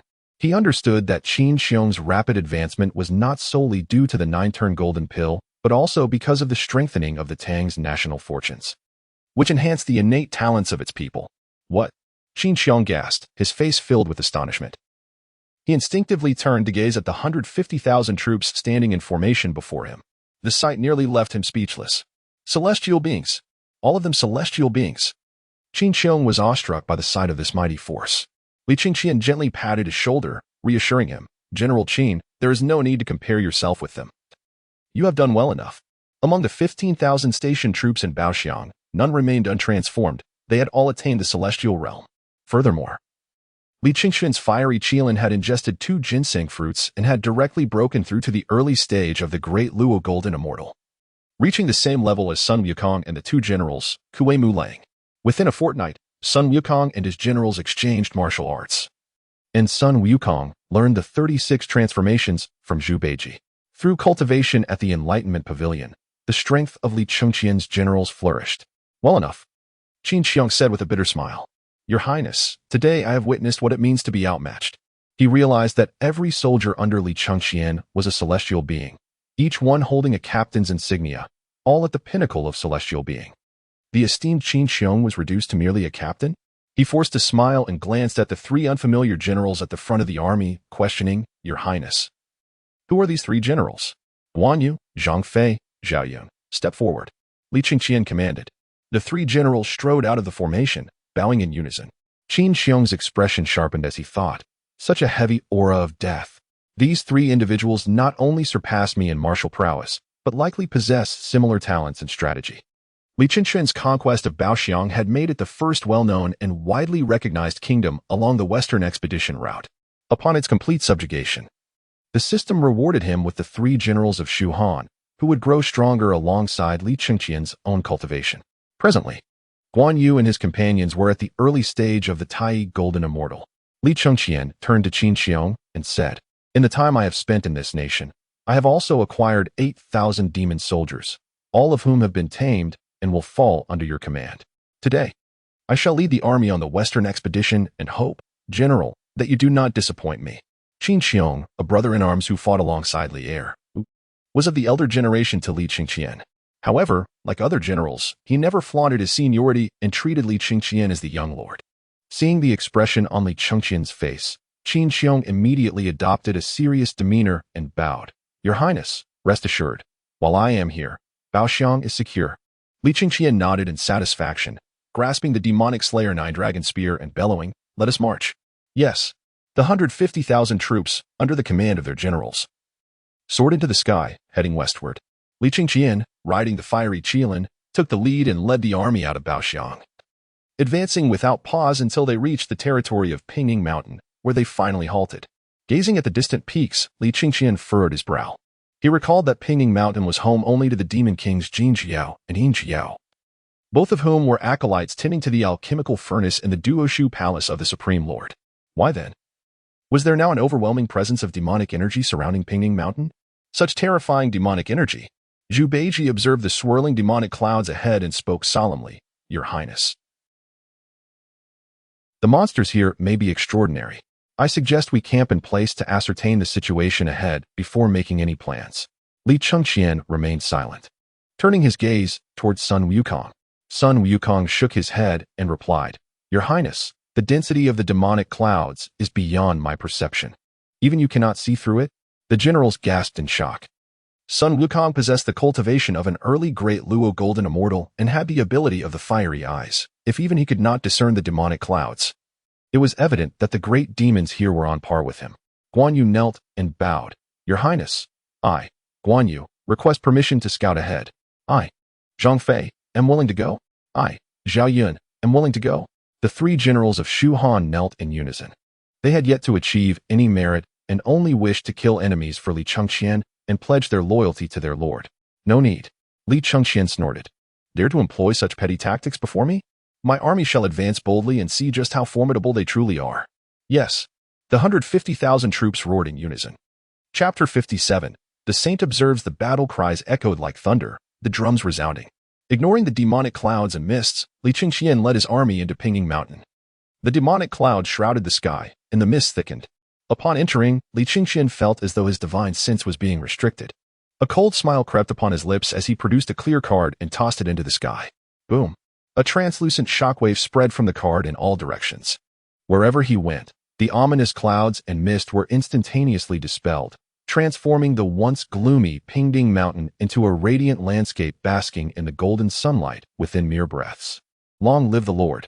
In that fleeting moment, the morale of the troops surged, their collective roar echoing across every corner of Pingding Mountain. Forward! Li Chengqian commanded sharply.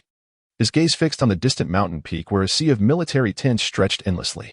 100 miles away, atop the mountain, Xīyóu stood with hands clasped behind his back, erect like a stalwart pine, gazing at Li Chengqian with admiration in his eyes. At that moment, Li Chengqian rode upon the fiery Qilin, followed by his elite warriors, exuding an aura reminiscent of the ancient Eastern Emperor Tai, a presence that looked down upon the three realms with sovereign authority. He shook his head, dismissing further thoughts, and gestured, Xīyóu, lead the troops to confront the enemy. At your command, Xīyóu bellowed, turning sharply, raising his spear, and shouted, engage. Kill, kill, kill. Across the mountains, 100,000 demon soldiers echoed in unison.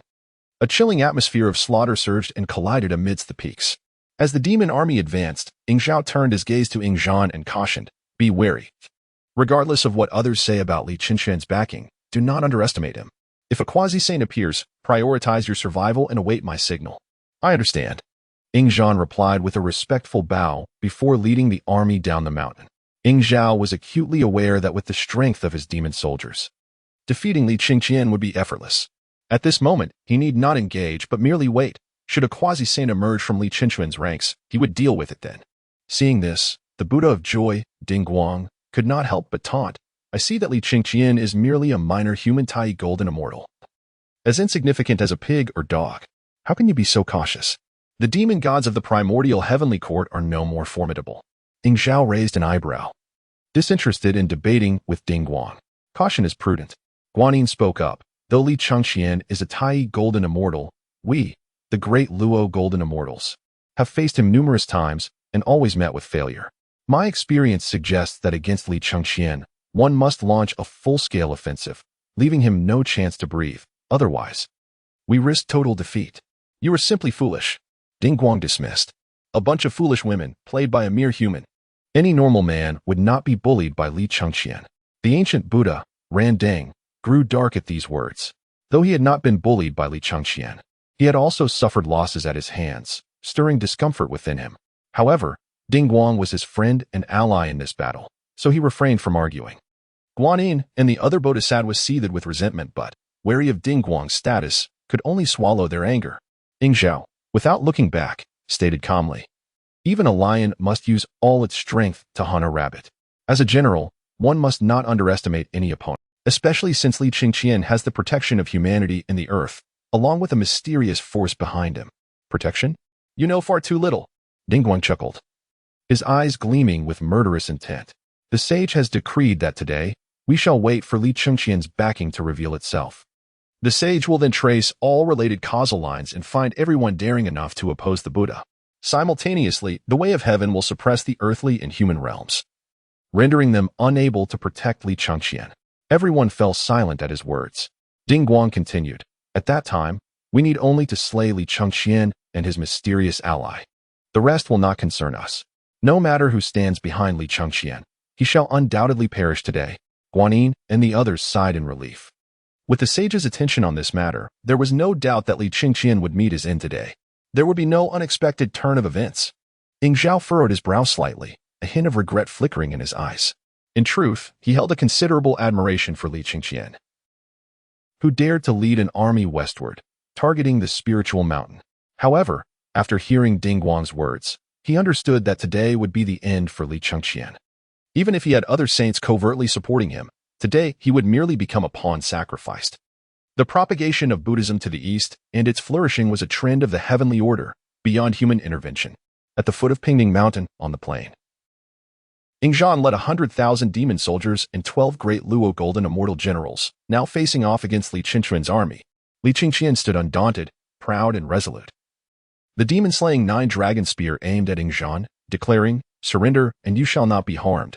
Otherwise, I will surely flatten Pingning Mountain and slay you all beneath my spear." Roaring, the fiery Qilin beneath him let out a fierce roar, pacing in front of the army. Xīyóu sneered, "Though young, your bravado is impressive. Who will battle for me and secure the first victory?" "I shall," came the unified roar of 12 great Luo golden immortal generals, among them the Xīyóu Demon King. "Brother." At that instant, a voice filled with shock and disbelief echoed from behind Li Chengqian. The Xīyóu Demon King stood frozen, stepping forward to behold Sun Wukong, who bore the golden hoop staff. Standing behind Li Chengqian, his eyes widening in astonishment. "Seventh brother?" Beside the Xīyóu Demon King, the Monkey King was equally astonished. "Sun Wukong." "Brother, it is I," Sun Wukong exclaimed with mixed joy and excitement. "It has been 500 years since we parted at Flower Fruit Mountain. For 500 years, I have missed you dearly. Yet here we are today." The Xīyóu Demon King echoed his surprise, saying, 500 years ago, you were captured by the Heavenly Court, while we were hunted by them. I hid for decades and, when the storm settled, gathered 30,000 demon soldiers to attack the 5 Elements Mountain, only to be utterly defeated by the 5 Directions. I fled to the northern continent to survive, but I never expected you to emerge from the 5 Elements Mountain. Hearing this, Sun Wukong felt a tremor in his heart, tears welling in his eyes. "Brother, allow me to pay my respects." With that, Sun Wukong clasped his hands and bowed deeply. Li Chengqian too felt a stir of emotion. Realizing the lengths the Xīyóu Demon King would go for brotherly loyalty, leading an army against the 5 Elements Mountain. Such a grand deed, who among the heavens would dare to undertake it? Enough. The Monkey King leapt forward, furiously rebuking, "Sun Wukong, you treacherous wretch. We forged our brotherhood to stand united against oppression, yet you dared to stir chaos in the heavenly palace, causing us to be hunted by the heavenly court for 500 years. Today, I shall not rest until I have settled this score with you. General Xīyóu, grant me permission to engage and slay Sun Wukong." Xīyóu, hearing this, smirked with disdain and replied, "Granted." Chapter 58. The invincible little white dragon. The Xīyóu Demon King's expression changed dramatically before he could intervene. The Monkey King had already charged out of the formation wielding an iron rod. "Fifth brother." Sun Wukong was momentarily taken aback, guilt flooding his eyes. Li Chengqian placed a reassuring hand on his shoulder, saying, "I know your loyalty, but in battle, we speak not of kinship. I will not force you to strike down your brother. Ao Qing, go forth." "Yes." The little white dragon bellowed, brandishing a treasured sword, charging directly at the Monkey King. Sun Wukong nodded bitterly, clasping his hands in gratitude to Li Chengqian. Just as Li Chengqian had stated, he could never bring himself to aim his golden hoop staff at his sworn brother. "Who is this little mudfish?" The Monkey King thundered. "I demand Sun Wukong to face me in single combat. You may leave." As he spoke, he gripped his iron rod tightly, channeling his peak Tai golden immortal power, and swung down heavily at the little white dragon. The little white dragon raised an eyebrow. This move was a frequent tactic of Sun Wukong. However, the power behind the Monkey King's execution was nowhere near comparable, a stark contrast. Unperturbed, the little white dragon stomped his right foot on the ground, his body swiftly darting to the left, moving with such speed that it was nearly imperceptible, even creating afterimages, effortlessly evading the Monkey King's iron rod. Boom! The iron rod struck the ground heavily, sending dust and debris flying. The heart of the Monkey King quivered with astonishment. Such incredible speed. This man, whose true form was that of a white dragon, was also at the pinnacle of the Tai golden immortal realm, yet his velocity was astonishingly swift. Among the ranks of both armies, all Tai golden immortals furrowed their brows deeply.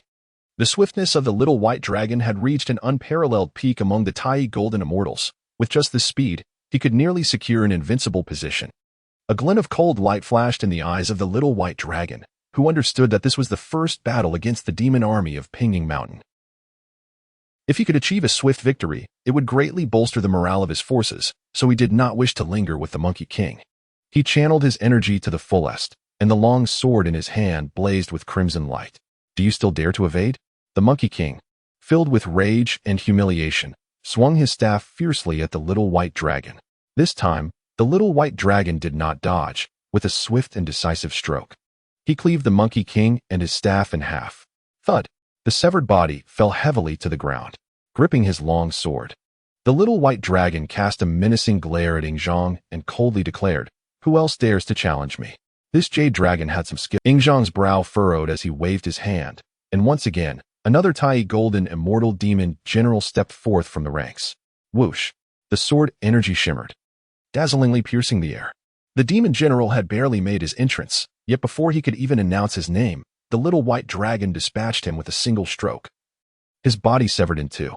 Instantly, chaos erupted within the army.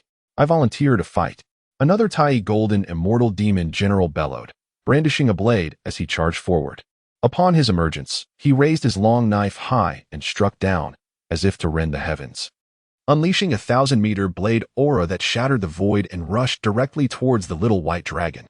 Li Chengqian's eyes glinted with coldness as he proclaimed, "You wish to employ a war of attrition? Ao Qing, today is the moment for you to restore the Dragon Clan's glory. Go and slay. Kill." Ao Qing's eyes blazed with bloodlust, and his aura transformed dramatically. The Ancestor Dragon Suppression Technique. A terrifying aura emanated from the little white dragon's body, spreading outwards in all directions. In that moment, the sword in his hand transformed into a bloodthirsty blade.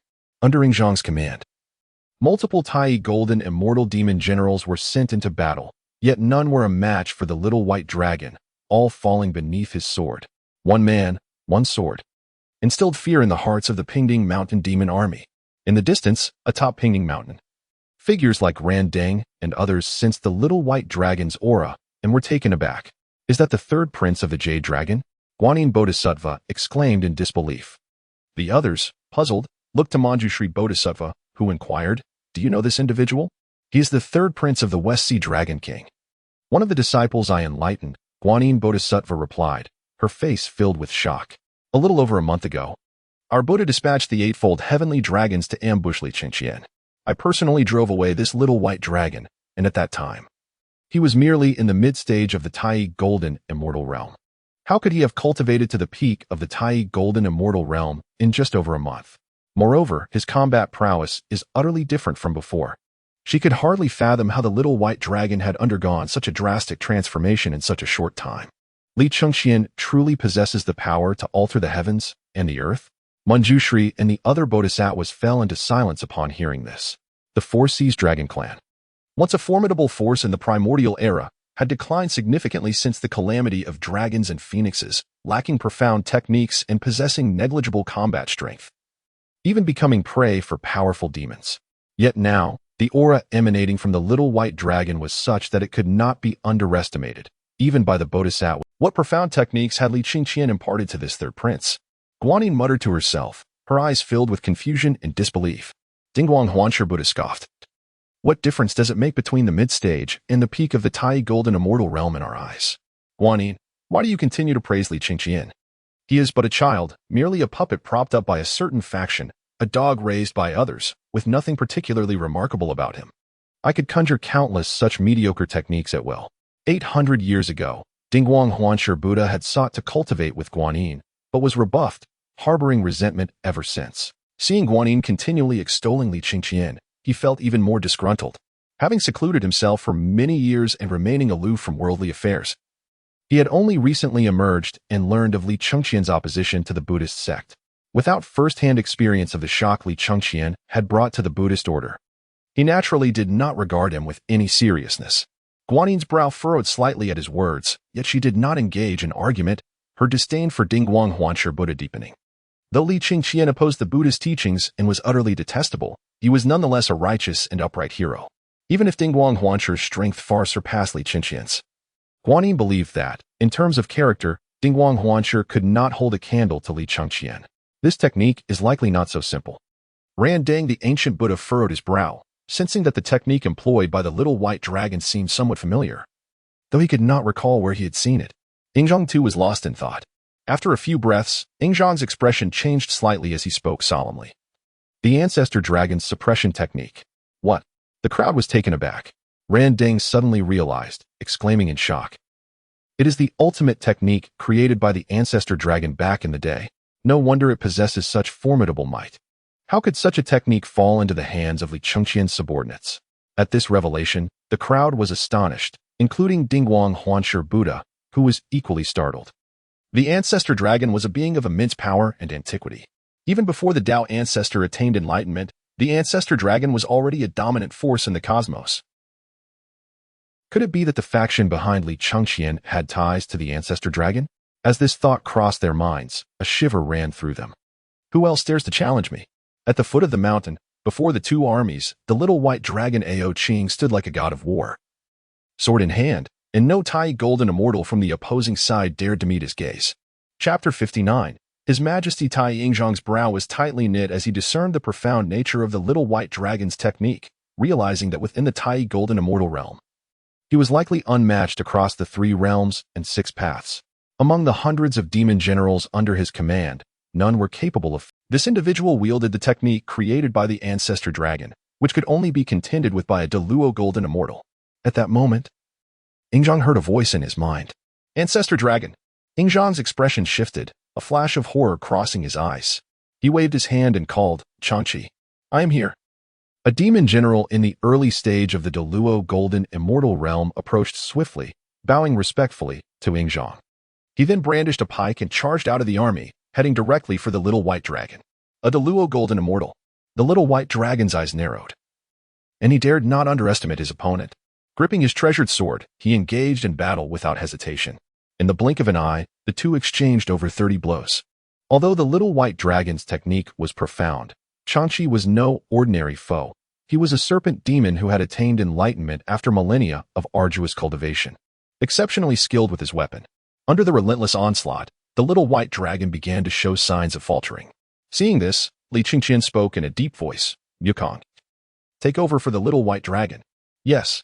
Sun Wukong, who had been eager for battle, flashed forward and rescued the nearly exhausted little white dragon with a palm, sending him back towards their ranks. Armed with the Rui Jinggu Bang, he engaged in fierce combat with Changqi. Both demons were in the early stage of the Deluo golden immortal realm, and amidst the mountains, a fierce battle ensued, plunging the skies into darkness and obscuring the sun and moon. After trading blows for several dozen exchanges, Sun Wukong struck down with his staff, directly crushing Changqi along with his weapon, leaving a fissure in the ground, resulting in his demise. The innate spiritual treasure. Under Yingzhong's command, all the Luo golden immortals, save for the Jiao demon king, displayed an avaricious glint in their eyes. As Yingzhong witnessed his demon generals being slaughtered one after another, fury ignited within him. And he bellowed, Eight-eyed demon general, thousand-legged demon general, step forward. 2 towering demon generals emerged from behind Yingzhong. Yingzhong coldly commanded, kill Sun Wukong, or you shall bring me their heads. Understood. The 2 generals, exuding murderous intent, charged towards Sun Wukong. The overwhelming aura of the mid-stage Deluo golden immortals surged wildly within them.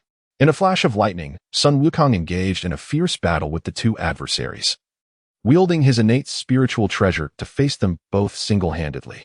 Despite the formidable strength of the 2 mid-stage Deluo golden immortals, he showed no signs of faltering and even grew more vigorous as the fight progressed. Li Chengqian bellowed, what kind of hero is it to fight 2 against 1? Kuei Mu Wolf, advance. Yes. Kuei Mu Wolf roared, charging into the fray. Without hesitation, he summoned the innate blood transformation divine blade, and with a flash of crimson light, the mid-stage Deluo golden immortal, the 8-eyed demon general, was instantly reduced to a puddle of blood. Gasp! The countless strong warriors within the army were taken aback, shocked into silence. Even the distant figures of the ancient Buddha of Light and others were astonished. Guanyin Bodhisattva, in particular, was dumbfounded. Wasn't the blood transformation divine blade shattered by Sun Wukong? How could it reappear in Kuei Mu Wolf's possession today? Moreover, the blade emanated a power that was characteristic only of innate spiritual treasures. This scene struck fear into those outside the battle. The thousand-legged demon general, trembling in terror, abandoned all thoughts of resistance and sought to flee, but Sun Wukong seized the opportunity and struck him down, reducing him to mere mud. Yingzhan's expression was grim. In less than the time it takes for a stick of incense to burn, he had lost several of his generals, including 2 mid-stage De Luo Golden Immortals. He roared, "Dihua, lead all De Luo Golden Immortals to attack. Kill." A general clad in black armor responded with a fierce shout, rallying the remaining 8 De Luo Golden Immortals to charge at Sun Wukong and Kuei Mu Wolf.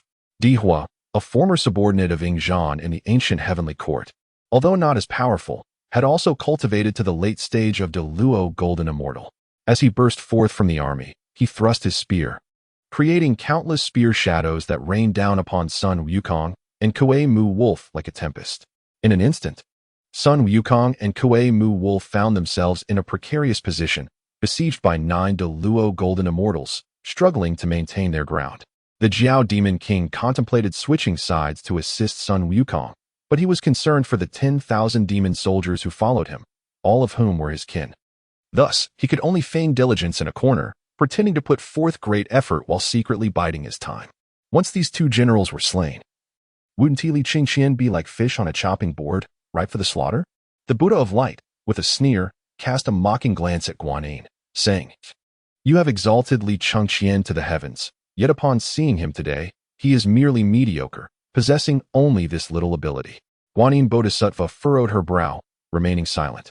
She sensed that Li Chengqian must have some hidden trump card. Through numerous encounters, she understood that Li Chengqian was not the type to act recklessly. He was a strategic general, calculating and composed. "My lord, what shall we do?" The Black Wind Demon King and others were in a state of anxious turmoil, but their peak cultivation at the Tai Golden Immortal level left them no choice but to avoid engaging directly, as they would surely perish instantly. Li Chengqian snorted coldly, mounted on the fire hoof Qilin, and brandished the Annihilation God 9-Dragon Halberd, declaring, "Zhou Tian Star Array." Yes, the Black Wind Demon King and others, upon hearing this, were greatly startled, quickly producing the great Zhou Tian Star Banner. At that moment, behind Li Chengqian, the 15,000 heavenly soldiers, led by their respective commanders, surged forth, their banners billowing, and in an instant, they formed the Zhou Tian Star Array. Boom! The boundless power of the 15,000 celestial army surged through the array and infused itself into Li Chengqian. His cultivation soared from the early stage of Tai Golden Immortal to the mid-stage of De Luo Golden Immortal, clad in black armor, exuding an imposing presence. And wielding the human path greatsword that radiated with the brilliance of humanity, Li Chengqian stood as a godly figure of old, his power resonating through the void. Awe-inspiring and terrifying. Yingzhan and Yingzhou were both shaken. Yingzhou gasped, "Your Majesty, Tai." He rubbed his eyes in disbelief, as if the scene before him was unreal. Hearing Yingzhao's exclamation, the Buddha of Light dismissed it with disdain, saying, "How could Li Chengqian possibly compare to the Eastern Emperor Tai? It is merely a comparison of starlight to the sun and moon, utterly ridiculous." Yingzhou ignored him, fixated on Li Chengqian. Among the demon race's heavenly court, the 365 demon gods knew a secret that only the top 10 demon saints were privy to. The Zhou Tian Star Array could only be wielded by the Eastern Emperor Tai and Dijun, for they, born from the solar star, inherited the fortunes of heaven and earth, their destinies exalted, being the foremost among the stars. Others could not bear the immense divine power of the Zhou Tian stars. Even the descendants of Tai and Dijun lacked the qualification to utilize such an array. How powerful the demon race's heavenly court had once been. Yingzhan, unaware of these hidden truths, could only shake his head in lamentation, his eyes reflecting profound nostalgia for the times when the demon ruled the heavens and the shaman ruled the earth. Chapter 60, Are you commanding me? Could it truly be His Majesty Tai? Yingzhao's expression was one of bewilderment, his emotions fluctuating. He had witnessed the Eastern Emperor Tai summon the Chaos Clock to combat the saints, only to be struck down, leaving no trace. Yet, how could he explain Li Chengqian controlling the Zhou Tian Star Array? On the battlefield, Li Chengqian held the human path greatsword, riding the fire hoof Qilin, plunging directly into the melee. Boom! The radiant human power erupted from the human path greatsword. The Dihua, who had been suppressing Sun Wukong, was instantly shattered into fragments by the force of Li Chengqian's sword, killed on the spot. Long live the Lord! Sun Wukong and Kuei Mu Wolf, witnessing Li Chengqian's prowess, felt their spirits soar, shouting in unison as they charged towards the remaining 8 De Luo Golden Immortals. At that moment, The 8 remaining Deluo golden immortals could only look upon Li Chengqian, grasping the human path great sword, their legs weakening. They wished to flee, but found themselves ensnared by Sun Wukong and Kuei Mu Wolf, unable to extricate themselves from the chaos. Good brother, it is time. Among the throng, the golden horn and silver horn demons exchanged glances. One produced a jade cleansing bottle, while the other summoned a purple gold gourd. Chaos energy surged forth from the bottle's mouth. And in an instant, the 2 nearest mid-stage Deluo golden immortal demons were caught off guard, their bodies shrinking and being drawn into the jade bottle and purple gold gourd. What are you two doing? Yingzhan was taken aback at this scene. He never anticipated that within his ranks, there were 2 traitors. Moreover, they had captured 2 of his mid-stage Deluo golden immortal generals upon their first strike. The golden horn scoffed. The crown prince of the great Tang is unparalleled in might. All demon kings in the lower realm must submit to his command. We simply made our decision early. Brother, let us go and pledge our allegiance to His Highness the Crown Prince. Charge! Silver Horn shouted, and before Yingzhan's astonished gaze, the 2 brandished their 7-star treasure swords and hastened to Li Chengqian's side, bowing deeply. Golden Horn, Silver Horn, we pay our respects to our lord. The 2 demons knelt on one knee, filled with reverence. Rise. Li Chengqian laughed heartily. I declare this. All who surrender shall not be harmed. Boom. He swung the human path great sword once more, unleashing a vast wave of human power that sent 6 Deluo golden immortals, including the Xīyóu Demon King, staggering back 100 meters, all spitting blood, their faces filled with terror as they gazed upon Li Chengqian. This scene astonished even Yingzhan and the observers like the ancient Buddha of light from afar. Li Chengqian, initially a mere early-stage Tai golden immortal, seemed insignificant. Yet, even with the enhancement of the Zhou Tian star array, he had achieved mid-stage Deluo golden immortal status, and with the human path great sword in hand. He not only killed the late-stage Deluo golden immortal Di Huo in one move, but also severely wounded 6 Deluo golden immortals. Furthermore, all the strong warriors sensed that Li Chengqian had not yet exerted his full strength. Guanyin felt an involuntary chill run down her spine. Had it been Li Chengqian instead of Sun Wukong who had attacked her at Wanzi Mountain, her desire to escape unscathed would have been akin to scaling the heavens. Damn beast! Yingzhan roared in fury, grasping his steel spear. With a thunderous shout, he soared into the air, thrusting his spear towards Li Chengqian. Li Chengqian, wielding the great sword of humanity, faced Yingzhan, a pinnacle of the great Luo golden immortal realm, with unwavering composure. He charged forward, engaging in a fierce aerial duel where his sword, swift and agile, countered all of Yingzhan's moves. Beneath him, the fiery Qilin occasionally roared and spewed flames, catching Yingzhan off guard with its initial stage great Luo golden immortal fire. In a mere span of several exchanges, Yingzhan found himself struck by Li Chengqian's sword upon his spear, the blade's sharpness cleaving through his arm with ease.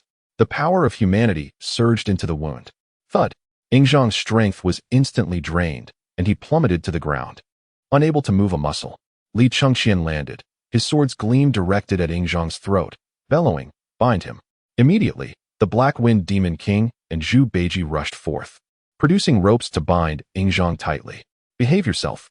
Jin Jiao and Yin Jiao then ensnared the Jiao Demon King with the illusory golden rope, a divine treasure of Taishang Laojun.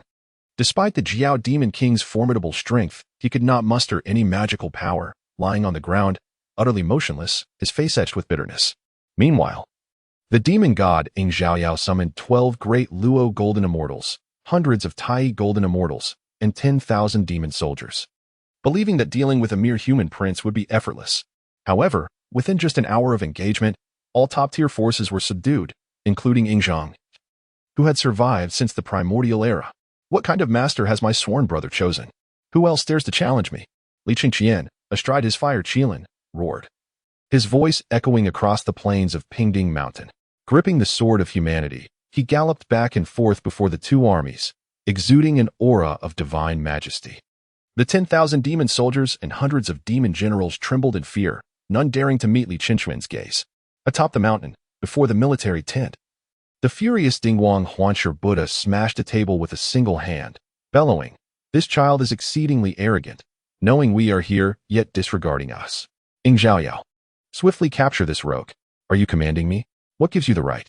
Ing Zhaoyao raised an eyebrow, casting a cold gaze at Dingguang Huansher Buddha. His eyes radiated an icy chill, reminiscent of the waters of winter, making Dingguang Huanshe Buddha shudder. It dawned upon him that this individual was none other than Xīyóu, one of the 10 demon saints of the primordial demon court, a figure of great renown even before his birth. Rendang, the ancient Buddha, spoke. The Buddhist sect cannot yet act against Li Chengqian. You are the most suitable candidate. Should you eliminate him, your freedom shall be restored. Is that not appealing? Xīyóu merely scoffed, not even glancing at Rendang, extending his hand to grasp the void. Boundless magical energy surged forth, causing a rift to tear open in the sky. From within, a pitch-black great halberd shot forth like an arrow, landing seamlessly in Xīyóu's grasp. The demon god halberd. Rendang murmured. This halberd was a postnatal treasure, forged by Emperor Jun using flames from the sun star, specifically crafted for the 10 demon saints. Xīyóu held the halberd as if the primordial god of slaughter had returned, vanishing from sight in an instant. He reappeared 100 miles away, before the two armies. Li Chengqian sensed Xīyóu's presence, furrowing his brow as he coldly demanded, "Who dares approach?" "The demon god, Xīyóu," he replied. A smirk playing at the corners of his mouth as he raised the demon god halberd, its blade aimed at Li Chengqian. "Dare you engage me in battle?" Prince of the Tang Dynasty. Chapter 61. Who dares harm my brother Xīyóu? A chorus of gasps arose behind Li Chengqian, except for Sun Wukong. Nearly all the demon kings, including Zhu Beiji and Xiao Wujing, wore expressions of shock. Sun Wukong asked in confusion, "Who is Xīyóu? Is he formidable?" One of the 10 demon saints of the primordial era, Koemu Wolf, gripped his blood god blade tightly, declaring, "My lord, allow me to engage him." Zhu Beiji and the others, despite their awareness of Xīyóu's prowess, stood resolute, refusing to retreat. Li Chengqian shook his head, instructing his generals to remain at their posts while he rode forward. "Xīyóu, I have long heard of your esteemed name. I did not expect that the one lying in ambush against me would be you. Come forth." Xīyóu, typically reticent, now sought only to gauge Li Chengqian's depth. With a roar, he gripped the demon god halberd and charged at Li Chengqian. Li Chengqian's gaze sharpened as he summoned the full might of the sword of humanity. An overwhelming torrent of human power erupted from the great sword, and in an instant, the two clashed. The battlefield was alive with the watchful eyes of hundreds of thousands, all fixated on the duel in the skies. Yet, the speed of Li Chengqian and Xīyóu was so tremendous that only Xīyóu, a pinnacle great Luo golden immortal, could discern their movements. Others merely beheld countless phantoms in the sky, where boundless demon energy collided with radiant human power, causing ripples to tremor through the void. "Quasi-saint," Koemu Wolf uttered coldly through clenched teeth. Sun Wukong and the others felt Xīyóu's terrifying quasi-saint aura. Despite being 10,000 meters away, they could feel their scalps prickling and their spines grow cold. One could only imagine the magnitude of the terrifying power Li Chengqian was enduring in his battle against Xīyóu. Dingguang Huanshe Buddha's expression was one of astonishment. This Li Chengqian can actually contend with a quasi-saint? He realized he had severely underestimated Li Chengqian. "What do you think? How could an ordinary person dare to oppose my Buddhist sect?" Guanyin scoffed, taking satisfaction in Dingguang Huanshe Buddha's shock. Rendang, frowning, remained silent, his astute eyes fixed on the battle, puzzled as to why Li Chengqian's backing had yet to intervene. Was it possible that Li Chengqian truly lacked support? Had he been deceived? As these thoughts crossed his mind, Rendang's face paled, a chill creeping over him. In the sky, Xīyóu laughed heartily indeed. As an early-stage Tai golden immortal, being able to utilize the great array of the celestial bodies to contend with me demonstrates your unmatched prowess within your realm. But you are still far from my level. Boom. In the next moment, a terrifying force, 100-fold, 1,000-fold greater than before, erupted from Xīyóu. Sweeping across the land, he wielded the demon god halberd, unleashing his magical power with a fierce strike aimed at Li Chengqian. How swift! Li Chengqian's heart raced as he hurriedly raised the sword of humanity to defend himself. Bang! A thunderous sound reverberated through the skies, scattering clouds. As Li Chengqian was forced back several dozen miles, his hands numb. Had it not been for the protective power of humanity, he felt certain Xīyóu's strike could have ended him. The might of a quasi-saint far surpassed that of a great Luo golden immortal. Li Chengqian understood that Xīyóu had not yet unleashed his full power. Realizing this, Li Chengqian gritted his teeth, summoning a golden card that appeared in his hand. Quasi-saint puppet card. May you rest in peace beneath the yellow springs. Xīyóu's eyes glinted with chilling intent. Though compelled to engage Li Chengqian, once resolved, he focused solely on the task at hand, unperturbed by emotions.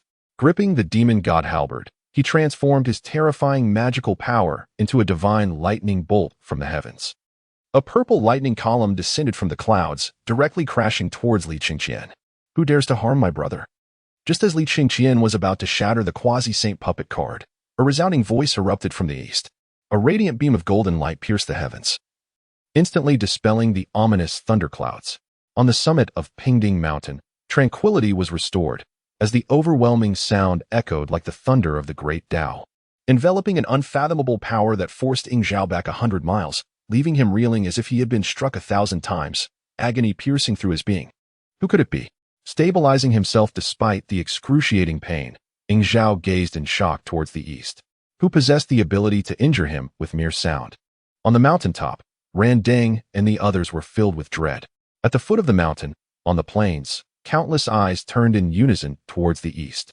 A figure, accompanied by golden light, appeared on the horizon, capturing the attention of all. The wind swept through, causing the azure robe to flutter gracefully. As a wispy whisk and hand sliced through layers of mist and clouds, arriving above Pingding Mountain in the blink of an eye, an immense pressure, as formidable as a mountain, bore down upon everyone's hearts. On the ground, hundreds of demon generals and 100,000 demon soldiers were forced to their knees by this overwhelming force, unable to rise despite their utmost efforts. Xīyóu. Randang's countenance changed dramatically, exclaiming in shock. Who was Xīyóu calling brother? The joyous Buddha Dingguang was rendered speechless. Even though he had an inkling of the answer, he was reluctant to accept it. In Guanyin's heart, a sense of pride blossomed, as she remarked, naturally, it is Li Chengqian. Half a month ago, Li Chengqian had sworn brotherhood with Xīyóu at Wuzhuang Temple, with heaven, earth, and humanity as witnesses. A truth known to all. This is impossible. Dingguang vehemently denied. How could Xīyóu, a figure of such stature, pledge brotherhood with a mere Li Chengqian? The prince of a secular dynasty is revered by mortals, yet in the eyes of deities and Buddhas, he is but a trifling being. How could Xīyóu ever consider him a sworn brother? Brother. In the sky, Li Chengqian clasped his hands in respect, saying, "Thank you for your rescue, brother, and for your concern." "No need for thanks between brothers," Xīyóu replied with a slight smile, but as he turned, his expression hardened with a chilling intensity. Xīyóu, stand here. Anyone who dares to harm my brother shall be my enemy. Before you make a move, I implore you to consider your worth. Do you possess the qualifications to oppose me, Xīyóu?" The resounding voice reverberated through the heavens. Dingguang gasped in horror, his eyes wide with disbelief. Xīyóu was equally stunned. Xīyóu, one of the 3,000 guests of the Purple Cloud Palace, had once engaged in discussions with sages. And before the cataclysm of the Witch and Demon War, both Eastern Emperor Tai and Emperor Jun sought his allegiance, but he had shown no favor to anyone. Yet now, Xīyóu had actually sworn brotherhood with Li Chengqian. A mere mortal prince had achieved what even the overlords of heaven and earth could not. Chapter 62. The Interference of the Heavenly Tao. Xīyóu's gaze was frigid as he spoke. Back in the day, Tai and Emperor Jun both forged ties with me. Now you dare to injure my brother for the sake of the Buddhist sect? This is an act against the heavens, and the penalty is death. The final word erupted with a surge of power, transforming into a colossal golden character 1,000 meters high in the clouds, death. With immense power, the character bore down upon Xīyóu with an overwhelming force that could sweep away all. Xīyóu's face paled as he raised the demon god spear to defend himself with all his might. Bang! The character, unstoppable, shattered the demon god spear upon contact, reducing it to dust. Xīyóu was pierced by the character, his body splitting open with cracks, blood gushing forth from every inch of flesh. His quasi-saintly power drained in an instant, leaving him unable to maintain flight as he plummeted to the ground. This scene instilled terror in the hearts of countless onlookers. With a single word, a quasi-saint was rendered incapacitated. Sun Wukong felt his fur bristle as if electrified with fear. At Wuzhuang Temple, Xīyóu embodied a serene and ascetic demeanor, akin to an ordinary Taoist, and Sun Wukong had once underestimated him. Witnessing Xīyóu's might now revealed the true horror of ultimate cultivation. Suppressing his fear, Randang's face darkened with rage as he soared into the sky alongside Dingguang. Bellowing, "Xīyóu, do you wish to oppose the saints? And what if I do? For my ideals, I am willing to die." Xīyóu replied coldly, "My brother, Li Chengqian, is the one who can help me realize my aspirations." Dingguang, filled with fury, retorted, "Madman, Do not speak of these lofty ideals. I had wondered what mysterious background Li Chengqian possessed, but it turns out it is you, Jin Yuanzi, supporting him from behind. If the saints learn of this, they will surely annihilate you. Long-eared Dingguang. Zhen Yunzi scoffed. You treacherous wretch are not worthy to speak of ideals. Your mind is consumed by schemes and deceptions. No, you cannot. Even together with your companion, you are insufficient. Let the Tathagata Buddha summon all the myriad Buddhas of the Pure Land to face me. Boom. This declaration exuded an overwhelming aura. Jin Yuanzi's strength and confidence were laid bare at that moment. Beings of immense power across the 3 realms and 6 paths were struck with astonishment at this spectacle. Amitabha. The sound of Buddhist hymns filled the air as a towering figure, akin to a statue forged from pure gold, materialized between heaven and earth, above the clouds. The golden statue reflected countless rays of sunlight, dazzling across 1,000 miles. Those who had witnessed the Buddha, including Ran Ding, Dingguang, and Guanyin, all wore solemn expressions as they bowed to the golden statue suspended in the sky. From the golden statue came a majestic voice. Jin Yuanzi, retreat. I have learned 2 words from my brother. Jin Yuanzi slowly drew his sword, his eyes flashing with determination. I will not retreat. I will not retreat. Li Chengqian raised the human Tao great sword, shouting in anger. We will not retreat. The 150,000 soldiers of the Western expedition lifted their long spears, roaring in unison. Their voices thundered, shaking the heavens. Guanyin's eyes twitched slightly as she murmured, the steadfastness of the Tang Dynasty, preferring death over retreat, is indeed the golden statue grew increasingly radiant. Jin Yuanzi snorted coldly, raising his sword for a vertical strike. This strike seemed to siphon all color from the world, plunging everything into darkness, save for the brilliant sword energy that shone with unmatched brightness. Boom. The towering golden statue was cleaved in 2. The figure of the Tathagata Buddha appeared before all, flanked by 2 quasi-saint Buddhas, Maitreya and Medicine Master Buddha. Refusal to retreat means death. The Tathagata Buddha gestured, summoning the 7 treasures Miao tree from the clouds. He grasped the tree, unleashing boundless power as it surged towards Jin Yuanzi. Jin Yuanzi's heart tightened as he wielded his sword, narrowly evading the attack of the 7 treasures Miao tree. He pressed forward towards the Tathagata Buddha, launching a flurry of strikes with his sword, engaging in fierce combat with the Buddha. The clash between the 2 quasi-saints captured the attention of all powerful beings in the 3 realms and 6 paths. Even those who had been in seclusion since the primordial era were awakened by the overwhelming aura, their gazes piercing through the vast expanse to fixate upon the skies above Pingying Mountain. The heavenly Tao intervenes, suppressing the human Tao. New task, survive and repel the Buddhist masters. The will of the heavenly Tao has intervened. From this moment forward, the human Tao and earth Tao shall fully resist the heavenly Tao, unable to protect the host. Please be cautious. The voice of the system resonated in Li Chengqian's mind. His expression shifted dramatically. At this critical moment, the heavenly Tao had actually intervened. Moreover, he could distinctly sense that as the heavenly path intervened, it directly matched the forces of both the human path and the earth path. At this moment, both sides were engaged in a fierce struggle, with the earth path and the human path exerting every ounce of strength to resist the encroachment of the heavenly path's consciousness, leaving no energy to protect Li Chengqian.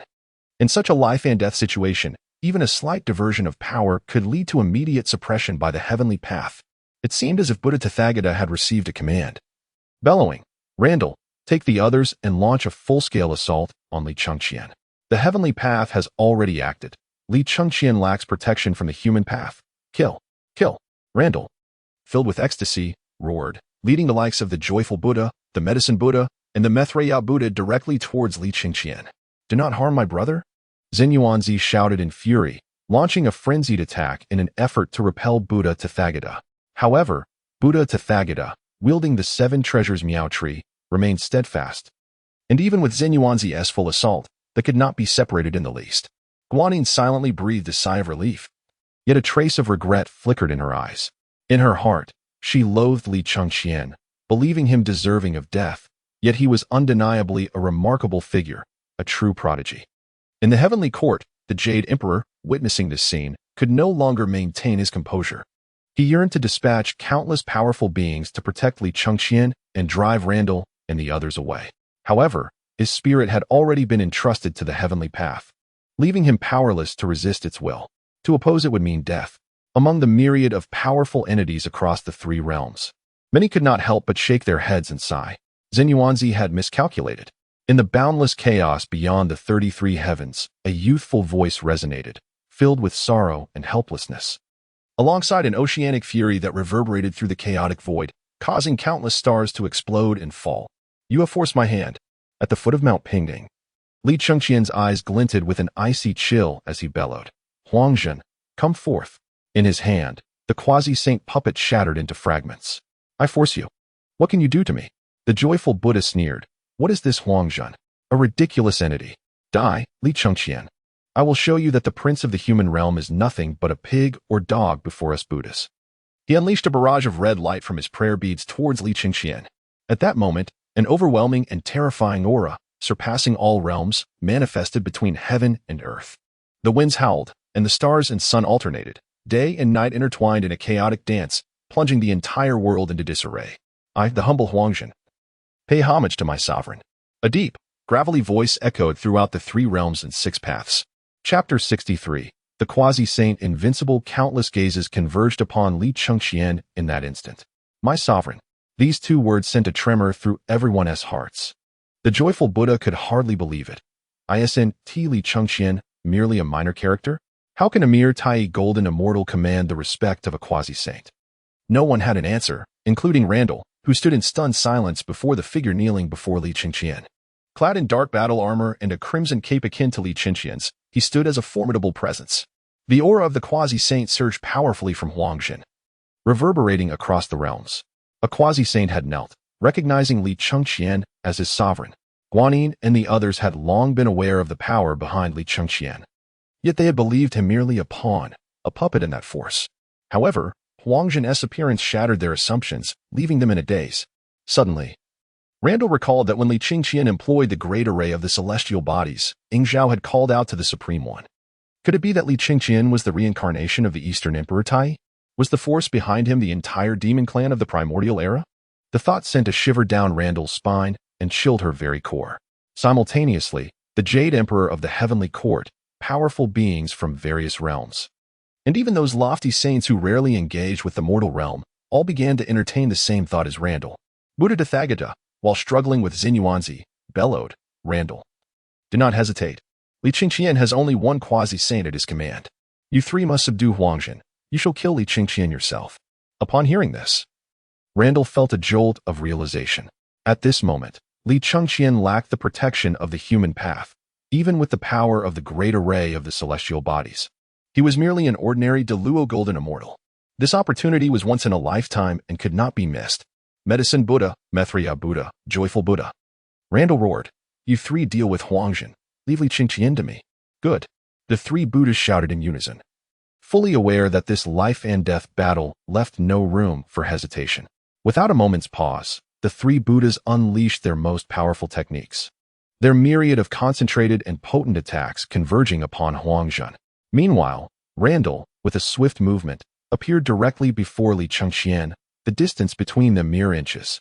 Be careful, brother, Xīyóu exclaimed in alarm, urgency and fury propelling his attack further, intensifying the pressure on Buddha Tathagata. The Earth Immortal Ancestor truly lived up to his title. Buddha Tathagata lamented, were it not for the 7 treasures Miao tree bestowed by the saints, he would stand no chance against Xīyóu. Even with the tree, he could only barely hold his ground, unable to overpower Xīyóu. In this moment, all hope rested upon Randall. If Randall could eliminate Li Chengqian, everything would conclude, and Xīyóu would surely retreat. Come and accept your fate. Randall's right hand radiated with a blinding golden light. His visage twisted in rage as he lunged for Li Chengqian's head. At that moment, the full power of his golden form surged forth. His arm rivaled the innate treasures. Once he seized Li Chengqian, it would be akin to crushing a watermelon, instantly obliterating Li Chengqian's skull. This scene compelled many to shut their eyes. Not from aversion to brutality, but from the unwillingness to witness the fall of a remarkable figure who dared to defy the heavens and resist the Buddha. Bang! In that fleeting moment, a powerful, calloused hand seized Randall's wrist. Randall struggled to turn, only to meet a pair of eyes radiating an icy chill. In the next instant, Huangzhen gripped Randall's wrist with his right hand while his left pressed against Randall's throat, pulling with all his might. With a resounding crack, before the astonished gazes of countless beings in the 3 realms and 6 paths, Randall's entire arm was wrenched from his shoulder by Huangjun.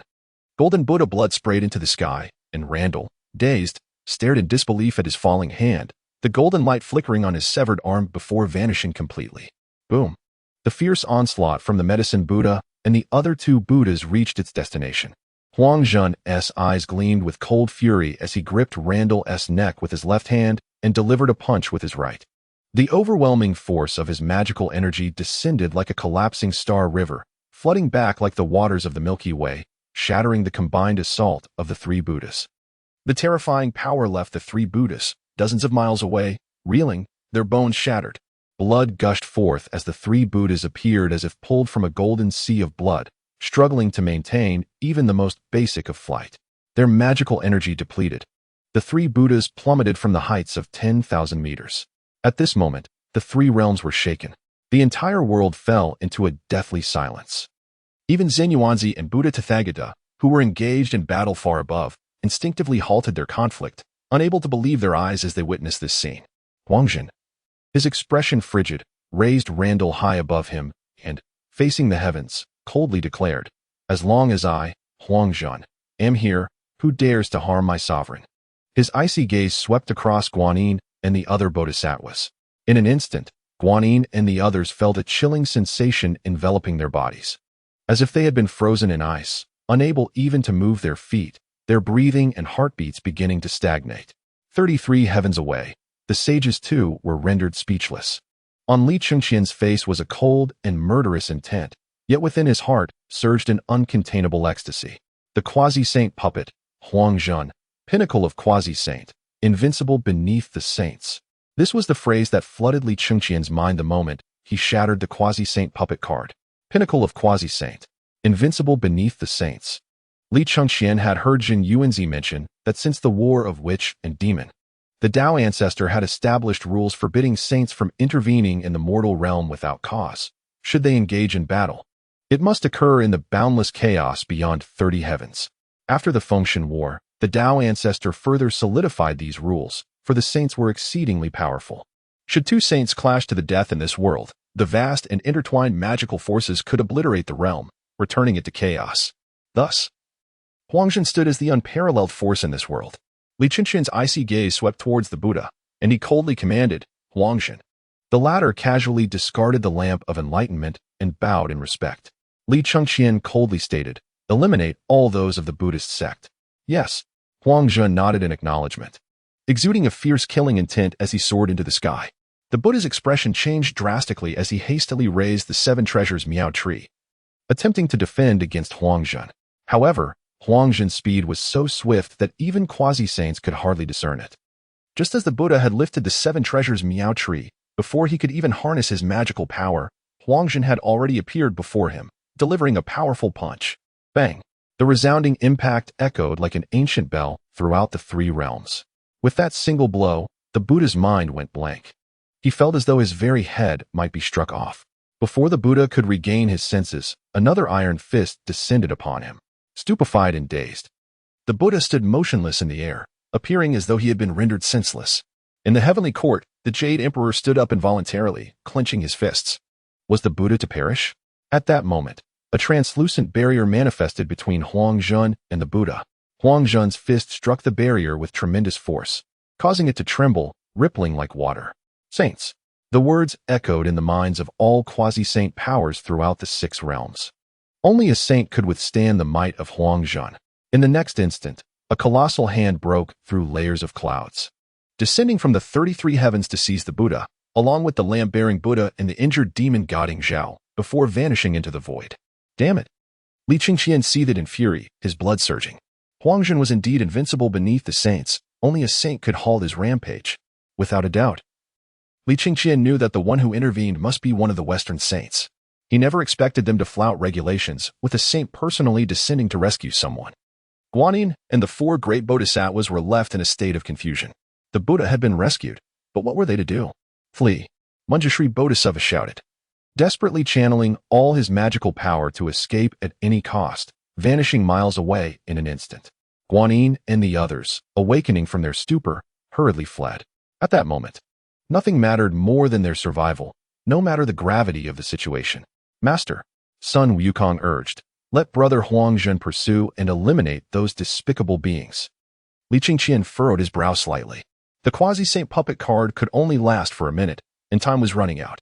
He shook his head and calmly replied, no matter where they run, the Great Thunder Sound Temple is at Ling Mountain. Killing them today or tomorrow makes no difference. Jin Yuanzi was taken aback. Glancing at Li Chengqian and then at Huangzhen, his gaze growing resolute. Huangzhen, you may go. Li Chengqian raised his eyes, his voice calm and unwavering. Huangzhen nodded.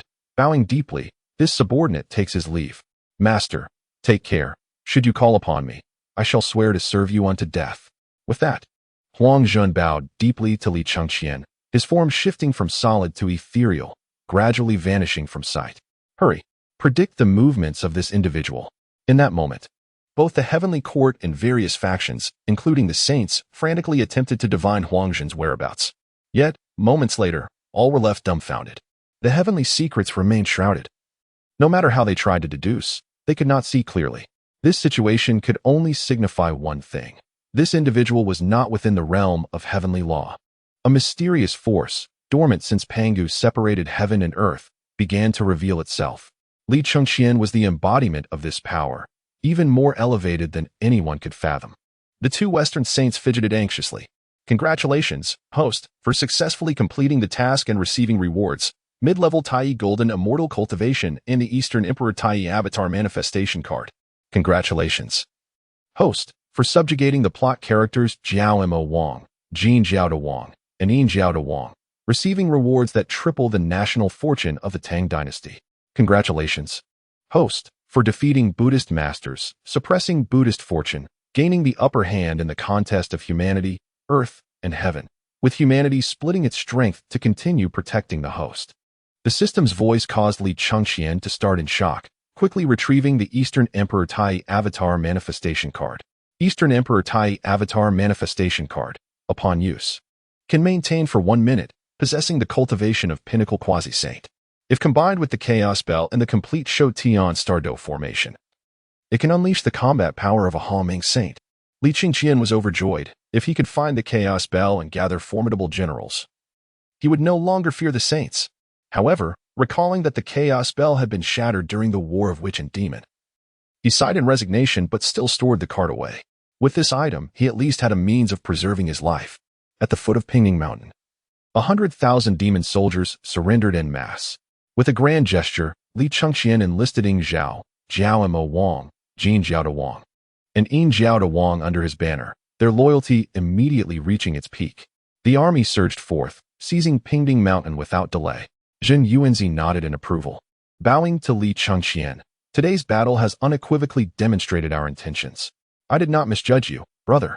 As long as I guard the Tang Dynasty, no one shall threaten it in the slightest. Take care, brother. Li Chengqian returned the gesture, his expression solemn. Jin Yuanzi turned and flew towards Wuzhuang Temple.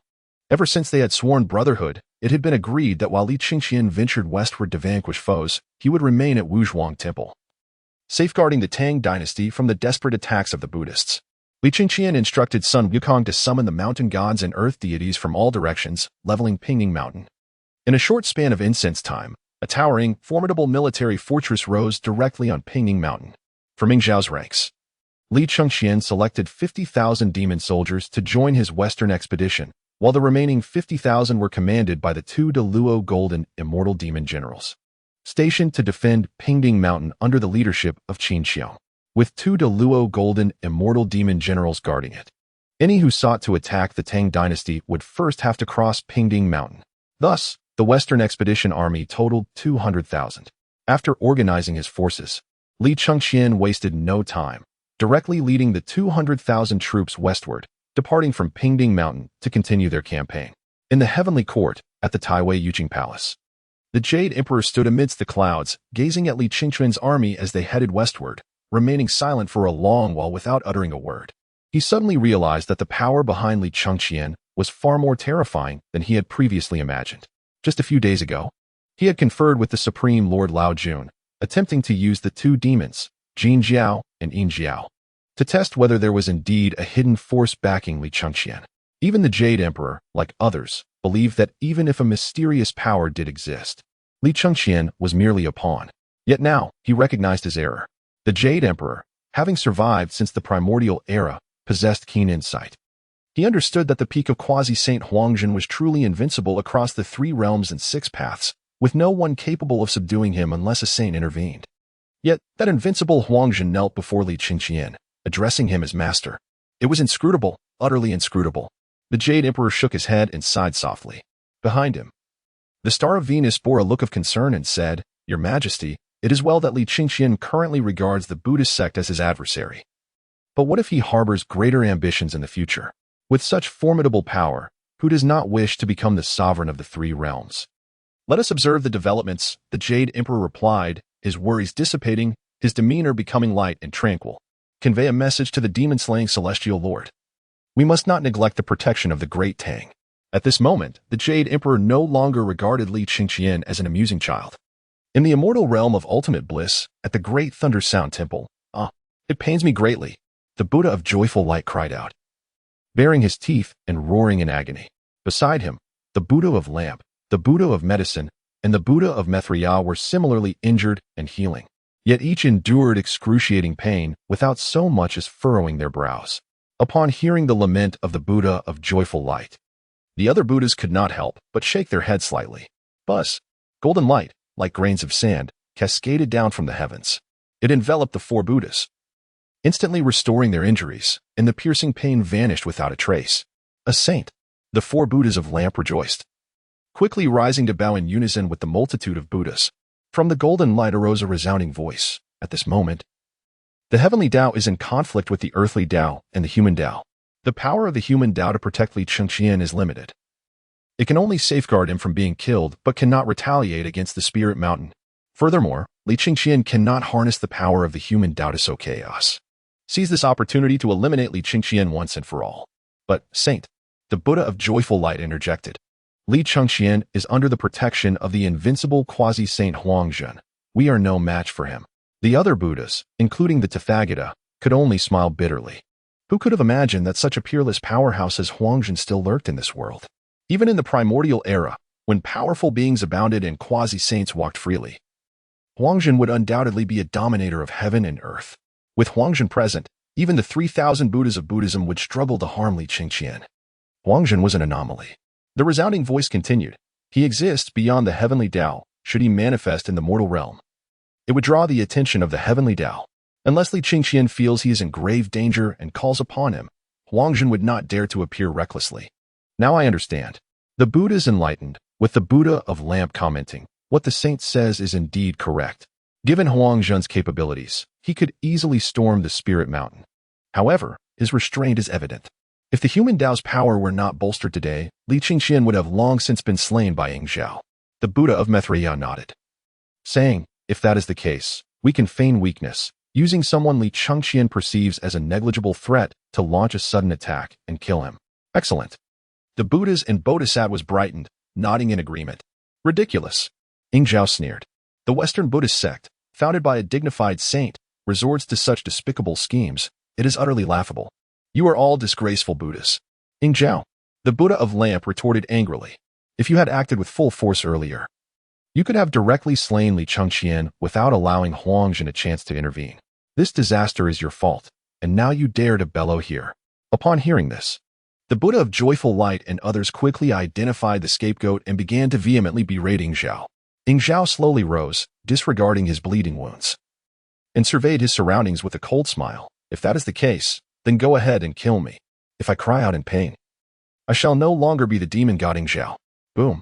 The last 2 words echoed like thunder on a rainy night within the great Thunder Sound Temple.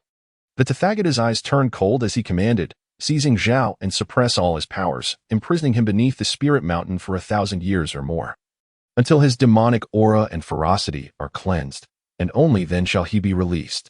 Understood. 2 quasi-saint Buddhas immediately seized Xīyóu and took him away from the great Thunder Sound Temple. Even as he fell to a lower status, there was not a hint of submission in Xīyóu's gaze. He seethed with resentment against the destruction of the demon clan's heavenly court. For who would dare to touch the demon god of the heavenly court? In the unseen realm, the saints watched this scene, remaining silent. Bodhisattva Manjushri clasped his hands and said, Saint, my steed, the blue-maned lion, went to the kingdom of Wajigu 3 months ago, initially to undergo trials and gather experiences. But it seems he may be of use now. The blue-maned lion, at the peak of the Tai Golden Immortal level, will not alert Li Chengqian. The saint replied calmly. I grant you the primordial divine weapon, the Destiny Blade, along with a portion of my Xīyóu Golden Immortal powers. Take them to the blue-maned lion. The Destiny Blade possesses my augmented powers, concealing the lion's true cultivation level. The rest is up to you. With that, golden light dissipated like sand, and the saint departed. 2 luminous orbs fell into Manjushri's hands. The Tathagata said, Manjushri, proceed. The Destiny Blade can break the human Tao's protection over Li Chengqian. Once it strikes, Li Chengqian is certain to perish. By your command. Manjushri's face lit up with joy as he turned to leave. In the kingdom of Wujigou, at Balan Temple. Arrest all these bald donkeys. Li Chengqian shouted, pointing his sword at the temple. Kill. 200,000 troops surged towards Balan Temple, trampling the gate and halls, capturing every monk they encountered, eager to be the first to seize them, fearing they would be too slow. In less than 10 breaths, Balan Temple was reduced to ruins. Over 1,000 monks, bewildered, were bound in the square, gazing at the vast army surrounding them, trembling in fear. The abbot of Balan Temple mustered his courage and asked, Who are you? Balan Temple is the royal garden of the kingdom of Wujigou. Are you tired of living? Li Chengqian cast a dispassionate glance at the abbot, but did not respond, striding directly towards the rear courtyard. Sun Wukong, shouldering the golden-banded rod, boasted. Is the royal garden of Wujigou so impressive? My lord is the crown prince of the great Tang, Li Chengqian. If you have the ability, summon your king to meet my lord. The crown prince of the great Tang. The monks were struck with terror, and the timid ones even fainted. The news of Li Chengqian's western campaign against Buddhism had spread throughout the 3 realms. Even they had heard of it.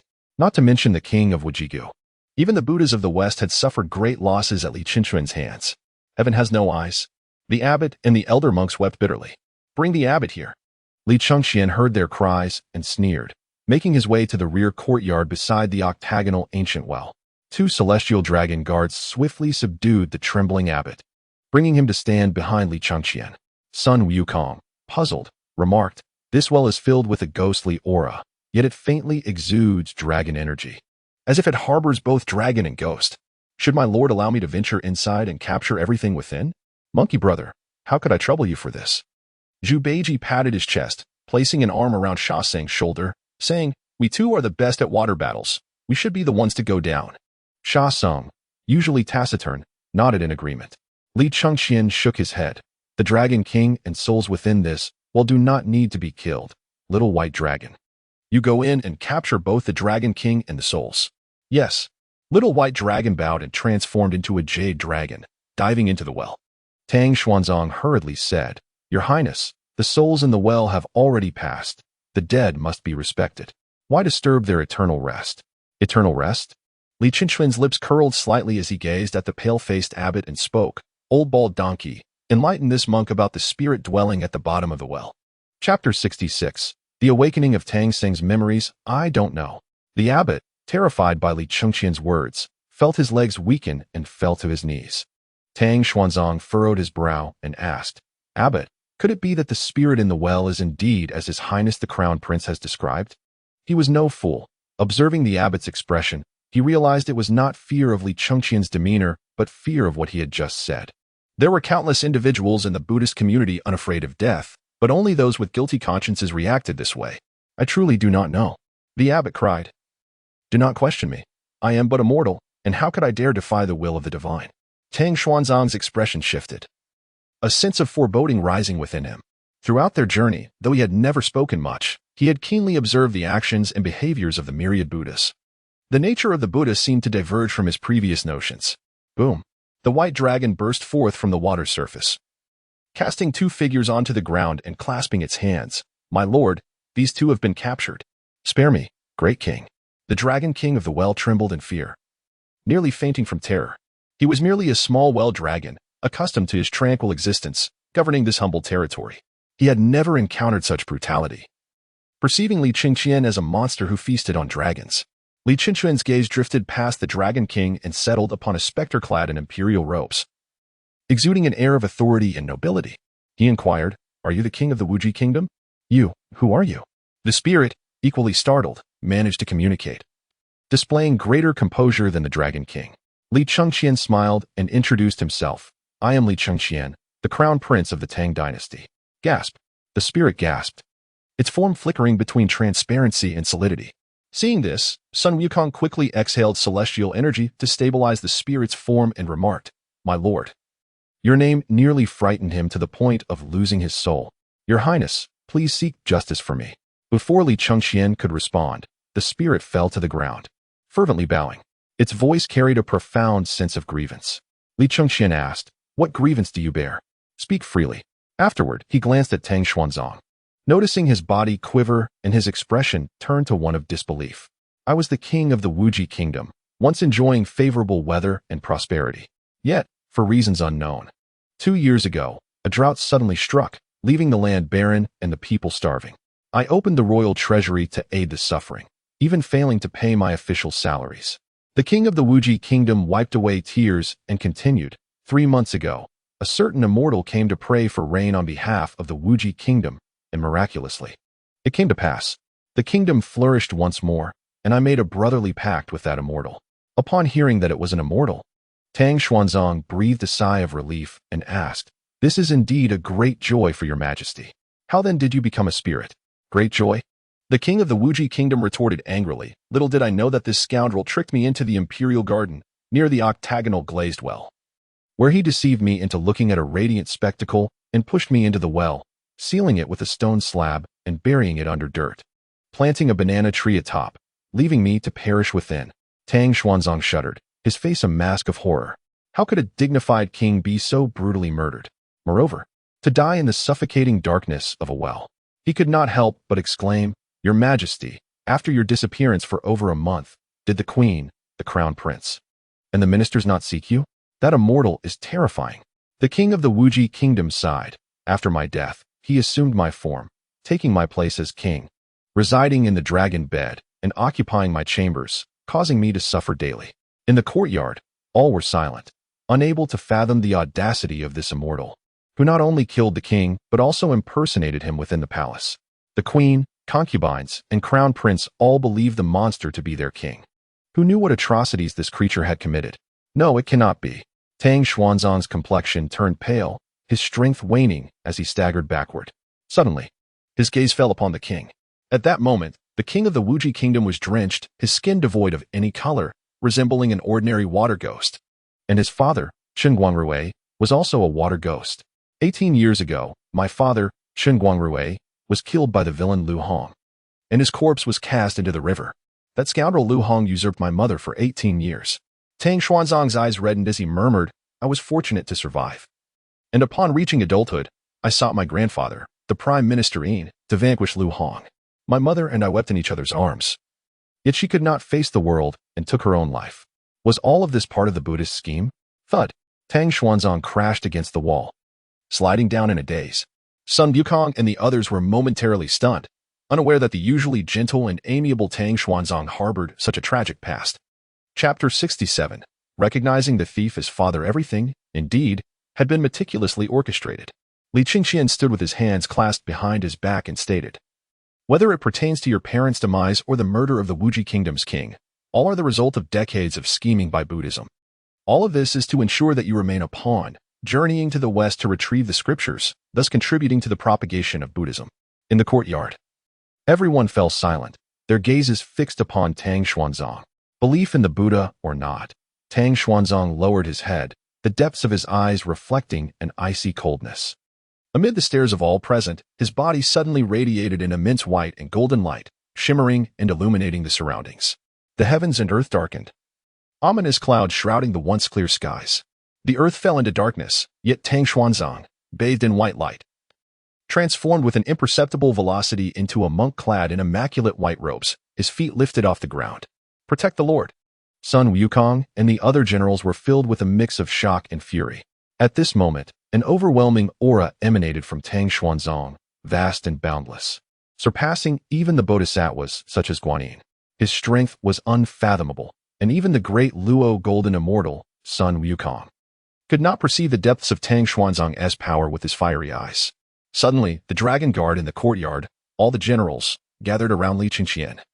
Brandishing their weapons, exuding a murderous intent, gazing at Tang Xuanzong as if facing a formidable enemy. Just when everyone anticipated a fierce battle to the death, Tang Xuanzong unexpectedly knelt down, bowing deeply, and said, "My lord." His voice was clear and gentle, yet imbued with strength. The crowd was taken aback. "My lord." With a solemn expression, Tang Xuanzong declared, "I wish to follow my lord, to embark on a Western expedition and eradicate Buddhism." Boom. In an instant, the dark clouds dispersed. The crowd rejoiced, and Zhu Beiji exclaimed, "Jikan, have you regained your past life as memories? Are you now Jikan or Tang Xuanzong?" "Neither." Tang Xuanzong replied with a slight smile, "There is no longer Jikan or Tang Xuanzong. There is only Jiang Luer." Zhu Beiji scratched his head, puzzled by why Tang Xuanzong had chosen such a name for himself. Only Li Chengqian understood that Jiang Luer was the childhood name given to Tang Xuanzong by his mother, a tribute to his parents. "Get up." Realizing this, Li Chengqian was overjoyed and stepped forward to help Tang Xuanzong rise, saying, "I cannot offer you many promises, but I assure you, one day I will ensure you are the first to breach the Ling Mountain and behead the Tathagata Buddha." "Thank you, my lord." Jiang Luo bowed in gratitude. When recalling his former mentor, there was no trace of reverence in his eyes, only boundless hatred. After pondering for a moment, Li Chengqian, noticing the Western forces were already sensing them, decisively commanded, "Jiang Luer, go to the Enlightenment Hall to cultivate and prevent the Western Buddha from taking action against you." With that, he directly transported Jiang Luo into the Chaos Pearl. Glancing at the system panel, he noted that Jiang Luo had become one of his generals. Recorded in the system, with loyalty matching that of others, reaching the highest level. From this day forth, Jiang Luo would be Li Chengqian's trump card. A sworn follower of a quasi-saintly powerhouse, akin to an unlimited time quasi-saint experience card.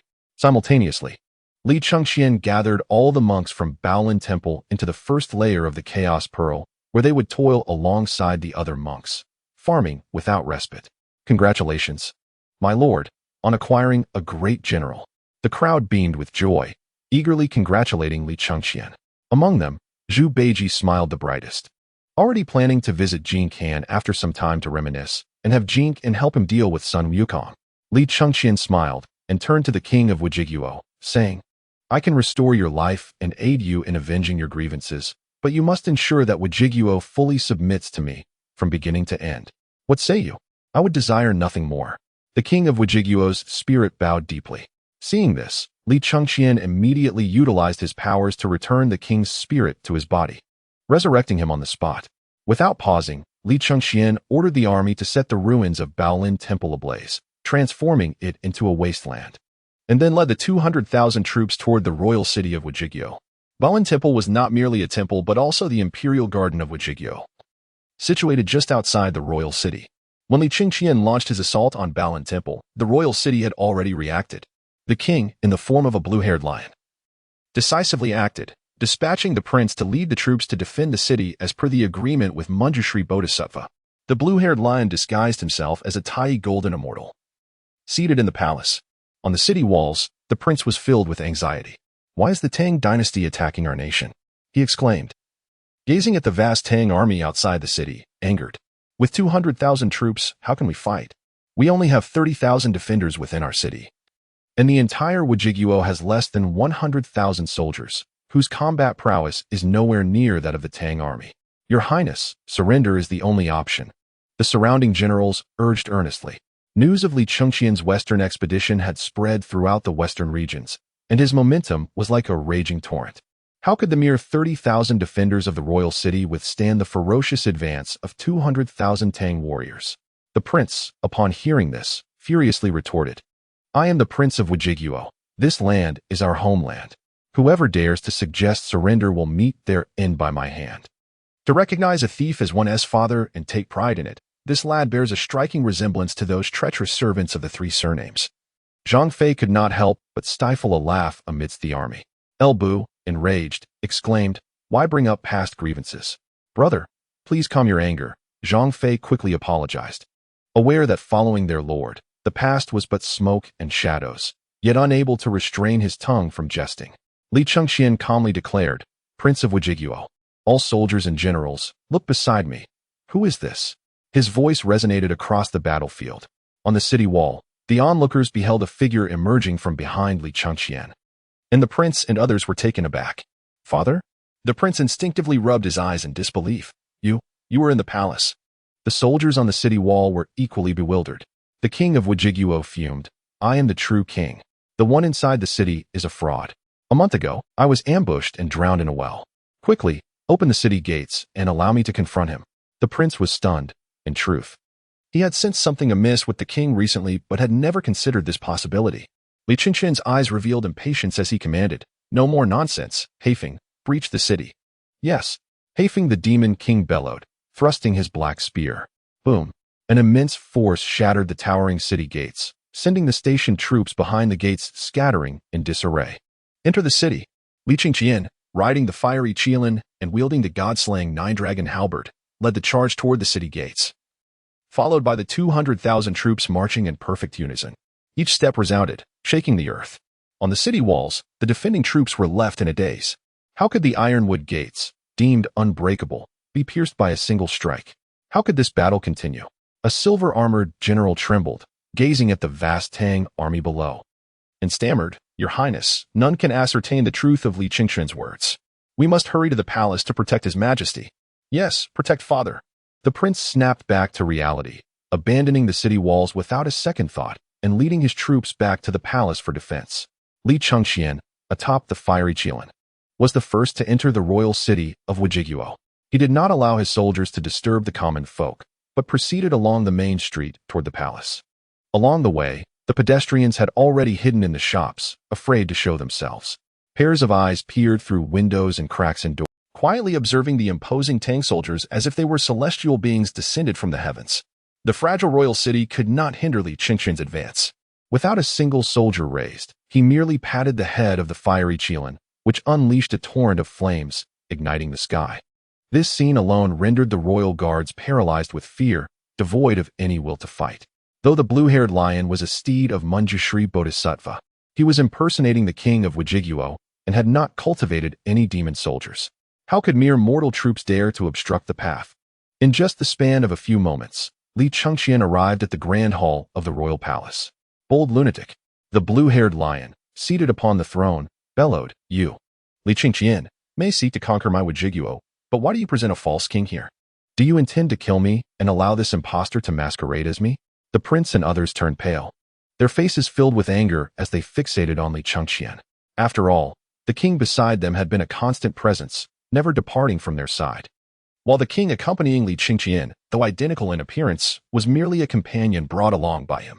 Li Chengqian possessed the extraordinary ability to allow his generals to breach a city with a single strike and to summon flames of immense proportions from his steed. Thus, it was trivial for him to employ a monster to impersonate a king. "I am the true one." The king of the Wuji kingdom was nearly driven to the heavens in rage as he retorted, "You once cast me into the octagonal glazed well, yet I survived against the odds. Today, with the crown prince of the Tang Dynasty present, let us see how you, a demon, can defend your case." The green-maned lion coldly replied, "When did I ever push you into the octagonal glazed well? Enough of this beastly nonsense." Li Chengqian said calmly, "Ingzhan, go and slay this beast, compel it to reveal its true form. Then we shall see how it defends itself." He discerned that the green-maned lion's magical power was merely at the peak of the Tai Golden Immortal, easily subdued by any adept. Dispatching Ingzhan was merely a precaution to avert any covert interventions from the Buddhist sect. "Understood," Ingzhan bellowed, brandishing a long spear, charging forth from behind Li Chengqian, heading straight for the green-maned lion. At that moment, a figure flashed to the side of the green-maned lion, brandishing a sword and shouting, "If you wish to slay my king, you must first step over my corpse. The Tang Dynasty has gone too far. I shall be the shield for my sovereign. If you wish to kill the monarch, you must first eliminate the subjects." These Tang people wielded demonic arts. If they were to kill His Majesty and then transform his corpse into a monster, what then? The entire court, all the high officials and nobles of the Wuji kingdom surged forth, positioning themselves between Ingzhan and the green-maned lion, their faces ablaze with righteous fury. At this moment, Li Chengqian suddenly realized that the king of the Wuji kingdom was a beloved ruler among his people. Now, the entire court, including the crown prince, was uncertain as to which king was the genuine article and which was the impostor. They could not simply disregard the king seated on the throne merely because someone identical stood beside them. Ingzhan disregarded these sentiments and continued to execute Li Chengqian's orders, his footsteps unwavering as he pointed his spear at the crown prince, coldly commanding, "Step aside, or I shall slay you all." "Wait." Li Chengqian waved his sleeve, instructing Xīyóu to withdraw. "The truth is elusive. Killing would harm the people's hearts." New task. Utilize the magical artifact to reveal the true nature of the green-maned lion to the subjects of Wuji Kingdom. Acquired new item, Sun and Moon Rotation Mirror. The Sun and Moon Rotation Mirror, capable of revealing the true forms of all beings and suppressing magical powers, caused Li Chengqian to raise an eyebrow. He greatly admired the integrity of the Wuji officials. He was contemplating how to compel the green-maned lion to reveal its true form, for in the original tale, even the fiery eyes of Sun Wukong could not penetrate the lion's disguise. However, with the system presenting this task, it was indeed a timely stroke of fortune. Li Chengqian stated calmly, "The one seated upon the throne is an impostor, transformed by the green-maned lion, the steed of the Buddhist Bodhisattva Manjushri." Words alone are insufficient. The crown prince responded gravely, "We cannot discern who is true and who is false. But can we simply stand by and watch as you slay our king based on your word alone?" "Indeed," the ministers cried in unison. The king of Wuji Kingdom was taken aback, a bittersweet smile escaping him, a mix of anger and gratitude. The green-maned lion, seated upon the throne, feigned an expression of being touched, yet inside, he was coldly mocking. His transformation skills were already exceptional, and with the aid of the saintly powers, his aura was well concealed. Unless one employed the heavenly mirror of truth, no one could unravel his disguise. "I generally disdain explaining myself to others." Li Chengqian smiled slightly and declared, "But out of respect for your loyalty, I shall allow you to witness who the true king is." With that, Li Chengqian swung his great halberd. Buzz! A mirror, towering over 10 meters high and several meters wide, materialized before all. The mirror was adorned with carvings of the sun, moon, and stars, divine light flowing continuously within, captivating all who gazed upon it, as though it would reveal their deepest secrets. The green-maned lion furrowed his brow, a chill running through him, an elementary innate spiritual treasure. He was aware of the heavenly mirror of truth, which was a postnatal treasure crafted by mortals. However, this mirror before him was something he had never even heard of. What manner of object was this? The crown prince and others were equally stunned, instinctively glancing behind Li Chengqian, unable to fathom where he had summoned such a grand mirror. Li Chengqian stated nonchalantly, "This is the sun and moon rotation mirror, capable of illuminating all beings. No matter how powerful a demon may be, it cannot hide from this mirror. Green-maned lion, will you not reveal your true form?" Before his words could conclude, Li Chengqian's countenance turned icy, a bone-chilling aura emanating from his eyes. A beam of white light surged from the mirror, enveloping the green-maned lion entirely. Roar! A thunderous roar erupted, sending the crown prince and others nearly into a state of panic as they turned in haste. What they beheld was no longer a king upon the throne, but a green-maned lion, nearly 3 zhang high and 10 zhang long, its back nearly brushing the ceiling, bellowing in fury. The stench was overpowering, leaving the crown prince and his companions dumbfounded. "You are truly despicable," the green-maned lion roared. "Li Chengqian, I harbor no enmity with you. Why do you seek to ruin my plans?" "I have no grudge against you," Li Chengqian retorted with a cold smile. "But I bear a grievance against your master. I will slay every one of you Buddhists I encounter, and I shall expose the sordid deeds you have committed in the Wuji Kingdom to the world, tarnishing your reputation throughout the 3 realms." Chapter 69. A spear pierces to death in the palace hall, the crown prince, all the ministers, and even the recently arrived empress were rendered speechless by the spectacle before them, frozen in place as if in a daze. Especially the crown prince and his companions. They felt both shock and guilt. Moments ago, when Li Chengqian had brought the true king forward, they had supported the false king and disregarded the true monarch. Instantly, all the civil and military officials turned and knelt before the king of Wuji Kingdom beside Li Chengqian. Li Chengqian coldly commanded, "Kill." "Understood." Xīyóu wasted no time, charging forward with a spear aimed directly at the green-maned lion. At the pinnacle of the great Luo golden immortal, the green-maned lion feigned terror, its fur standing on end as it hastily tried to evade. Summoning all its strength, it narrowly avoided the spear and fell to its knees, pleading for mercy. "Your Highness, spare me. I am willing to submit to the Tang and serve at your side. I beg you, grant me my life." Xīyóu frowned, halting his steps, awaiting Li Chengqian's command. The king of Wuji Kingdom and others were filled with hatred toward the green-maned lion, yet they also understood that a master of such caliber once brought under their banner, would be a formidable general. Li Chengqian could not refuse a capable soldier, though they wished for Li Chengqian to slay the green-maned lion. Not a single person in the hall dared to instruct Li Chengqian on what to do. Li Chengqian spoke coldly. The Tang Dynasty has no need for your kind of vile creature. The officials of Wuji Kingdom were immediately taken aback. Li Chengqian let out a cold laugh. He had despised the green-maned lion since his reading days, and due to the plight of the Wuji Kingdom, his disdain for Buddhism had only deepened. At this moment, even if the green-maned lion wished to surrender, he would not accept it. The green-maned lion's expression changed drastically upon hearing this. In his original plan, Li Chengqian was a lover of talent, and he intended to feign submission to Li Chengqian. Waiting for the opportune moment to unleash his great Luo golden immortal powers and slay Li Chengqian with the innate spiritual treasure, the commanding blade. However, at this moment, Li Chengqian was completely deviating from his plan. I shall kill you. The green-maned lion, seeing his scheme fail, wasted no time and erupted with fury. The magical fluctuations of the great Luo golden immortal swept through the entire hall as the green-maned lion transformed back into human form, wielding the innate spiritual treasure. The commanding blade, charging directly at Li Chengqian. His eyes gleamed with wild ambition as he charged forward, bellowing, "Did you ever imagine?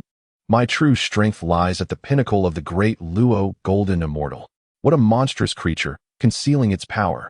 Ingzhan, infuriated, wasted no time and thrust a spear with all his might. A cold glint flashed in Li Chengqian's gaze as he summoned all his protective power of humanity, infusing it into Ingzhan's spear. Whoosh! The spear sliced through the air like a bolt of lightning.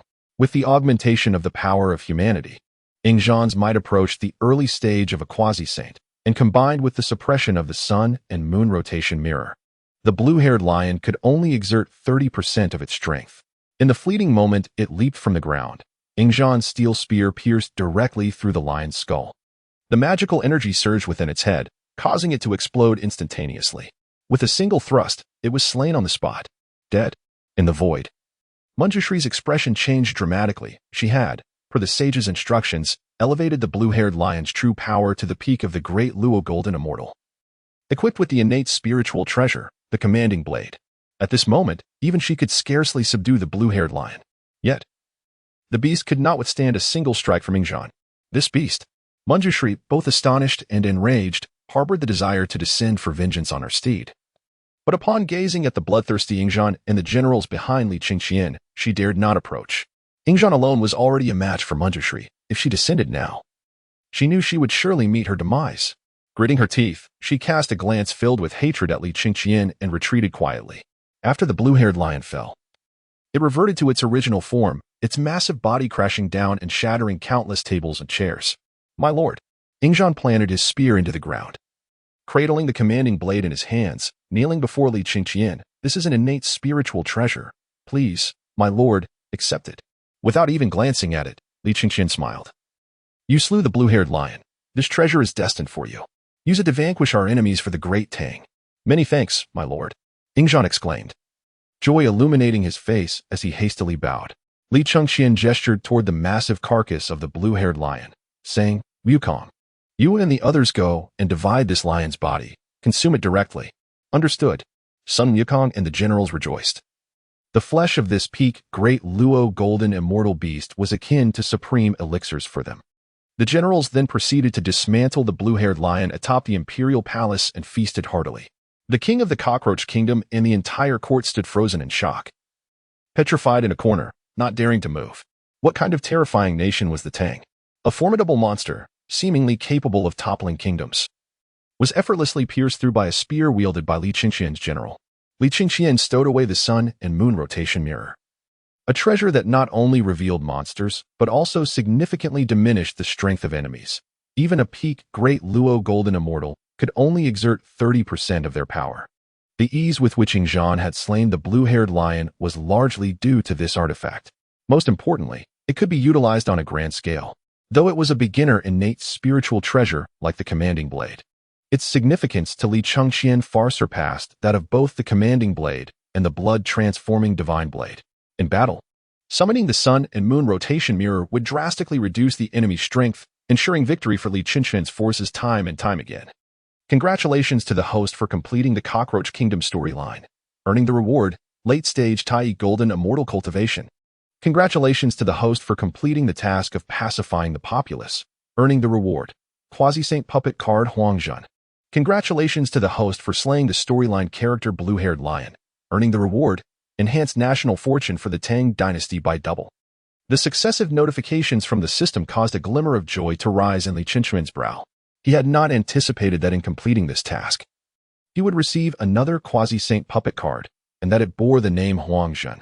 Did this imply that there would be more Quasi-Saint Puppet cards to come? My lord. Xīyóu Beiji approached, holding a platter emanating a savory aroma, his face alight with eagerness. This is the finest meat from the blue-haired lion. I have cooked it for you. My lord. Li Chengqian nodded, savoring the meat while reflecting on why the monk in the book favored Xīyóu Beiji so much. He was exceptionally perceptive, even knowing to serve him the cooked meat. After consuming the blue-haired lion's flesh, Li Chengqian felt an explosive surge of magical energy within him. Boundless celestial power coursed through his veins, and in an instant, his cultivation broke through from late-stage Tai Golden Immortal to the pinnacle. Boom. Simultaneously. The cultivations of his generals also surged alongside Li Chengqian's breakthrough. In a single day, they had ascended 2 levels. This scene left Ingzhan and Sun Wukong in stunned disbelief. During their time at Flat Top Mountain, Li Chengqian and his generals were merely at the initial stage of Tai Golden Immortal. Yet after conquering Flat Top Mountain and traversing only 3 days, they had ascended to the pinnacle of Tai Golden Immortal. Could cultivation truly progress this rapidly? Chapter 70. Nua's curiosity. Li Chengqian surveyed the scene, a smile spreading across his face. Xīyóu Beiji, Sha Wujing, the Black Wind Demon King, the Yellow Wind Demon King, and the White Dragon, all 5 generals, after consuming the blood and flesh of the blue-haired lion, had all broken through to the early stage of Great Luo Golden Immortal. Sun Wukong and Kuei Mulong had even advanced to the mid-stage of Great Luo Golden Immortal.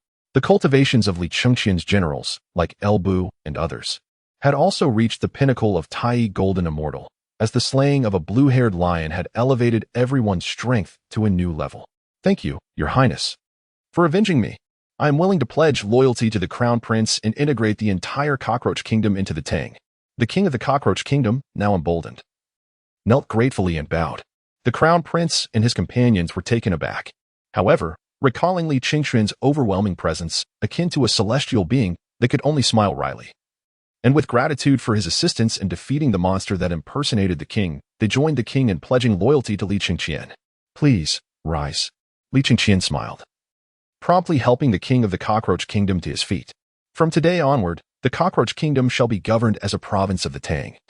And you shall be the prefect of Cockroach Province, responsible for all administrative matters and appointments within its jurisdiction. Many thanks, Your Highness. The king of the Cockroach Kingdom was overjoyed by this decree and immediately bowed deeply.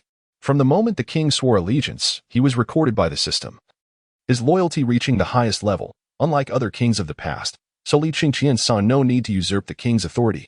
Li Chengqian speculated that the king of the Cockroach Kingdom's genuine submission contrasted with the other kings, who had submitted out of fear. However, since those kings had their powers seized and were monitored, they could not cause any disturbances. Congratulations to the host for conquering the Cockroach Kingdom, acquiring the generals, Bai Qi, Long Jie, and Huitubing. Li Chengqian raised an eyebrow, turning his gaze to the palace doors. 3 generals clad in armor strode into the hall. Kneeling respectfully before Li Chengqian, we greet our lord. All 3 possess the cultivation of peak Tai Golden Immortal. Rise. Li Chengqian smiled and assisted each of them to their feet. Bai Qi, renowned as the god of war, was undoubtedly a commander of immense capability.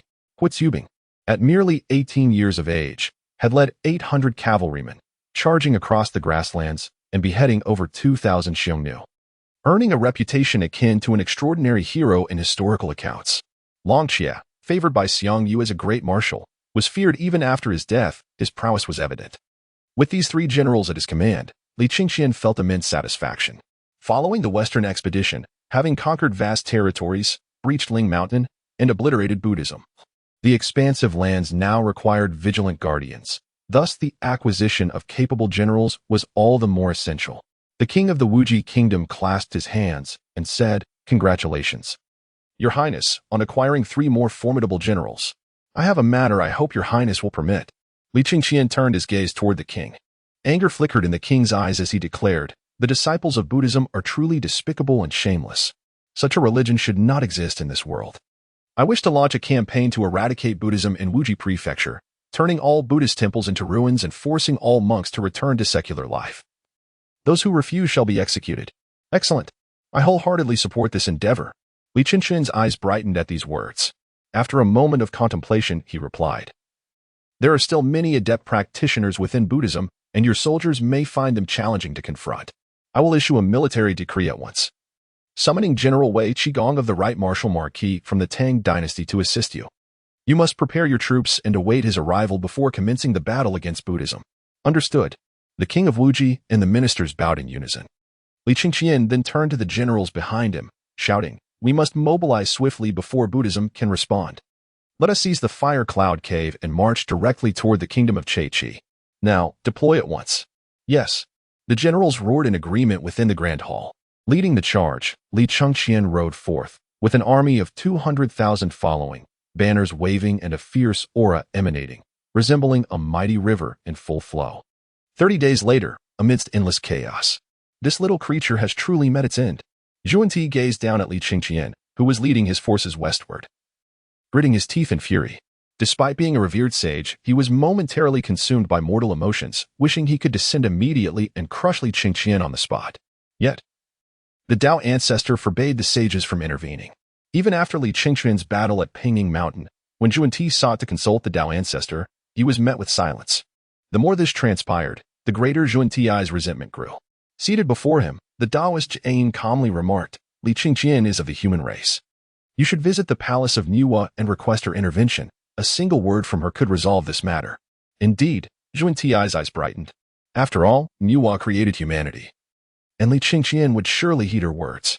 With this thought, Xuanti stepped forward, traversing the boundless chaos, arriving directly before the palace of Nuwa in the depths of chaos. Upon learning of the sage's arrival, Nuwa instructed a maid to welcome him. "Welcome, esteemed sage." The maid Qingluan greeted Xuanti with a bow at the steps of the palace of Nuwa. Xuanti frowned slightly, remaining silent as he entered the palace, passing through enchanting melodies and wondrous sights until he reached the main hall. Seated upon a cloud bed woven of 7-colored clouds was a woman of breathtaking beauty, her presence radiating grace and elegance. Upon seeing Xuanti, she merely lifted her gaze slightly, exuding an air of nobility. Xuanti performed a slight bow and said, "Friend Nuwa, what brings you here?" Nuwa, bypassing pleasantries, directly inquired, "What is the purpose of your visit?" Years ago, during the Fengshan calamity, the three teachings had used humanity as a battlefield, treating all beings as mere pieces on a chessboard, and even the Tao ancestor had commanded Nuwa to act as the player. Although Nuwa felt immense dissatisfaction, she had no choice but to comply. Deep within her heart, she harbored animosity towards the two sages of the West. Xuanti smiled knowingly, aware that he was not particularly well liked, and stated plainly, "Currently, the Crown Prince Li Chengqian of the Tang Dynasty leads an army westward, intending to trouble our Buddhist order. As Li Chengqian is of the human race and embodies its fortunes, my brother and I have conferred and hope that you, friend Nuwa, can intervene and dissuade him from this expedition." An expedition to the west? Nuwa's delicate brows furrowed slightly, curiosity evident in her expression. Since the Fengshan War, she had grown disheartened, believing the world to be filled with malice towards her, retreating to the palace of Nuwa and isolating herself from worldly affairs. Had Xuanti not informed her, she would have remained unaware of such developments occurring in the mortal realm. With this in mind, Nuwa, without further ado, began to wield her immense powers to divine the heavens. However, she was astonished to find that all heavenly insights related to Li Chengqian were shrouded in ambiguity. As if veiled by a mist, she could perceive the past and present but not the future. Nevertheless, she reviewed all the events surrounding Li Chengqian that had transpired recently. Upon completing her divination, a smile graced Nuwa's lips. Her gaze fixed on Xuanti as she spoke. "In the past, when humanity was most in need of my assistance during the Fengshan calamity, I wished to intervene, but you prevented me. I felt I had failed humanity. Even if I now desire to intervene, Li Chengqian may not heed my counsel. You are the sovereign of humanity. How could he dare disregard?" Xuanti's brow knitted in displeasure, realizing Nuwa's lack of intention to intervene, seemingly wishing for Li Chengqian to cause trouble for Buddhism. Nuwa's clear eyes lifted, and she coldly uttered a single word, "Scram." "Nuwa, do you dare insult me?" Xuanti's countenance darkened with fury. Nuwa, disinterested in further discourse, felt no fear of any being within the palace of Nuwa. With a swift wave of her sleeve, Xīyóu was promptly expelled from the palace. The doors of the palace of Nuwa slammed shut. Standing amidst the boundless chaos, Xīyóu's face was a mask of fury. In his lifetime, he had never been so unceremoniously cast out. Yet, he dared not offend Nuwa. With both Eastern and Western sages in play, if he angered her too much, she might ally with the Taoist sages, creating a significant problem. With this thought, Xīyóu cast a venomous glance at the palace of Nuwa before turning away. Within the palace of Nuwa, she reclined upon the colorful cloud bed, her expression filled with curiosity as she observed Li Chengqian leading an army over mountains and valleys. The more she watched, the more her smile deepened. She had not anticipated that after years of seclusion, such a remarkable figure would emerge in the mortal realm, a peak-tai golden immortal daring to challenge Buddhism, and in every skirmish, Li Chengqian had achieved overwhelming victories. Suddenly, Nuwa's brow furrowed as she waved her hand through the void. After the battle at Pingding Mountain, all that had transpired during Xīyóu's time in the Great Thunder Sound Temple unfolded before her eyes. If I cry out in pain, then I am not the demon god Xīyóu. Xīyóu's furious roar echoed within the palace of Nuwa. Nuwa's eyes ignited with fury. Do you truly believe my demon race is without champions? How dare you humiliate the experts of my demon race? In the next moment, her figure vanished from the palace of Nuwa, leaving behind an immense fury that rippled through the chaotic void. When she reappeared, it was a toppling mountain. Who goes there? The furious roar of the guardian of the temple echoed across Ling Mountain. Yet, the next instant, the voice abruptly ceased. A vast and mysterious aura, belonging to a sage, filled the realm. Within the Great Thunder Sound Temple, the Buddha and numerous celestial beings turned pale in shock. Nuwa's face was like frost as she flicked her finger. The earth quaked and mountains shook, and a colossal fissure split Ling Mountain, revealing the dungeon where Xīyóu was imprisoned. All beings within Ling Mountain, including the Buddha, stood frozen, as if time itself had come to a halt. In the dungeon, a battered Xīyóu looked up, stunned to see the figure in the sky. Instinctively, he exclaimed, "Goddess Nuwa? The Buddhist order is truly deserving of demise." Nuwa's beautiful eyes glinted with deadly intent. Were it not for her status as a heavenly sage, unable to contravene the will of heaven that favored the flourishing of Buddhism, she would have wished to obliterate Ling Mountain without hesitation. The emotions of a sage can influence the very fabric of existence. At that moment, the skies darkened, and a palpable fear welled up within all beings on Ling Mountain, including the quasi-saints. Even the flora and fauna of Ling Mountain withered in an instant. Nuwa's eyes brimmed with rage as she reached out and directly extracted Xīyóu from the dungeon. With her mystical power enveloping Xīyóu, Nuwa departed from the Spirit Mountain and journeyed eastward, traversing vast expanses of land in mere strides, until she found herself before Li Chengqian. The fire Kirin sensed Nuwa's aura and instantly cowered in fear, collapsing to the ground, motionless. Halt. Li Chengqian's expression shifted slightly as he raised the annihilating divine nine-dragon halberd. Behind him, 200,000 troops halted in unison, their faces etched with astonishment, brandishing their weapons in defense against Nuwa. A subtle smile graced Nuwa's lips as she proclaimed, "I present you with a token. May you remain true to your original intent to achieve your ultimate goal." With that, she waved her sleeve, placing the bloodied Xīyóu before Li Chengqian. In the next moment, her form vanished without a trace, leaving no lingering aura, as if she had never been there. Who is this woman? Li Chengqian pondered, bewildered, instinctively glancing around to confirm his location amidst the depths of the mountain forest. Why would a woman of such unparalleled beauty appear in this secluded place? Furthermore, why had she bestowed a gift upon him? Master. The bloodied figure on the ground seems to be Xīyóu. Sun Wukong's astonished voice echoed from behind Li Chengqian. Startled, Li Chengqian looked down to see the bloodied and battered Xīyóu, the ancient celestial demon who had appeared during the battle at Pingding Mountain. At that moment, Li Chengqian did not dwell on how Xīyóu came to be there. Without hesitation, he leaped from the fire Kirin's back, stepped forward, and lifted Xīyóu, commanding, "Do not move. First, consume 3 ginseng fruits. Xīyóu, quickly use your power to refine the ginseng within Xīyóu to heal him." Before Xīyóu could protest, Li Chengqian stuffed 3 ginseng fruits into his mouth. Xīyóu, with his mouth full, cheeks puffed out, remained frozen, wide-eyed in disbelief, gazing at Li Chengqian. Here, Xīyóu hurriedly approached, simultaneously healing Xīyóu while expressing anger. "My lord, who has inflicted such injuries upon you? Was it that woman from earlier?" Since the primordial era, he had been Xīyóu's subordinate. Throughout billions of years, although they had not met for a long time, their bond remained unbroken. After finally swallowing the ginseng fruits with great difficulty, Xīyóu shook his head. No, that was my clan's saint, Lady Nuwa. She saved me from the spirit mountain. You must not be disrespectful, Lady Nuwa. At this revelation, all surrounding were left in sheer astonishment. Li Chengqian was equally taken aback. He had never anticipated that Nuwa would rescue Xīyóu and deliver him to himself. What could Nuwa's intentions be? Xīyóu slowly raised his head and, in a hoarse voice, questioned, Crown Prince of the Tang Dynasty, I was once your enemy. Why do you choose to save me?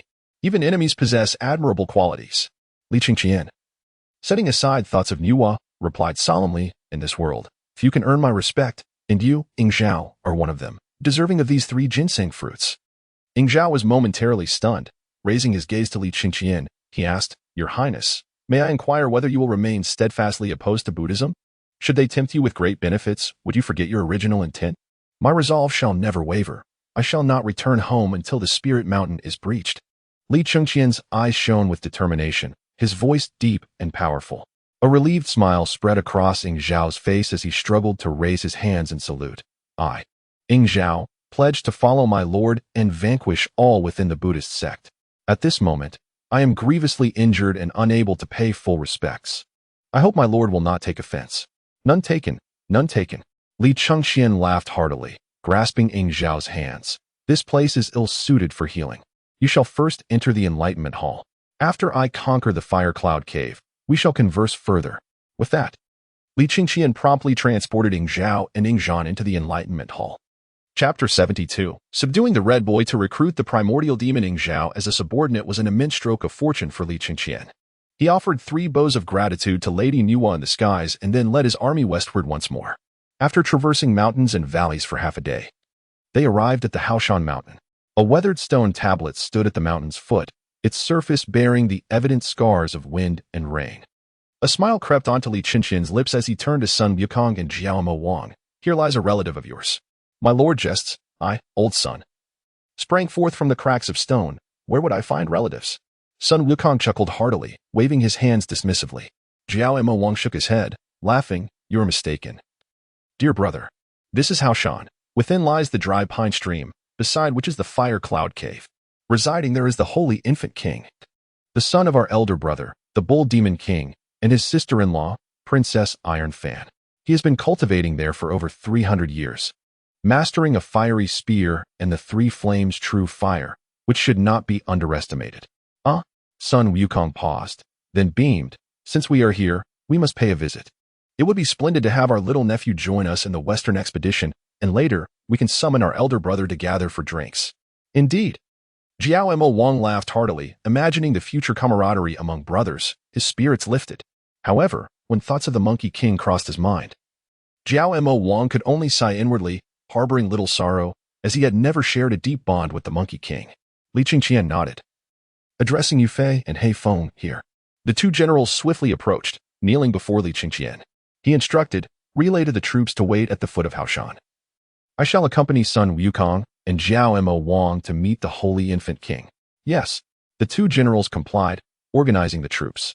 In Li Chengqian's army, the human forces were subtly led by Yu Fei, while the demon forces were commanded by the Black Wind Demon King. Though neither was the strongest in combat, they excelled in leadership. Of course, among the humans, figures like Bai Qi, Li Zuanxiao, and Shui Gui were no less capable in command than Yu Fei. However, Yu Fei was the first general summoned by the system and had accompanied Li Chengqian since the onset of his campaign, earning the respect of all human commanders. As the army rested, Li Chengqian soared into the sky with Sun Wukong and Jiao Wang, swiftly arriving before the Fire Cloud Cave. Hiss! Beyond the cave entrance stood a youth with rosy lips, white teeth, a face like jade, clad only in a red battle skirt tied at the waist. At that moment, upon catching sight of Li Chengqian and the others through the crevice of the door, the youth gasped, trembling, It's over. I closed the mountain door to evade him. And yet the crown prince of the Tang Dynasty has come to my doorstep. Truly cursed.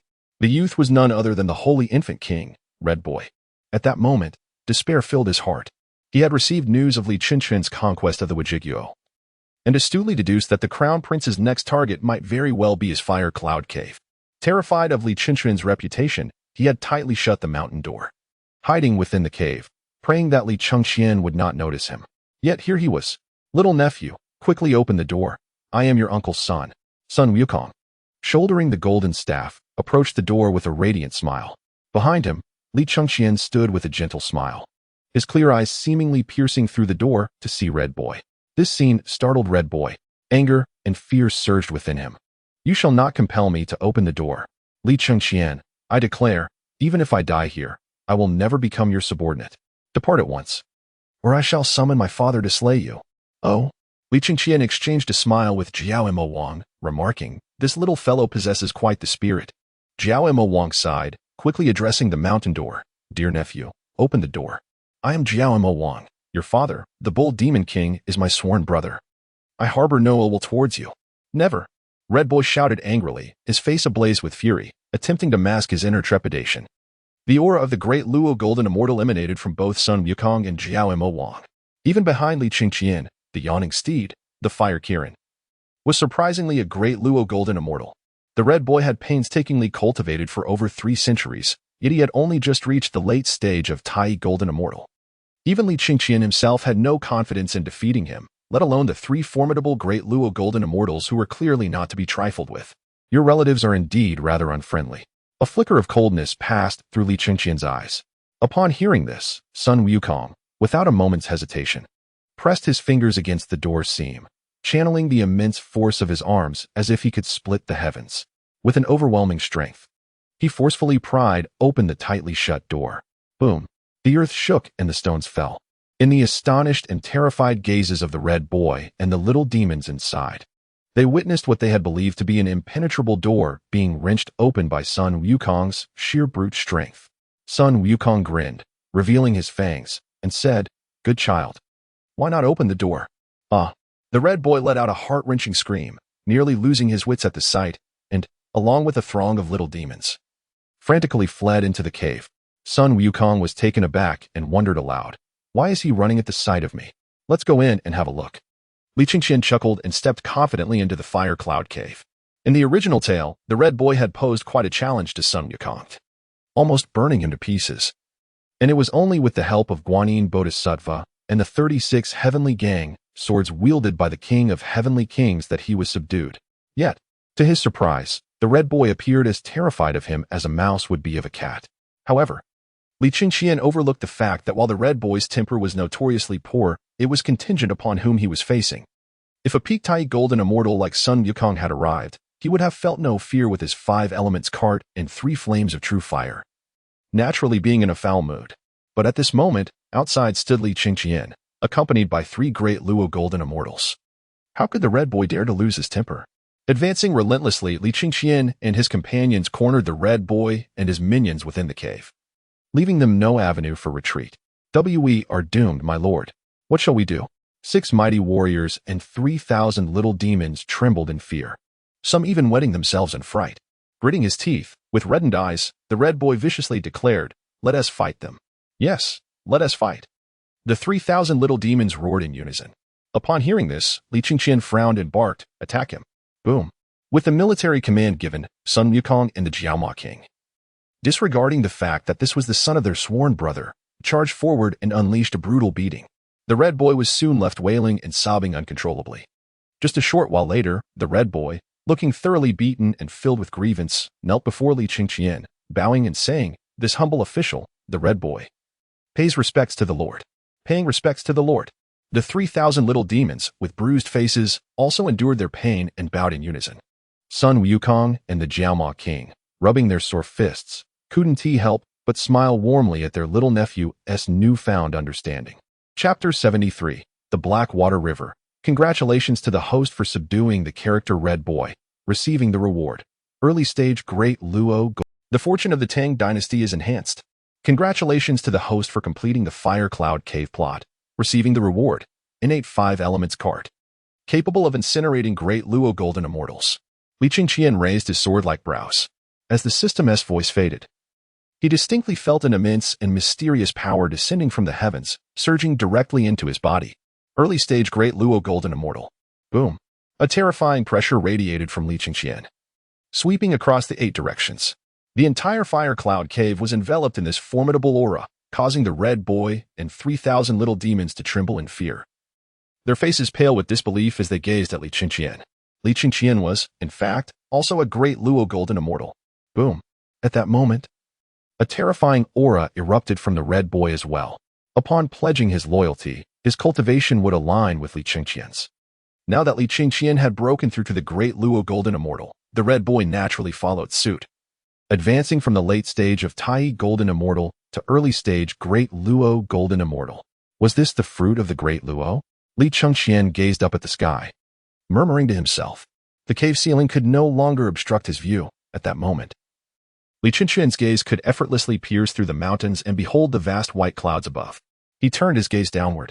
Among the military formations, dozens of early-stage great Luo golden immortal auras soared into the sky. At that moment, all his generals experienced breakthroughs, with dozens of great Luo golden immortals advancing. The overwhelming pressure swept across the 8 directions, resonating throughout the universe, causing the very heavens and earth to change color. The fortune of the Tang Dynasty reached its zenith in that instant. The human path blazed brightly, even the forces of the human and earth paths, engaged in battle with the heavenly path and the void, found themselves momentarily empowered. In the Xīyóu palace, a great Luo golden immortal, Xīyóu was left speechless, her beautiful eyes wide with astonishment, fixated on Li Chengqian. Since parting from him, she had returned to the Xīyóu palace, lying on her colorful cloud bed, closely observing Li Chengqian's every move in the lower realm. Seeing him subdue the Red Boy had brought her immense joy. However, after having subdued the Red Boy, Li Chengqian unexpectedly became a great Luo golden immortal. Moreover, he, along with dozens of his subordinate generals, had simultaneously broken through. This scene left Xīyóu utterly perplexed. While great Luo golden immortals were not formidable to Xīyóu, she could easily crush a multitude of them with a mere wave of her sleeve. The crux of the matter was, Xīyóu couldn't comprehend why Li Chengqian and the others had achieved their breakthroughs. She felt no one intervening. Nor did she witness Li Chengqian and the others in seclusion for cultivation. It all seemed so abrupt. Could it be the feedback from the human and earth paths? Xīyóu murmured softly, her gaze shifting towards the void, sensing the intense struggle between the human path and the heavenly path. The only explanation she could conceive was this. Li Chengqian led his army westward, expanding the fortunes of humanity and strengthening the powers of the human and earth paths simultaneously. These paths would reward him in accordance with his contributions. As a sage, Xīyóu's understanding surpassed that of others. She even contemplated the terms human path sage and earth path sage. With this thought, Xīyóu smiled lightly, no longer dwelling on it, and continued to observe Li Chengqian in the fire cloud cave. The events unfolding atop Mount Hao were not only witnessed by Xīyóu. Other sages, the Jade Emperor, and the Tathagata, along with celestial powers, all turned their attention towards the fire cloud cave. Mount Hao Fire Cloud Cave. Li Chengqian pointed to a commanding war chariot and said, "This is the innate 5 elements cart.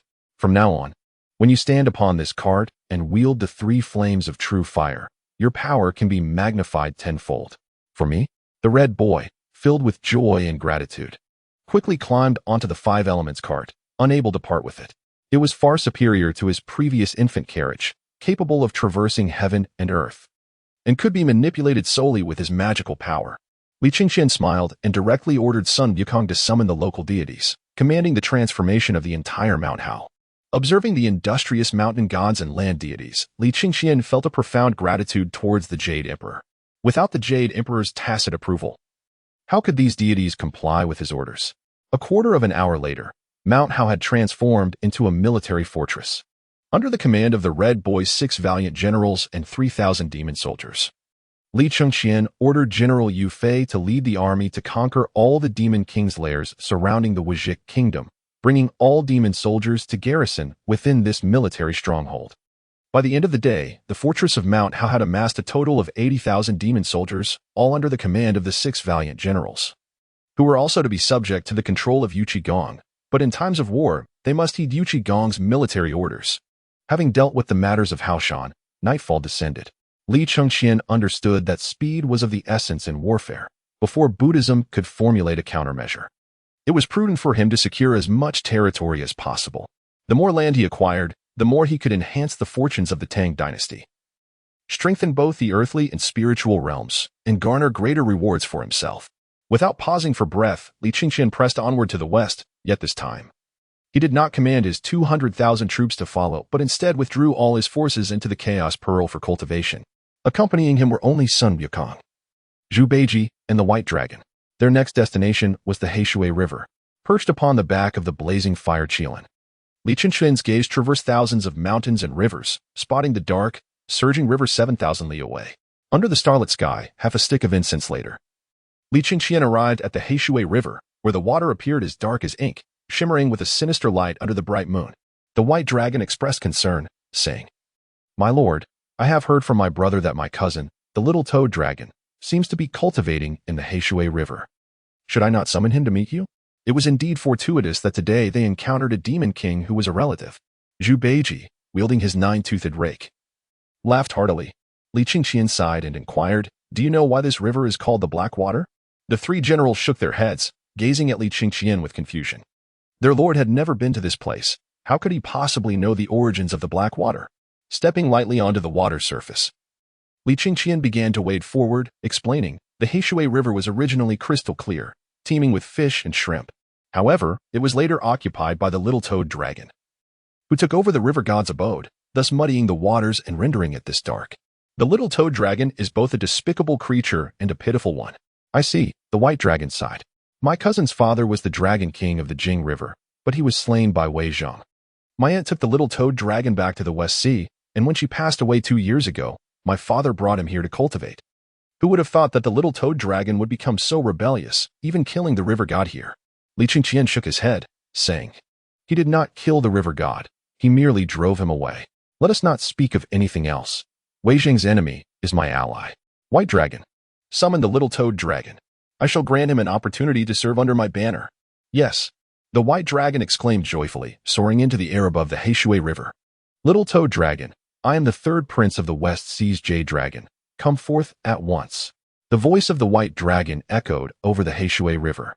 In the surging waters, a figure began to emerge, a hunched old man who had been approaching Li Chengqian, but froze upon hearing the White Dragon's call. Concealing himself beneath the surface, Li Chengqian's memories flooded back, and he immediately recognized this elder as the river god of the Xīyóu River. With a thunderous crash, the water erupted, and a man clad in black scales, wielding a bamboo steel whip, burst forth, exclaiming in delight, "Cousin, what brings you here?" "I come bearing great fortune." "Quickly, follow me to greet our lord," the White Dragon said with a smile, pulling the little toad dragon's hand as they approached Li Chengqian. "My lord, this is my cousin, the little toad dragon, whose true name is Toadjie. He is exceptionally clever and has progressed rapidly in his cultivation, surpassing even my abilities." Upon hearing this, the little toad dragon instinctively scanned the White Dragon's magical energy with his divine sense, only to frown in confusion. Why couldn't he see through it? Li Chengqian nodded slightly. The little toad dragon, being younger than the White Dragon, had already reached the late stage of the Tai Golden Immortal Realm. When Li Chengqian first encountered the White Dragon, he was merely at the mid-stage. In the original tale, the little toad dragon managed to battle Xia Wujing underwater for over 30 rounds without a clear victor, indicating his formidable prowess.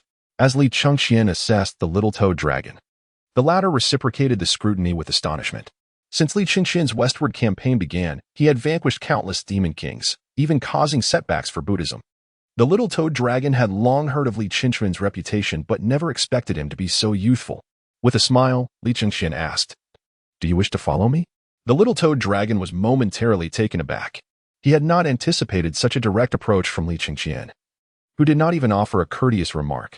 Noticing his cousin's silence, the White Dragon promptly stepped on the little toad dragon's toes, prompting him to regain his senses. He managed a wry smile and clasped his hands in respect, saying, "I am honored by your grace, your highness. I am but a lowly dragon, unworthy of rejection. However, I bear a deep-seated grudge and must seek vengeance in this lifetime. If I were to serve under you, it may bring trouble to your highness." Years ago, Wei Zhang had slain the Dragon King of the Jing River, and Li Er had once devised a plan to protect him. Despite its failure, the little toad dragon bore no ill will towards the Tang. His enmity was solely directed at Wei Zhang. "Trouble?" Li Chengqian sneered, saying, "I know who your enemy is, Wei Zhang, the very man who killed your father. He is a pawn of Buddhism, seeking to lure your father into a trap for revenge." The little toad dragon's heart tightened. "What do you mean, your highness? How is this related to Buddhism? Buddhism arranged for the smooth passage of Xuanzang's journey to acquire scriptures, thus placing the underworld's judge, Wei Zhong, into the Tang Dynasty to ensnare your father into a duel with him. As an underworld judge, he would naturally know how to manipulate the weather, creating a trap specifically for your father, aiming for his demise to draw your father into the underworld, where he would encounter fearsome creatures and ultimately submit to Buddhism. Li Chengqian turned his gaze westward, sneering. I have long stated that Buddhism's schemes in the Tang Dynasty began decades ago. Among the deceased are not only the Dragon King of the Jing River, but also the parents of Jiang Luer. Buddhism preaches righteousness and morality, yet tramples them underfoot. Hypocritical and vile. Upon hearing this, not only the little toad dragon, but also Sun Wukong, Zhu Beiji, and the white dragon were left stunned. Zhu Beiji muttered, if we do not align ourselves with our Lord, then we too become pawns of Buddhism. Were our fates predetermined, or is it a design of Buddhism? One day, I shall shatter the great Thunder Sound Temple with my golden cudgel. Sun Wukong growled through gritted teeth, his eyes ablaze with golden light, slicing through the tranquil night sky. I am but Toad Jie, and I bow before my lord. The little toad dragon, filled with murderous intent, knelt without hesitation, fully aware that his quest for vengeance was as arduous as ascending to the heavens. The realms of Wei Zhong and Buddhism were beyond his current strength. Li Chengqian, of noble birth and extraordinary power, had no reason to deceive him. Only by following Li Chengqian and joining this like-minded group could he hope for revenge for his father. Rise. Li Chengqian helped the little toad dragon to his feet, grasping his hand with a smile. Now that you have pledged your loyalty, it is time to return the Xīyóu river to the river god. The little toad dragon quickly agreed. Of course, my lord. Please wait a moment while I go to meet the river god. With that, he flew downstream to confront the river god. His occupation of the Xīyóu river was primarily for cultivation, and now that he had resolved to follow Li Chengqian on his westward expedition, the river held no further use for him. Congratulations to the host for subduing the character Little Toad Dragon and receiving rewards. Pre-Saint Experience Card. Tang Dynasty's Fortunes Enhanced. The Pre-Saint Experience Card. Li Chengqian's eyes gleamed with excitement. In the original text, the character of the Little Toad Dragon is scarcely elaborated upon. His capture was not motivated by the prospect of rewards, but rather by the recognition of the Little Toad Dragon as a formidable warrior brimming with potential. After all, while Li Chengqian could easily recruit martial generals, only by enlisting pivotal narrative figures could he register them within the system, thus augmenting his own strength alongside theirs. Unexpectedly, he stumbled upon the delightful surprise of a quasi-saint experience card. With his card in hand, Li Chengqian felt emboldened once more. Coupled with the Eastern Emperor Tai's manifestation card and the quasi-saint puppet card, should Li Chengqian reveal all his trump cards, even the entirety of the Buddhist realm, barring the saints, would be unable to contend with him. The sole drawback was that these cards were one-time use only, and their duration was exceedingly brief. On the other hand, the Little Toad Dragon's power ascended to that of a great Luo Golden Immortal as his loyalty within the system reached its zenith.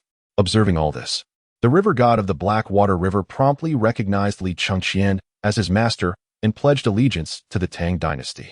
However, Li Chengqian discovered that he could not recruit the river god as a subordinate within the system, and thus instructed him to report to Wei Qigong and have him coordinate with the river god to establish a defense at the Blackwater River.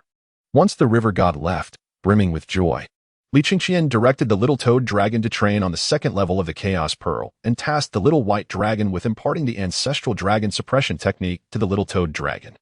Having completed these tasks, Li Chengqian, without waiting for Wei Qigong to arrive at the Blackwater River, set forth with Zhu Beiji and Sun Wukong. Feeling an almost palpable sense of urgency, ahead lay the kingdom of Qi, home to 3 adept Taoists who dared to initiate a campaign against Buddhism within their domain. Li Chengqian was deeply curious about the individuals behind these 3 and the audacity they possessed to oppose the Buddhist order. Chapter 75. The Contest of Qi at the Pure Land of Ultimate Bliss, within the Great Thunder Sound Temple. The Buddhas observed Li Chengqian as he journeyed towards the kingdom of Qi through layers of mist and clouds. Remarkably, this young man had cultivated himself to the level of a great Luo Golden Immortal in a mere span of days, establishing himself as a force to be reckoned with. The ancient Buddha of Lantern sighed in resignation, saying, Buddha, is it truly the case that we can do nothing to stop him? Having suffered multiple defeats at Li Chengqian's hands, the ancient Buddha had long ceased to view him as an ordinary individual, even developing a sense of trepidation before the battle. How could a quasi-saint, who had survived since the primordial era, be afraid of a newly ascended great Luo golden immortal? Such a statement would be met with disbelief. Yet, within the great Thunder Sound Temple, none of the Buddhas voiced any dissent. Guanyin and the others merely shook their heads, rendered speechless. One single Li Chengqian had caused the celestial beings to bow their heads in humility. The Buddha of enlightenment remained silent, his gaze fixed upon Li Chengqian, lost in contemplation. After a prolonged silence, he murmured, "Li Chengqian appears to be heading straight for the kingdom of Qi. Is it not the place where the Taoists seek to extinguish the monks?" Upon hearing this, the Buddhas erupted in uproar. They were acutely aware of who stood behind the kingdom of Qi. Should Li Chengqian ally himself with the three demon immortals? It was impossible to predict the dreadful schemes they might concoct. In the original plan for acquiring scriptures, a contest of magic between Buddhism and Taoism was to take place in the kingdom of Qi, with Buddhism emerging victorious, its fortune soaring while suppressing Taoism. The Buddha of delightful light asserted, "Buddha, I propose we utilize the kingdom of Qi as a stage for this contest, confronting Li Chengqian here. We cannot allow him and the celestial court to believe that Buddhism fears them." The notion of a contest in Qi sparked intrigue among the multitude of Buddhas. Although Li Chengqian was a Taoist, he lacked a mentor and thus possessed no profound magical arts. If they could defeat him in the kingdom of Qi, everything would return to its rightful course. The ancient Buddha of Lantern remarked, "Li Chengqian has conquered multiple nations. If we allow him to continue unimpeded, he will become increasingly difficult to handle, and the fortunes of Buddhism will diminish further. Proceed with this plan." The Buddha of Enlightenment nodded slightly, giving his consent to the Buddha of Delightful Light. After deliberation, the Buddhas selected 3 aged mortal monks from the Pure Land and bestowed upon them arhat fruits. Subsequently, the 3, Buddha of Delightful Light, Ancient Buddha of Lantern, and Maitreya Buddha, took possession of the monks' bodies and set forth towards the kingdom of Qi. Through the 7 treasures Miao Tree, the Buddha of Enlightenment employed his great powers to obscure the heavenly secrets surrounding the 3 monks. Under the aegis of the 7 treasures Miao Tree, no one but the saints could discern that these 3 monks were, in fact, under the control of the Buddha's soul. Simultaneously, the Buddha of Enlightenment dispatched Guanyin Bodhisattva with a letter to the Jade Emperor, addressing the matter of the contest in Qi, urging him to restrain the 4 seas dragon kings and the various heavenly deities from intervening in any affairs within the kingdom of Qi. "Is this a command to me from the Buddha? Do you wish to contend with me?" A glint of coldness flickered in the Jade Emperor's eyes. Within the Lingxiao Palace, numerous powerful beings turned to cast furious glares at Guanyin. Bang! Outside the Lingxiao Palace, the myriad clouds of the void trembled violently. Guanyin's expression shifted dramatically as she repeatedly bowed and clasped her hands, perspiration pouring down her face. "Your Majesty, there has been a misunderstanding. It is the compassion of the Buddha, who cannot bear to see the monks of Qi oppressed by their inability to seek rain. Thus, he has sent 3 untrained monks from the Pure Land to pray for rain, with no ulterior motives and not to interfere in mortal affairs. Merely to alleviate the drought-afflicting Qi in the future." Guanyin's heart raced at that moment. She acutely felt the terrifying power contained within the eyes of this sovereign of the 3 realms. Whether or not it would rain was a matter preordained by heaven.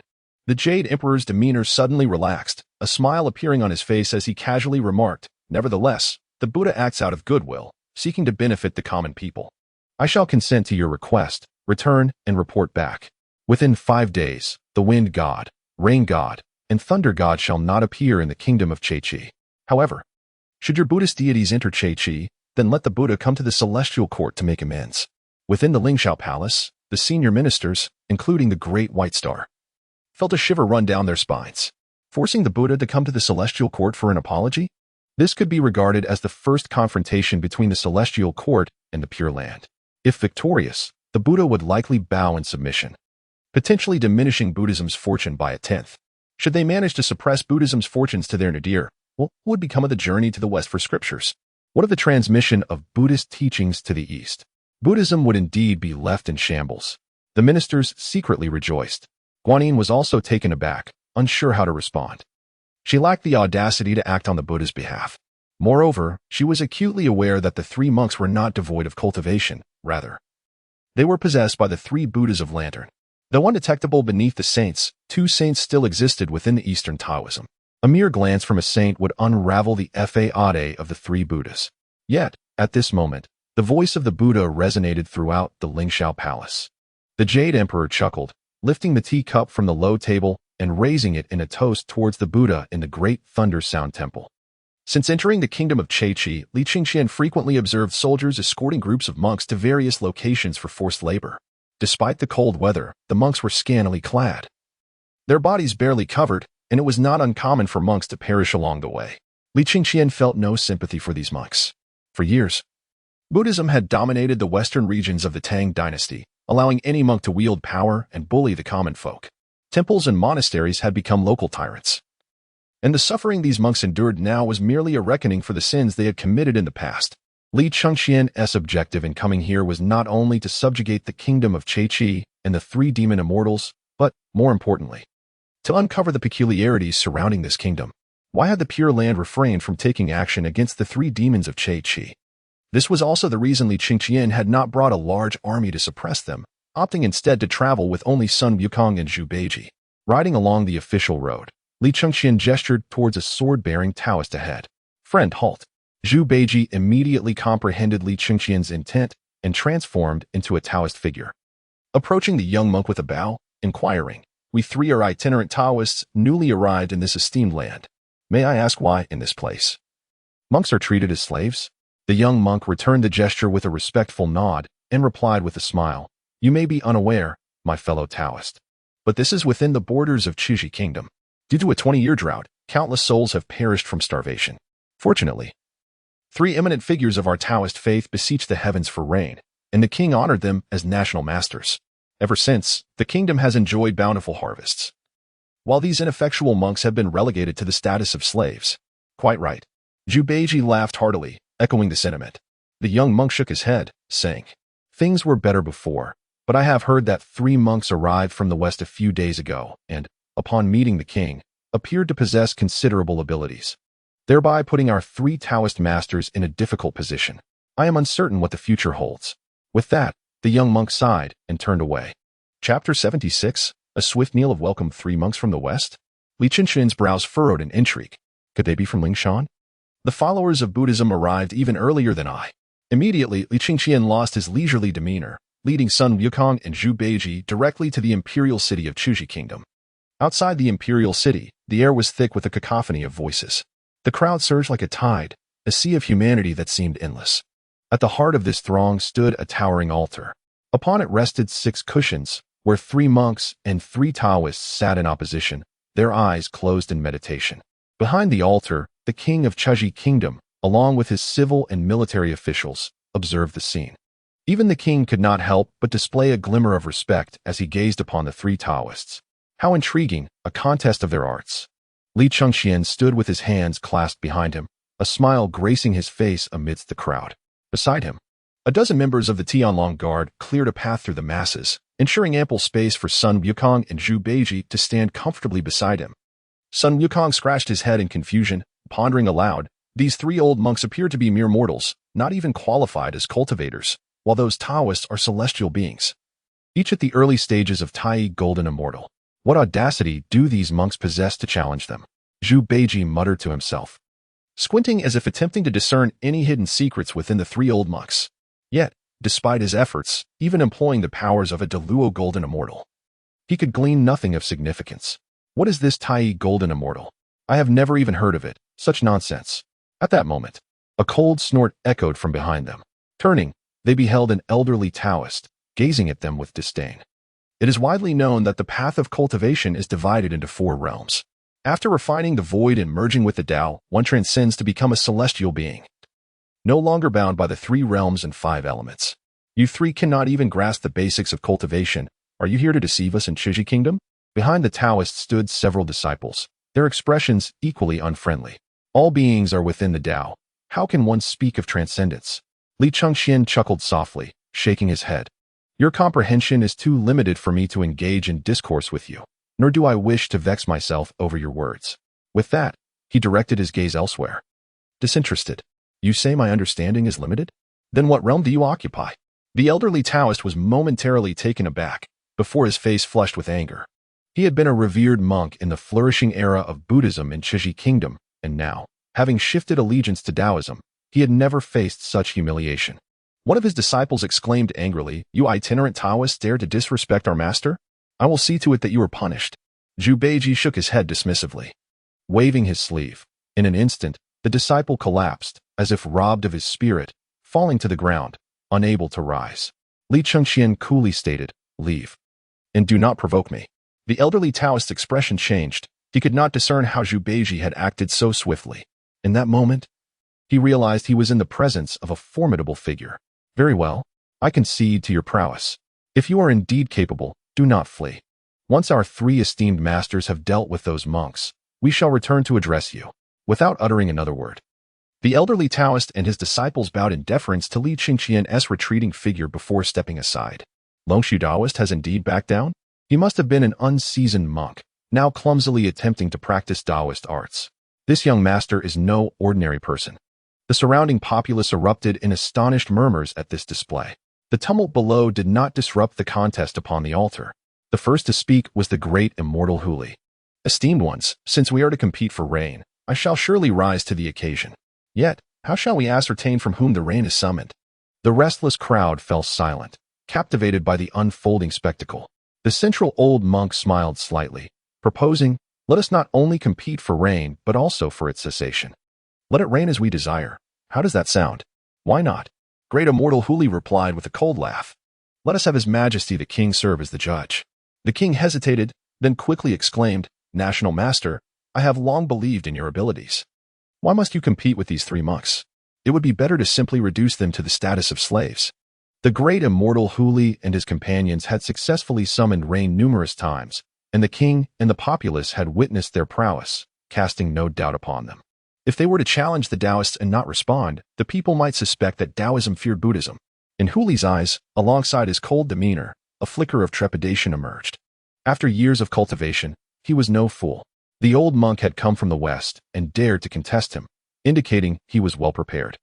Despite the monk's seemingly mortal appearance, Huli did not underestimate him. The king sighed, stating, "That may be so, but I am old and frail. Should I be caught in the rain, I fear I might catch a chill. Thus, I shall take on the role of the judge." A deep voice resonated from the crowd. Suddenly, all eyes turned toward the source of the sound. A young man clad in white robes, with a grand sword at his waist, ascended the altar with steady steps. His deep black eyes radiated a captivating spirit. Longshu Taoist and his disciples widened their eyes in shock. "Impudent!" The guards surrounding the altar erupted with anger, brandishing their long spears, glaring at Li Chengqian. "You audacious commoner! How dare you behave so insolently here? Seize him at once." The king, along with great immortal Huli and others, turned to regard him. However, after a mere glance, they dismissed him as a brash young noble, ordering the guards to take him away, leaving the kingdom's laws to deal with him, requiring no further concern from them. Eager to make a show of authority, Longshu Taoist was the first to leap onto the altar, drawing his ceremonial sword and shouting, "Everyone be cautious. They possess magical powers. I shall assist you. Who dares to harm my lord?" Sun Wukong's countenance hardened as he pulled out his golden staff, which instantly enlarged. He struck it down upon the altar with tremendous force, bellowing, "This is Li Chengqian, the crown prince of the Tang Dynasty. You all, kneel and welcome him." "Kneel." Zhu Beiji soared into the air, wielding a rake, gesturing in all directions, his voice resonating like a golden bell's deep roar. In an instant, the earth trembled. The entire altar began to shake. Thud! The first to charge, Longshu Taoist, could not retract his steps in time, and, midway, his legs buckled, collapsing to the ground, his knees sliding across the stone surface. As he glided along, a look of sheer terror on his face, he exclaimed, "This humble monk pays his respects to your highness." Chapter 77, The Intimidation of Chaoji Kingdom Bang. The Taoist Changxiu, sliding on his knees, had not even approached Li Chengqian when he was sent flying by a kick from the heavenly dragon guards. As he soared through the air, he remained utterly bewildered. Despite years of diligent cultivation, achieving the realm of spirit return, he considered himself a formidable master, so why was he being sent flying by a mere soldier? At that moment, the oppressive aura of the great Luo Jingxian, Zhu Beiji, descended from the heavens. The 3 national masters, including the mighty Tiger Power Master, exchanged glances, their expressions filled with astonishment. Without a hint of hesitation, they immediately turned and knelt. In that instant, centered around the altar, Whether it was the civil and military officials upon the altar or the soldiers and citizens of Chaoji Kingdom surrounding it, all knelt and bowed towards the altar. From above, one could see that only Li Chengqian, clad in white, stood with his hands behind his back, while everyone else was on their knees. Behind him stood over a dozen armored heavenly dragon guards, weapons in hand. This scene made the three Buddhas of light burn with anxiety. Their original plan was to first drive away the three demon immortals and then propagate Buddhism within Chaoji Kingdom, patiently awaiting Li Chengqian's arrival. They had not anticipated that Li Chengqian would arrive so swiftly. Among all present, only the king of Chaoji, protected by the fortune of the dynasty, remained unaffected by the oppressive aura of Zhu Beiji. Sitting upon his throne, the king of Chaoji wore a grim expression. He had long been aware of Li Chengqian's western expedition and had initially intended to leverage the abilities of the three national masters to negotiate with Li Chengqian's army, hoping to repel him back to his homeland. Yet, he never expected that the three national masters, who usually remained aloof from worldly affairs, would now be bowing before Li Chengqian. The king of Chaoji's expression shifted several times before he managed to force a smile and rise slightly, saying, "Your Highness, I apologize for not welcoming you sooner. Please forgive my offense." Li Chengqian turned his gaze towards the king of Chaoji and smiled faintly. "You have done well in promoting the Tang laws to eradicate Buddhism within your domain, thus earning your merit. I grant you clemency." The king of Chaoji's head snapped up, his expression darkening instantly. Why was Li Chengqian speaking to him in a tone akin to that of a superior addressing an inferior? Despite the Tang being a great power, he was still the king of Chaoji, a ruler of a nation. In terms of status, he should not be inferior to Li Chengqian, the prince. Presumptuous. A military general could not contain his outrage and rose to shout, "Though you are the crown prince of the Tang, to stand before the king of Chaoji without kneeling and to adopt such an arrogant demeanor shows utter disrespect." Swish. The soldiers, previously intimidated by Zhu Beiji, now rose in unison, drawing their weapons. Li Chengqian, unfazed, strolled forward, stating, "The land I tread upon is all Tang territory. Henceforth, this place shall be known as Tang Chaoji Prefecture. Whether you accept it or not is your concern. I cannot dictate your thoughts, but I can escort those unwilling to meet the king of hell." As he spoke, Li Chengqian reached the king of Chaoji's side. With a sweeping glance, two heavenly dragon guards surged forward, yanking the king from his throne and casting him aside. Li Chengqian then sat upon the throne, casually declaring, "I have finished speaking. Who is in favor? Who is against?" Such arrogance. The officials could not suppress their fury. Indeed, compared to the Tang, Chaoji was merely a speck on the map. Yet, such humiliation was intolerable. A mere prince, flanked by a handful of guards, dared to provoke an entire kingdom? "Seize this man," the military general bellowed in anger. "Kill him." Around the altar, hundreds of armed soldiers charged forward. They merely needed to demonstrate the might of the Tang army without resorting to killing. Li Chengqian's lips curled slightly upwards, remaining motionless as he spoke calmly. His 10 or so heavenly dragon guards, each wielding steel spears, leapt into the air simultaneously. In a flash, the weapons and armor of all the soldiers rushing the altar disintegrated into dust, scattering through the sky. This scene unfolded in the blink of an eye, akin to a thunderclap that shattered the soldiers' weapons and armor. The faces of all the civil and military officials of Chaoji turned pale. The Tang army was this formidable? In an instant, the fighting spirit of the Chaoji citizens was utterly crushed. The heavenly dragon guards, though few in number, all possessed golden immortal cultivation. Even among the celestial soldiers in the heavenly court, they could serve as commanding officers. How much more so against the mortals of Chaoji? Had Li Chengqian not commanded them not to kill, those few heavenly dragon guards would have decimated the entirety of Chaoji in no time. "Your Highness, forgive me." The king of Chaoji finally recognized the disparity between their forces. Realizing Li Chengqian's army was beyond mortal capabilities, he hastily knelt and bowed his head. "I am willing to surrender Chaoji Kingdom, only asking that your Highness temper your wrath and spare the lives of my people." Li Chengqian smiled. "Since you have surrendered, you are now subjects of the Tang. Why would I harm your lives?" The citizens, once filled with dread and terror, felt a wave of relief wash over them upon hearing this. The invincible legend of the Tang army had long spread across the world, and the people of Chaoji had already mentally prepared themselves for this moment. Thus, there was no significant upheaval. Seeing Li Chengqian so effortlessly subdue Chaoji Kingdom, the three Buddhas of light grew anxious. The Buddha of light spoke solemnly, "The Tang's eradication of Buddhism contravenes the heavenly order. Your Majesty, please reconsider. If you submit to the Tang, it is tantamount to opposing the myriad Buddhists. Without their protection, Chaozi kingdom will surely suffer from drought and calamity. Silence. The king of Chaozi roared, "You bald monks are as useless as parasites. Despite your presence, my Chaozi has faced 2 decades of drought. You expect us to believe in Buddhism when you cannot even bring rain?" The civil and military officials, along with countless citizens, nodded in agreement. Buddhism merely consumes resources without offering assistance. Taoism, however, can summon rain and benefit the lives of the common people. This is what is worthy of faith. The Buddha of Light shook his head slightly. Pointing at the 3 national masters, he stated, "The reason for the previous drought was due to these 3 demons obstructing us. Before we have had the chance to compete, how can your Majesty assume that we Buddhists lack the means to summon rain? You speak nonsense." The king of Chaozi scoffed. "The 3 national masters have alleviated our years of suffering from drought and ensured bountiful harvests, saving countless lives. Even if they are demons, they are still 1,000 times better than you bald monks." Upon hearing this, the 3 national masters revealed expressions of gratitude. New task, Chaozi's Duel of Magic. Seek rain for Chaozi Kingdom and reveal the true faces of the 3 Buddhas of Light. Items obtained: Rain Summoning Talisman, Rain Stopping Talisman. The system's voice echoed in Li Chengqian's mind. He raised an eyebrow and spoke, "Since the 3 of you refuse to yield, why not compete and see who can bring forth the rain?" Chapter 78. Thunder without rain, Your Highness. Why must you lower yourself to the level of these old thieves? The king of Chaozi hastily waved his hand. "I have witnessed the rain summoning of Buddhism. It is merely chanting prayers with no genuine ability." In contrast, the 3 national masters perform rituals to summon winds and rains, which is entirely different from the empty theatrics of Buddhism. No one around the altar dared to refute him. After all, during the years of severe drought, the king of Chaozi had repeatedly requested rain from Buddhism without success, and the citizens of Chaozi had witnessed it all.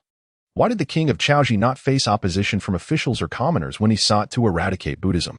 Their respect and faith in the Buddha had long evaporated when those around them perished from thirst and hunger. As the esteemed crown prince of the Tang Dynasty, surely you possess at least a modicum of courage? The monk Randang revealed a hint of derision at the corners of his mouth, stating, "I am a monk. My heart is serene as an ancient well. It is not my intention to vie for supremacy, but to make known to the world that the Buddha guides those in need, not merely through lofty proclamations." Just as King Chengqian was about to urge further, Li Chengqian raised his hand to halt him.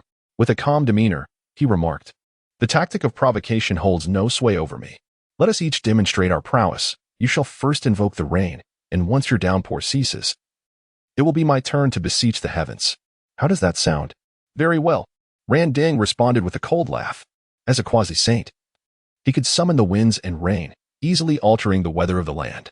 If he so desired, with merely a thought, he could cause summer snow in the realm of Chengqian. "Your Highness, this is not advisable," exclaimed the great immortal tiger's strength, his expression shifting. "Though you hold a noble title, you are not of the true path of the Xianmen. Without the cultivation of its authentic arts, how could you call upon the gods of thunder and the dragon kings of the 4 seas? Allow me to handle the rain invocation." He was acutely aware of Li Chengqian's status, yet it was precisely because of this that the great immortal understood, unless one had reached the realm of quasi-saint, capable of manipulating the laws of heaven and earth, others could only request rain through special incantations, seeking permission from the celestial court before any rain could fall. Even though Li Chengqian was the crown prince of the Tang Dynasty, he lacked the means to ascend to the heavenly court and thus could not summon rain.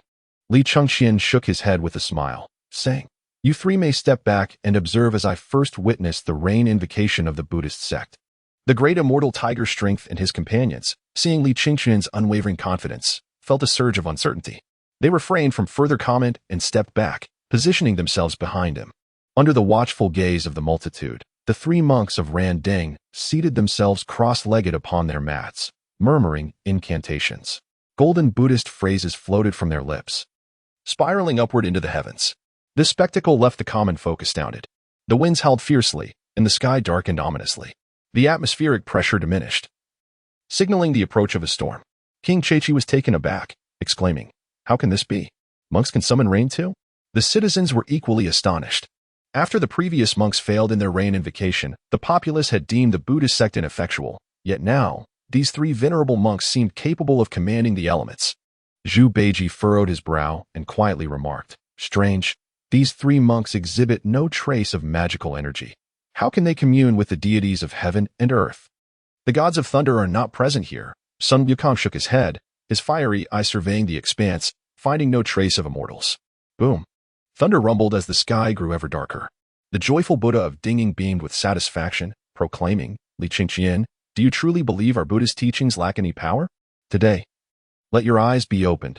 Should you fail to invoke the rain, you will find it difficult to compel the citizens of Chechi any longer. King Chechi's expression stiffened. If these three venerable monks could indeed summon rain, while Li Chengqian could not, it would imply that without the protection of the Buddhas, rain would no longer fall upon Chechi. He was well aware that his nation's strength could never rival the Tang Dynasties. But if the cost of becoming a vassal state meant eternal drought, he would rather perish than submit. Such thoughts were premature. For now, it was merely thunder and wind. Li Chengqian's lips curled into a slight smirk as he quietly crushed the rain-stopping talisman in his hand. The jade talisman shattered soundlessly. The joyful Buddha of Dinging sneered. The Buddha speaks, let there be rain. Rain, come forth. Randang bellowed. His aged eyes sparkled with divine light. The quasi-saint's power surged, igniting the clouds high above, causing them to clash and explode. The citizens of Chechi gazed in horror as the sky darkened ominously, resembling an apocalyptic scene, and they fell silent. Their hearts filled with dread, worrying that such ferocity would lead to a deluge. Moments later, the winds and thunder persisted. The three monks, their faces flushed with exertion, were drawing upon every ounce of their strength. The might of three quasi-saints could rend the heavens, yet within the borders of Chechi, not a single drop of rain fell. Such thunder without rain. The citizens outside the royal city looked up at the sky, puzzled. Zhu Beiji couldn't help but laugh. Where's the rain? Where's the rain you sought? The three monks shot cold glances at Zhu Beiji, but were too exhausted to engage in argument. Where was the rain? In the past. The weather would change with their moods. When joyful, the sun shone brightly, and when displeased, the skies would darken, pouring incessantly. Yet now, despite the combined might of three quasi-saints, not a single drop of rain could be summoned. The three quasi-saints scanned the land of Chechi with their divine senses but discovered no anomalies. Sighing, the great immortal tiger's strength shook his head. Rain cannot be summoned in such a manner. The great immortal deer's strength mocked, without incense, without prayers, without reverence for the gods of thunder and the dragon kings. How do you expect to invoke rain? Should I still offer them incense and prayers? Randang, already in a foul mood, retorted angrily, they are my juniors. They should bow and pay their respects to me. They have no right to demand my offerings. This statement elicited derision from the crowd. No one knew Randang's true identity and merely regarded him as a senile monk. King Chechi shook his head. I told you from the start that you would fail. Yet, you insisted on embarrassing yourselves. Well, your wish has been fulfilled. Guards, take these three bald heads and execute them. Yes. A dozen armored soldiers marched towards the three monks. Hold. The joyful Buddha of Dinging shouted in anger. Today, the heavens are in turmoil. Someone is secretly meddling. No matter who it is impossible to summon rain. If Li Chengqian were to invoke the rain first, he would surely lose. King Chechi scoffed. You are on the brink of death, and you still wish to implicate the crown prince? There was some merit to his words. Li Chengqian smiled slightly. Why not let them die with clarity? Tell me, if I can summon rain, what will you do? If you can summon rain, you may do as you wish with me. The joyful Buddha of Dinging said coldly. He could not fathom that three quasi-saints could not alter the weather. Yet Li Chengqian could. Chapter 79. A bet on life and death. If I summon rain, you shall perish at my hands. How does that sound? A cold glint shone in Li Chengqian's eyes. Through the system, he had discerned the true identities of the three venerable monks before him. Randang, Methria, and the joyful Buddha of Dinging. Previously, at Pinging Mountain, he had contemplated slaying them but was thwarted by a sage's intervention. This time, Li Chengqian was determined to demonstrate to the Western Buddhist sect that his campaign to eradicate Buddhism was not mere rhetoric, nor was it limited to slaying a few arhats. He aimed to obliterate all Buddhists. Should he succeed in vanquishing these three venerable monks today, the reputation of the Tang expedition would resonate across the realms, alerting the reclusive mighty beings of the primordial era, and the fortune of Buddhism would be significantly diminished. The joyful Buddha of Dinging, observing the cold glimmer in Li Chengqian's eyes and his unwavering confidence, was momentarily taken aback. In that instant, an absurd thought crossed his mind. Could it be that Li Chengqian had uncovered his true identity? Otherwise, why would Li Chengqian harbor such intense hatred and murderous intent toward him? However, this thought was fleeting, quickly dismissed by the joyful Buddha of Dinging. The restrictions placed upon them were set by the Tathagata Buddha himself, using the 7 treasures wonderful tree. Only a sage could see through them, and no one else could possibly discern their identities. With this realization, the joyful Buddha of Dinging sneered. Very well, I shall wager with you, Li Chengqian. If you can summon rain today, I will not resist and will allow you to do as you please. If you fail to summon rain, you shall draw your sword and take your own life. Do you dare to accept this bet on life and death? Ran Ding and Maitreya raised their brows at this proposition. Even the Jade Emperor of the Heavenly Court and the Tathagata of Ling Mountain felt a flicker of surprise at this moment. No one anticipated that Li Chengqian and the happy Buddha of Dingguang could engage in a mere conversation that would give rise to such a grand wager. At this instant, even the compassionate heart of the Tathagata found it hard to remain tranquil. Guanyin and the multitude of Buddhas stared intently at the altar of the kingdom of Chochi, their eyes unblinking. Should Li Chengqian fail, he would draw his sword and end his own life, thereby resolving the matter of the Western expedition effortlessly. Within the Heavenly Court, the Jade Emperor frowned slightly. He had sensed that a peculiar disturbance had occurred within a radius of 10,000 miles around the kingdom of Chochi that would prevent any rain from falling. Even if he were to personally descend, could it be a conspiracy of Buddhism? Contemplating this, the Jade Emperor's expression shifted, and he murmured, surely, Li Chengqian would not accept this old monk's wager? As the sovereign of the 3 realms, the ruler of the Heavenly Court, the Jade Emperor had not seen through the disguise of the 3 Buddhas of light, yet he had subtly deduced their extraordinary nature. Suspecting that they might be manipulating events with their consciousness, but without evidence, he could not act. Naturally, he dared not engage. Taibai Jingxing chuckled. This crown prince of the great Tang is not a mere youth easily entrapped by provocation. The current absence of rain over the kingdom of Chochi clearly indicates a trap laid by Buddhism. Li Chengqian will not fall into it. What is there to fear? Li Chengqian's voice rang out, abruptly halting Taibai Jingxing's remarks. This young man. Taibai Jingxing's eyes widened in disbelief as he gazed at Li Chengqian, even separated by endless voids. He could perceive the steadfastness and confidence etched upon Li Chengqian's face. Who had granted him such confidence? The Jade Emperor and Taibai Jingxing exchanged glances with the deities in the Lingxiao Palace, momentarily at a loss for words. Li Chengqian's hand rested upon the hilt of his sword as he declared coldly, today, if I cannot summon rain, I shall draw my sword and end my life. Once spoken, his words could not be retracted.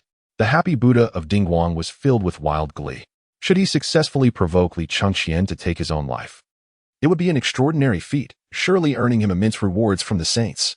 Perhaps even the female bodhisattvas would be enamored with him. The sudden turn of fortune nearly overwhelmed the happy Buddha. My lord, this may be a deception, Sun Wukong whispered. I have a feeling this is a trap they have set, just waiting for us to fall into it. Zhu Beiji nodded repeatedly, gripping his rake and scanning the surroundings with vigilance.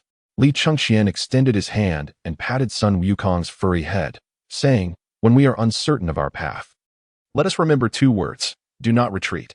Sun Wukong shuddered at the words. Li Chengqian smiled and turned back. Without evidence, let us forge a pact with this talisman. Shall we? With that, he produced a golden talisman from his possession. The contract talisman. This was a reward he had obtained 2 years prior after conquering a mortal kingdom. Once the 2 parties established a pact, they must adhere to it, and any refusal or betrayal would result in immediate enforcement, leaving no room for resistance. What is there to fear? The happy Buddha of Dingguang sneered, directly entering into the oath with Li Chengqian. He could not believe that Li Chengqian could summon rain here, a feat even the 3 sages could not accomplish. Li Chengqian nodded slightly and said, the Buddha proclaims rain, yet it does not come. The 3 Buddhas of light frowned at his words. Even at this juncture, Li Chengqian still found the time to mock their earlier statements. Li Chengqian's hand crushed the rain-summoning talisman hidden within his wide sleeves. He gazed upward, his tone calm and voice low, declaring, Li Chengqian asserts that rain shall come. Rain shall indeed come. Ha! What are you to make such claims? The happy Buddha of Dingguang could not help but burst into laughter. Disregarding the image of an old monk, the Tathagata and Maitreya also exhibited smiles. The great immortal Huli and the other 2 demon immortals could only shake their heads in a bitter laugh. If Li Chengqian could conjure even a drop of rain in this manner, they would immediately kneel in submission. The king of Chochi, astonished, hastily spoke, Your Highness, you have not yet performed the rituals. No need, Li Chengqian replied, standing with his hands clasped behind his back, gently shaking his head. The king of Chochi, helpless, remarked, I have witnessed the three national masters summon rain. They must perform rituals and offer prayers. You, on the other hand, seem to command as if issuing orders, rather than summoning rain. The heavenly deities may well unleash their wrath. Boom. Before he could finish his sentence, the heavens and earth were suddenly engulfed in darkness. The world lost its light, thunder roared, echoing for miles, and the fierce winds carried torrents of rain. Each drop as large as soybeans, cascading down like a heavenly waterfall upon the vast land of the kingdom of Chochi. Rain. It is raining. Surrounding the altar, countless citizens of the kingdom of Chochi danced with joy, stamping their feet and shouting fervently. The kingdom had suffered from drought for years, only to see rain when the three national masters performed their rituals, and even then, the occurrences were few and far between. Moreover, the current downpour was overwhelming, far exceeding any previous rainfall. Your Highness, truly a divine being. The king of Chochi rubbed his face vigorously, drenched in rainwater, and the next moment, he knelt before Li Chengqian, deeply bowing his head. Long live the crown prince. Long live. Long live. Outside the imperial city, all civil and military officials, soldiers, and citizens knelt in unison, shouting. This act of kneeling was not out of fear of Li Chengqian's might, but rather a complete and utter submission to him in heart and spirit. Chapter 80. A 10,000-foot sword, Qi Fury slashes the Buddha. The subjects of the kingdom of Chochi were not unfamiliar with rain summoning. The three national masters required rituals and prayers to invoke even a drop of rain. Yet Li Chengqian, with a mere command, he summoned a torrential downpour as though issuing a decree. In the hearts of all the subjects of Chochi, this was no longer a feat achievable by mere mortals, but the act of a deity. My lord, we bow to you. The great immortal Huli, the great immortal Luli, and the great immortal Yangli, their eyes filled with astonishment, knelt before Li Chengqian in unison. They were utterly convinced. This crown prince of the great Tang, with a great reputation, possessed even greater abilities. Rise. Li Chengqian laughed heartily, pulling each of them to their feet. Though the three great immortals were weaker in strength, they were orthodox Taoists, worshipping the three purities, each belonging to different sections. Once they joined his ranks, their cultivation would rise alongside his. Their individual strength mattered little. What was significant was that such prominent demon immortals, who occupied considerable space in the narrative, were few and far between. To gather three loyal, unwavering, and immensely promising generals at once brought Li Chengqian immense satisfaction. Sun Wukong grinned. From now on, we shall be brothers, following our lord together to vanquish those bald donkeys. Good. The three great immortals shouted in unison, feeling their blood surge with excitement. The three Buddhas of light sat cross-legged upon their mats, seemingly frozen in place. Rainwater dripped down their bald heads, flowing down their cheeks. The Buddhas of Ling Mountain remained silent. The Tathagata's gaze pierced through layers of dark clouds, fixating on Li Chengqian's face as if he wished to delve into his mind to discern the secrets within. How had he accomplished this? The ancient voice of the Buddha of light was hoarse and dry. Within the vast Thundersound Temple, no one could answer this question. The three quasi-saints had collectively sought rain without success, yet Li Chengqian, with a mere statement, had indeed brought forth rain. Especially now, all the Buddhas in Ling Mountain were acutely aware that the Jade Emperor had withdrawn the divine beings from the kingdom of Chochi, aside from the quasi-saints. No one else could summon rain there, and the three great immortals were equally powerless. Still, they were fortunate. The Buddha of joyful light, with a forced smile, remarked, When I wagered against Li Chengqian, I utilized the guise of an old monk, which should not implicate my true self. At the very moment of losing the bet, the three Buddhas of light were taken aback and promptly severed the connection between my true form and the old monk's guise. They had no desire to be truly struck down by Li Chengqian, nor did they wish to expose their identities. Should their identities be revealed, the Buddha would have to go to the heavenly court to apologize to the Jade Emperor, a matter that would not only bring shame, but could also significantly diminish the fortunes of Buddhism. Upon hearing this, the other Buddhas shook their heads slightly, holding disdain for the cowardice displayed by the Buddha of joyful light. However, being fellow Buddhas of Ling Mountain, they refrained from mocking him. Observing this, Guanyin's eyes revealed a distinct aversion. In stark contrast to the forthright gentleman Li Chengqian, the Buddha of joyful light appeared as a despicable character. At that moment, the true form of the Buddha of joyful light suddenly drifted uncontrollably towards the east. Initially, it floated like a cloud, but in an instant, it accelerated like a piercing arrow, shooting forth. The Buddha of joyful light wore a bewildered expression, his mind clouded with questions. At that moment, he felt an infinite power enveloping him, sealing away the magical prowess he had painstakingly cultivated over countless years, rendering him as powerless as a mere mortal. Swept away by this vast force. What is happening? The ancient Buddha of light exclaimed in shock.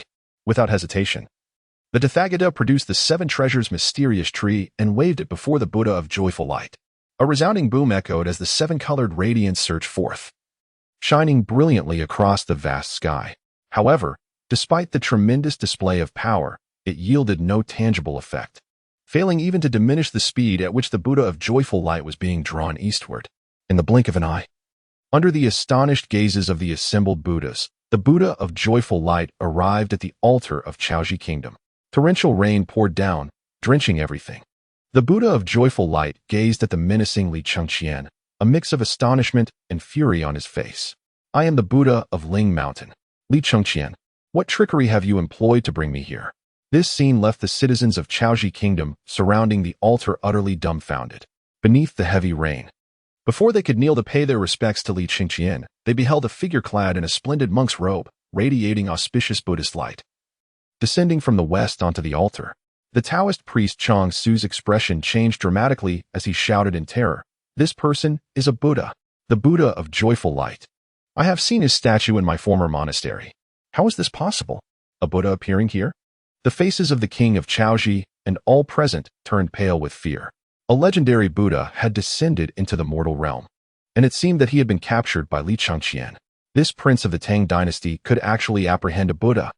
Li Chengqian slowly drew the human path greatsword and approached the Buddha of joyful light. His steps were deliberate. The sound of his boots splashing in the rain echoed. He spoke as he walked. "He is the Buddha of joyful light, the very monk I wagered against. Since he has lost, he must honor his promise. What do you intend to do?" The Buddha of joyful light, filled with rage and disbelief, roared, "Li Chengqian, do you dare to kill me? I am not only the Buddha of Ling Mountain, but also one of the seven immortals serving the celestial master of the heavenly Tao. Should you slay me, you would provoke both the Tao and the Buddhist realms. What do I have to fear?" With a face full of murderous intent, Li Chengqian raised the human path greatsword high. The magnificent power of humanity in broad daylight pierced through the rain and mist, sending a golden sword aura soaring into the heavens. "If you dare to harm the Buddha of joyful light, I, the Buddhist sect, shall not let you rest in peace." The voice of the Tathagata echoed from the west, reverberating like thunder, shaking the three realms. Li Chengqian turned his gaze, coldly declaring, "He is merely the first Buddha to perish at my hands. Tathagata, prepare yourself in Ling Mountain. I shall see how you intend to bring about our eternal conflict." "Li Chengqian, how dare you?" From the heavens, amidst the boundless chaos, a furious roar resounded, shattering innumerable stars. The saints among the three realms felt a chill in their hearts. A saint was attempting to stop Li Chengqian. Unmoved, Li Chengqian maintained his unwavering gaze. The sword aura crashing down fiercely. Whoever he chose to kill, none could impede him. With the early-stage cultivation of a great Luo golden immortal, coupled with the overwhelming power of humanity within the human path great sword, the Buddha of joyful light, with no means of resistance, could only watch helplessly as the sword aura surged downward. "No, do not kill me." The face of the Buddha of joyful light finally displayed profound fear as he trembled. Pleading, "Li Chengqian, my lord, I surrender. I will be your servant. I beg you, spare my life." "It is too late," Li Chengqian roared, shaking the heavens and the earth. With a single stroke of his sword, the physical form and soul of the Buddha of joyful light were shattered into fragments, obliterated in the fabric of existence. Chapter 81. The three generals of Chao Wei. Fragments of the Buddha of joyful light's body and soul drifted across the heavens, dissipating in the stormy winds. Outside the imperial city, apart from the sound of the rain, an eerie silence enveloped the atmosphere. Zhu Beiji and the great immortal Tiger Force, among others, were filled with shock. This Buddha of Ling Mountain, a formidable entity from the primordial era, the long-eared Buddha, had been slain by their own lord before the eyes of all. The common people were unaware of the Buddha of joyful light's identity within them. However, in their eyes, he was a celestial being, revered in countless temples. Did the crown prince of the Tang Dynasty not fear divine retribution for slaying a Buddha? "Li Chengqian, you are courting death." In the skies above, amidst the endless chaos, the suppressed fury of the saints surged forth. At this moment, The entire world seemed to be engulfed in an overwhelming tempest of anger. The saints were enraged. Across the realms and six paths, numerous powerful beings observing the situation could not help but be astounded. What kind of mindset did a saint possess? Li Chengqian had managed to provoke their wrath. Some powerful figures had already discerned that a destructive purple lightning bolt was descending from the infinite chaos. This is bad. My brother is in danger. In Wuzhuang Temple, Zhen Yuanzi's expression changed drastically. His figure flickered as he prepared to rush to Chaozi Kingdom. Yet, at that moment, a youthful voice resounded throughout the heavens, filled with audacity and recklessness, shouting, Li Chengqian, for slaying this long-eared beast, I, Tang Dynasty, shall remember your favor. Old dog Zhuan, if you have the ability, come to Xīyóu Palace and fight me. Why sneak attack a mere child here? Boom. An endless surge of sword energy manifested across the primordial heavens. In that instant, all beings across the three realms and six paths, even mortals, could clearly see an overwhelmingly vast sword aura, like a world in itself, shattering the purple lightning bolt in the boundless chaos. Puff! In the western void, Zhuan spat out divine blood, his face marked by astonishment. It is he. Zhen Yuanzi was momentarily taken aback, pausing in his tracks and letting out a long sigh of relief. In the three realms, countless powerful beings, upon hearing that voice, wept loudly. Like children, Zhuan fell silent. On the altar, Li Chengqian, gripping the human path great sword, fixed his icy gaze deep into the universe. His grip tightened, causing the sword to tremble. Beneath the saints, all are but ants. Li Chengqian vowed within his heart that Ling Mountain was not the end. One day, he would lead his army into the boundless chaos and personally sever Zhuan Ti's head. Well done, my lord. Sun Wukong's eyes brimmed with admiration as he knelt on one knee, clasping his hands and shouting, My lord fears not the saints, boldly slaying the Buddha. I, Sun Wukong, have not chosen the wrong master. Long live my lord 1,000 years. Long live, long live. Zhu Beiji and the others, awakening from their stupor, joined in. Outside the imperial city, the common people and the ministers of Chaozi Kingdom all knelt, raising their voices in unison, shouting, Long live. Even the king of Chaozi Kingdom could not conceal his respect and admiration when he gazed upon Li Chengqian. In that moment, the allegiance of Chaozi Kingdom was irrevocably secured. Congratulations to the host for completing the Chaozi Kingdom storyline and receiving the reward. Mid-stage Deluo Golden Immortal Cultivation. Congratulations to the host for conquering Chaozi Kingdom and receiving the reward. Dianwei, Su Chu, and Zhang Liao. Congratulations to the host for completing the dual task of Chaozi and receiving the reward. 10 Special Legion Construction Cards. The 5 Elements Control Technique. Congratulations to the host for subduing the narrative characters, Hu Li de Xian, Lu Li de Xian, and Yang Li de Xian. Receiving the reward. 3-fold increase in the fortune of the Tang Dynasty. A series of messages flooded into Li Chengqian's mind, causing the corners of his mouth to rise slightly. A bountiful harvest. This time, the rewards far surpassed those from Wujik Kingdom and Baoxiang Kingdom. Dianwei, Su Chu, Zhang Liao. Bowing before the Lord, the 3 armored generals, exuding a fierce aura, knelt on one knee before Li Chengqian. Each of them radiated the magical fluctuations of a mid-stage Deluo Golden Immortal. Behind Li Chengqian, Hu Li de Xian and his companions experienced an instantaneous breakthrough from early Tai Golden Immortal to mid-stage Deluo Golden Immortal. Within the Hall of Enlightenment, waves of magical energy trembled through the void. The torrential rain that fell before the altar was transformed into mist by the surging magical force, dispersing in all directions. Lowering his gaze, Li Chengqian observed the vast expanse of kneeling citizens in the distance. With a slight gesture of his right hand, he commanded, Rise. Boundless magical energy transformed into gentle breezes, lifting all the citizens kneeling at the altar outside the imperial city. In the realm of extreme bliss, at the great Thunder Sound Temple, the furious ancient Buddha, burning lamp, thundered, Li Chengqian, if I do not slay you in this life, I vow never to be human. He had shared a close bond with the joyful Buddha of determination for many years, yet today, he could only stand helplessly as his friend was slain by Li Chengqian's sword. This sense of powerlessness ignited a fierce desire within Burning Lamp to rush to Chaozi Kingdom and confront Li Chengqian in a battle to the death. The other Buddhas, while grieving, were also filled with confusion. How had Li Chengqian accomplished such feats?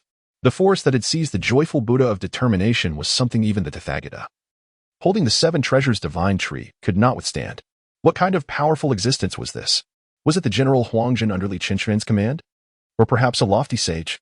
The Tathagata shifted his gaze from Li Chengqian to the eastern heavenly court. After a long silence, he spoke solemnly. You all take care of the spirit mountain. I shall go to the heavenly court to seek forgiveness from the Jade Emperor. His voice echoed throughout the Thunder Sound Temple as his figure vanished from the lotus platform. This time, the Buddhist sect had suffered a loss.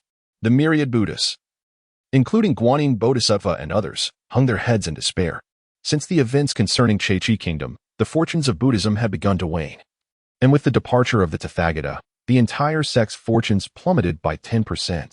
All Buddhas, Bodhisattvas, and Arhats could distinctly sense their fortunes and magical powers diminish to varying degrees.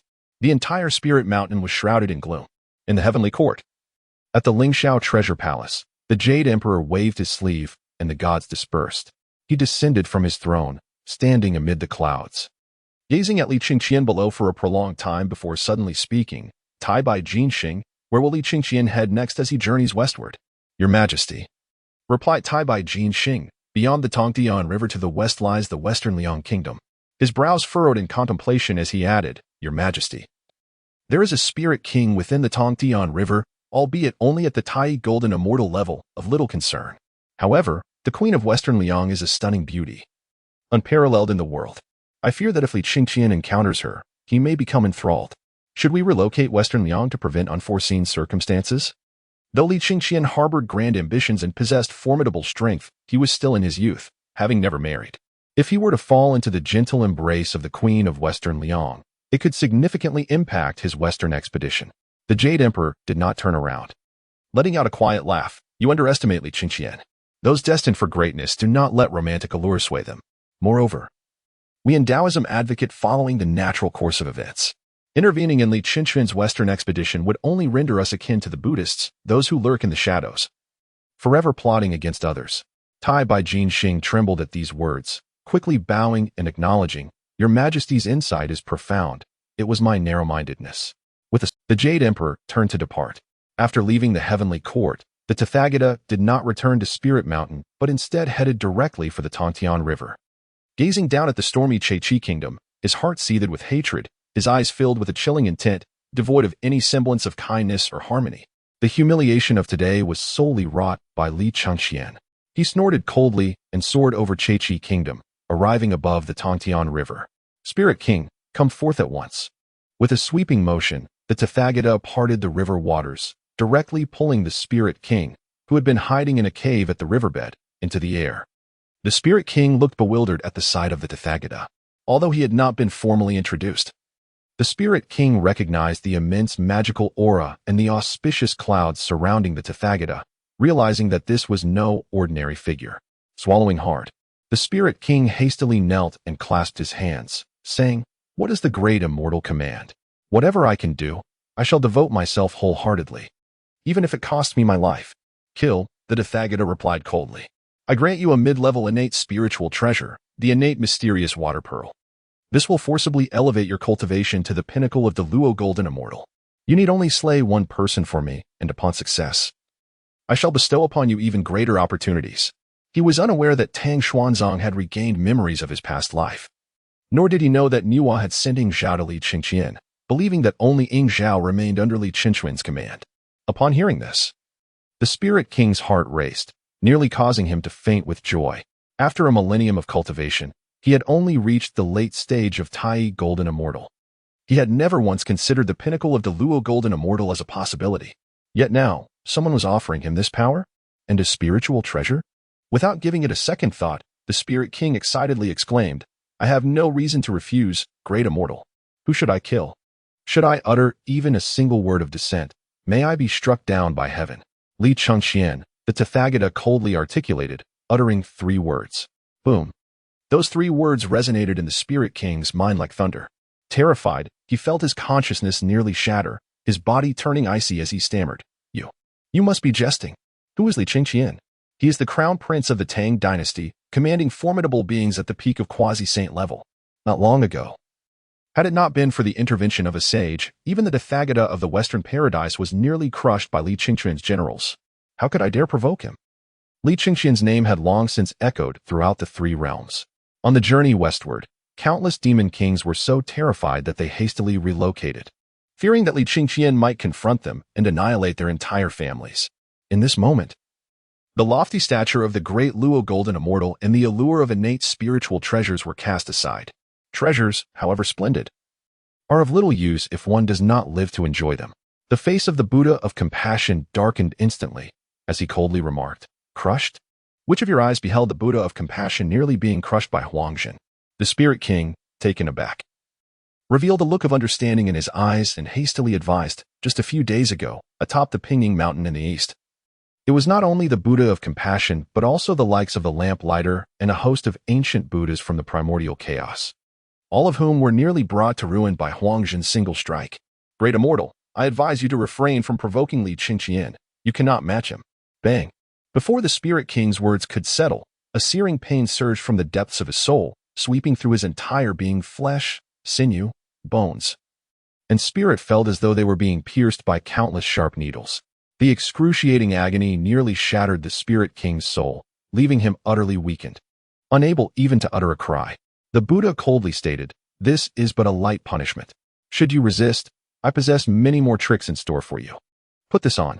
A golden hoop flew from the Buddha's sleeve and encircled the Spirit King's head. As the pain subsided, the Spirit King trembled in fear. Kneeling on the ground, his body shaking uncontrollably as urine and feces, tears and blood gushed forth from him. He dared not resist at that moment. If the Buddha commanded him to take his own life, he would do so without hesitation. The agony that stemmed from his very soul was a fate he would rather die than endure again. The Buddha bestowed upon him a magical artifact and, through the 7 treasures mysterious tree, elevated the Spirit King's cultivation from the late stage of the Tai Golden Immortal to the peak of the great Luo Golden Immortal. In the void, 2 sages concealed the heavenly secrets, and even the Jade Emperor and other celestial beings were oblivious to the events transpiring in the Tongtian River. Now endowed with power, he would recruit soldiers in the Tongtian River, biding his time for Li Chengqian's arrival. The Buddha of compassion coldly warned, "Should you harbor even the slightest treachery, with but a thought, you shall perish instantly." With that, the Buddha scoffed and departed. Had it not been for the Spirit King's well-meaning advice, the Buddha would not have subjected him to such torment. The Spirit King felt utterly hollow. Lying atop the surging waters for half a day, he reluctantly accepted the reality. He was to become an enemy of Li Chengqian. In the state of Chuzhi, Li Chengqian directly stationed his troops in the imperial city, transforming Chuzhi into Chuzhi Prefecture, thus incorporating it into the Tang Empire. In this world, not only had the Tang Empire expanded, but other nations had also grown exponentially. Whether it was Chuzhi or the preceding Xīyóu and Xīyóu, their populations and territories far exceeded those of a single prefecture in the Tang Empire. Chuzhi, being the largest, boasted hundreds of cities and a population of over 100 million, with over 300,000 soldiers enlisted nationwide. Were it not for Li Chengqian's unparalleled might, which subdued the king of Chuzhi, the secular Tang Empire would have paid a steep price for such an expedition. With a population exceeding 100 million, Li Chengqian would not casually overlook Chuzhi. After careful deliberation, he sent a confidential letter to Li, requesting that Li dispatch Li Jing and Changsun Wuji, along with a multitude of civil and military officials, to take control of Chuzhi. Simultaneously, he instructed Sun Wukong to pick up Li Jing at the Liashes River on his return journey to meet with Li. Naturally, the task of delivering the letter fell to Sun Wukong, who, with his ability to traverse the skies and manipulate the cosmos, could reach the Tang Empire in the blink of an eye. Chapter 83, The Preemptive Ritual after Sun Wukong departed. Li Chengqian directly commanded his human generals to lead the Western Expeditionary Army to eliminate all remnants of Buddhism within Chuzhi, leaving no chance for enslavement. All Buddhist artifacts and related texts hoarded by the populace were gathered and incinerated. At the same time, Li Chengqian instructed the Black Wind Demon King to subjugate all demon kings and spirits within Chuzhi. Within a single day, he had subdued 100,000 demon soldiers. In Chang'an, the Tang capital, Li received the confidential letter and excitedly slapped his thigh, exclaiming that his son Chengqian possessed the demeanor of a sage. Changsun Wuji and the others, upon learning that Li Chengqian had occupied a city housing hundreds of thousands of people without losing a single soldier, were left speechless and hurriedly began selecting suitable officials.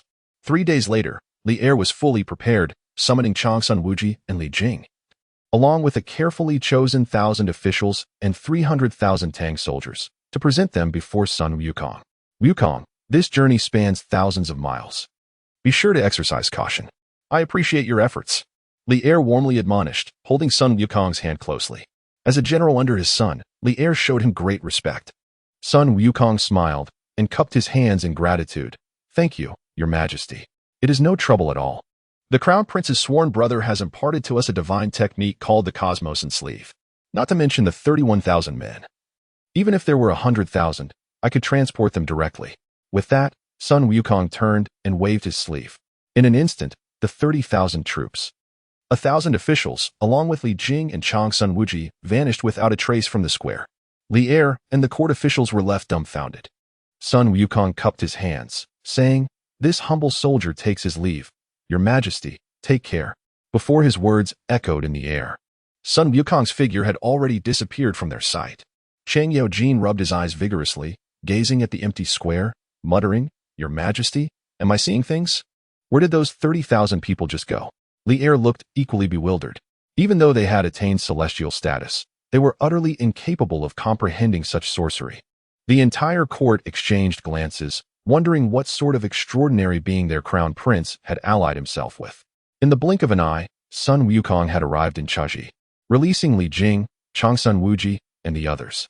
Naturally, they were filled with questions, feeling as though they had traversed vast distances in the blink of an eye.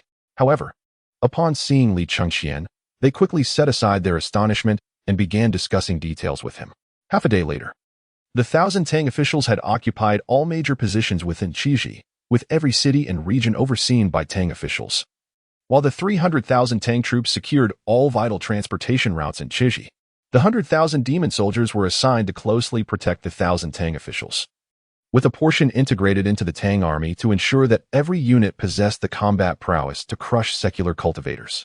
With Chang Sun Wuji providing civil leadership and the military prowess of Li Jing, Li Chengqian faced no concerns from behind. After remaining in Chaji for 10 days to stabilize the situation and ensure everything was on the right track, Li Chengqian bid farewell to Chang Sun Wuji and led his army to continue the western expedition. This time, Li Chengqian did not conceal the army within the Chaos Pearl, but instead released them all. While the pace of their march was not as swift as it would have been in the Chaos Pearl, they were an army, not mere cultivators. If they were solely focused on cultivation, they would fight as isolated individuals, akin to a scattered pile of sand. During the march, maintaining order and formation significantly enhanced the rapport between commanders and soldiers, allowing them to intertwine their individual strengths into a singular force. The 20,000-strong Western Expeditionary Army set forth with great momentum. Flags fluttered in the sky, and the air was thick with a murderous aura, causing all malevolent spirits within 1,000 miles to be obliterated. In the imperial city of Qiji, amidst countless astonished gazes, the 20,000 troops soared into the air, leaving the imperial city and heading westward. In less than half a day, they had traversed 5,000 miles, nearing the borders of Qiji. Is the general ahead none other than the Tang Crown Prince, Li Chengqian? A melodious female voice resonated in the ears of the crowd.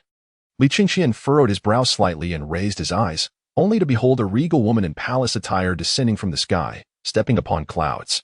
As the fiery Qilin trotted forward, Li Chengqian directly inquired, "Who are you?" "I am Qingwan, a maidservant of the Nuwa Palace." The elegantly dressed woman stood amidst the clouds, performing a graceful bow. The Nuwa Palace. A tremor of respect coursed through the seasoned generals, including Ing Zhao and Zhu Beiji, who were well-versed in such matters. They realized that she was a messenger of Nuwa, and thus, they offered their respects. Li Chengqian commanded his army to halt and gazed at the maidservant, clasping his hands in greeting. "I was unaware of your visit, esteemed messenger. What brings you here?" Nuwa had bestowed great kindness upon humanity, and her favor towards Li Chengqian was particularly significant. Hence, he was determined not to appear neglectful. Qingwan nodded slightly and spoke. "The sage has sent me to remind your highness that half a month ago, the Tathagata sought repentance from the Jade Emperor in the heavenly court and then proceeded directly to the Tongtian River. The two saints of the West have obscured the heavenly secrets there, rendering the sage unable to discern the true nature of the events unfolding. I am here to caution you to be vigilant." The Tathagata sought forgiveness from the Jade Emperor? Li Chengqian was momentarily taken aback, unprepared for such news. However, he quickly regained his composure and expressed his gratitude. "Thank you for delivering this message. Please convey my deepest thanks to Lady Nuwa for her past kindness." Even the smallest favor will be repaid with the utmost gratitude. Very well, Qingwan replied with a hint of a smile. Not indulging in further formalities as she ascended into the skies beyond the 33 heavens. I knew it. That old bald donkey, the Tathagata, surely harbors ill intentions. Sun Wukong exclaimed, his face aflame with indignation. My lord, I wish to be the vanguard and decisively strike at the Tongtian River. Li Chengqian gently shook his head, contemplating for a moment before retracting his army into the Chaos Pearl. Since Niwa had kindly warned him, he could not recklessly plunge into the snares of Buddhism. Although he possessed several hidden cards, the presence of a sage behind Buddhism was not to be taken lightly. Remaining by his side were the 5 seekers of truth, and he instructed the fiery Qilin to transform into a white horse. Having regained his memories from a past life during his time in the Enlightenment Hall, Tang Xuanzang was now at his peak strength, equipped with the heavenly secret obscuring card gifted by Li Chengqian, rendering him undetectable even to the sage. The 6 of them, Li Chengqian and Jiang Luo on the white horse, with Sun Wukong and the others following on foot, set off towards the west. In Huiyuan County, at Chen family village, dusk was descending. Li Chengqian had already heard the roaring waters of the Tongtian River, akin to a mountain's roar or a tsunami. Upon reaching Chen family village, he faintly detected the sounds of drums and cymbals. Li Chengqian raised an eyebrow and mused, could it be a pre-repairing morning ritual? Jiang Luo's face expressed surprise as she queried, My lord, I am only aware of the pre-repairing storage ritual and the pre-repairing repayment ritual. What is this pre-repairing morning ritual? Zhu Beiji and the others gazed at Li Chengqian, equally puzzled. With a slight smile, Li Chengqian replied, Let us go and see for ourselves. Wukong, you must take human form so as not to frighten the villagers. Understood. Sun Wukong and the others transformed into 4 humble guards, following Li Chengqian as they moved towards the sound. Chapter 84. Who dares harm the citizens of Tang? Li Chengqian, accompanied by Jiang Luo and others, arrived at a solitary dwelling on the northern side of Chun family village. Outside the dwelling stood a banner, with flickering candles and fragrant incense emanating from within, accompanied by the sounds of chanting and cymbals from behind the door. Li Chengqian instructed, Wukong, please knock on the door. Understood. Sun Wukong nodded firmly, raising his hand to his ear, preparing to retrieve his golden staff. Li Chengqian chuckled wryly and quickly restrained Sun Wukong, asking Zhu Beiji to knock instead. Throughout their journey, Sun Wukong had knocked numerous times, but each time it had been at the lairs of demon kings, clearly a misunderstanding of his intent. Zhu Beiji knocked, and the courtyard door swung open to reveal an elderly man stepping out slowly. The man, with white hair and beard, appeared to be around 50 or 60 years old, his eyes glistening with a reddish hue, and tears were subtly evident as he opened the door. Upon seeing Li Chengqian and his companions, the old man was momentarily taken aback, a look of confusion crossing his face. After all, Chen family village was situated by the Tongtian River, and the populace was usually sparse. After nightfall, few villagers ventured out, and it was rare to see outsiders arriving at night. Li Chengqian offered a slight bow, saying, Esteemed elder, we are scholars from the Tang Dynasty, journeying through the kingdom of Cheichi. Being unfamiliar with the area, we lost our way and inadvertently stumbled into your village. We kindly ask for your hospitality to allow us to stay the night. Scholars from the Tang Dynasty? The elderly man was taken aback, quickly bowing in return. This place is 54,000 li from the sacred Tang. How fortunate to have you here. However, we are currently conducting a pre-repairing morning ritual in the back courtyard, which may disturb you. I hope you will forgive us. Please come in. With that, the old man hurriedly opened the courtyard door wide, ushering Li Chengqian and his companions inside. Sun Wukong took a torch and followed the old man, illuminating the path as they traversed the front courtyard and arrived at the main hall. The old man quickly summoned his brothers and servants to prepare tea, light candles, and stoke the charcoal fire, bustling about to ensure that the esteemed guests from the Tang Dynasty were not neglected. After all, the kingdom of Cheichi had only recently been incorporated into the Tang Dynasty, becoming a province under its rule. In the hearts of the people within Cheichi, those from the Tang were regarded with the utmost reverence, all thanks to the great Tang Prince Li Chengqian. Once settled, Jiang Luo inquired, Esteemed, I notice there is no one deceased in your family. Why then conduct a morning ritual? Sighing deeply, the elderly man, Chen Cheng, revealed a sorrowful countenance, his eyes reddening again as he took a seat by the charcoal fire and lamented, I am Chen Cheng, and this man serving tea and lighting candles is my brother. Chen Cheng, In my old age, I was blessed with a daughter named Li Chengqian, who is merely 4 years old. My brother's son, Chen Guanbao, is only 3, and both are destined to meet an untimely demise. I can hardly bear it. At this point, Chen Cheng could no longer contain his anguish. Covering his face with his gnarled hands and weeping bitterly, Chen Qing stood nearby, wiping tears from his eyes. This scene left Jiang Luo and the others momentarily stunned. Jiang Luo questioned, "Esteemed elder, I have seen Li Chengqian and Chen Guanbao. They appear strong and healthy. Why do you say they are fated to perish?" Sun Wukong and the others, using their spiritual senses, quickly discerned that Li Chengqian and Chen Guanbao were in excellent health, with no indications of impending demise. Chen Qing, wiping his tears, explained, "You noble gentlemen may not know, but our Chun family village resides by the river. Within the vast Tongtian River, there is a demon king known as the Spirit Inspiration King, a fish demon that requires a pair of children, 1 boy and 1 girl, as offerings each year. This year, it is our family's turn." Upon hearing this, the expressions of the group changed dramatically. "What?" Sun Wukong roared in fury. "What a vile creature! It is not enough to cultivate in the river. It demands the lives of innocent children? You too must cease your weeping. The children are on the brink of being taken. Weeping like women will not save them. Just wait. I will capture that Spirit Inspiration King, boil its head for soup, and warm my lord." Chen Cheng and Chen Qing stared, dumbfounded. Li Chengqian shook his head. "The Tongtian River is ensnared by the Tathagata's formidable measures. Should you venture there, it could lead to disaster. I have a brilliant plan to wait for the Spirit Inspiration King to come to us." At that moment, Li Chengqian's gaze was filled with complexity. The Tathagata had undoubtedly set up terrifying traps in the Tongtian River.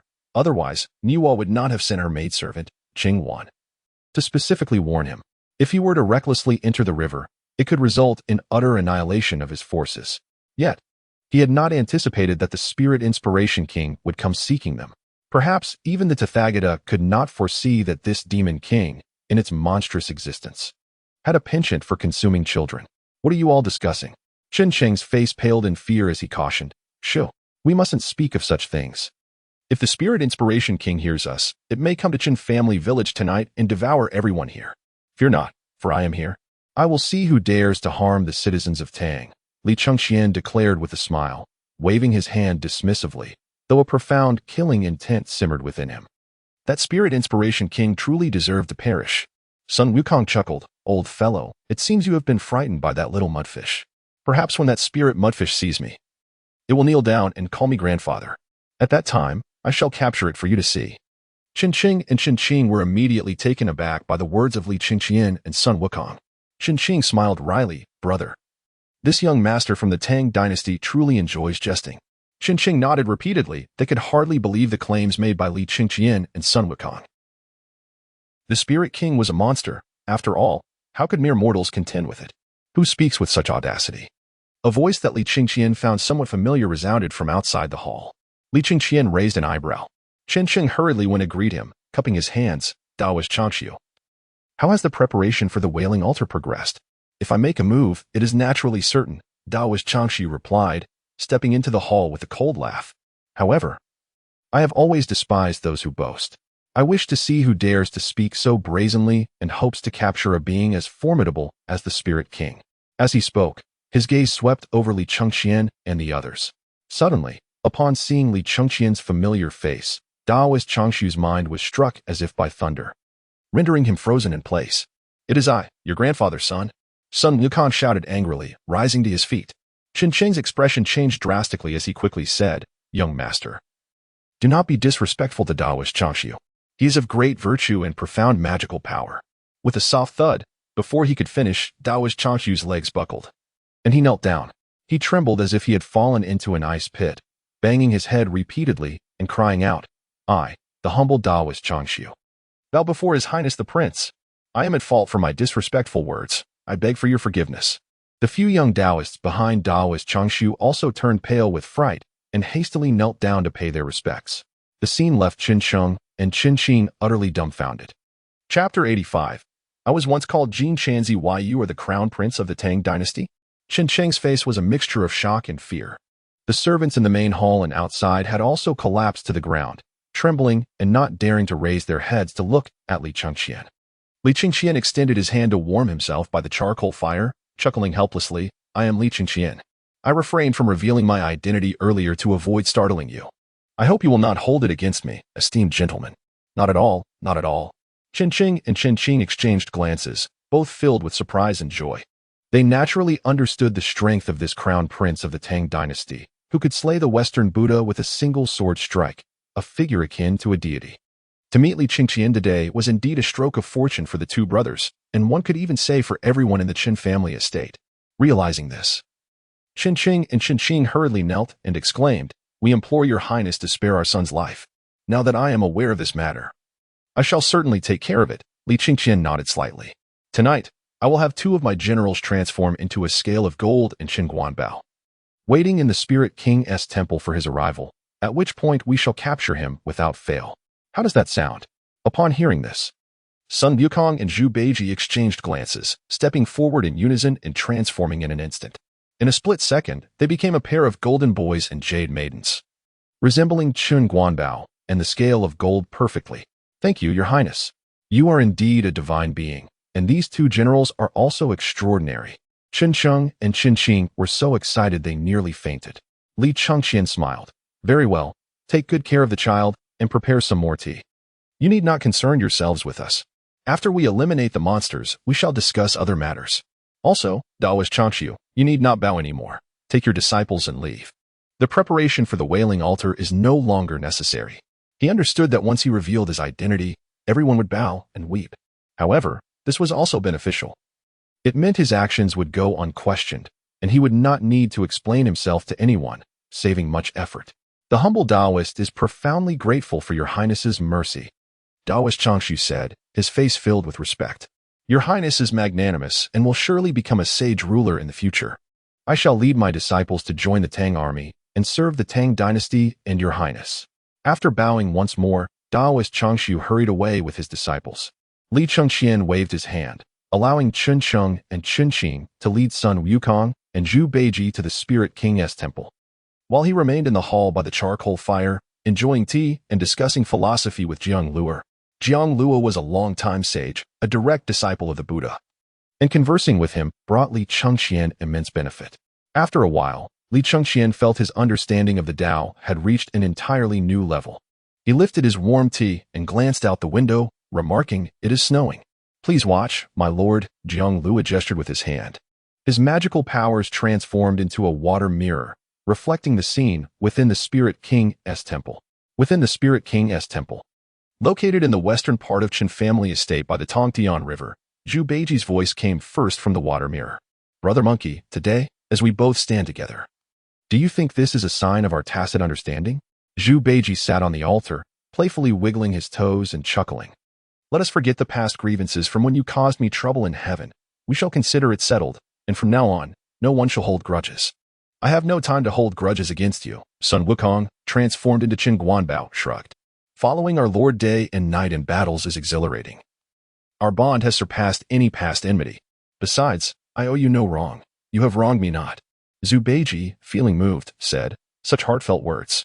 I never expected this stone-born monkey could express such emotions. I truly wish to remain by our Lord's side for all eternity, never depart from my brothers." Meeting each day, on the other side of the water mirror, Li Chengqian and Jiang Luo exchanged smiles. "Shoo, there is movement outside." Sun Wukong's expression changed slightly as he ceased speaking and pretended to doze off. Moments later, the Spirit King entered the temple, glancing at Sun Wukong and Zhu Beiji. Before walking up to them, reaching out to ruffle their hair with a soft sigh, Sun Wukong felt puzzled. Why would this monster, known for devouring humans, sigh? He then heard the Spirit King lament, "Good children, do not blame your uncle. I must engage in a life-and-death battle with that crown prince of the Tang Dynasty. I must consume 2 of you to calm my nerves. Otherwise, I cannot summon my full strength to fight him. If you must blame someone, blame that old rascal. The Buddha, this is all his doing. You beast, if you need to calm your nerves, why must you devour us?" Zhu Beiji roared in anger, leaping from the altar and grabbing a 9-toothed rake from the void, shouting, "Let me first rake 9 bloody holes in your head." With that, he moved swiftly, smashing the 9-toothed rake down upon the Spirit King's head. The sudden strike caught the Spirit King off guard, and he was met with excruciating pain as 9 bloody holes appeared on his scalp, blood gushing forth. Upon seeing the altar, He realized that what he thought was food was actually Sun Wukong and Zhu Beiji. He was struck with terror, his hair standing on end. And disregarding the blood streaming from him, he exclaimed in fear, "Has Li Chengqian arrived? I heard you were looking for me." A low voice echoed from behind. Indeed. The Spirit King's face changed dramatically. He hastily turned around to see a youth clad in black, wielding a great sword, walking slowly into the temple. Behind him, Sha Wujing and the white dragon horse blocked the entrance. At the pinnacle of the great Luo Golden Immortal, the Buddha truly spares no expense. Li Chengqian smiled slightly. The next moment, his eyes gleamed with cold light. "Beast, do you know that the kingdom of Chuzhi is now part of the Tang Dynasty?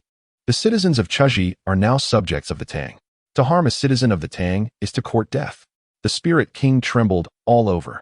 Yet, in the next moment, his eyebrows twitched several times, his gaze sweeping over Li Chengqian and his entourage. 5 Midstage to Luo Jingxian? Ha. The King of Inspiration chuckled silently, his face adorned with an air of elegance, and remarked, "I once thought you, Li Chengqian, possessed great capabilities. But it turns out you are merely a mid-stage de Luo Jingxian. Knowing I am a peak de Luo Jingxian powerhouse, you still dare to seek trouble with me. I must say, your audacity is commendable, but it ends here. Today, I shall dispatch you, and then seek accolades from the Tathagata." With that, the King of Inspiration brandished his twin hammers and charged towards Li Chengqian. The demon clan cultivates by seizing the essence of heaven and earth, absorbing the quintessence of the sun and moon. Suddenly, a young man in white robes appeared before Li Chengqian, bareheaded and barefoot, murmuring softly, "But you wish to consume the children of the human race, displaying a nature akin to that of swine and dogs. How tragic." Despite listening to Guanyin's teachings in the South Sea for a millennium, golden light gradually radiated from the young man in white.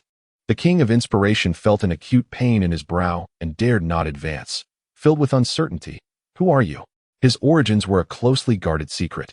Even his trusted aides were unaware of how this young man spoke with such clarity.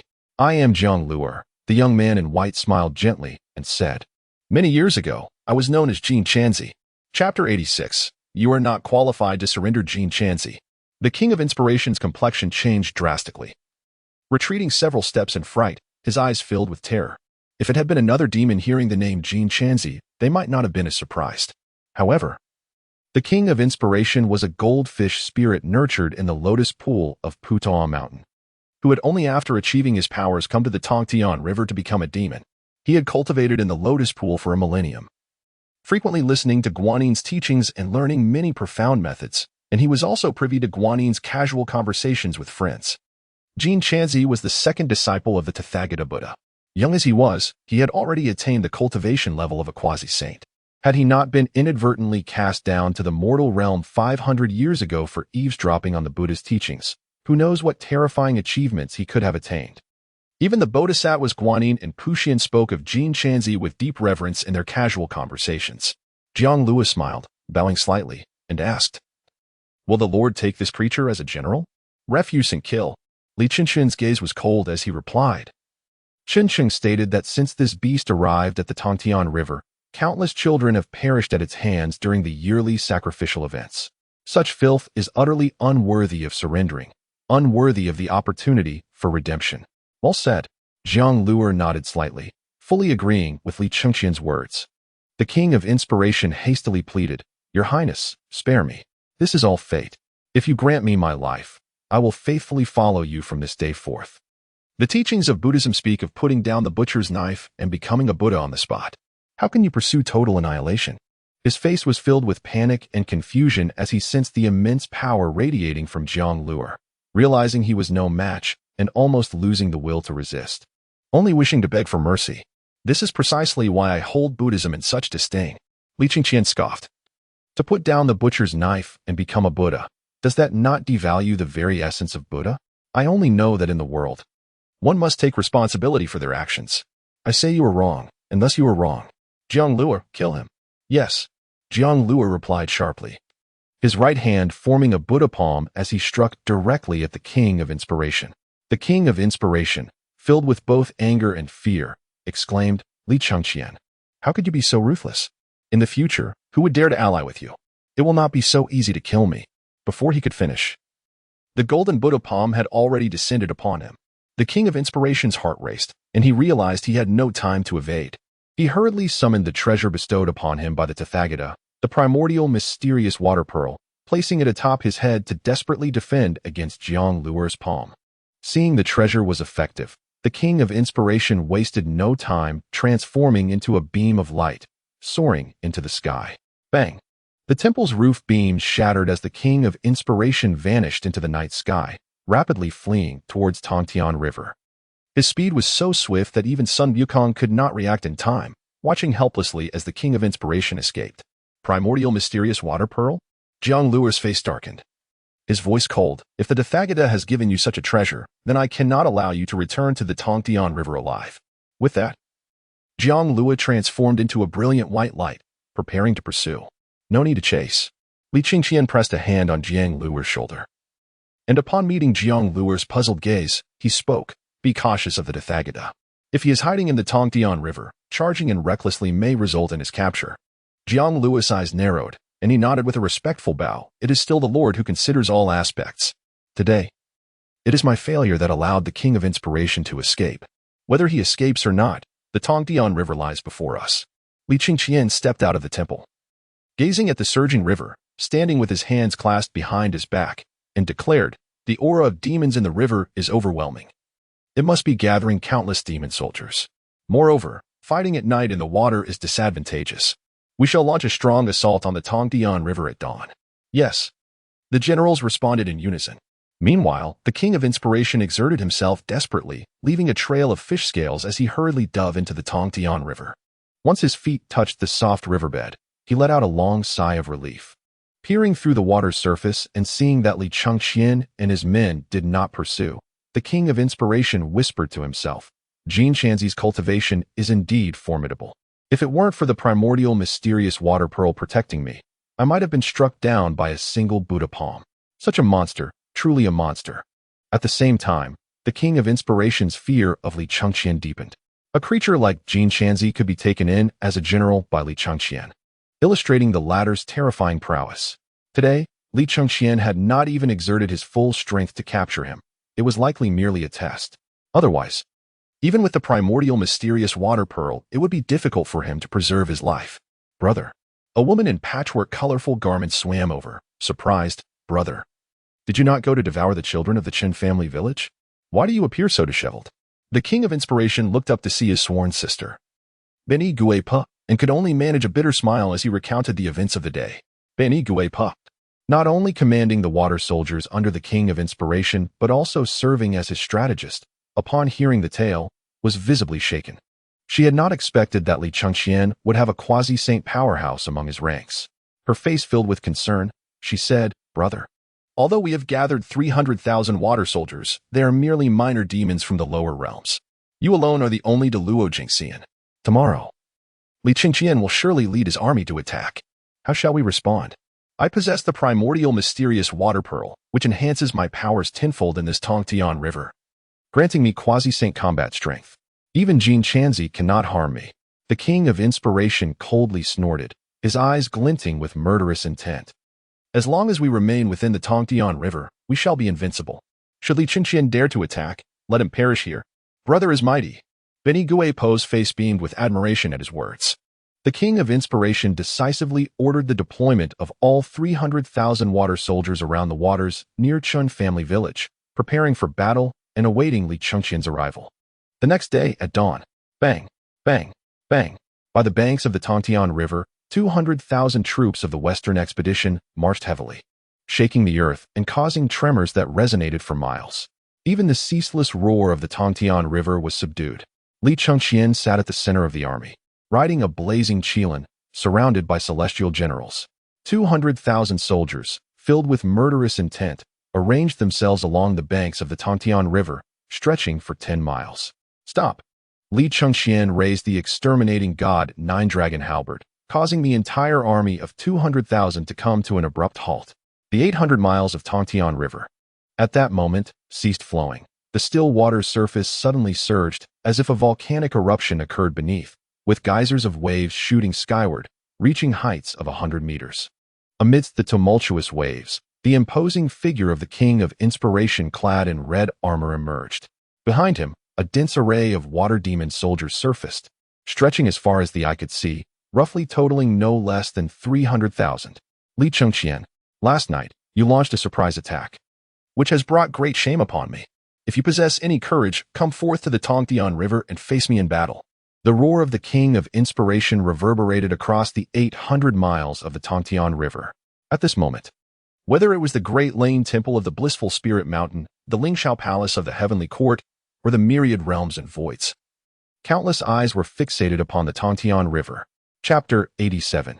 Invincible in the Tangdian River, do you wish to bait me? A slight smirk graced Li Chengqian's lips, his gaze chilling suddenly as he declared, knowing there are tigers in the mountains, one still ventures into the tiger's den. I shall see just how formidable your primordial Xian water pearl truly is amidst this Tangdian River. Tianping, Shaowujing, Little White Dragon, Jiao Demon King, and Little Toad Dragon.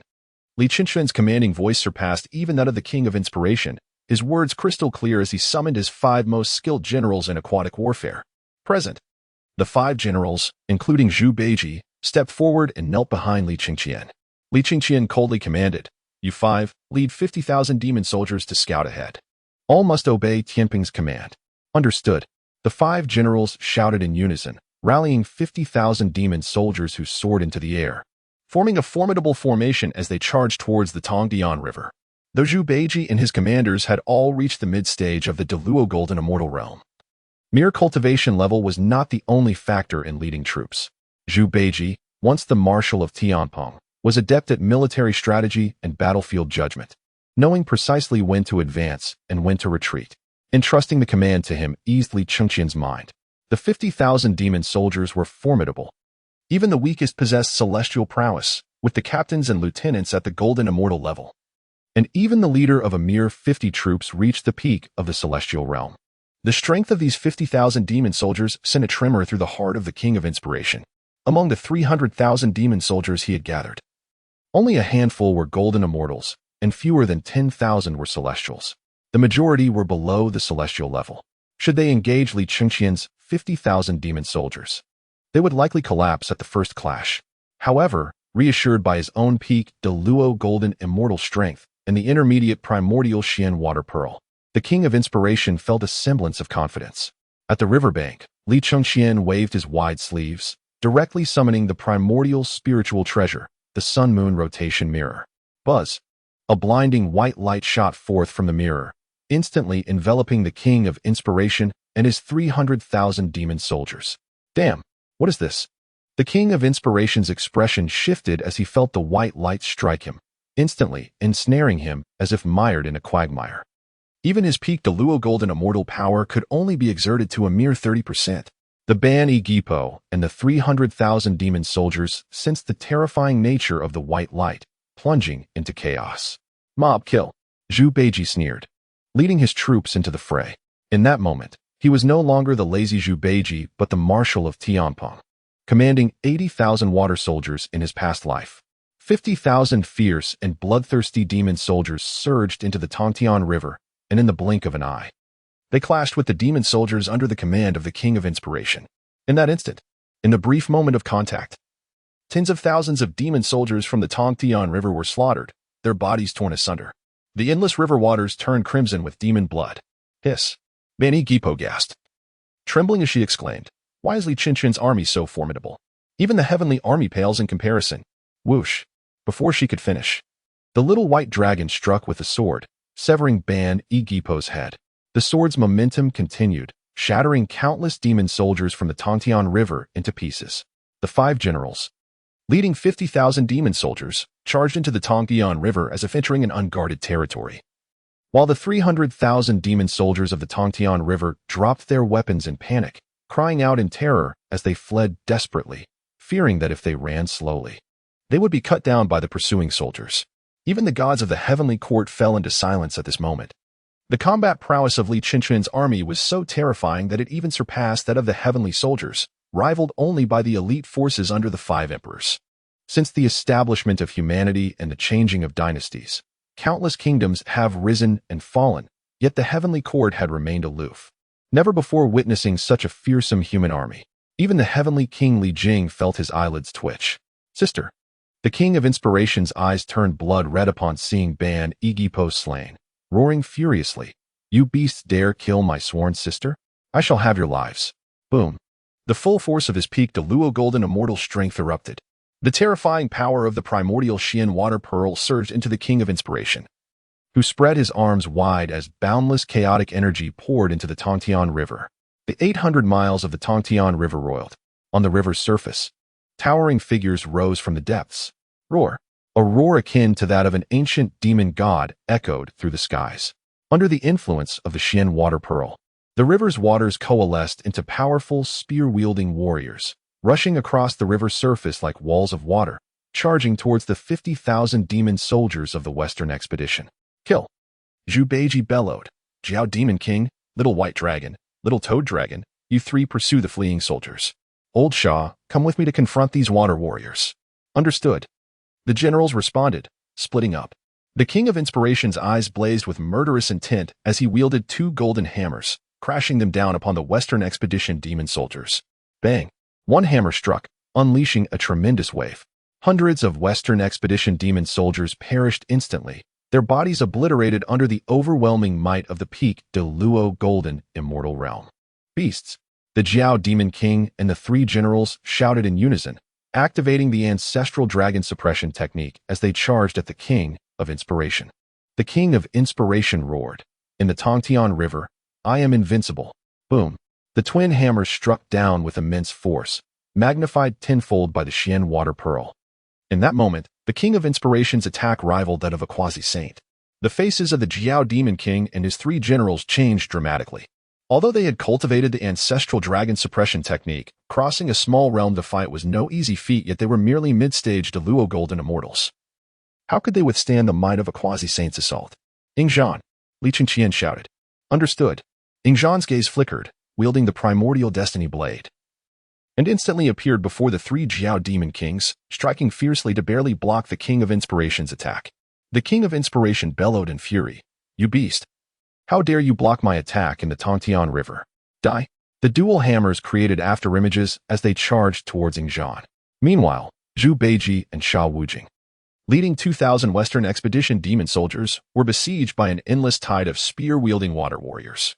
Though all the water warriors possessed celestial cultivation, they were numerous, stretching as far as the eye could see.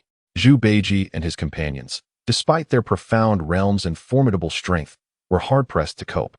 Feeling as though they were ants besieging an elephant, Li Chengqian furrowed his brow, murmuring, "These water-formed spear infantry are inexhaustible unless we destroy the primordial Xian water pearl. We will never be able to slay them all. Wukong, Quimawang, you two go assist Tianping and Sha Wujing. For now, we must withdraw." Understood. Sun Wukong and Kuei Mulang, without a moment's hesitation, charged into the skies above the Tangtian River, one wielding the golden cudgel and the other brandishing the primordial blood transformation divine blade. Their blades illuminated the heavens, causing tumultuous waves that shattered countless water soldiers and created vast areas of vacuum. Seizing this opportunity, Zhu Beiji and Sha Wujing swiftly led their troops to retreat from the Tangtian River. "You too flee," roared Ingzhan, exerting all his strength to wield the primordial commanding blade, entangling himself in a fierce battle with the king of inspiration, ensuring that the latter could not divert his attention elsewhere. For a brief moment, the Jiao Demon King hesitated, but with gritted teeth, he commanded his army to withdraw. Thinking of escaping? The king of inspiration bellowed, "My children, I bestow upon you power. Pursue them." Buzz. From the primordial mysterious water pearl, over 200,000 threads emerged, connecting to the demon soldiers under the king of inspiration, continuously infusing them with immense magical power. In an instant, the cultivation of all the demon soldiers in the Tangtian River surged, with nearly 10,000 of them attaining the heavenly immortal realm. Kill. The Tangtian River demon soldiers, armed with weapons, raised a thunderous cry of slaughter as they pursued the Jiao Demon King and his followers. Observing this, Kuei Mulang erupted in fury, exclaiming, "A bunch of worthless fools relying on treasures dare to chase us? Taste my blade." Whoosh. With the primordial blood transformation divine blade in hand, he unleashed a streak of crimson blade energy that spanned thousands of meters. Wherever the blade energy struck, the demon soldiers of the Tangtian River were instantly reduced to mere flesh and blood, staining the river red. With one swing, he slew thousands of demon soldiers without any resistance, regardless of whether they were golden immortals or heavenly immortals, all perishing beneath his blade. Whoever dares tread upon the soil of the great Tang, I shall slay. Kuei Mu Lang, brandishing the primordial blood transformation divine blade, stood resolutely by the riverbank, a blood-red aura radiating across the sky. On the river's surface, over 200,000 demon soldiers gazed up at Kuei Mu Lang, who exuded the aura of an invincible war god, trembling in fear and glancing at one another, none daring to advance. The great constellation array. Li Chengqian's eyes were cold as he pointed the destruction god Nine-Dragon spear towards the heavens. Under the command of various generals, the 15,000 troops of the Western expedition formed a formation by the Tongtian River in an instant, channeling the power of the great constellation through Li Chengqian, infusing it into Yingzhan, who was engaged in battle with the King of Inspiration. Buzz! A deep resonance echoed across the miles as an invisible shockwave burst forth from Yingzhan, creating monstrous waves upon the Tongtian River. The fluctuations of magic power at the early quasi-saint level shook the very heavens and earth. Indeed, this array was wondrous. The Buddhas of Lingshan exchanged glances, their expressions turning cold. Yingzhan, originally at the pinnacle of the great Luo Golden Immortal, under the enhancement of the great constellation array, had transcended his limits and reached the early quasi-saint level. This meant that at any moment and in any place, Li Chengqian could summon a quasi-saint to slay his enemies. Below the quasi-saint level, no one in Buddhism could threaten Li Chengqian. Not even the four great bodhisattvas could contend with Yingzhan, who now possessed quasi-saint cultivation. With the primordial commanding blade in hand, Yingzhan's eyes blazed with killing intent, transforming primordial power into blade energy that stretched for miles. The sky above the Tongtian River was illuminated with the clash of blade energy and hammer shadows. The confrontation between Yingzhan and the King of Inspiration led to continuous explosions, sending water sprays soaring thousands of meters. The demon soldiers on the Tongtian River dared not assist. Instead, they continuously retreated, fearing the residual impacts of the fierce battle between Yingzhan and the King of Inspiration would obliterate them. The King of Inspiration grew increasingly alarmed as Yingzhan's decisive slaughter and razor-sharp blade techniques were far beyond his capacity to withstand.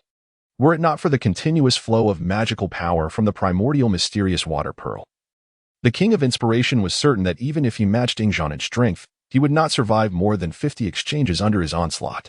Realizing this, the King of Inspiration gritted his teeth and instantaneously separated from Yingzhan, retreating 10 miles.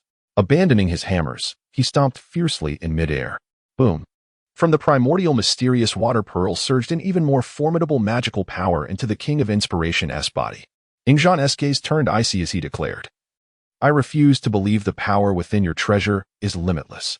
With that, he tightened his grip on the primordial commanding blade and charged once more at the King of Inspiration. However, this time, the King of Inspiration did not wield the double hammers but instead formed sword fingers with both hands, manipulating the primordial mysterious water pearl to smash down upon the rapidly advancing Yingzhan. Yingzhan's expression changed slightly as he quickly raised the primordial commanding blade to block. Yet, the primordial mysterious water pearl, being a higher-grade treasure imbued with saintly magic power, possessed immense might. The collision sent Yingzhan hurtling backward 100 miles in the air, barely regaining his footing upon reaching the riverbank. Blood trickled from the corner of Yingzhan's mouth. Yet his fighting spirit intensified. He wiped away the blood and prepared to charge again. "Come back," Li Chengqian's voice resonated. Startled, Yingzhan hurried to kneel before Li Chengqian, clasping his hands and saying, "Your subordinate is incompetent. I implore the Lord to punish me."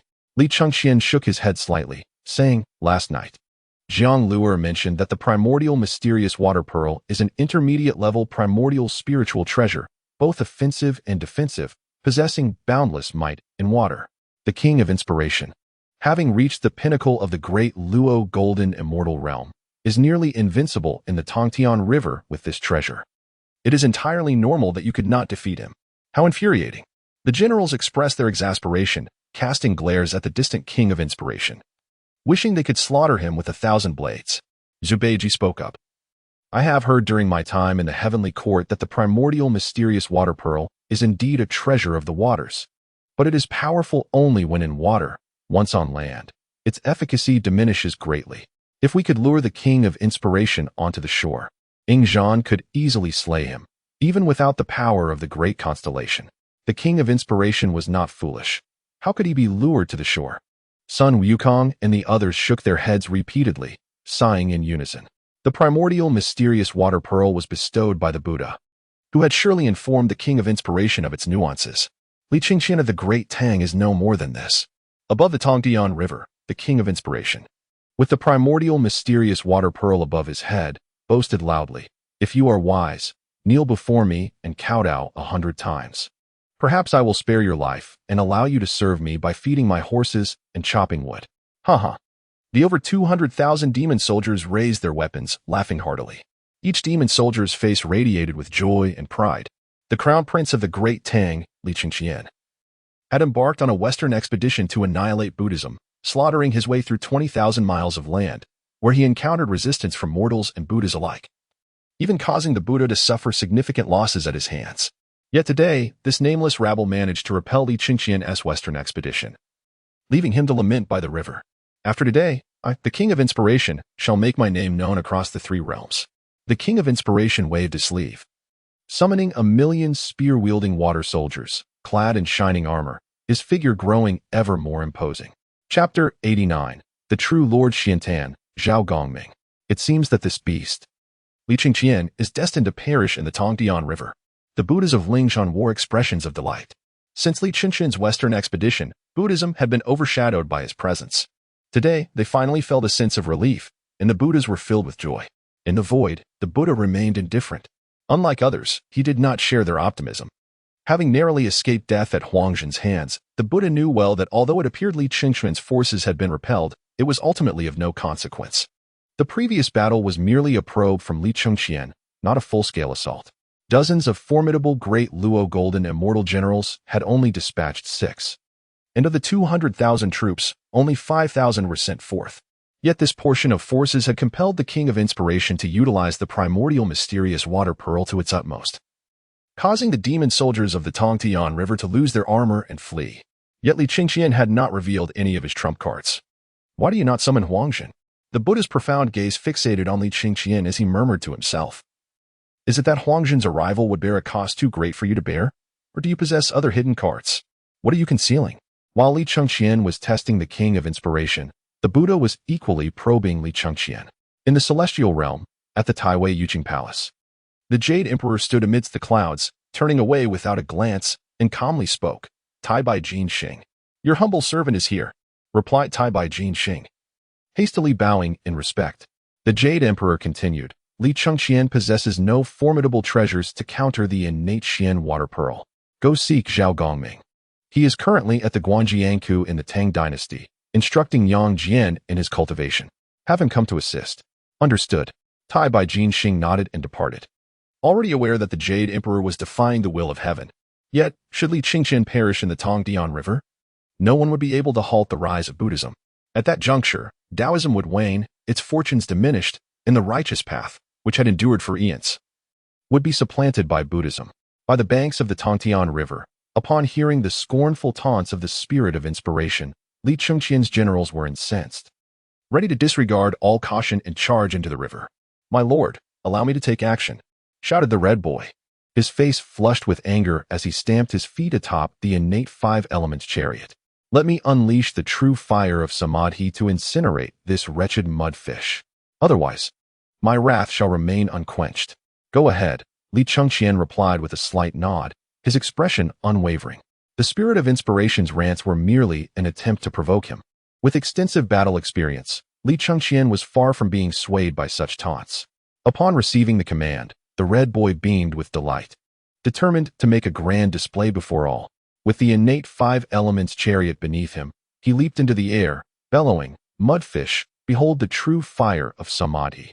Before his words had fully escaped his lips, the red boy spread his arms wide, conjuring the intense power of a mid-stage Luo Golden Immortal, unleashing a searing torrent of flames from his mouth. In that instant, his formerly cherubic lips transformed into a cavernous maw, the flames gushing forth like a volcano. Boom! In an instant, the scorching fire consumed the heavens and the earth, a massive pillar of flame expanding rapidly, racing towards the spirit of inspiration. Where the true fire of Samadhi flowed, the river's waters evaporated into wisps of white vapor, and countless minor demons, caught unawares, were instantaneously vaporized, transformed into curling tendrils of smoke that ascended skyward. Hiss! What in the world is this? The spirit of inspiration was paralyzed with fear, his scalp prickling as he felt his soul nearly escape him. As a fish demon, he feared flames above all else, and this true fire of Samadhi, being its natural nemesis, filled him with dread. Before the flames even reached him, he felt his strength wane, nearly devoid of any capacity to resist. Fool! Use the innate Xian water pearl to extinguish the true fire of Samadhi. Boomed the voice of the Buddha in his mind, a voice filled with frustration. The spirit of inspiration jolted back to reality, hastily summoning the innate Xian water pearl, its power surging forth as torrents of white water erupted from within. An endless stream of white water morphed into a 10-mile-long water dragon, roaring fiercely as it surged through the air, swiftly suppressing the red boy's true fire and charging towards him at an alarming speed. Innate Xian water.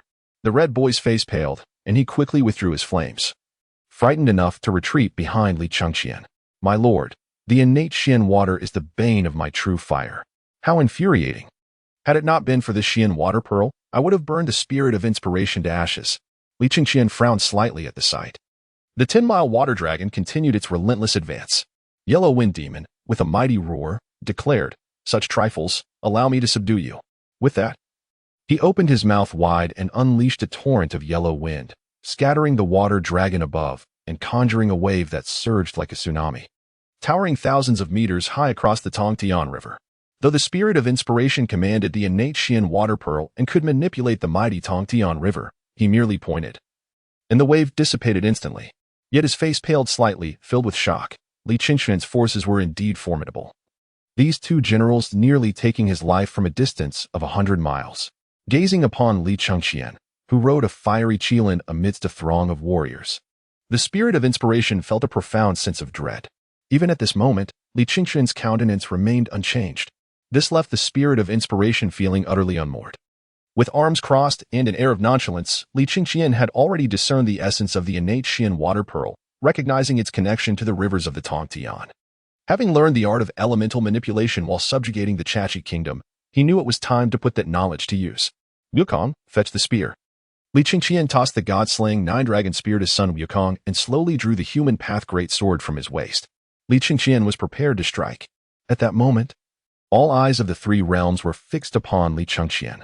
Even the Buddha instinctively held his breath, afraid to miss a single detail. I declare that the river shall run upstream. Li Chengqian's eyes glinted with cold resolve as he grasped the sword, raising it high above his head. He was ready to cleave the river in two. The power of the innate Xian water pearl derived from the waters of the Tangtian River, without the river's water. The Xian water pearl would be naught but an ordinary mid-tier innate spiritual treasure. Which fiend dares to stir up the waters of my Tang Dynasty? Just then, a thunderous voice echoed from behind Li Chengqian.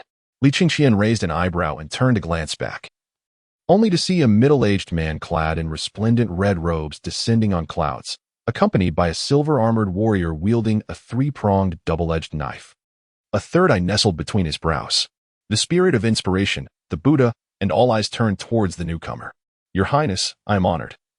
The man in red robes said, landing before Li Chengqian and bowing in greeting. I was visiting an old acquaintance at the Guanyin in the Sword South Road when I sensed the surge of demonic energy from the west. Thus, I could not resist coming to investigate. And you are? Li Chengqian returned the bow, his eyes reflecting curiosity. Recognizing the three eyes and the double-edged knife of the silver-armored warrior, he realized he was facing the Erlangtian but remained uncertain about the identity of the man in red. Zhu Beiji, beaming with delight, exclaimed, My lord, this is an old acquaintance of mine, the Xiantan Jinjuan, Zhao Gongming. Zhao Gongming. Li Chengqian's expression shifted slightly. Zhao Gongming was a renowned figure from the Fengshan War, a disciple of the saints and the elder brother of the three heavenly maidens. In his prime, he single-handedly challenged the 12 immortals of the Chan sect, defeating Xīyóu with a single whip. Had he not been treacherously slain by Luyo, who could say how many feats he might have accomplished?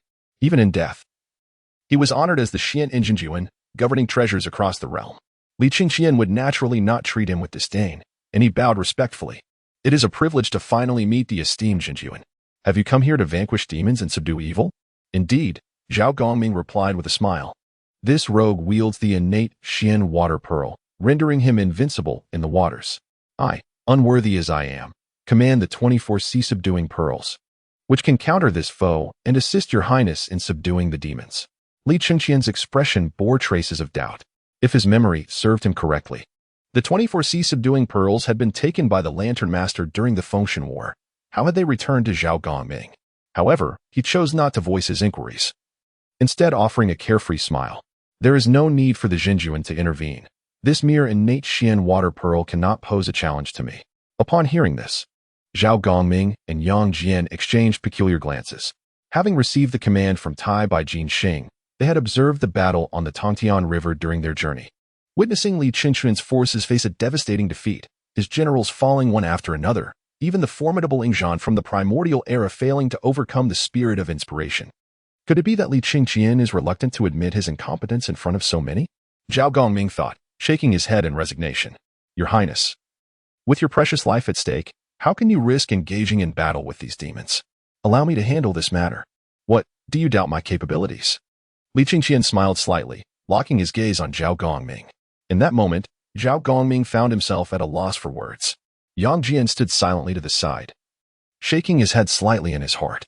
He had been closely observing Li Chengqian's western expedition, and prior to this day, he held Li Chengqian in the highest regard, even wishing to leave the heavenly court to ally with him, joining in a grand and earth-shattering endeavor. However, he was taken aback to discover that Li Chengqian was a man who prioritized his pride over his life. At this moment, despite being unable to contend with the Spirit King, whose troops had suffered nearly 10,000 casualties, Li Chengqian rejected Zhao Gongming's assistance. If he continued on this path of stubbornness, the 200,000 troops of the Western expedition might meet their demise by the Tangtian River. As a seasoned general, Yang Jian valued the lives of soldiers deeply. Witnessing Li Chengqian's obstinate pride filled him with a sense of having misjudged the prince. Sun Wukong stood closely by Li Chengqian's side. Since Yang Jian's arrival, his gaze, filled with animosity, had been fixed on Yang Jian's face. While others failed to notice the subtle shifts in Yang Jian's expression, Sun Wukong perceived them clearly. He coldly scoffed, "Three-eyed man, do you dare to imply that my lord is speaking in vain?" Indeed, Yang Jian nodded, speaking candidly. I am not one to veil my words in hypocrisy, and I know my statements may offend. However, since you have asked, I must say, Your Highness, none of your generals stand a chance against the Spirit King, and you, merely a mid-stage Luo Jingxian. How do you intend to confront this demon?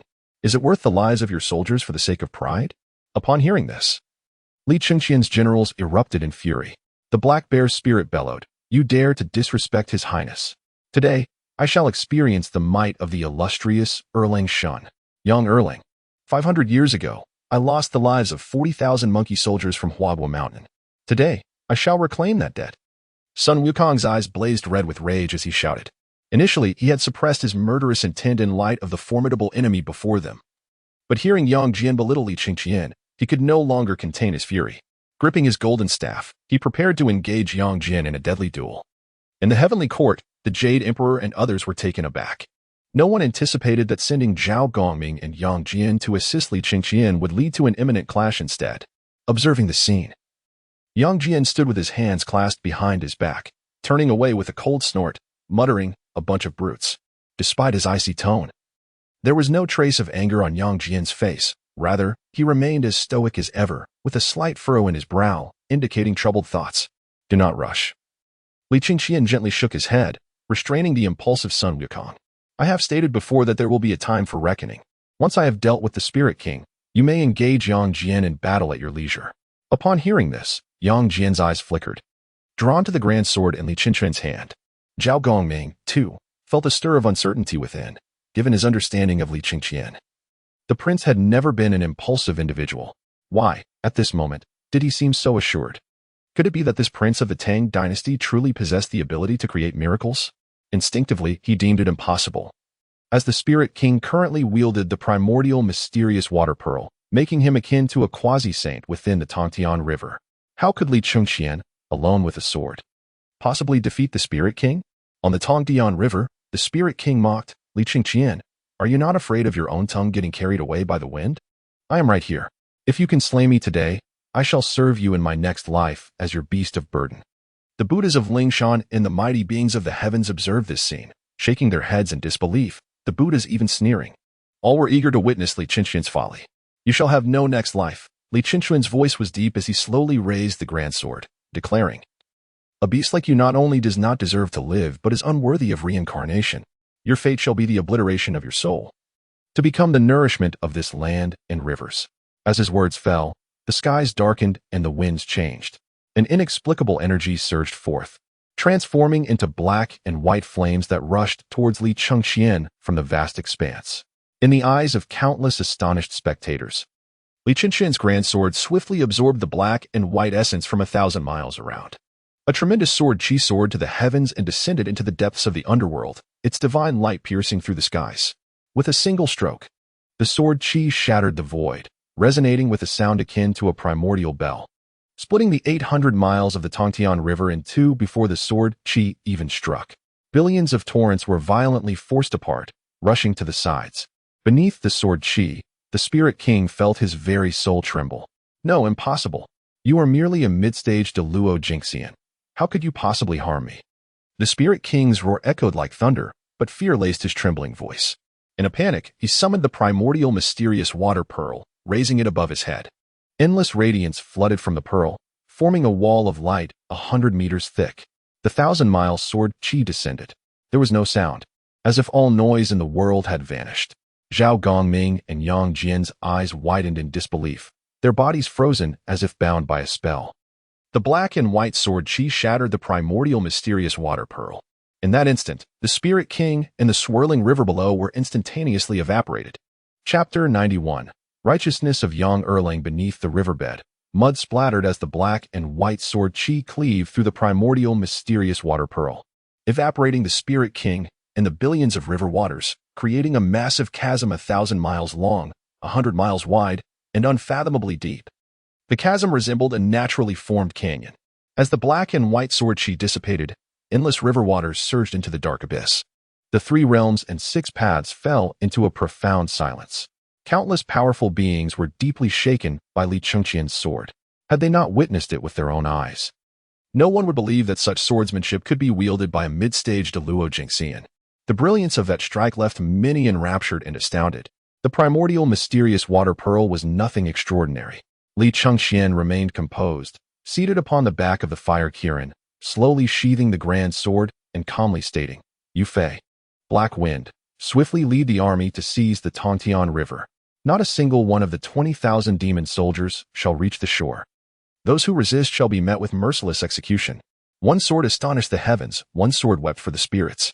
Yet after that strike, Li Chengqian did not indulge in self-satisfaction or pride. Instead, he issued his commands with clarity and precision, as if nothing had occurred. Yes, Yu Fei and the Black Bear spirit, awakening from their shock, wasted no time in leading the 20,000 troops of the Western expedition into the Tangtian River. Kill. Witnessing Li Chengqian's divine might, the morale of the Western expedition surged, their spirits soaring. The battle cries resounded like thunder, drums beat in unison, and banners waved in a sea of color. Concealed within the void, the Buddha of Tathagata bore a cold expression, as frigid as winter's ice. He remained silent, casting a deep glance at Li Chengqian before vanishing from the skies above the Tangtian River. At the banks of the Tangtian River, Yang Jian surveyed the water level, which had receded by over 10 meters, then turned to look at Li Chengqian. He took a deep breath, forcing a bitter smile, and clasped his hands in respect. "Your Highness, I have been blind to your greatness. I beg for your forgiveness." Yang Jian was thoroughly convinced. Only the heavens knew the extent of his inner shock. Li Chengqian's sword seemed to strike at the core of his being, leaving him feeling electrified, his heart racing, and his blood ignited. "I am not one to dwell on trivial matters," Li Chengqian replied calmly. "However, earlier, you pointed at my nose and insulted me. I did not take offense. But regarding the matter of you burning the 40,000 monkey soldiers of Huahua Mountain 500 years ago, today, I shall settle that score with you." Upon hearing these words, Yang Jian was shaken to his core. Zhao Gongming, sensing the urgency, quickly interjected, "Your Highness, 5 centuries ago, Erlang Shun also acted under orders. As a ruler and a general, you must understand that a commander cannot disregard military commands. On the day I joined forces with Wukong, I made a solemn vow." Li Chengqian's voice was icy, his expression frigid as he declared, "This grudge must be avenged. Blood debts require blood repayment." "Many thanks, my lord." Sun Wukong's eyes were red as he knelt and fervently bowed.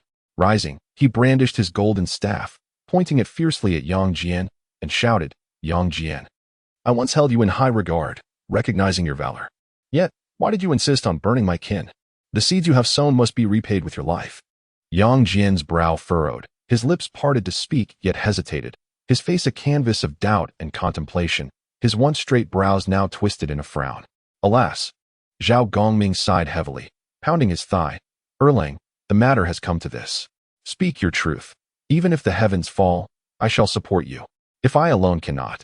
There are my fellow disciples of Jie sect, and you have your own comrades. Li Chengqian found the statement peculiar. How could he interpret it otherwise? Wasn't there enmity between Jie sect and Chan sect? Yet, Zhao Goming's words, combined with Yang Jian's demeanor, hinted that the situation was far more complex than it appeared.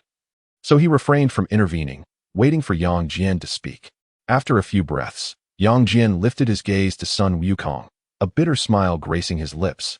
Monkey King, the reason I sought the chance to burn Huahua Mountain under the orders of Tao Tai and others was that only I could ensure their survival. What? Sun Wukong trembled at these words. Li Chengqian's expression mirrored his astonishment. Yang Jian's eyes twinkled with mirth as he continued, You are a worthy adversary. You defy the heavenly court, committing great transgressions, and should you perish, so be it. But those monkeys, unaware of the bonds of lord and vassal, ignorant of propriety and law, are loyal to you, their king. Thus, I did not incinerate them. Instead, I concealed them and brought them back to Meishan after the battle, where my brothers imparted cultivation techniques to them, training them regularly. Is what you say true? Sun Wukong was dumbfounded, his eyes wide with disbelief. Yang Jian nodded affirmatively. Gesturing with his hand, a magical mirror formed, revealing a verdant mountain filled with chattering monkeys frolicking in the woods. In the distance, two men clad in martial attire played chess, surrounded by monkeys pointing and chattering. With a clang, the iron staff fell to the ground. And tears welled in Sun Wukong's eyes as he suddenly knelt, exclaiming, Young Erlang, I, Sun Wukong, owe you an immense debt of gratitude. I shall repay this kindness with my life. Rise. Yang Jian quickly helped Sun Wukong to his feet and turned to Li Chengqian with a smile. You already have a lord worth following with your life. Your fate lies in his hands. I will watch over your monkey warriors. It is but a trivial task. Once your western campaign is successful, a feast will suffice in return. Sun Wukong, filled with gratitude, repeatedly bowed in thanks. Li Chengqian felt a weight lift from his heart, a smile creeping onto his lips. This illustrious Erlang Shun was indeed the great hero he had always envisioned. Yet, in the next moment, Li Chengqian furrowed his brow. Erlang, you have defied the Jade Emperor's command and spoken of it today. What if he retaliates? A subject must die if the sovereign commands it. Yang Jian replied with a carefree smile, stepping back and clasping his hands in salute. Your Highness, great sage. I shall send the monkey warriors back with my brothers from Meishan. Until we meet again. With that, Yang Jian soared into the sky, vanishing into the clouds. Zhao Gongming offered a polite farewell before following suit. Li Chengqian sighed softly, gazing at the heavens, clasping his hands in hope that the Jade Emperor would not punish Yang Jian too harshly. Meanwhile, Yu Fei and the two generals, the Black Bear Spirit, led their troops to a resounding victory at Tangtian River. Over 200,000 demon soldiers from Tangtian River dared not resist, all captured and kneeling in 10 neat rows, stretching for miles, a truly grand spectacle. Congratulations to the host for defeating Tangtian River and receiving rewards. Late-stage Deluo Golden Immortal Cultivation. The national fortune of the Tang Dynasty is enhanced. Congratulations to the host for slaying the Spirit King and receiving rewards. Great Dao Rule Enhancement Talisman. Innate Xian Water Pearl.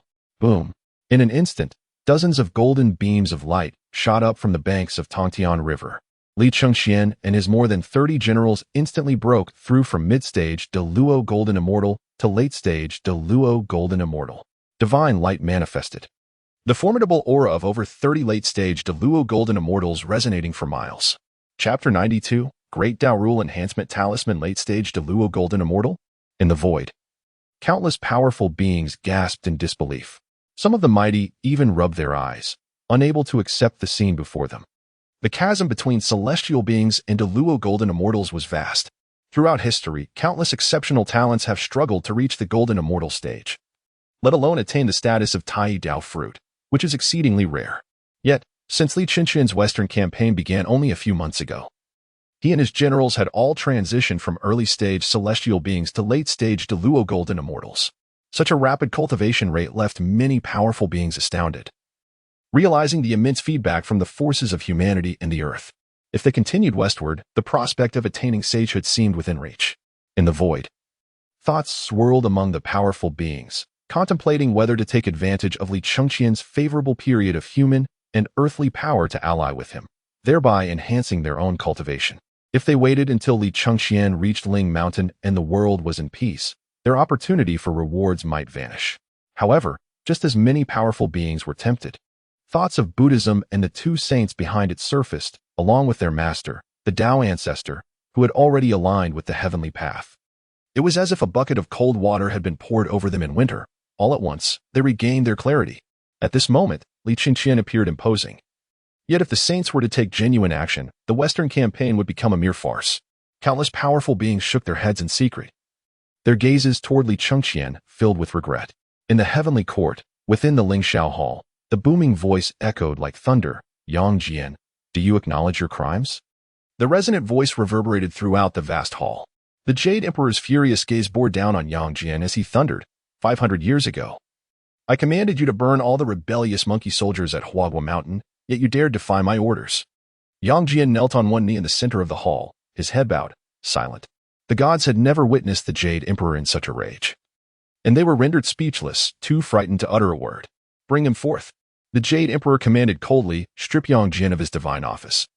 Expel him from the heavenly court, and he shall no longer serve. Your Majesty. The gods were taken aback, especially those close to Yang Jian, such as Neza and Li Chengqian, who were visibly shaken, their eyes wide with disbelief. No one expected the Jade Emperor's punishment to be so severe. Yang Jian's expression remained calm, seemingly unperturbed by his demotion, as he deeply bowed to the Jade Emperor. Two celestial generals escorted him out of the Lingxiao hall, stripping him of his token and expelling him from the heavenly court through the southern heavenly gate, where he rode alone on a cloud toward Guanyin. Brother.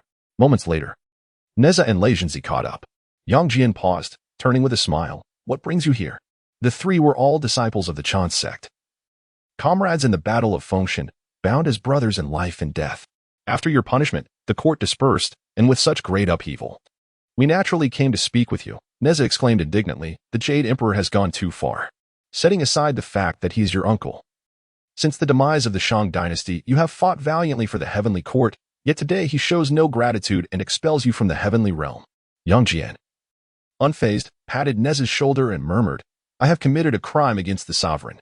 If His Majesty chooses to hold me accountable, he may cast me upon the god-slaying platform and expel me from the heavenly court. To be spared from death is already a great mercy. Neza was taken aback, having only focused on defending Yang Jian, without contemplating the deeper implications. Li Chengqian sighed softly and inquired, what are your plans for the future, brother? I shall first return to Guanyin and organize the former monkey soldiers under Sun Wukong, sending them to him. Other matters can be discussed later. Yang Jian replied with a smile, being expelled from the heavenly court is not akin to a parting of life and death. Should you miss me in the future, simply come to Guanyin to find me. Neza's gaze shifted, and he suggested, in my opinion, brother, it would be better for you to directly pledge your allegiance to Li Chengqian, joining him in vanquishing the Buddha and defeating enemies. Would that not be exhilarating? Moreover, it would allow you to deal with those shameless bald donkeys in the West. Yang Jian smiled silently, exchanged a few casual words with the two, and then turned to leave. In the Taiwei Yuqing Palace, the Jade Emperor expressed, do you truly wish to drive Yang Jian away? Taibai Jinxing, filled with reluctance, replied, though Yang Jian has a peculiar temperament and is disobedient at Guanyin, he has slayed demons across the seas over the years, rendering significant contributions to the heavenly court. The Supreme Lord Lao Jun chuckled, do you think there is anything in this world that can escape the knowledge of His Majesty? Taibai Jinxing was taken aback. In the next moment, a shiver coursed through him as he asked, could it be that 500 years ago, His Majesty was aware of Yang Jian's decision not to slay the monkey soldiers? Indeed. The Jade Emperor smiled faintly. After speaking, he picked up a teapot and personally poured tea for the Supreme Lord Lao Jun, inquiring, what are your thoughts on today's battle at the Tangtian River? Li Chengqian has become a formidable force, a significant threat to the Buddhist sect. The Supreme Lord Lao Jun remarked, Your Majesty's punishment of Yang Jian is merely a performance for the Buddhist sect, intended to add fuel to the flames of the Western expedition. I share this sentiment and have sent my steed, the Blue Bull, along with the Vajra staff to descend to the mortal realm, heading towards Xīyóu Mountain. Upon hearing this, the Jade Emperor's face lit up with amusement. With the blue bull and the Vajra staff, Li Chengqian's western expedition will blaze even more fiercely. Tai-Bai Jinxing, standing beside, couldn't help but give a thumbs up. At the banks of the Tangtian River, Li Chengqian had subdued over 200,000 demon soldiers of the Tangtian River, summoning local land gods and river gods to commence a grand transformation of the river. The Tangdian River, spanning 800 miles, resembled an impassable chasm. Li Chengqian intended to convert this place into the world's most formidable fortress, stationing troops and utilizing the innate Xian water pearl as a reward from the system, establishing it as the strongest defense line of the Tang Dynasty. Even in the event of defeat or death, the Tangdian River, subdued by the Xian water pearl, could still safeguard the Tang Dynasty. The land gods began a vigorous overhaul of the Tangdian River, relocating mountains and establishing formations. Meanwhile, Li Chengqian studied the rewards obtained from the Great Breach of the Tangtian River, the Tao Rule Enhancement Talisman. Upon closer inspection, his eyes sparkled with excitement. Tao Rule Enhancement Talisman can activate the Primordial Chaos Bloodline and master a path of power. The Primordial Chaos Bloodline. Mastery of the path's power. Although Li Chengqian was unfamiliar with the Primordial Chaos Bloodline, he was well aware of the significance of the path. The Heavenly Path, Earth Path, and Human Path, all three transcend the saints, yet belong to the realm of the Tao. To master the power of the Tao would imply that his future achievements could surpass these three paths. Li Chengqian was filled with fervor, eager to use it on himself, but suddenly recalled that humanity was created by Xīyóu, and amongst the myriad races of the primordial era, humanity was rather ordinary. Even awakening the primordial chaos bloodline would only make him one of the first batch of humans crafted by Xīyóu. Although the first humans possessed extraordinary talents, they still bore an insurmountable gap compared to those primal races. Contemplating this, Li Chengqian began to search for worthy candidates among his generals. Chapter 93, The Chaos Demon Ape Sun Wukong, Come Here. Li Chengqian's gaze ultimately settled upon Sun Wukong. His martial generals, all registered within the system and unwaveringly loyal, would never betray him. Allowing Sun Wukong to utilize the Tao Rule Enhancement Talisman was essentially equivalent to using it himself, and as the Stone Monkey, one of the four Chaos Monkeys, Li Chengqian was eager to witness what Sun Wukong would become upon awakening the Chaos Bloodline. Upon hearing the call, Sun Wukong hurriedly approached Li Chengqian and cupped his fists, asking, "What is your command, my lord? I bestow upon you a tremendous opportunity." Without hesitation, Li Chengqian directly affixed the Tao Rule Enhancement Talisman onto Sun Wukong. Thus, as a bewildered expression emerged on Sun Wukong's face, a surge of boundless primordial power erupted from the talisman, flooding into his body. In an instant, the entire chaos realm began to tremble. Between heaven and earth, myriad divine lights surged forth. Endless chaos energy poured in from the heavens, colliding and exploding against the clear sky. A roar erupted from the chaos, reverberating across the three realms and six paths. Whether it was the Western Buddha or the Jade Emperor in the Heavenly Court, or the Zenyuanzi of Mount Wanshou, or the Kuanping of the Northern Sea, and countless powerful beings who had survived since the primordial era, they all simultaneously opened their eyes, gazing towards the Tangdian River. Even those supreme existences dwelling in chaos widened their eyes in astonishment. In the Purple Cloud Palace, an old man clad in a coarse robe slowly opened his eyes, murmuring to himself, "Chaos Demon Ape." At the banks of the Tangtian River, the Western Expedition Army, the demon soldiers of the Tangtian River, and even the land gods constructing the fortress all looked on in dread at the towering figure by the riverbank.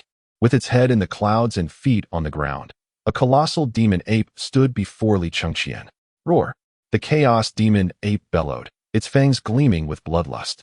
In the next moment, it suddenly knelt, one arm on the ground, and thundered, "I, Sun Wukong, thank you, my lord." Li Chengqian was equally astonished by the scene before him. The moment the Tao Rule Enhancement Talisman was activated, a message appeared in his mind. "Congratulations to the host for using the Tao Rule Enhancement Talisman. Sun Wukong has activated the Chaos Bloodline, advancing to become one of the Chaos 3000 demon gods. The Chaos Demon Ape, mastering the path of the Demon Ape." Excellent. Li Chengqian sprang up, feeling the surge of power within Sun Wukong, who had just broken through from the late stage of the Great Luo Golden Immortal to the pinnacle of the Great Luo Golden Immortal. The terrifying strength contained within that magnificent form was beyond Li Chengqian's imagination. Neither the formidable Ingzhan nor the deceased Lingon King, both at the pinnacle of the Great Luo Golden Immortal, could compare to Sun Wukong at this moment. In the sky, Yang Jin was utterly astonished. Behind him were the 6 brothers of Meishan and 1,200 grass-headed deities, along with 48,000 monkey soldiers. At that moment, everyone shared Yang Jin's awe, staring wide-eyed at the chaos demon ape, a figure that towered like a pillar of heaven. Roar! Sun Wukong faced the west and let out a thunderous roar, then suddenly shrank back to his original form. Though he appeared the same as before, Sun Wukong could now sense the boundless chaos power within him. At this moment, he felt he could contend even against those on the brink of sainthood. My lord! It is my lord! My lord! I have missed you dearly. Just then, from the eastern sky, a chorus of excited cries echoed. Sun Wukong trembled with disbelief and turned around, only to see 48,000 monkeys frantically flying towards him. My children! Sun Wukong exclaimed with overwhelming joy, trembling with excitement, and hurriedly glanced at Li Chengqian, awaiting his command. Go forth. Li Chengqian shook his head with a smile. He shared a profound connection with Sun Wukong, sensing the latter's excitement. Look! Sun Wukong roared, soaring towards the multitude of monkeys in the sky. Li Chengqian then turned to Erlangshan and said with a grin, Thank you, true monarch, for personally bringing these monkeys here. I have been cast out of the heavenly court by the Jade Emperor. From this moment on, there will only be young Erlang in this world, no more manifest saint. Erlangshan sighed softly and offered a distant salute to Li Chengqian. Cast out of the heavenly court, Li Chengqian was taken aback, but his eyes soon sparkled with realization. Sun Wukong was equally startled and hurriedly abandoned the monkeys, grasping Erlangshan's hands tightly. Erlang, you were expelled from the heavenly court by the Jade Emperor to protect my kin. That old man is truly despicable. Fear not, from this day forth. You shall follow me. I will shield you, and no one in the 9 heavens or 10 earths will dare to bully you. Erlangshan was momentarily taken aback, feeling uncomfortable as Sun Wukong held his hands. Without waiting for Erlangshan to withdraw, Sun Wukong pulled him toward Li Chengqian, exclaiming, Hurry, let us pay our respects to the Lord and serve him, fighting alongside my brothers to vanquish our foes. Erlangshan protested, I never intended to ally with you. He struggled to break free from Sun Wukong's grasp, but at that moment, Sun Wukong, a peak chaos demon ape of the great Luo Golden Immortal, was far beyond Erlangshan, who, after 500 years of cultivation, was merely at the early stage of the great Luo Golden Immortal. How could he possibly escape Sun Wukong's hold? Li Chengqian approached swiftly, speaking earnestly, The heavenly court does not accept you. I, Li Chengqian, shall treat you like a true brother. Erlang, from today onward, you are a general of my Western Expeditionary Army. Rest assured. Following me will be far better than in the heavenly court. Indeed, Sun Wukong chimed in, when I was merely at the pinnacle of the Tai Golden Immortal. I joined the Lord, and in just a few months, I have reached the peak of the great Luo Golden Immortal, awakening the bloodline of the Chaos Demon Ape. My strength magnified 1,000-fold. The Lord will not treat you unfairly. Erlangshan, overwhelmed by the words of Li Chengqian and Sun Wukong, found himself kneeling in submission, proclaiming, I pay my respects to the Lord. The 6 brothers of Meishan, witnessing Erlangshan kneeling, swiftly followed suit, bringing along 1,200 grass-dead deities to kneel in homage. In that instant of submission, Erlangshan's cultivation surged from the early stage of the great Luo Golden Immortal to the late stage. Li Chengqian glanced at the system panel.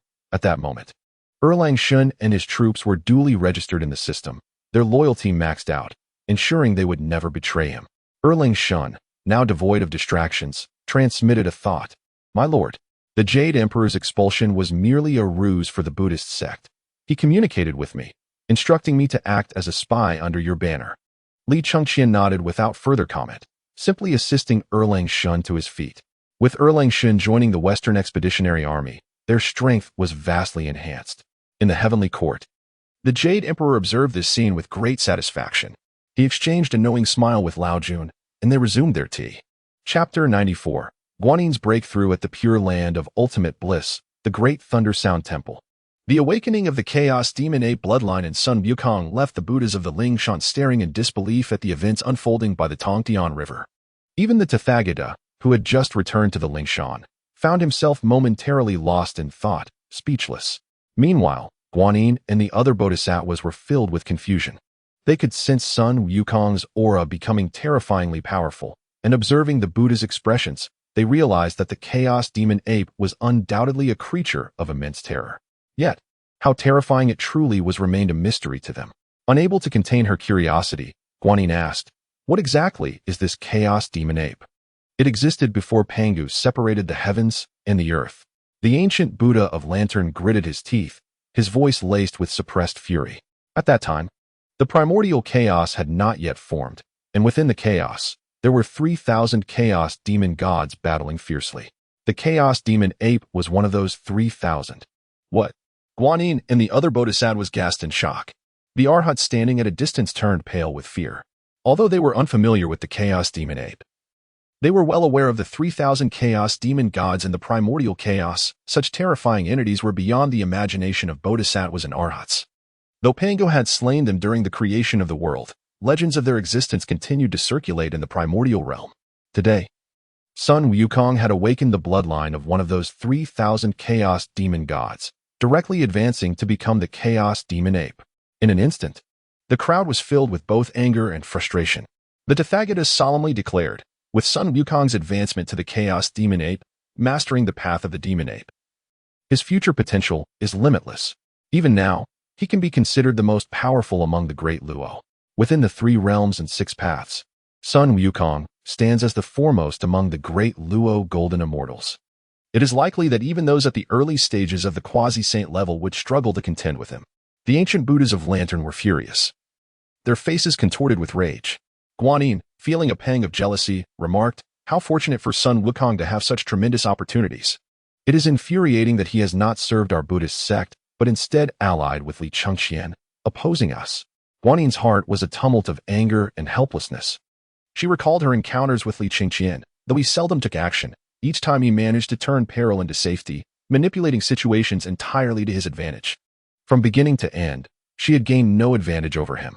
Guanyin's mind sharpened. She realized that confronting Li Chengqian head-on would be futile. She must employ more subtle means. A moment of enlightenment struck, and the Buddhas suddenly noticed golden threads emanating from Guanyin, intricate and dense characters rising slowly towards the sky. At the same time, Guanyin's aura began to undergo a transformation. The aura of a quasi-saint replaced that of a great Luo golden immortal. The golden wheel of Dharma above her head became more solid, its brilliance even more resplendent. Guanyin had broken through. Manjushri Bodhisattva was filled with joy. And the other bodhisattvas felt no jealousy. Instead, they were filled with delight. In a time when the entire Lingshan was overshadowed by Li Chengqian, Guanyin's breakthrough to the quasi-saint realm lifted the gloom from everyone's minds. Guanyin nodded slightly, having reached the realm she had long desired, yet she found herself devoid of joy. The name Li Chengqian had become a lingering demon in her heart. Suddenly, the Tathagata looked up and saw a beam of golden light slowly descending from the boundless chaos, landing at the center of the great Thunder Sound Temple, suspended in the void. Within the golden light, a 9-tiered pagoda flickered into view. Guanyin. This is a mid-grade innate spiritual treasure, the innate floating life pagoda, conferred by the saints. The Tathagata's eyes brightened. This treasure can both attack and defend. Capable of imprisoning enemies within, even a quasi-saint at mid-stage would find it difficult to escape. Do not hesitate to express your gratitude to the saints. Thank you, saints. Guanyin's heart soared with joy as she bowed deeply, cradling the innate floating life pagoda in her hands, reluctant to part with it. In the void, the Taoist Kunti nodded slightly before his figure dissipated. Guanyin felt a stir in her heart and spoke. Buddha, I have a plan. Since we cannot eliminate Li Chengqian, why not confine him within this pagoda? You mentioned that even a quasi-saint at mid-stage would struggle to escape the innate floating life pagoda. Li Chengqian is merely at the late stage of the great Luo golden immortal. Once he is imprisoned, he could remain there indefinitely. Brilliant. The Buddhas were all enlightened by her words. Only the ancient Buddha of Lantern furrowed his brow, saying, however, Li Chengqian commands Huangshan, who is unparalleled among quasi-saints. Should he intervene, he may shatter this pagoda. Not necessarily, the Tathagata replied with a smile. To the west of Li Chengqian lies the Golden Dome Mountain, which is already within the territory of the Western Liang Kingdom. In the depths of the poisonous enemy mountains peep a cave in the Western Liang Kingdom. There resides a scorpion spirit, whose tail bears a hook called Poisonous Horse. It is exceedingly formidable. The countenance of the flame-lighting Buddha shifted subtly, a remnant of trepidation lingering in his heart. I recall, he murmured, that during your initial discourse, you were stung by a scorpion, suffering immense pain. You requested the joyous Buddha to summon the Arhats and Vajras to capture it, yet the creature eluded capture. To my astonishment, it has resurfaced within the realm of the Western Liang female kingdom. As the Buddha reflected on the agony inflicted by the scorpion spirit, his fingers involuntarily twitched. In that case, Guanyin promptly declared, I shall set forth immediately to subdue the scorpion spirit, with its venom and the innate floating life tower. We shall ensure that Li Chengqian is ensnared without escape. Go forth, the Buddha smiled, nodding in approval as he waved his sleeve, bestowing magical powers upon her. Guanyin departed from Ling Mountain, hastening towards the western Liang Kingdom. Within the Pipa Cave, she subdued the scorpion spirit, employing the powers granted by the Buddha to elevate its cultivation to the early stage of the great Luo golden immortal. At this moment, the scorpion spirit's venom could incapacitate even a nascent sage, and death would swiftly follow for a great Luo golden immortal. However, now under Guanyin's command, it dared not unleash its toxin, instead engaging in secret discussions with Guanyin on how to deal with Li Chengqian. Meanwhile, Li Chengqian had completed the transformation of the Tang Dynasty River. In the river, which spanned 800 miles, arrays emerged, and divine inscriptions surged through the waters. On the eastern bank, he constructed a formidable great wall, 100 meters high and 800 miles long, where a combined force of 500,000 from both the human and demon races, led by Li Jing, was stationed. Li Chengqian, not one to be stingy, utilized the empowerment technique combined with the 9 transformation golden pill to elevate Li Jing's cultivation to the pinnacle of the supreme unity golden immortal. This enhancement bore no side effects, and with the 9 transformation golden pill's influence, it would not be long before Li Jing attained the great Luo path. While awaiting Li Jing's arrival, Li Chengqian activated 2 special legion construction carts. 48,000 monkey soldiers formed the divine monkey army, commanded by Sun Wukong, while 1,200 grass-headed spirits and the 6 brothers of Meishan comprised the Meishan army, under the leadership of Yang Jian. Chapter 95. Do not mock the great Tang. Compared to other legions, the Meishan army was modest, comprising just over 1,200 members. Yet in terms of strength, it was unparalleled among Li Chengqian's forces.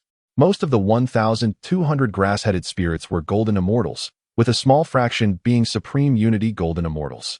The 6 brothers of Meishan each possessed cultivation levels ranging from late stage to peak supreme unity golden immortal. With the aid of the special legion construction carts, both armies received a boost in power.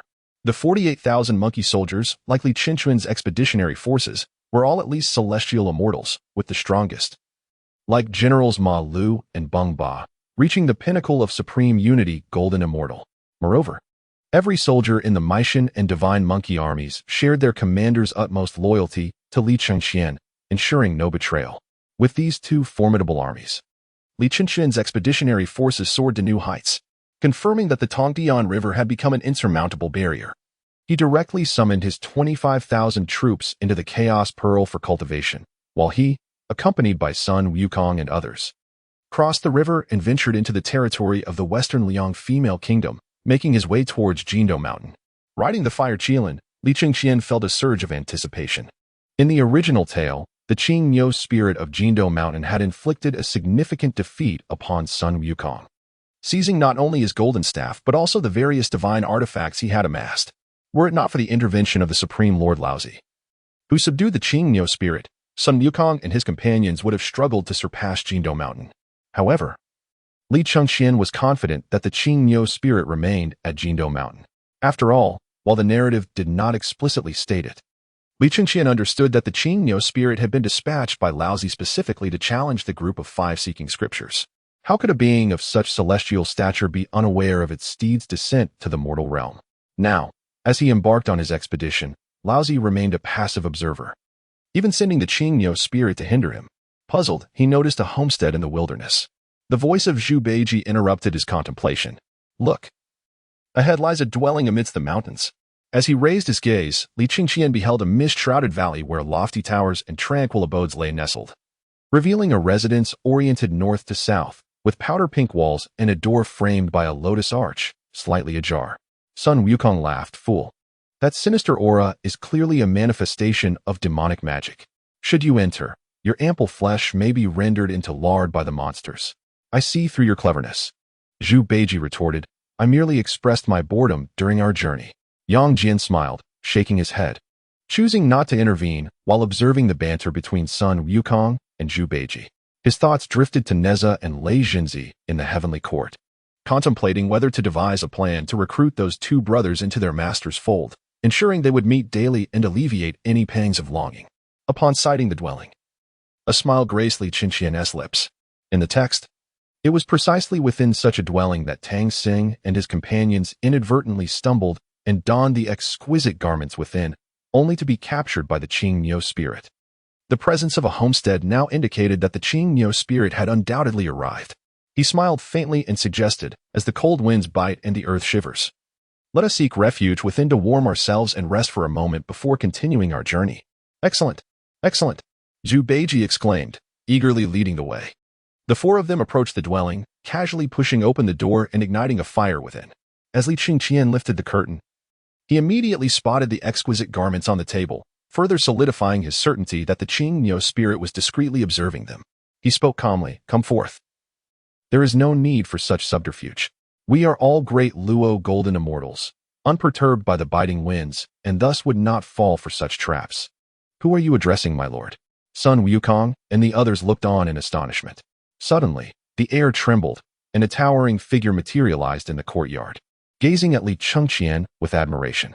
"Truly, you are the prince of the great Tang, able to see through my magic. But what does it matter? Today, the flesh of the great Tang prince is mine to feast upon."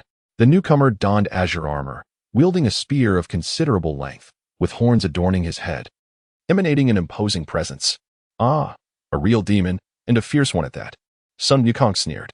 "You wish to consume our lord's flesh? Today, I shall slay you and turn you into jerky for the journey." Without further ado, Sun Wukong brandished his golden staff and struck towards the Xīyóu spirit. What speed! The Xīyóu spirit felt a jolt of alarm, sparing no effort as it grasped its spear, thrusting its left arm forward. The golden bracelet on its arm expanded dramatically, transforming into a towering figure. Chanting a spell, the Xīyóu spirit caused Sun Wukong's golden staff to slip from his grasp, drawn directly into the golden bracelet. Stunned, Sun Wukong stood frozen, scratching his head in confusion. "Why does this bracelet seem so familiar? My dear brother, have you transformed into a chaotic demon? How can you not even hold onto your staff properly? Truly useless." Zhu Beiji laughed heartily, dismissing the Xīyóu spirit entirely as he wielded his rake, declaring, "Watch as I strike this demon down." Upon hearing this, the Xīyóu spirit smirked, channeling its magic. Golden light burst forth from the golden bracelet, and before Zhu Beiji could react, his rake was snatched away. "The golden bracelet," Yang Jian exclaimed, cautioning, "Be wary, my brothers. This is a postnatal treasure forged by the Supreme Lord Laozi, possessing boundless power to seize any weapon or artifact." "Well done, young Erling, you have some sense." The Xīyóu spirit scoffed, its eyes filled with disdain. "The great Tang prince is merely average, lacking the fearsome reputation. Without your weapons, let us see how you intend to confront me." It had been instructed by the Supreme